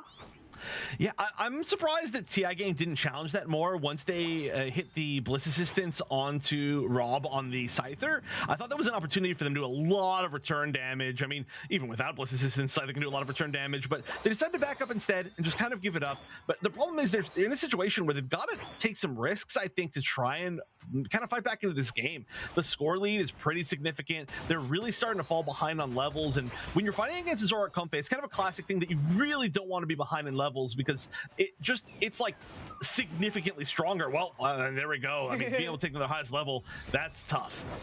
It really is, and with that smoke screen as well, slow smoke helps out quite a bit, although they're falling low HP here. Aquila will get taken down, and Celeste is just cleaning up the house as Lunex has full position to make this just the best place that they can have to rotate bot and secure as well the second Reggie, or actually, third, maybe. I don't know how many they've pretty much Lunex has guaranteed almost all of them. Right, and Lunex really wants this. Like I said, they're going to be challenging up towards their main goal zone, but they're going to pop that Unite just for the one KO they're trying to get. Yeah, and they take down Lunia, which means the TI Gang at least for themselves and their advantage. They are going to push with Regieleki. It's only IMAX here on the bot side, so it looks like Lunax is just going to give this one away. It's all right. They understand they have a huge lead. Right, this is a really cool macro strategy, just to give up this objective, because like I said, they're threatening the main goal zone with the Regieleki, and that is just so scary with such a huge lead. So the moment that TI Gang realized that, they said, we need to full send at this Regieleki, make sure they don't get it. And as soon as Lunax saw that, then they're like, okay, well, we'll just let you have it. We have another opportunity later. We're going to go up top. We're going to take this objective. We're going to take another tier 1 goal zone on your side. We're going to build our lead even more. And it just really doesn't even matter to them. So they are going to be having almost a 200-point lead going into the final stretch, unless anything, of course, changes. It doesn't seem like we're going to have any back caps quite yet. And we're just going to have to be careful, I think, mainly for 2 big important Unite usages on TI Gang's side. Who will Bliss Assistance hit, and who will the slow beam hit? Specifically, if the slow beam hits a less important target than the Zoroark, you are in trouble. Bliss Assistance, I would say 99% on that side there. Oh yeah, because they're going deep. We just know how they want to be playing this, and it's all about the flanks, all about the dives. That's the name of the Unite move after all. But speaking of the side up, they are going to maybe get caught off here. They get the heavy slam to the face, but they're not going to overcommit, because Lunax was definitely far away, or at least too far away to actually commit to any follow-up damage. Oh, they're just poking at each other. You know, Lunax does not want to push more than they have to. They know that they've got a huge lead, and TI Gang has to make the first move. They're just kind of playing a game of chicken here, and somebody's got to find a first hit. I mean, Snorlax's starting to get pretty low just off the poke damage alone, and they're surrounding Kyogre. I mean, it's about to get down to 50%. Somebody's going to have to dive back in. They're uniting. It's got to happen now. Yes, it does, with the power nap as well, with the water shuriken burst. It looks like Lunax Gaming is going to take 3 members down of TI Gang, just wiping up the board. 3 KO, Shriek Kyogre is low, and it is Lunax Gaming who takes this one, just trying to line up for that 2-0 victory. 4 KO streak for Oblivion in this Greninja pick, just absolutely monstrous. Maybe the Greninja should have had the Comfey on it. Maybe that would have been more important. But, I mean, there was just so much damage on the side of Lunax, and they played that really well, playing a spacing game, knowing that they had the lead, which was a strategy that they aimed for early. That's why they broke those goal zones without worrying about the overdunks, is they wanted to use this to their advantage. They're a full melee team, and as a full melee team, you do not want to have to be the ones to initiate. You want them to have to move into you, right? It completely gets rid of that timing of you having to move forward. That's exactly what they did. We're seeing some fights right now, but they don't matter because it's a 600-point lead, and Lunax, they know that they have earned themselves the 3rd place seed with a 2-0 victory clean here over TI Gang. Alrighty, with the seeding getting confirmed for Lunax Gaming and a very comfortable spot there on playoffs.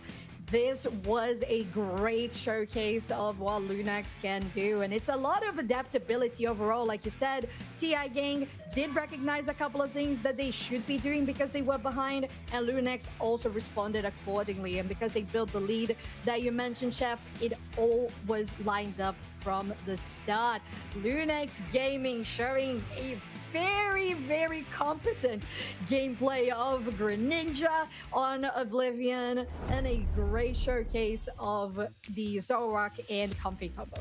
Right, and I guess I should clarify, when I said it's a full melee team, I mean Greninja is not fully melee, but it still qualifies range for what I'm saying. Yeah, I mean, it's got a little range, but compared to the other team that has, you know, significantly more, I would say, it's important for you to be able to defend, and they just did a great job of it. You know, they held on to control. The spacing here, while IMAX was getting just poked down so much, it was just wasting time, and they knew that they didn't need to be the one to engage if they're playing on the defense. So they did manage to go in, they managed to use that Unite just like that, and just delay them even longer. So it was just an easy cleanup job when all these resources had already been used. And unfortunately, the Bliss Assistance was a little bit too late and hit the slow bro, it looked like, which was just really not what they needed. So a pretty nice cleanup. Celeste going to actually lower his average damage dealt with only 61,000.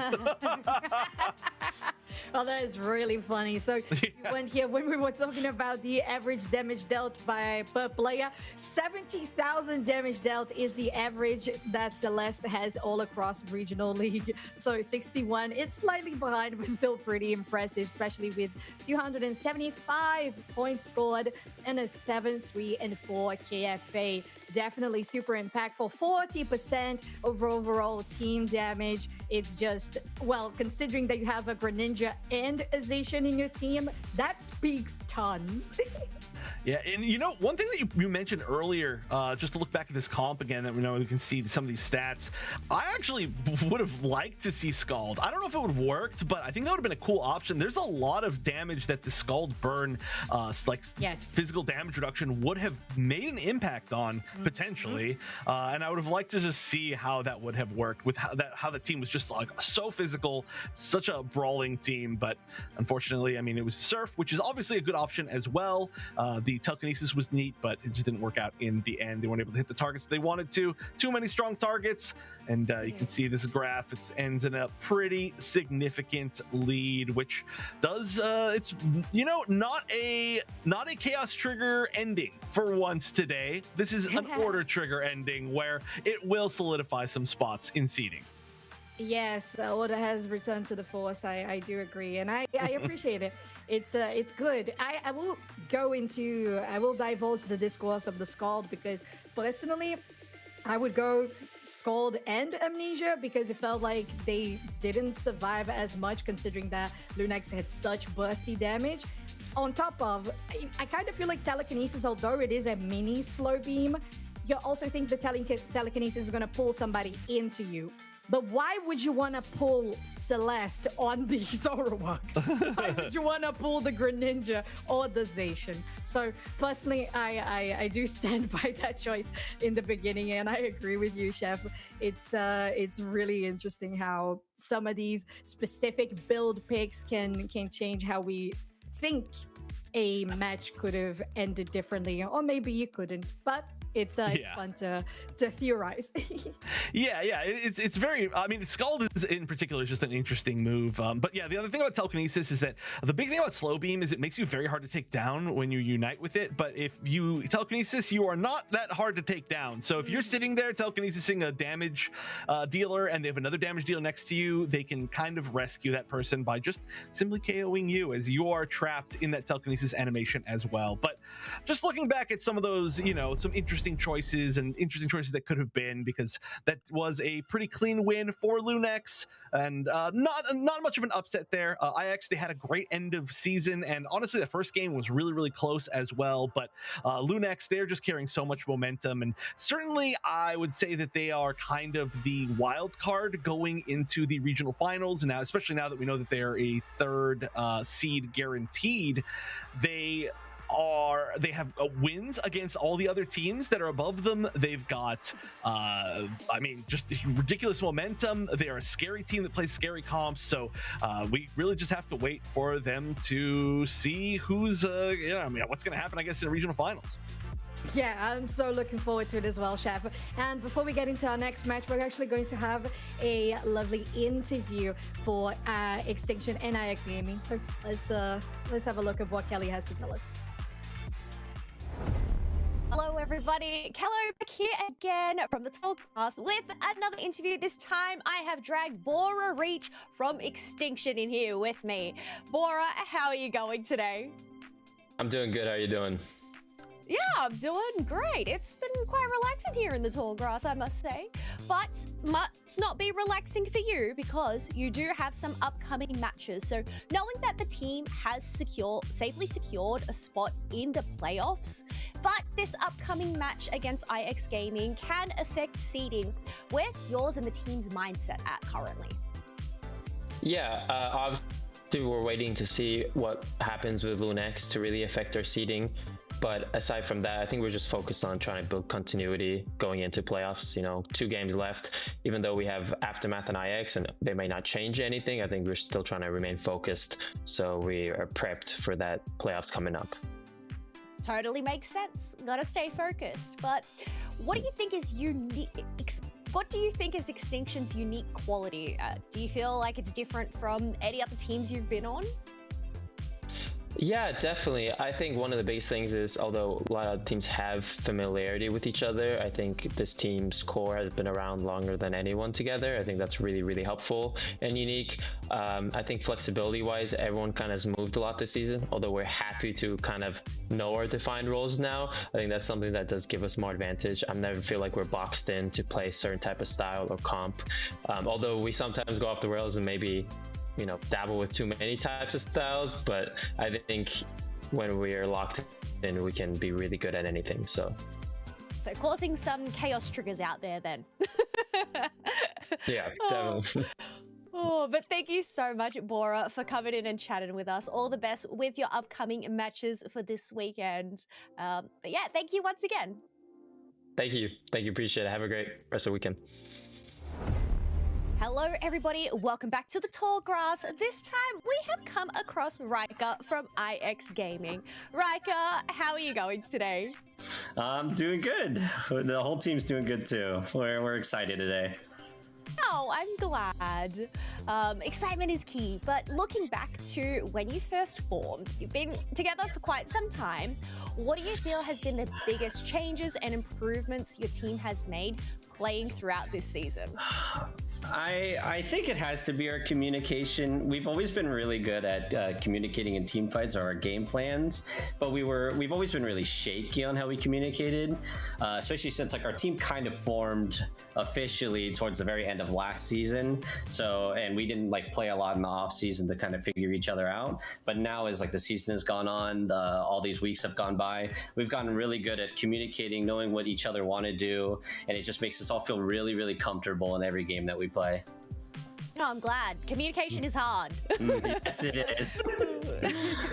But if you had to pick a Pokemon that best represents what your team embodies and its spirit, what Pokemon would that be and why? Oh, I think it's got to be Delmice. As weird as that one is, it's a very silly Pokemon, and a lot of us actually really like Delmice, and it kind of fits a lot of our playstyles in the game, funny enough. I think they would be happy hearing me say that. They love the goofy Pokemon. We're a very goofy team. We have a lot of silly vibes, so I think that one fits perfectly for us. I love that. It's such a unique pick as well. But thank you so much, Riker. We won't hold you up any longer, but appreciate your time and giving us insight into IX Gaming. All the best for your matches today. Thank you.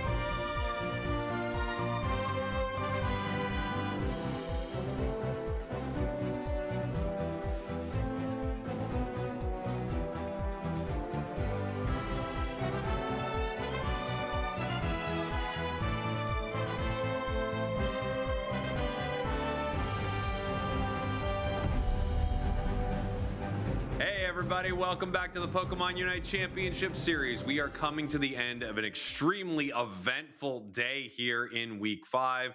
The Chaos triggers, the teams maybe or maybe not heading to Worlds. And now, here we are with our final match of the day, Zoinks. Yeah, a little bit less on the line in this one in terms of stakes, in terms of championships. Both these teams have clinched their spot in the playoffs. However, they are hoping to lock down where they are at in the playoffs right now. Extinction with an outside chance of climbing the ladder a little bit.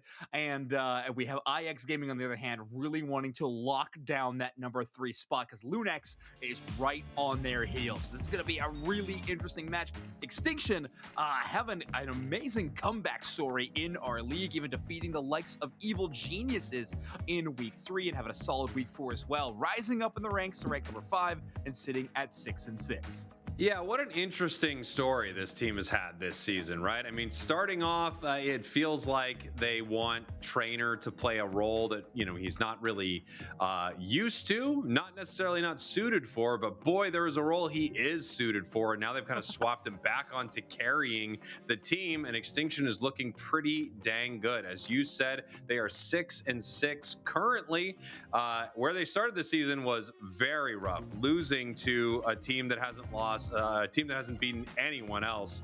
They even lost the map to Aftermath. So this has been pretty tough for Extinction, but you're right. They're back, they're swinging, and they're looking to take down IX. Yeah, they built kind of this new roster formation, but on the other hand, we even heard a little bit from Riker. This team did form last near the end of last season, but now they've had basically an entire season of competing with each other, both in some off-season tournaments as well as earning their spot and playing here in the North America Regional League. Currently ranked number 4, but love to break into rank number 3. Wailord, Breezy, Riker, Smuglax, and Liko. This has been an awesome team to watch. We've heard a lot about their vibes. Their out-of-game personas are always so fun, but getting to watch this team really click in-game has been a blast. Pokemon like the Blaziken, the Scyther, and potentially even the Snorlax have been so fun to watch from this squad. I love seeing the Palmot ban, and we're taking a look at the stats right here, Zoinks. For our last match of the day, we are looking at weekend stats here. So that 62% ban on Machamp is not shocking, given what has happened after ACL. Obviously, we have Blastoise still soaking up a ton of the bans here, Surfetched as well. And last time these two teams ran into each other, IX Gaming took the win, but that was way back in week 2. Yeah, it's been a minute between these two teams and their rematch, so this will be a really fun one. Like the battle, we have a lot of X-based teams, right? Extinction, IX Gaming, Luna X. I don't know what's up with North America in the X meta, but currently IX Gaming and Extinction going to be the matchup, and now we have that ever so important first pick potential. Machamp and Blastoise both off the table. Psyduck right there for the taking, and Wailord will pick up the supportive duck. Wow, not shocked, but I mean, still kind of shocked to see the encounter rate this high. 100% of games this weekend, we've either seen Psyduck picked or banned. Yeah, very interesting. Yeah, just a reminder for everybody, I know you already said it's Sprinkles, but doubling down, the stats at this point are now reflecting just this weekend worth of games, including EU, North America, and Latin America. But Extinction going to be locking up the Umbreon and the Mimikyu. We have not seen very much of this Pokemon at all, only at a 4% encounter rate, but a Trainer LGC, what they can do on this Pokemon is nothing short of legendary. And you can see Delmise with a 12% here. It's actually had a bit of a weekend. And again, to third down real quick, these stats that we're seeing right now are from just today, our 3 regions, not the entirety of our league, which is often what you see. That's a good point.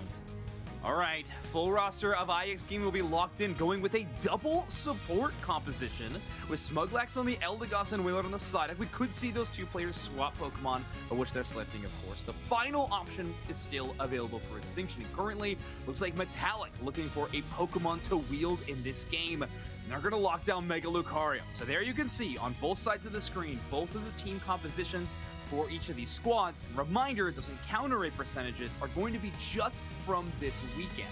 So only including today's worth of matches will reflect tomorrow. That's correct. As normally you might see them for the entirety of our league, these stats that we're seeing right now are just simply this weekend, which it only has today so far. Yeah. So I want to keep doing this. Metallic. I don't want to do the game. Let's keep doing this. I want to do this. Metallic. I've been seeing Metallic with a few different looks throughout their time playing Unite, and it really feels like throughout this season, I don't know if I've seen Metallic lock in on his signature Pokemon yet. Yeah. To be fair, there was a couple broadcasts that I didn't get to watch as intensely, but I just feel like I don't know Metallic's like one true love this season. For me, it's the Palmot. I think the Palmot has been a reason for Extinction's rise in a little more competitiveness in the North American region. However, returning to the old ways of the Lucario, these players love doing it. I think you and I have talked about it so often. A Pokemon that has been available since the beginning of the game just allows a certain level of comfort for these players who have hours and hours and hours on it, and now they give it a Mega Evolution. So let's see what it looks like in game number 1.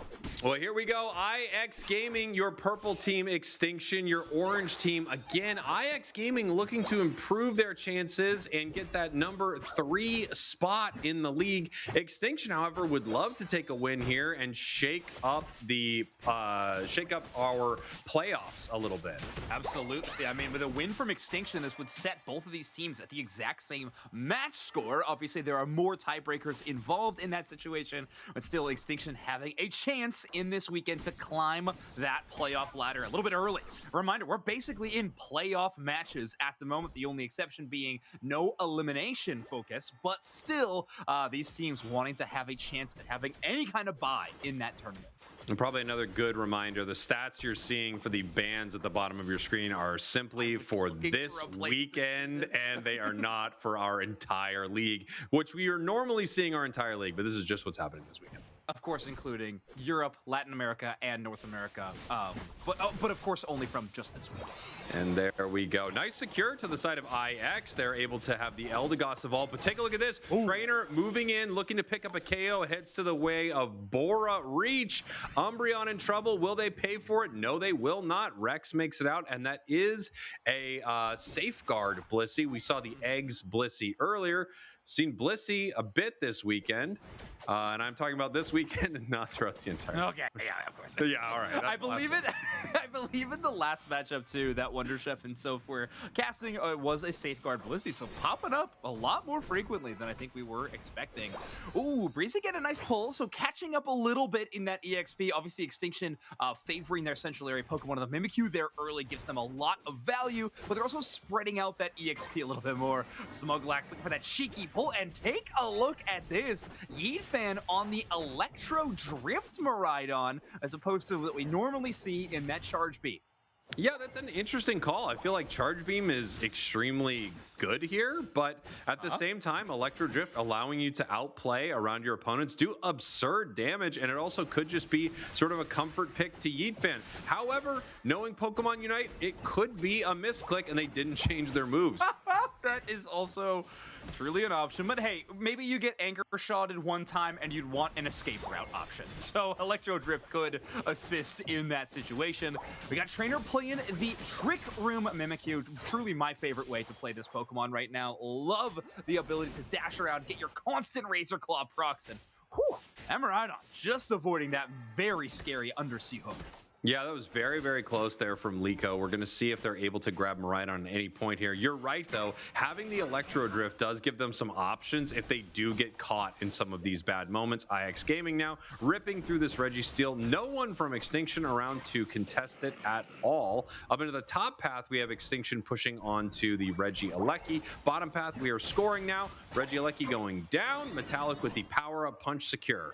Yeah, and ooh, take a look at this Yeetfan actually in the enemy central area right now. So the kind of abandoned ship on the bottom side of the goal zones with IX Gaming having a great offensive presence there and try to get a bit of value elsewhere. And it looks like all of Extinction is going to, as it is a full-on invade from everybody on the squad except for the Mega Lucario. Everybody else is going to be into the enemy central. IX Gaming going to have an opportunity to surround their opponents if Extinction doesn't get to them first. Big play with the Unite move. That's an immediate KO on the Raichu, and the side follows quickly after.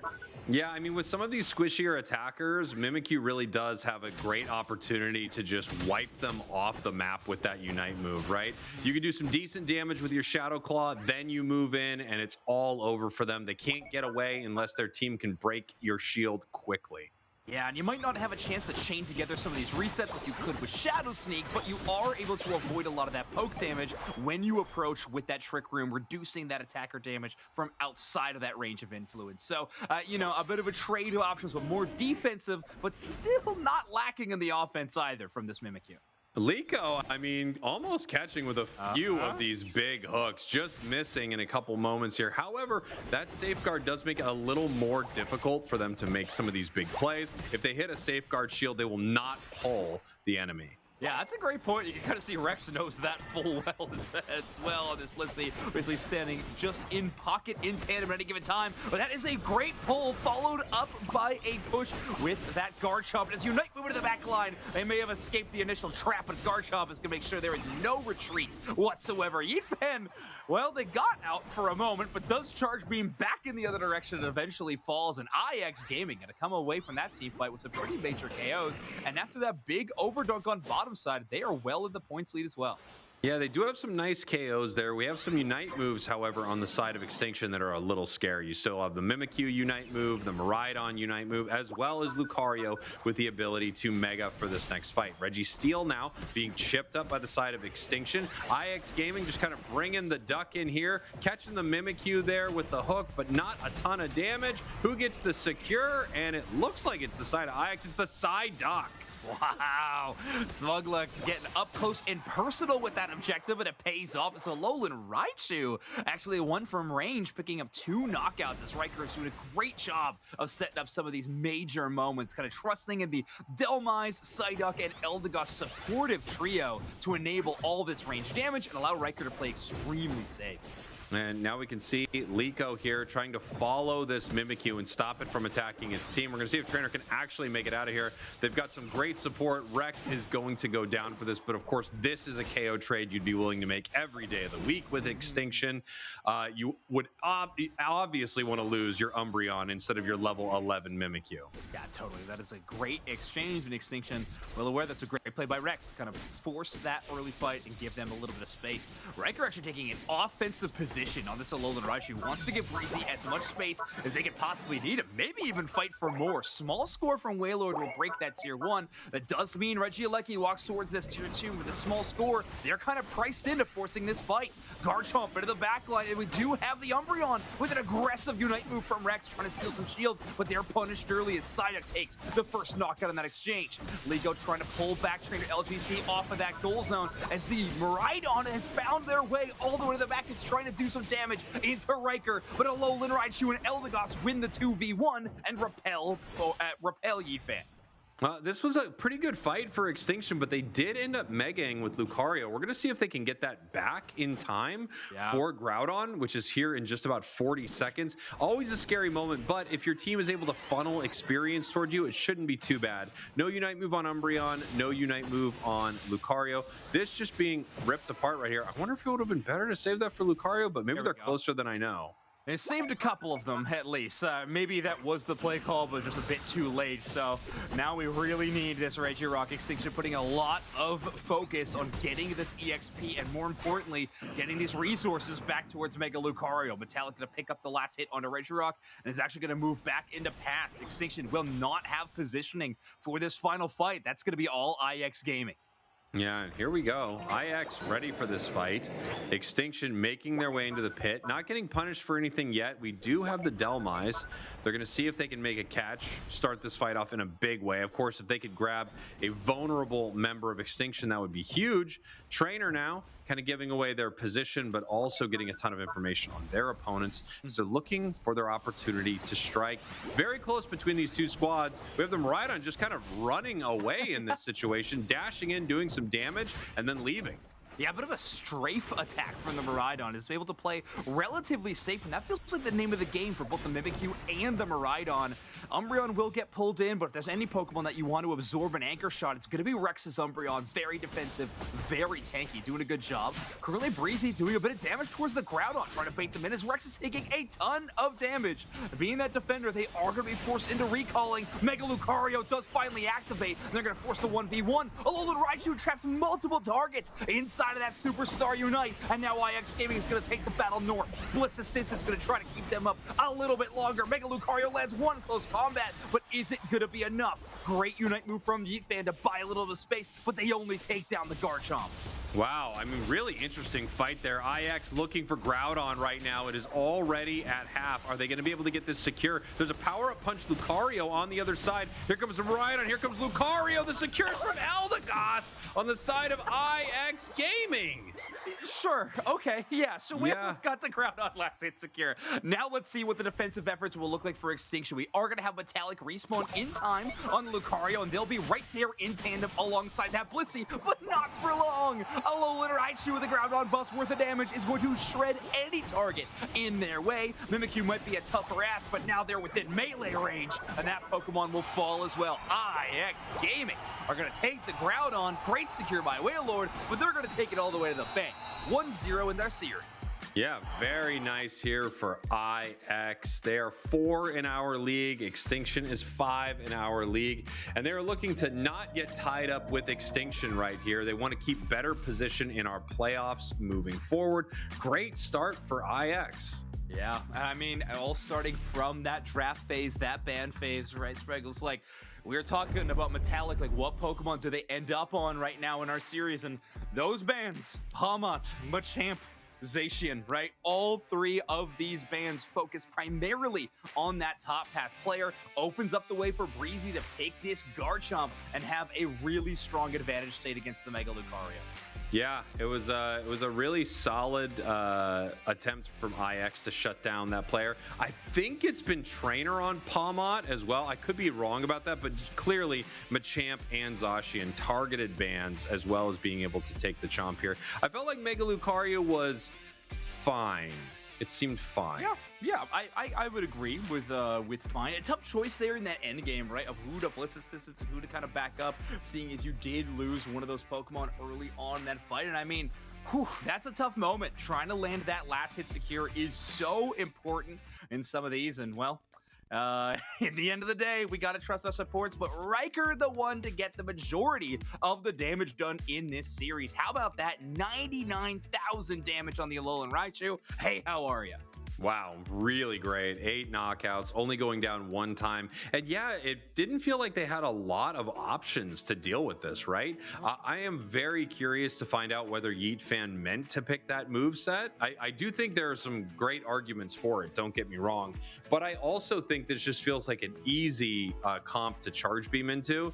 To be fair, most of them are. I mean, it's just a really simple move that does ludicrous amounts of damage. Yeah, it's a solid option, but yeah, I don't know. I really like what IX Gaming was doing here. Yeah, Extinction's gonna need some new answers, but in my opinion, I like this kind of triple supportive core. I know Delmise is an all-rounder in class, and it is filling that role in this team composition, but I do like that this kind of triple front line is able to allow Riker to be so safe in that background, doing 8 KOs in this match and taking under 20,000 damage on this Alolan Raichu. I think one of the most important factors, just a very, very safe pick, even having to play at that medium range with the stored power build.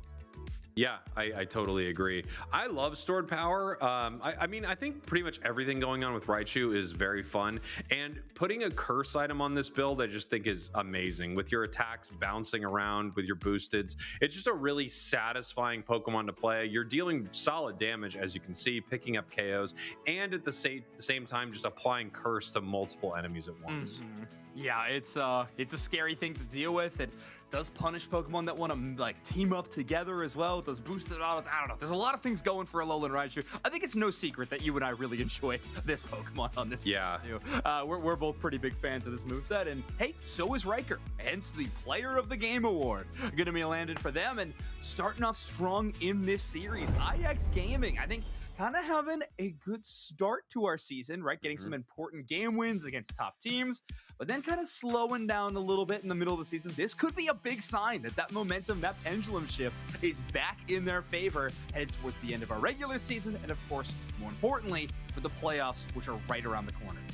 Yeah, you want to be playing good at all points throughout the league, of course, but I think, you know, there's no question about that. But I do think I would rather be in a position of a team like Lunex Gaming, where you have like, okay, sort of an all right start, and now you're really picking up momentum. We hope that IX can be there as well, because IX feels like they had a fantastic start, and then just like you said, maybe got bogged down a little bit as the season went on. You want to have great momentum heading into the playoffs. You also want to have a great position heading into the playoffs, so your run is easier.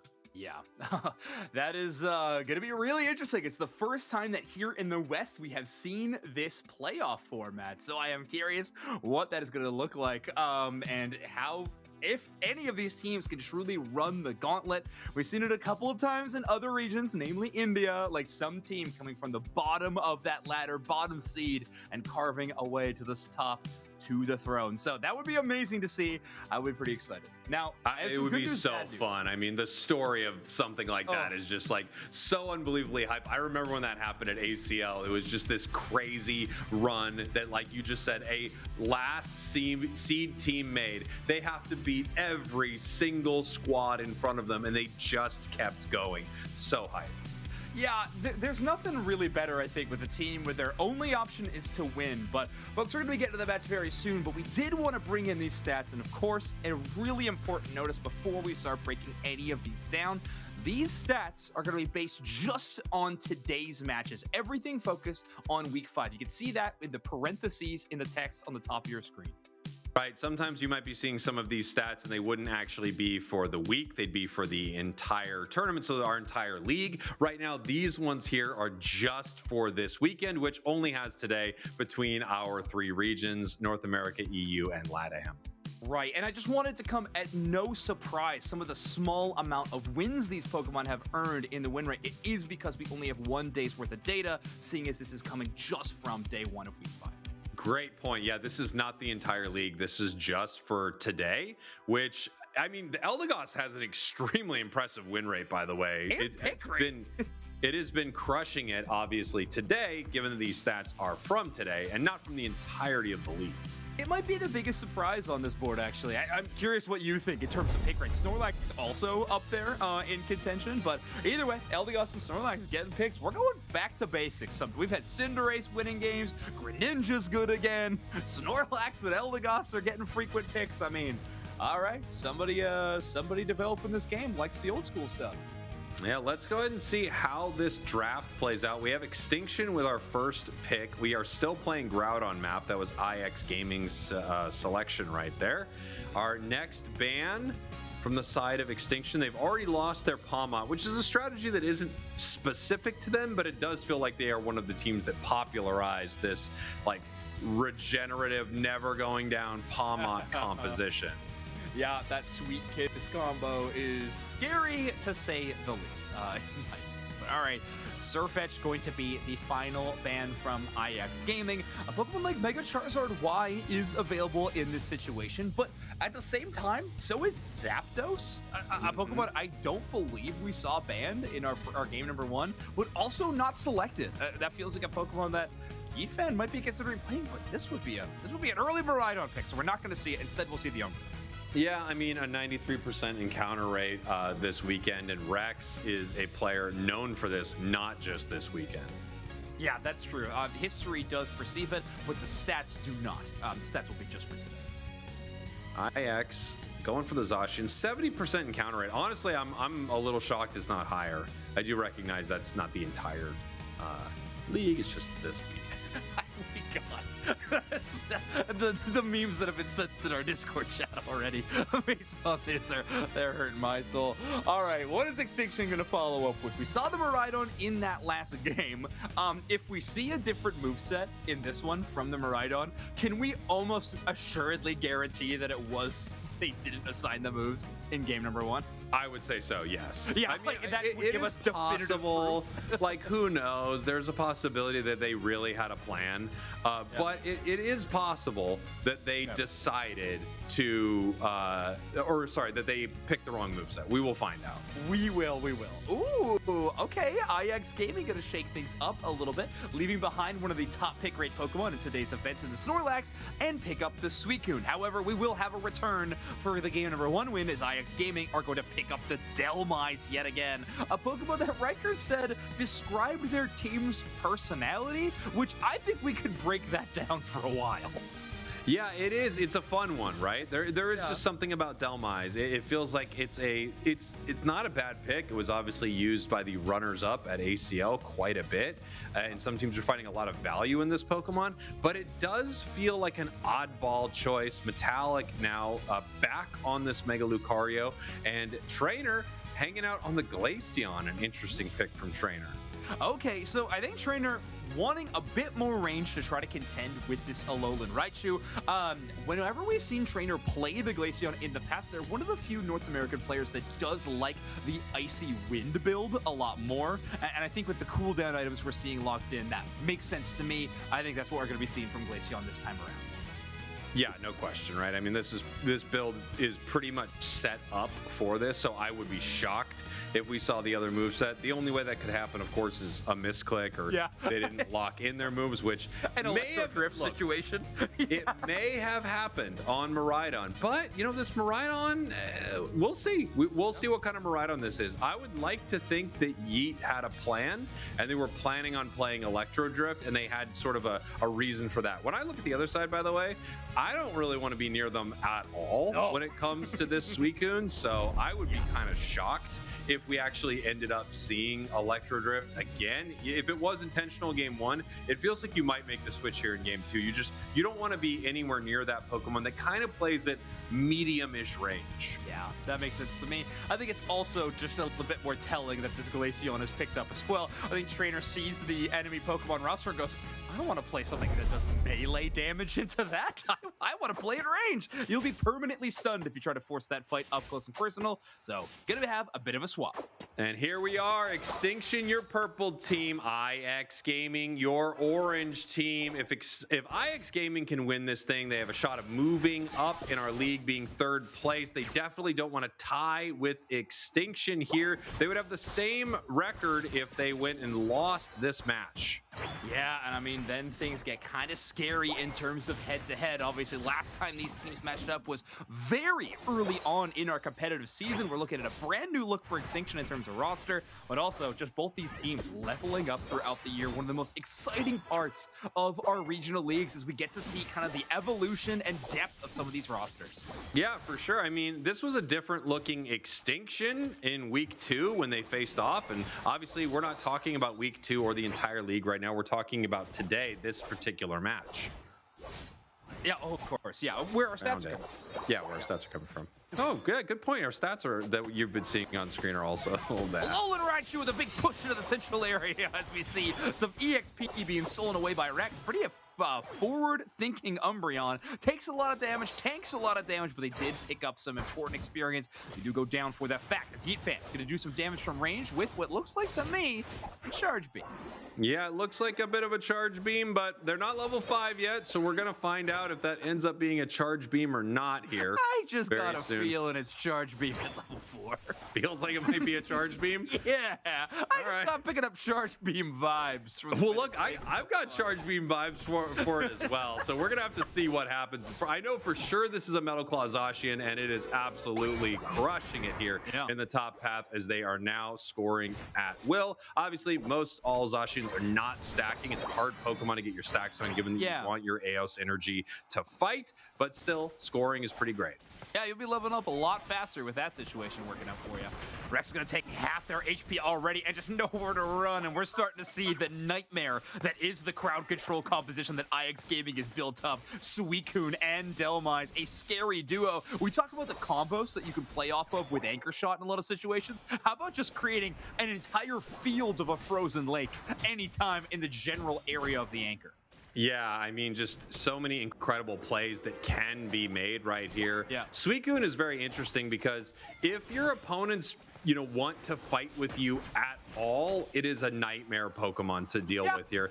But we actually have a lot of Pokemon that will either fight at range or kind of get in, get out on the side of Extinction. It's a good point. Yeah. I'm also, by the way, I am calling this the ice fishing composition. I've decided. With Suicune and Delmise, that combo, I'm giving it the ice fishing candy. I'm going to go ahead and second that nomination. As long as we get Kelosaurus to lock it in, I think you're good to go, buddy. Oh, man. Gotta fight for the Kella vote. Okay, here we go. IX Gaming gonna push towards this tier number 1, and Rex not gonna be able to mount a defense as this lone Umbreon. But of course, having eyes on IX Gaming allows Extinction to know that they are gonna be relatively left alone on the top side of the map, as Regieleki will land and leave this goal zone at a precious 1 point of Eos energy. 29-point overdunk will get Extinction right back in this game, but will not give them the lead, as IX Gaming has been flawless in the bottom half and is carrying this scoreline up to 149. Yeah, really nice stuff from both teams here, like taking opportunities where they can find them. Metallic right now hiding in the tall grass. Bora on this Clefable, gonna make it tough if IX tries to move in and fight. They should be able to out-heal a lot of the damage thrown by the other side. But then again, Alolan Raichu bouncing around. You know exactly what the team's gonna be when you see that Moonlight.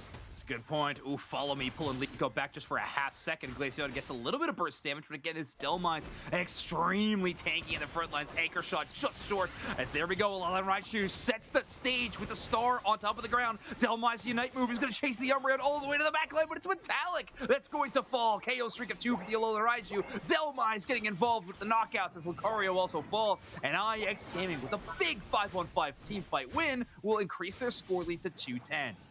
That is Charge Beam, by the way. I told you. I had the vibe. You were right. You knew. You knew. I wasn't sure. I knew it at level 3. I didn't want to say it until level 4, though.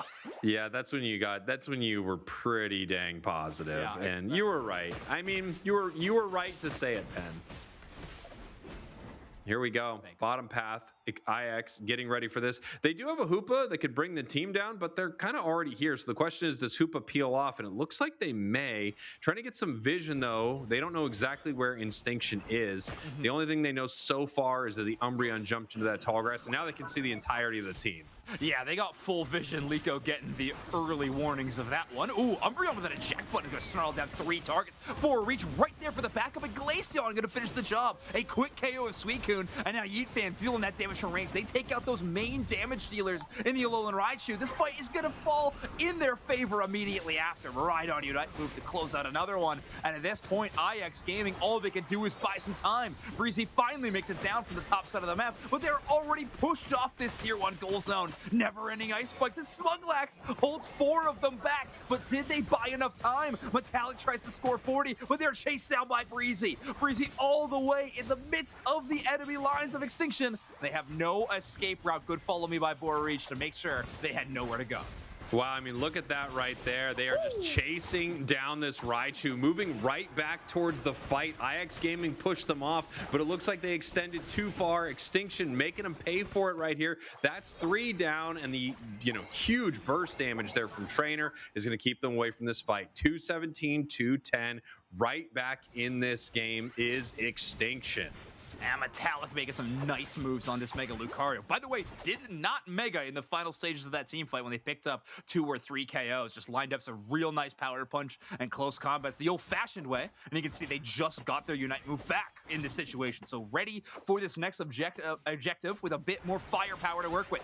Boreach checking the tall grass with that follow me. But this will be a Unite move for the Glaceon to kick things off. There is Lucario's Aura Cannon as they enter this Mega Evolved state. But Extinction a little trepidatious about entering. Liko not feeling that same vibe, and instead is going to charge down multiple targets. Riker very far forward on this Alolan Raichu will get punished, and the Regieleki will be KO'd by Italic's Mega Lucario. Very little damage to ward off this Mega Evolved Pokemon as they charge into the enemy team.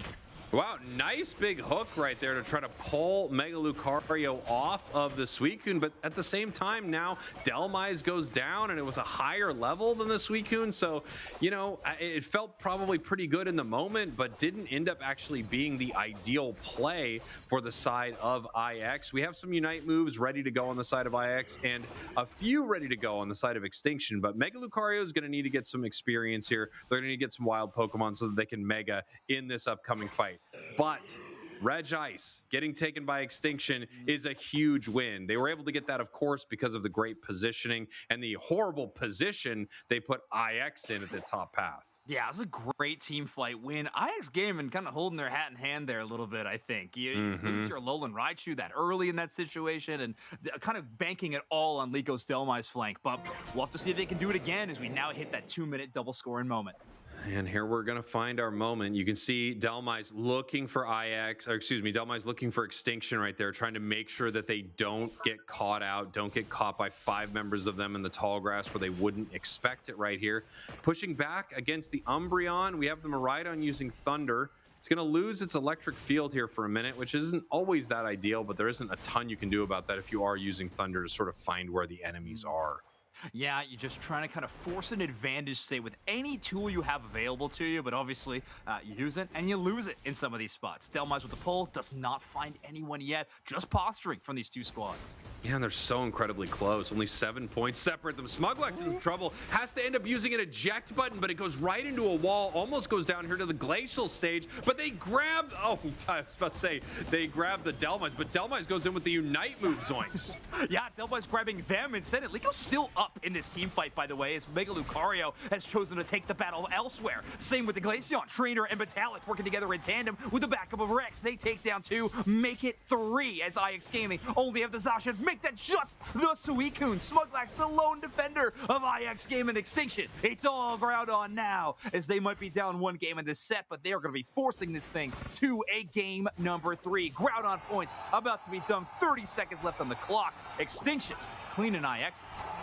Yeah, beautiful stuff here from Extinction. They're going to even this up. When they met in week 2, IX took them down 2-0, but they're saying we're not worried about week 2 or the stats throughout the season. We're talking about this weekend, which is just NA, LATAM, and EU for today. My favorite part of the weekend just today. Glaceon going to pick up the Zacian as well, but in these end game moments, it's all about the damage farm, baby, as currently Extinction forcing that game number 3. This game done and dusted. And we will have a really exciting, decisive matchup between these 2 teams. Again, so close in match score, in game score, even in map differential, I believe. So really going to be a telling one headed into the playoff picture, as both these teams have qualified. So where they end up in the ladder is obviously important, but also getting some information for the next couple of weeks about how you're going to play them in the playoff bracket, that's also going to be important. Yeah, no question about it. You know, this match, it felt like this really went in the way of Extinction, you know, almost the whole time. I felt like there were some good IX moments early, and then Extinction kind of cleaned their clock every time they showed up to fight together. I don't know if it was we finally had the correct build on Miraidon. I don't know if it was the trainer got to play at, you know, range and have crazy burst damage. Maybe it's the healing from Clefable. Whatever it was, Extinction looked so much better here in game 2. Yeah, they felt a bit more decisive in my opinion too. Like when they were using their Unites, it felt like no matter what, KOs were falling immediately after. Like they were actually making sure that a lot of this damage stuck and had big moments. Obviously you got Bora Reach playing defense a bit on that back line, but here on the front lines is where these Pokemon were getting to work. Breezy taking so much damage, they were just kind of forcing a recalling or sticking around. I mean, really just an impossible decision to make when Groudon is that low at that point in the game. And yeah, at that moment, IX Gaming already thinking about game number 3, but I guarantee Metallic is as well. 1 game on the Mega Lucario looked all right. Game number 2 on the Mega Lucario looked fantastic. Your player of the game, 6 KOs, going down only 1 time, but also a very impressive 6 assists on the Mega Luca. Yeah, I agree. I felt like game number 1, they just didn't get enough going, right? Game number 2 here, this looked much better for Metallic. Metallic is really cracked on a few of these all-rounders, like some of their top path picks. And I feel like their Mega Luca in game 1, it just didn't have that sort of explosiveness that I often expect out of a player like Metallic. But this Mega Lucario looking a bit better right here. And I wonder if Bora Reach's 112,000 healing was a big factor there. Yeah, I think it's got to be at least a portion of that, because Bora was crushing it on this Clefable. And yeah, I think everybody benefiting a ton. It also allows Rex to play, I think, a build they're a lot more comfortable and happy playing on the Umbreon in that Snarl and foul play kind of situation, playing more main tanky. I know Rex has played all kinds of supports and defender roles on the various teams they've played on, but when they're playing that tank Umbreon, it just looks a lot cleaner in my opinion. So love loving to see that from Extinction, and I'm just loving that we're going to a game number 3. This is going to be so fun between these two squads. Already, this match has been amazing, and NA putting up some bangers in today's broadcast. I feel like today has been just one of those great days on broadcast. We've had a lot of amazing days throughout this league, but so many kind of wild games, awesome upsets, teams going to game 3, matches that mattered a lot, chaos triggers triggering. It's just been really exciting.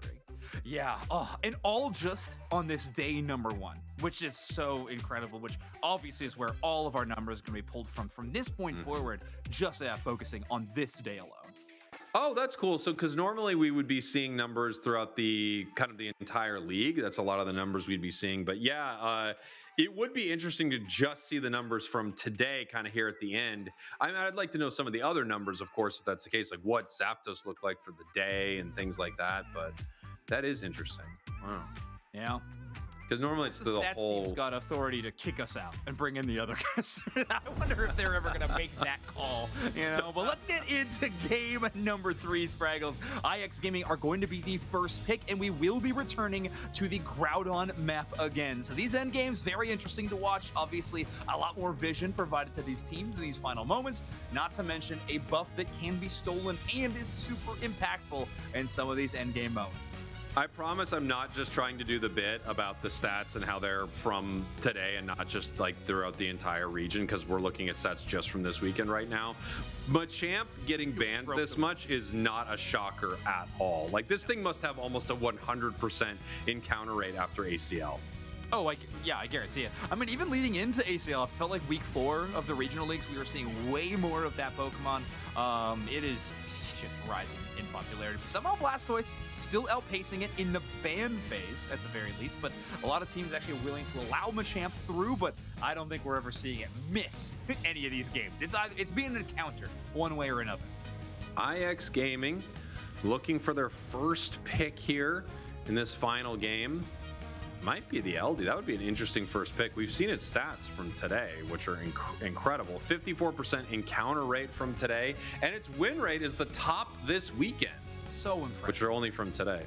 A great Pokemon. If you want to win the game, which these teams do, Eldegoss is going to be an amazing choice. I mean, they've been proving it in the numbers basically today, and I like what we've seen from this Pokemon, even given the eye test as well. I love that Unite move with the Buddy Barrier. I feel like a lot of these team fights are not as fast as maybe they have been in other metagames, right? The damage being done, we're seeing a little bit more focus on healing and a lot of really tanky compositions. So, the war of attrition becomes a very important thing in some of these late stage teams. I've got to wonder at this point, there's no way it wasn't a misclick, right? For Yeet fans move. Yeah, no, I guarantee. It has to be. I'm too curious. Like, I do think there is a reality where Electro Drift gets some pretty good value there, and there's like a thought process behind it. I'm not saying it's impossible, but at this point, I just feel like it was the wrong move set. Okay, fair enough. Well, hey, I think I'm with you, and I think a lot of Extinction is with you after seeing the results in that game number 2 where they were absolutely dominating. But here we go. IX Gaming they got some really interesting early picks that shake things up. Smuglax on this Trevenant, and now we're following up with a Riker Galarian Rapidash. Pokemon at a very low encounter rate. However, its impact is not to be questioned, in my opinion. This Galarian Rapidash has had some major moments. Trainer, though, onto one of my favorites, that Ceruledge, and Bora Reach returning to the Clefable. That's a lot of HP restoration potential on Metallic, LGC, and Bora Reach. Yeah, I think that Bora is making a great play here, bringing Clefable back. And looking at the other side, I don't know if they have enough burst damage really to deal with it. We're gonna find out here very soon. Shot basically in this draft. I think he might be. Like, Clefable's going to kind of have to face tank a lot of it in that situation, but still, I mean, if you're going Liquidation, I think you're able to ignore a lot of it in this spot. Well, we'll have to see. Obviously, that moveset after the buffs is so phenomenal. So you might have to still consider it to be an option. But at the end of the day, I think a decision between Liquidation and Snipe Shot, at the end of the day, what does it matter when we've had chaos triggers just truly through the roof at any given moment? Who knows what is going to go on? We might return to Electro Drift, and if that happens, this chaos trigger whiteboard, it's going to implode. I think if we do see Electro Drift, that has to go up to 101 for sure. Maybe even 110, I'm not sure. As we get ready for our final match of the day here, Zoinks, IX Gaming, your purple team, Extinction, your orange team, all tied up here. Big implications for this matchup. IX would love to move up in the playoffs, and Extinction would love to tie it up here with IX. Yeah. One thing I like about this IX Gaming composition, though, Spraggles, is kind of this switch over to the Galarian Rapidash. I feel like before, the Delmice was kind of the anti-Yeet fan, a little bit, right? That was the Pokemon they were choosing to try to shut down this long-range attacker. Well, now they're kind of switching up that role. Galarian Rapidash can threaten it a bit more. We've all seen what a Galarian Rapidash Unite plus 1 dash can do to these attackers at the back line. So, setting up for a bit more of that. That'll be in the later game, though. For now, it'll just be good old-fashioned K-openers onto the enemy Eevee. Yeah, nice stuff here. Double KO for Riker. Huge play. I almost wonder if Wailord was trying to bait the Umbreon a little bit to feel safe as it peeled away, and then Rapidash made it to the top path. Really liked that play. Trainer is 5 here. We're going to see how they want to fight around this. Enough of it went over to the side of IX to get the level, and we have a KO now. We have the Ceruledge going down. They continue to move forward in this fight. Just intense pressure from IX Gaming. Yeah, and I know in that situation, you probably like your Gibble to pick up the KO or whatever, get the levels. Eldegoss with a red and a blue buff is still formidable in the early game. So taking that back is actually a bit of a scary moment for this Extinction early game inside the path. We'll see how they transition that into the Regidrago, though, that will be spawning in about 15 seconds. Breezy doing a good job of just playing good fundamentals in that pathing phase. Gabite constantly pulling that EXP away, and, well, when they sense a potential for a knockout, they're going to take it. Boar Reach goes down to Breezy. Yeah, it's really hard to get away from Eldegoss already, and then Eldegoss with a red buff. I mean, we saw this as like a core strategy teams running for a long time where they would actually just share the red buff with their ally Eldegoss. We have a moment there where Ceruledge was going top trying to shut them down, but right now we are watching another push here from IX Gaming trying to get them away from this Drago so they can secure it. Yeah, it looks like they will be left alone at this point. Umbreon and Miraidon going to kind of bounce back. We can see on the top side, Mega Lucario going to be getting in some very important scores. They've been kind of struggling to get that done any moment in our match so far. So finally getting on the table. This horse has been the bane of their existence up until this point. We'll have to see if they can find a way to shut down Riker on this Galarian Rapidash. And they're kind of trying to move in for a little bit of a fight here. There is the liquidation. Yeah. There's once again Riker moving in here, but they have a lot of healing. It doesn't matter. Wow, just so aggressive from the side of IX. Yeah, I mean, there are going to be windows of time between the Moonlight cooldowns. If you can set up those combos, and if anybody can kind of bridge that gap, it's going to be a Galarian Rapidash with Smart Strike jumping into that back line. Well done from Riker to set this up, and now Breezy going to be capitalizing a lot off of all this EXP. For not only the scores, but those objective secures on the fast track to level 9. Bottom side, on the other hand, though, is just going to be Smuglax on this Trevenant for now, but here come the IX Gaming reinforcements. Yeah, here they come looking for this objective. It goes down to the side of Extinction. That is secure there by the Miraidon. The question is, does Extinction want to push with this? It doesn't look like it. There's so much experience on the map, but they still have 4 members of the squad down here. If Trainer can get a huge KO, they could make something happen, but no. They just decide to peel back and get their experience. Yeah, it's a scary spot when you only have one Unite move to kind of force a fight on. It's all or nothing then on the Ceruledge, and if they don't, you know that IX Gaming has multiple Unites to really shut down your team fight, and if you still have your tier 1 up, well, you can best believe that it'll be gone immediately after. So Extinction gonna relent a little bit in that situation. IX Gaming gonna take a little sigh of relief that they don't have to force that fight and can just charge up their own resources in the meantime. You know what I noticed? We actually have the Psycho Cut on the Ceruledge, and I don't know if this is misclick day for the side of Extinction or if that's what they wanted to play. I don't think it's an impossible build to play at all, but it's just a lot less common right now than Bitter Blade. Yeah, we're seeing a lot more of that HP. Maybe you're just trusting in all of that Clefable healing to be enough, but I don't know if the Psycho Cut defense shred is going to be enough of what you're looking for. At the moment, it doesn't feel like Riker's too worried about it. This central area invade, and they're given a little bit of space, and Wailord able to deposit 20 points into that bottom goal zone and to make it out. So X-Speed, Eldegoss picking up their own Pollen Puff. Galarian Rapidash in a bit of trouble, but Riker taking advantage of those dashes given inside that crazy crazy spooky triangle, they're able to make it back home. Yeah, and here we have 10 seconds until our top objective, 20 until our bottom objective. IX Gaming sending the Rapidash back in their center to get some experience now. Level-wise, things are very solid on the side of both of these squads here. 3 level 10s for IX, almost 3 level 10s for the side of Extinction, as Extinction is setting up around this Reggie Rock. Breezy in really deep, only at level 10's Unite move focuses solely on that Garchomp, who will have their own Unite move to return with. Reach trying to heal up the team, specifically that Sarah Ledge, but now Metallic just has to focus on this Reggie Rock. It will be a Clefable secure, so Reach taking down the Reggie is going to be important, but the KOs are falling in IX Gaming's favor. The fact that they withstood the Sarah Ledge Unite, stood tall, and responded by getting multiple KOs back the other way is a disaster for Extinction.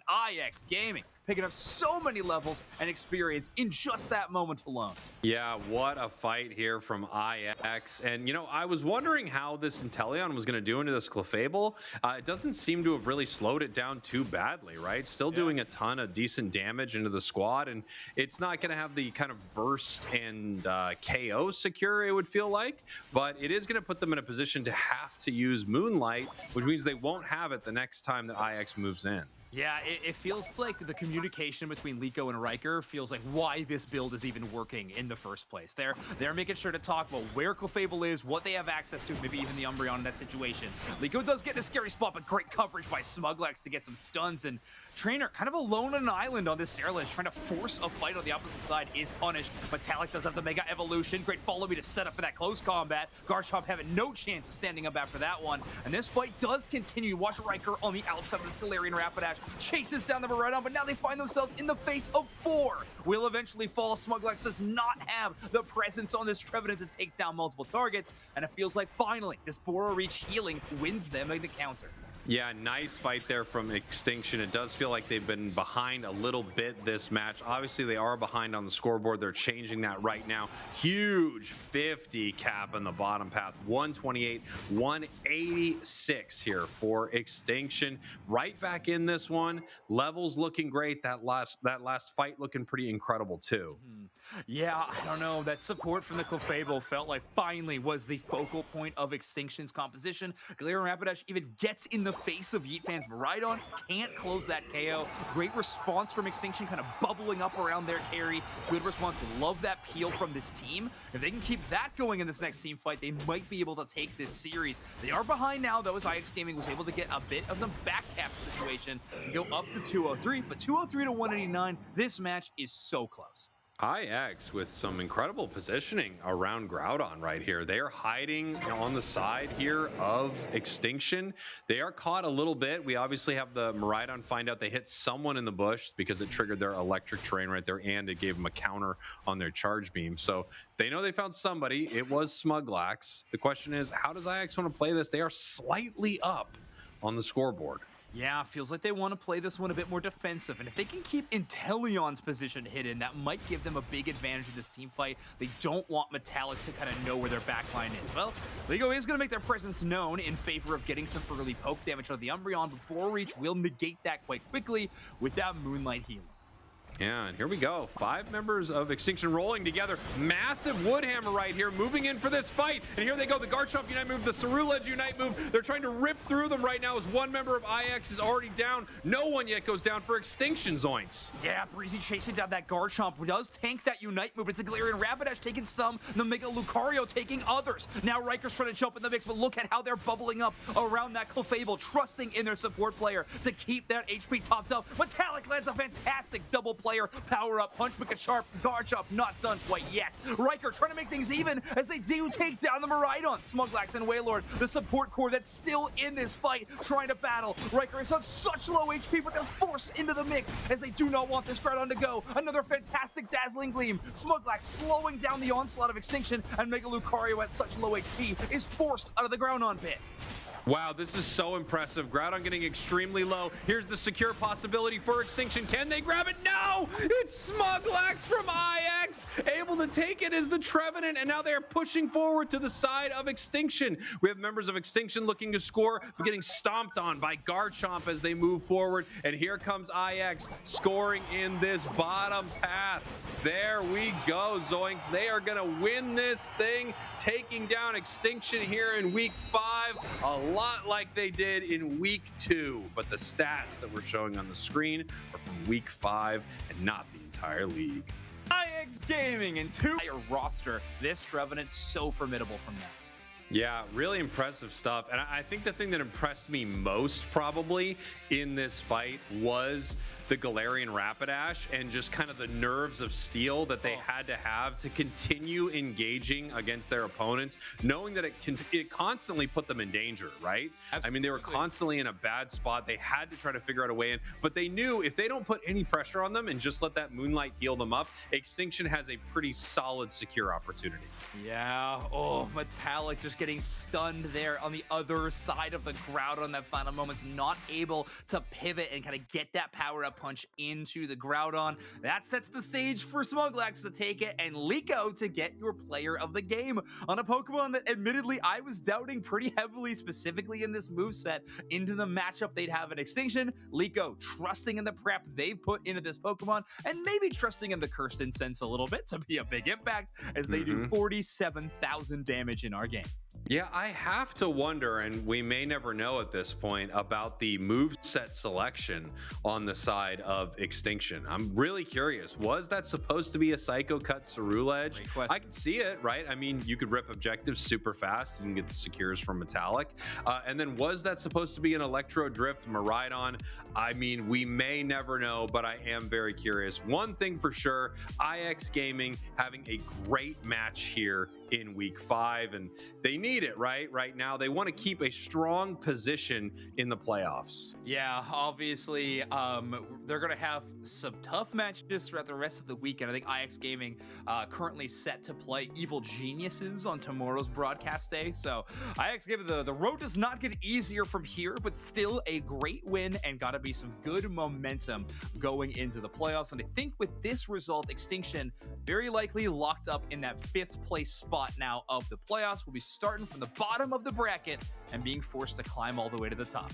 Yeah, they're an interesting team to do it for sure. I mean, Extinction is one of those squads. They're a really, really strong team, but they've had an odd year, like one of the weirdest years possible for their squad. It feels like at any moment they could beat the best team out there, and then many times they don't. Yeah, you hate to see it, but at their time right now, IX Gaming loving to see it, as they will be kind of the faces of consistency in this 2-1 victory they are able to put together. Love seeing that. Obviously, this Inteleon a major factor, but I thought there was some really cool stuff that IX Gaming was doing throughout that series.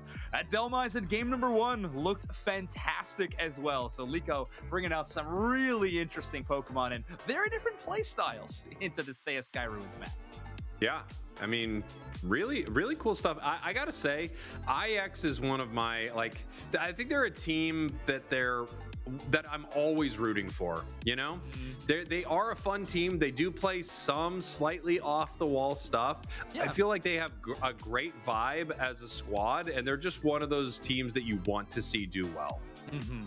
Yeah, I think fan favorite team for a reason, and now they have the chance of continuing that and maybe even representing North America at the World Championships. I know I'm getting ahead of myself. There's playoffs, there's more matches to be played as well, but IX Gaming putting themselves in a pretty great position at this moment as we are closing out this regular season. There's a lot of question marks around the NA teams, right? Like which teams are going to be strong in this online format, which teams are going to fall a little bit short. But IX Gaming, I think, have proven that they are here to stay, a great squad. Spraggles, I believe we have Wailord, the support player from IX Gaming, to talk a little bit about how well that match went for them in a 2-1 victory. So Wailord, welcome and congratulations. Yeah. Hi. Amazing match. Thanks for joining us here on the broadcast. Yeah, I was just talking to Zoinks about how I feel like you are a team that everyone is rooting for. You've had a bit of an up and down season, obviously more ups than downs, right? Started off really strong, maybe a little rocky, kind of in the middle there, and now coming towards the playoffs, you've got a lot of momentum. How has this sort of league overall felt for you guys? The league has felt really good. We have really enjoyed the opportunity to, like, the format is really cool, like that we get to face the same teams and kind of understand like more deeply week by week how they play. I think there was maybe a little bit at the beginning of the league of people underestimating us, and I think that may have contributed to why the mid part of the league was a little harder for us, because people showed up like really prepared in the middle. So yeah, just been a little bit of adjustment. We've been figuring out like how we like to draft as the season has gone on, so that has also been helpful. Awesome. Waylord, I gotta ask, is this your normal setup? Do you play league matches on your couch in your living room with on your TV? Yes. That's awesome. Yeah. That's awesome. This is my favorite thing that's ever happened. I get told I get TV diffed a lot because of how big it is, but yeah, this is my normal setup. LAN is very different for me. Okay, good. I do love that. Do you find that when you go to a LAN environment, it does feel pretty foreign to you in that respect because you're kind of used to a very different environment? I know some players are like, I want to play exactly how it's going to be at EUIC, but it seems like, yeah, you have a very different situation. Yeah, I mean, to be honest, like I've played so much Unite that like the screen size and the situation doesn't feel much different to me. But yeah, I mean, LAN environments in general are just like more fun than sitting alone on the couch. But yeah. Fair enough. All right, well, Waylord, now your prep is gonna, I mean, you have another day of regional league competition to prepare for, obviously, but we are gonna be moving forward and prepping for the playoffs very soon. I mean, do you think your team is going to stick with the strategy and preparation that's been working, or is it like, are you gonna double down? Like, it is all in now to try to get one of those world spots at the end of the line in this playoff bracket? I think we're all in. Yeah, we really believe that we can do it. I don't think that we've shown necessarily our full potential yet, and we have 2 weeks to lock in to get that done. So yeah, watch out. I love it. Amazing. Watch out indeed. Keep the pressure on. All of the Unite tags that you could possibly find. Waylord, congratulations. This was a great win. What a great series for you. Can't wait to see how it goes throughout the rest of the series for IX. Again, a fan favorite team, and I know I am always rooting for the IX squad. So we will see you again very soon. Thanks for hopping on the broadcast. Thank you. Have a good weekend. All right. What a weekend, Zoinks. This has been a little slice of heaven, and we're just getting started. We have more matches tomorrow. Yeah, that was so fun. Also, if I could cast from my living room on the couch, I would like to just consider that maybe an option because it's working great for Waylord and their gameplay. We'll have to see what everybody else thinks, though, because it was a crazy weekend of chaos triggers. So let's bring in the whole talent squad. Let's bring in our casters. Let's bring in our tall grass analyst, Kellosaurus. Welcome in, everybody. Yeah, welcome. Some pretty exciting games here. I know we're going to recap the weekend a bit and talk kind of about what everybody thought here in a moment. If anyone had any thoughts on that last series, which was kind of a banger, I would love to hear. Kello, I don't know if you got to catch all 3 games. All I have to say is I approve of the ice fishing composition name. Otherwise, it was such a great set to watch. All right, congratulations, Zoinks. Kello is a tough customer. You know, big I know win that for me. It's huge. It's really easy to get something sort of going and get someone to co-sign. That's not hard. But when it gets to Kellosaurus' desk and she has to put the official stamp on it, that is a tough position to be in. So congratulations. Never been more nervous in my life. Chef, did you get to see some of those last matches? Yeah. Honestly, I think the most interesting thing for me, am I wrong in thinking that there's a pretty good chance, if not a 100% chance, that match is going to be our first match of regional finals for NA as well? I think that's locked in for seeding, right? I think it depends on Lunex's results after. No. Are you sure? Because I think Lunex guarantees themselves third at least. So because they just won today, so I think they're too far out of reach for even for whatever for Ajax to catch up to them. I'm pretty sure. I don't know. The math that we've been doing is ridiculous. My brain is totally burned out from trying to figure out seeding all day. But I'm pretty sure there's a good chance that we're going to see that immediately in regional finals, if not a 100% chance, which would be great, right? I mean, obviously great set, and to see it again in potentially 2 weeks is like, all right, I'm liking how that's going to start off. Yeah, I totally agree with you. If that is our first set of the playoffs, that would be an exciting match, especially going to a game number 3 right there. So, any thoughts on Extinction and IX? Yeah, I think I'm on the same page as you all and Chef, because if this is the first match of playoffs, it just feels like going into game 3 and all of that just makes it even more exciting to think that they have basically prepared as much as they could to be facing each other in such a short notice whenever we're going to be having the playoffs come in onto the broadcast, right? So I am definitely looking forward to that. And shout out to Waylord playing on her TV. That is just GOAT. I love that.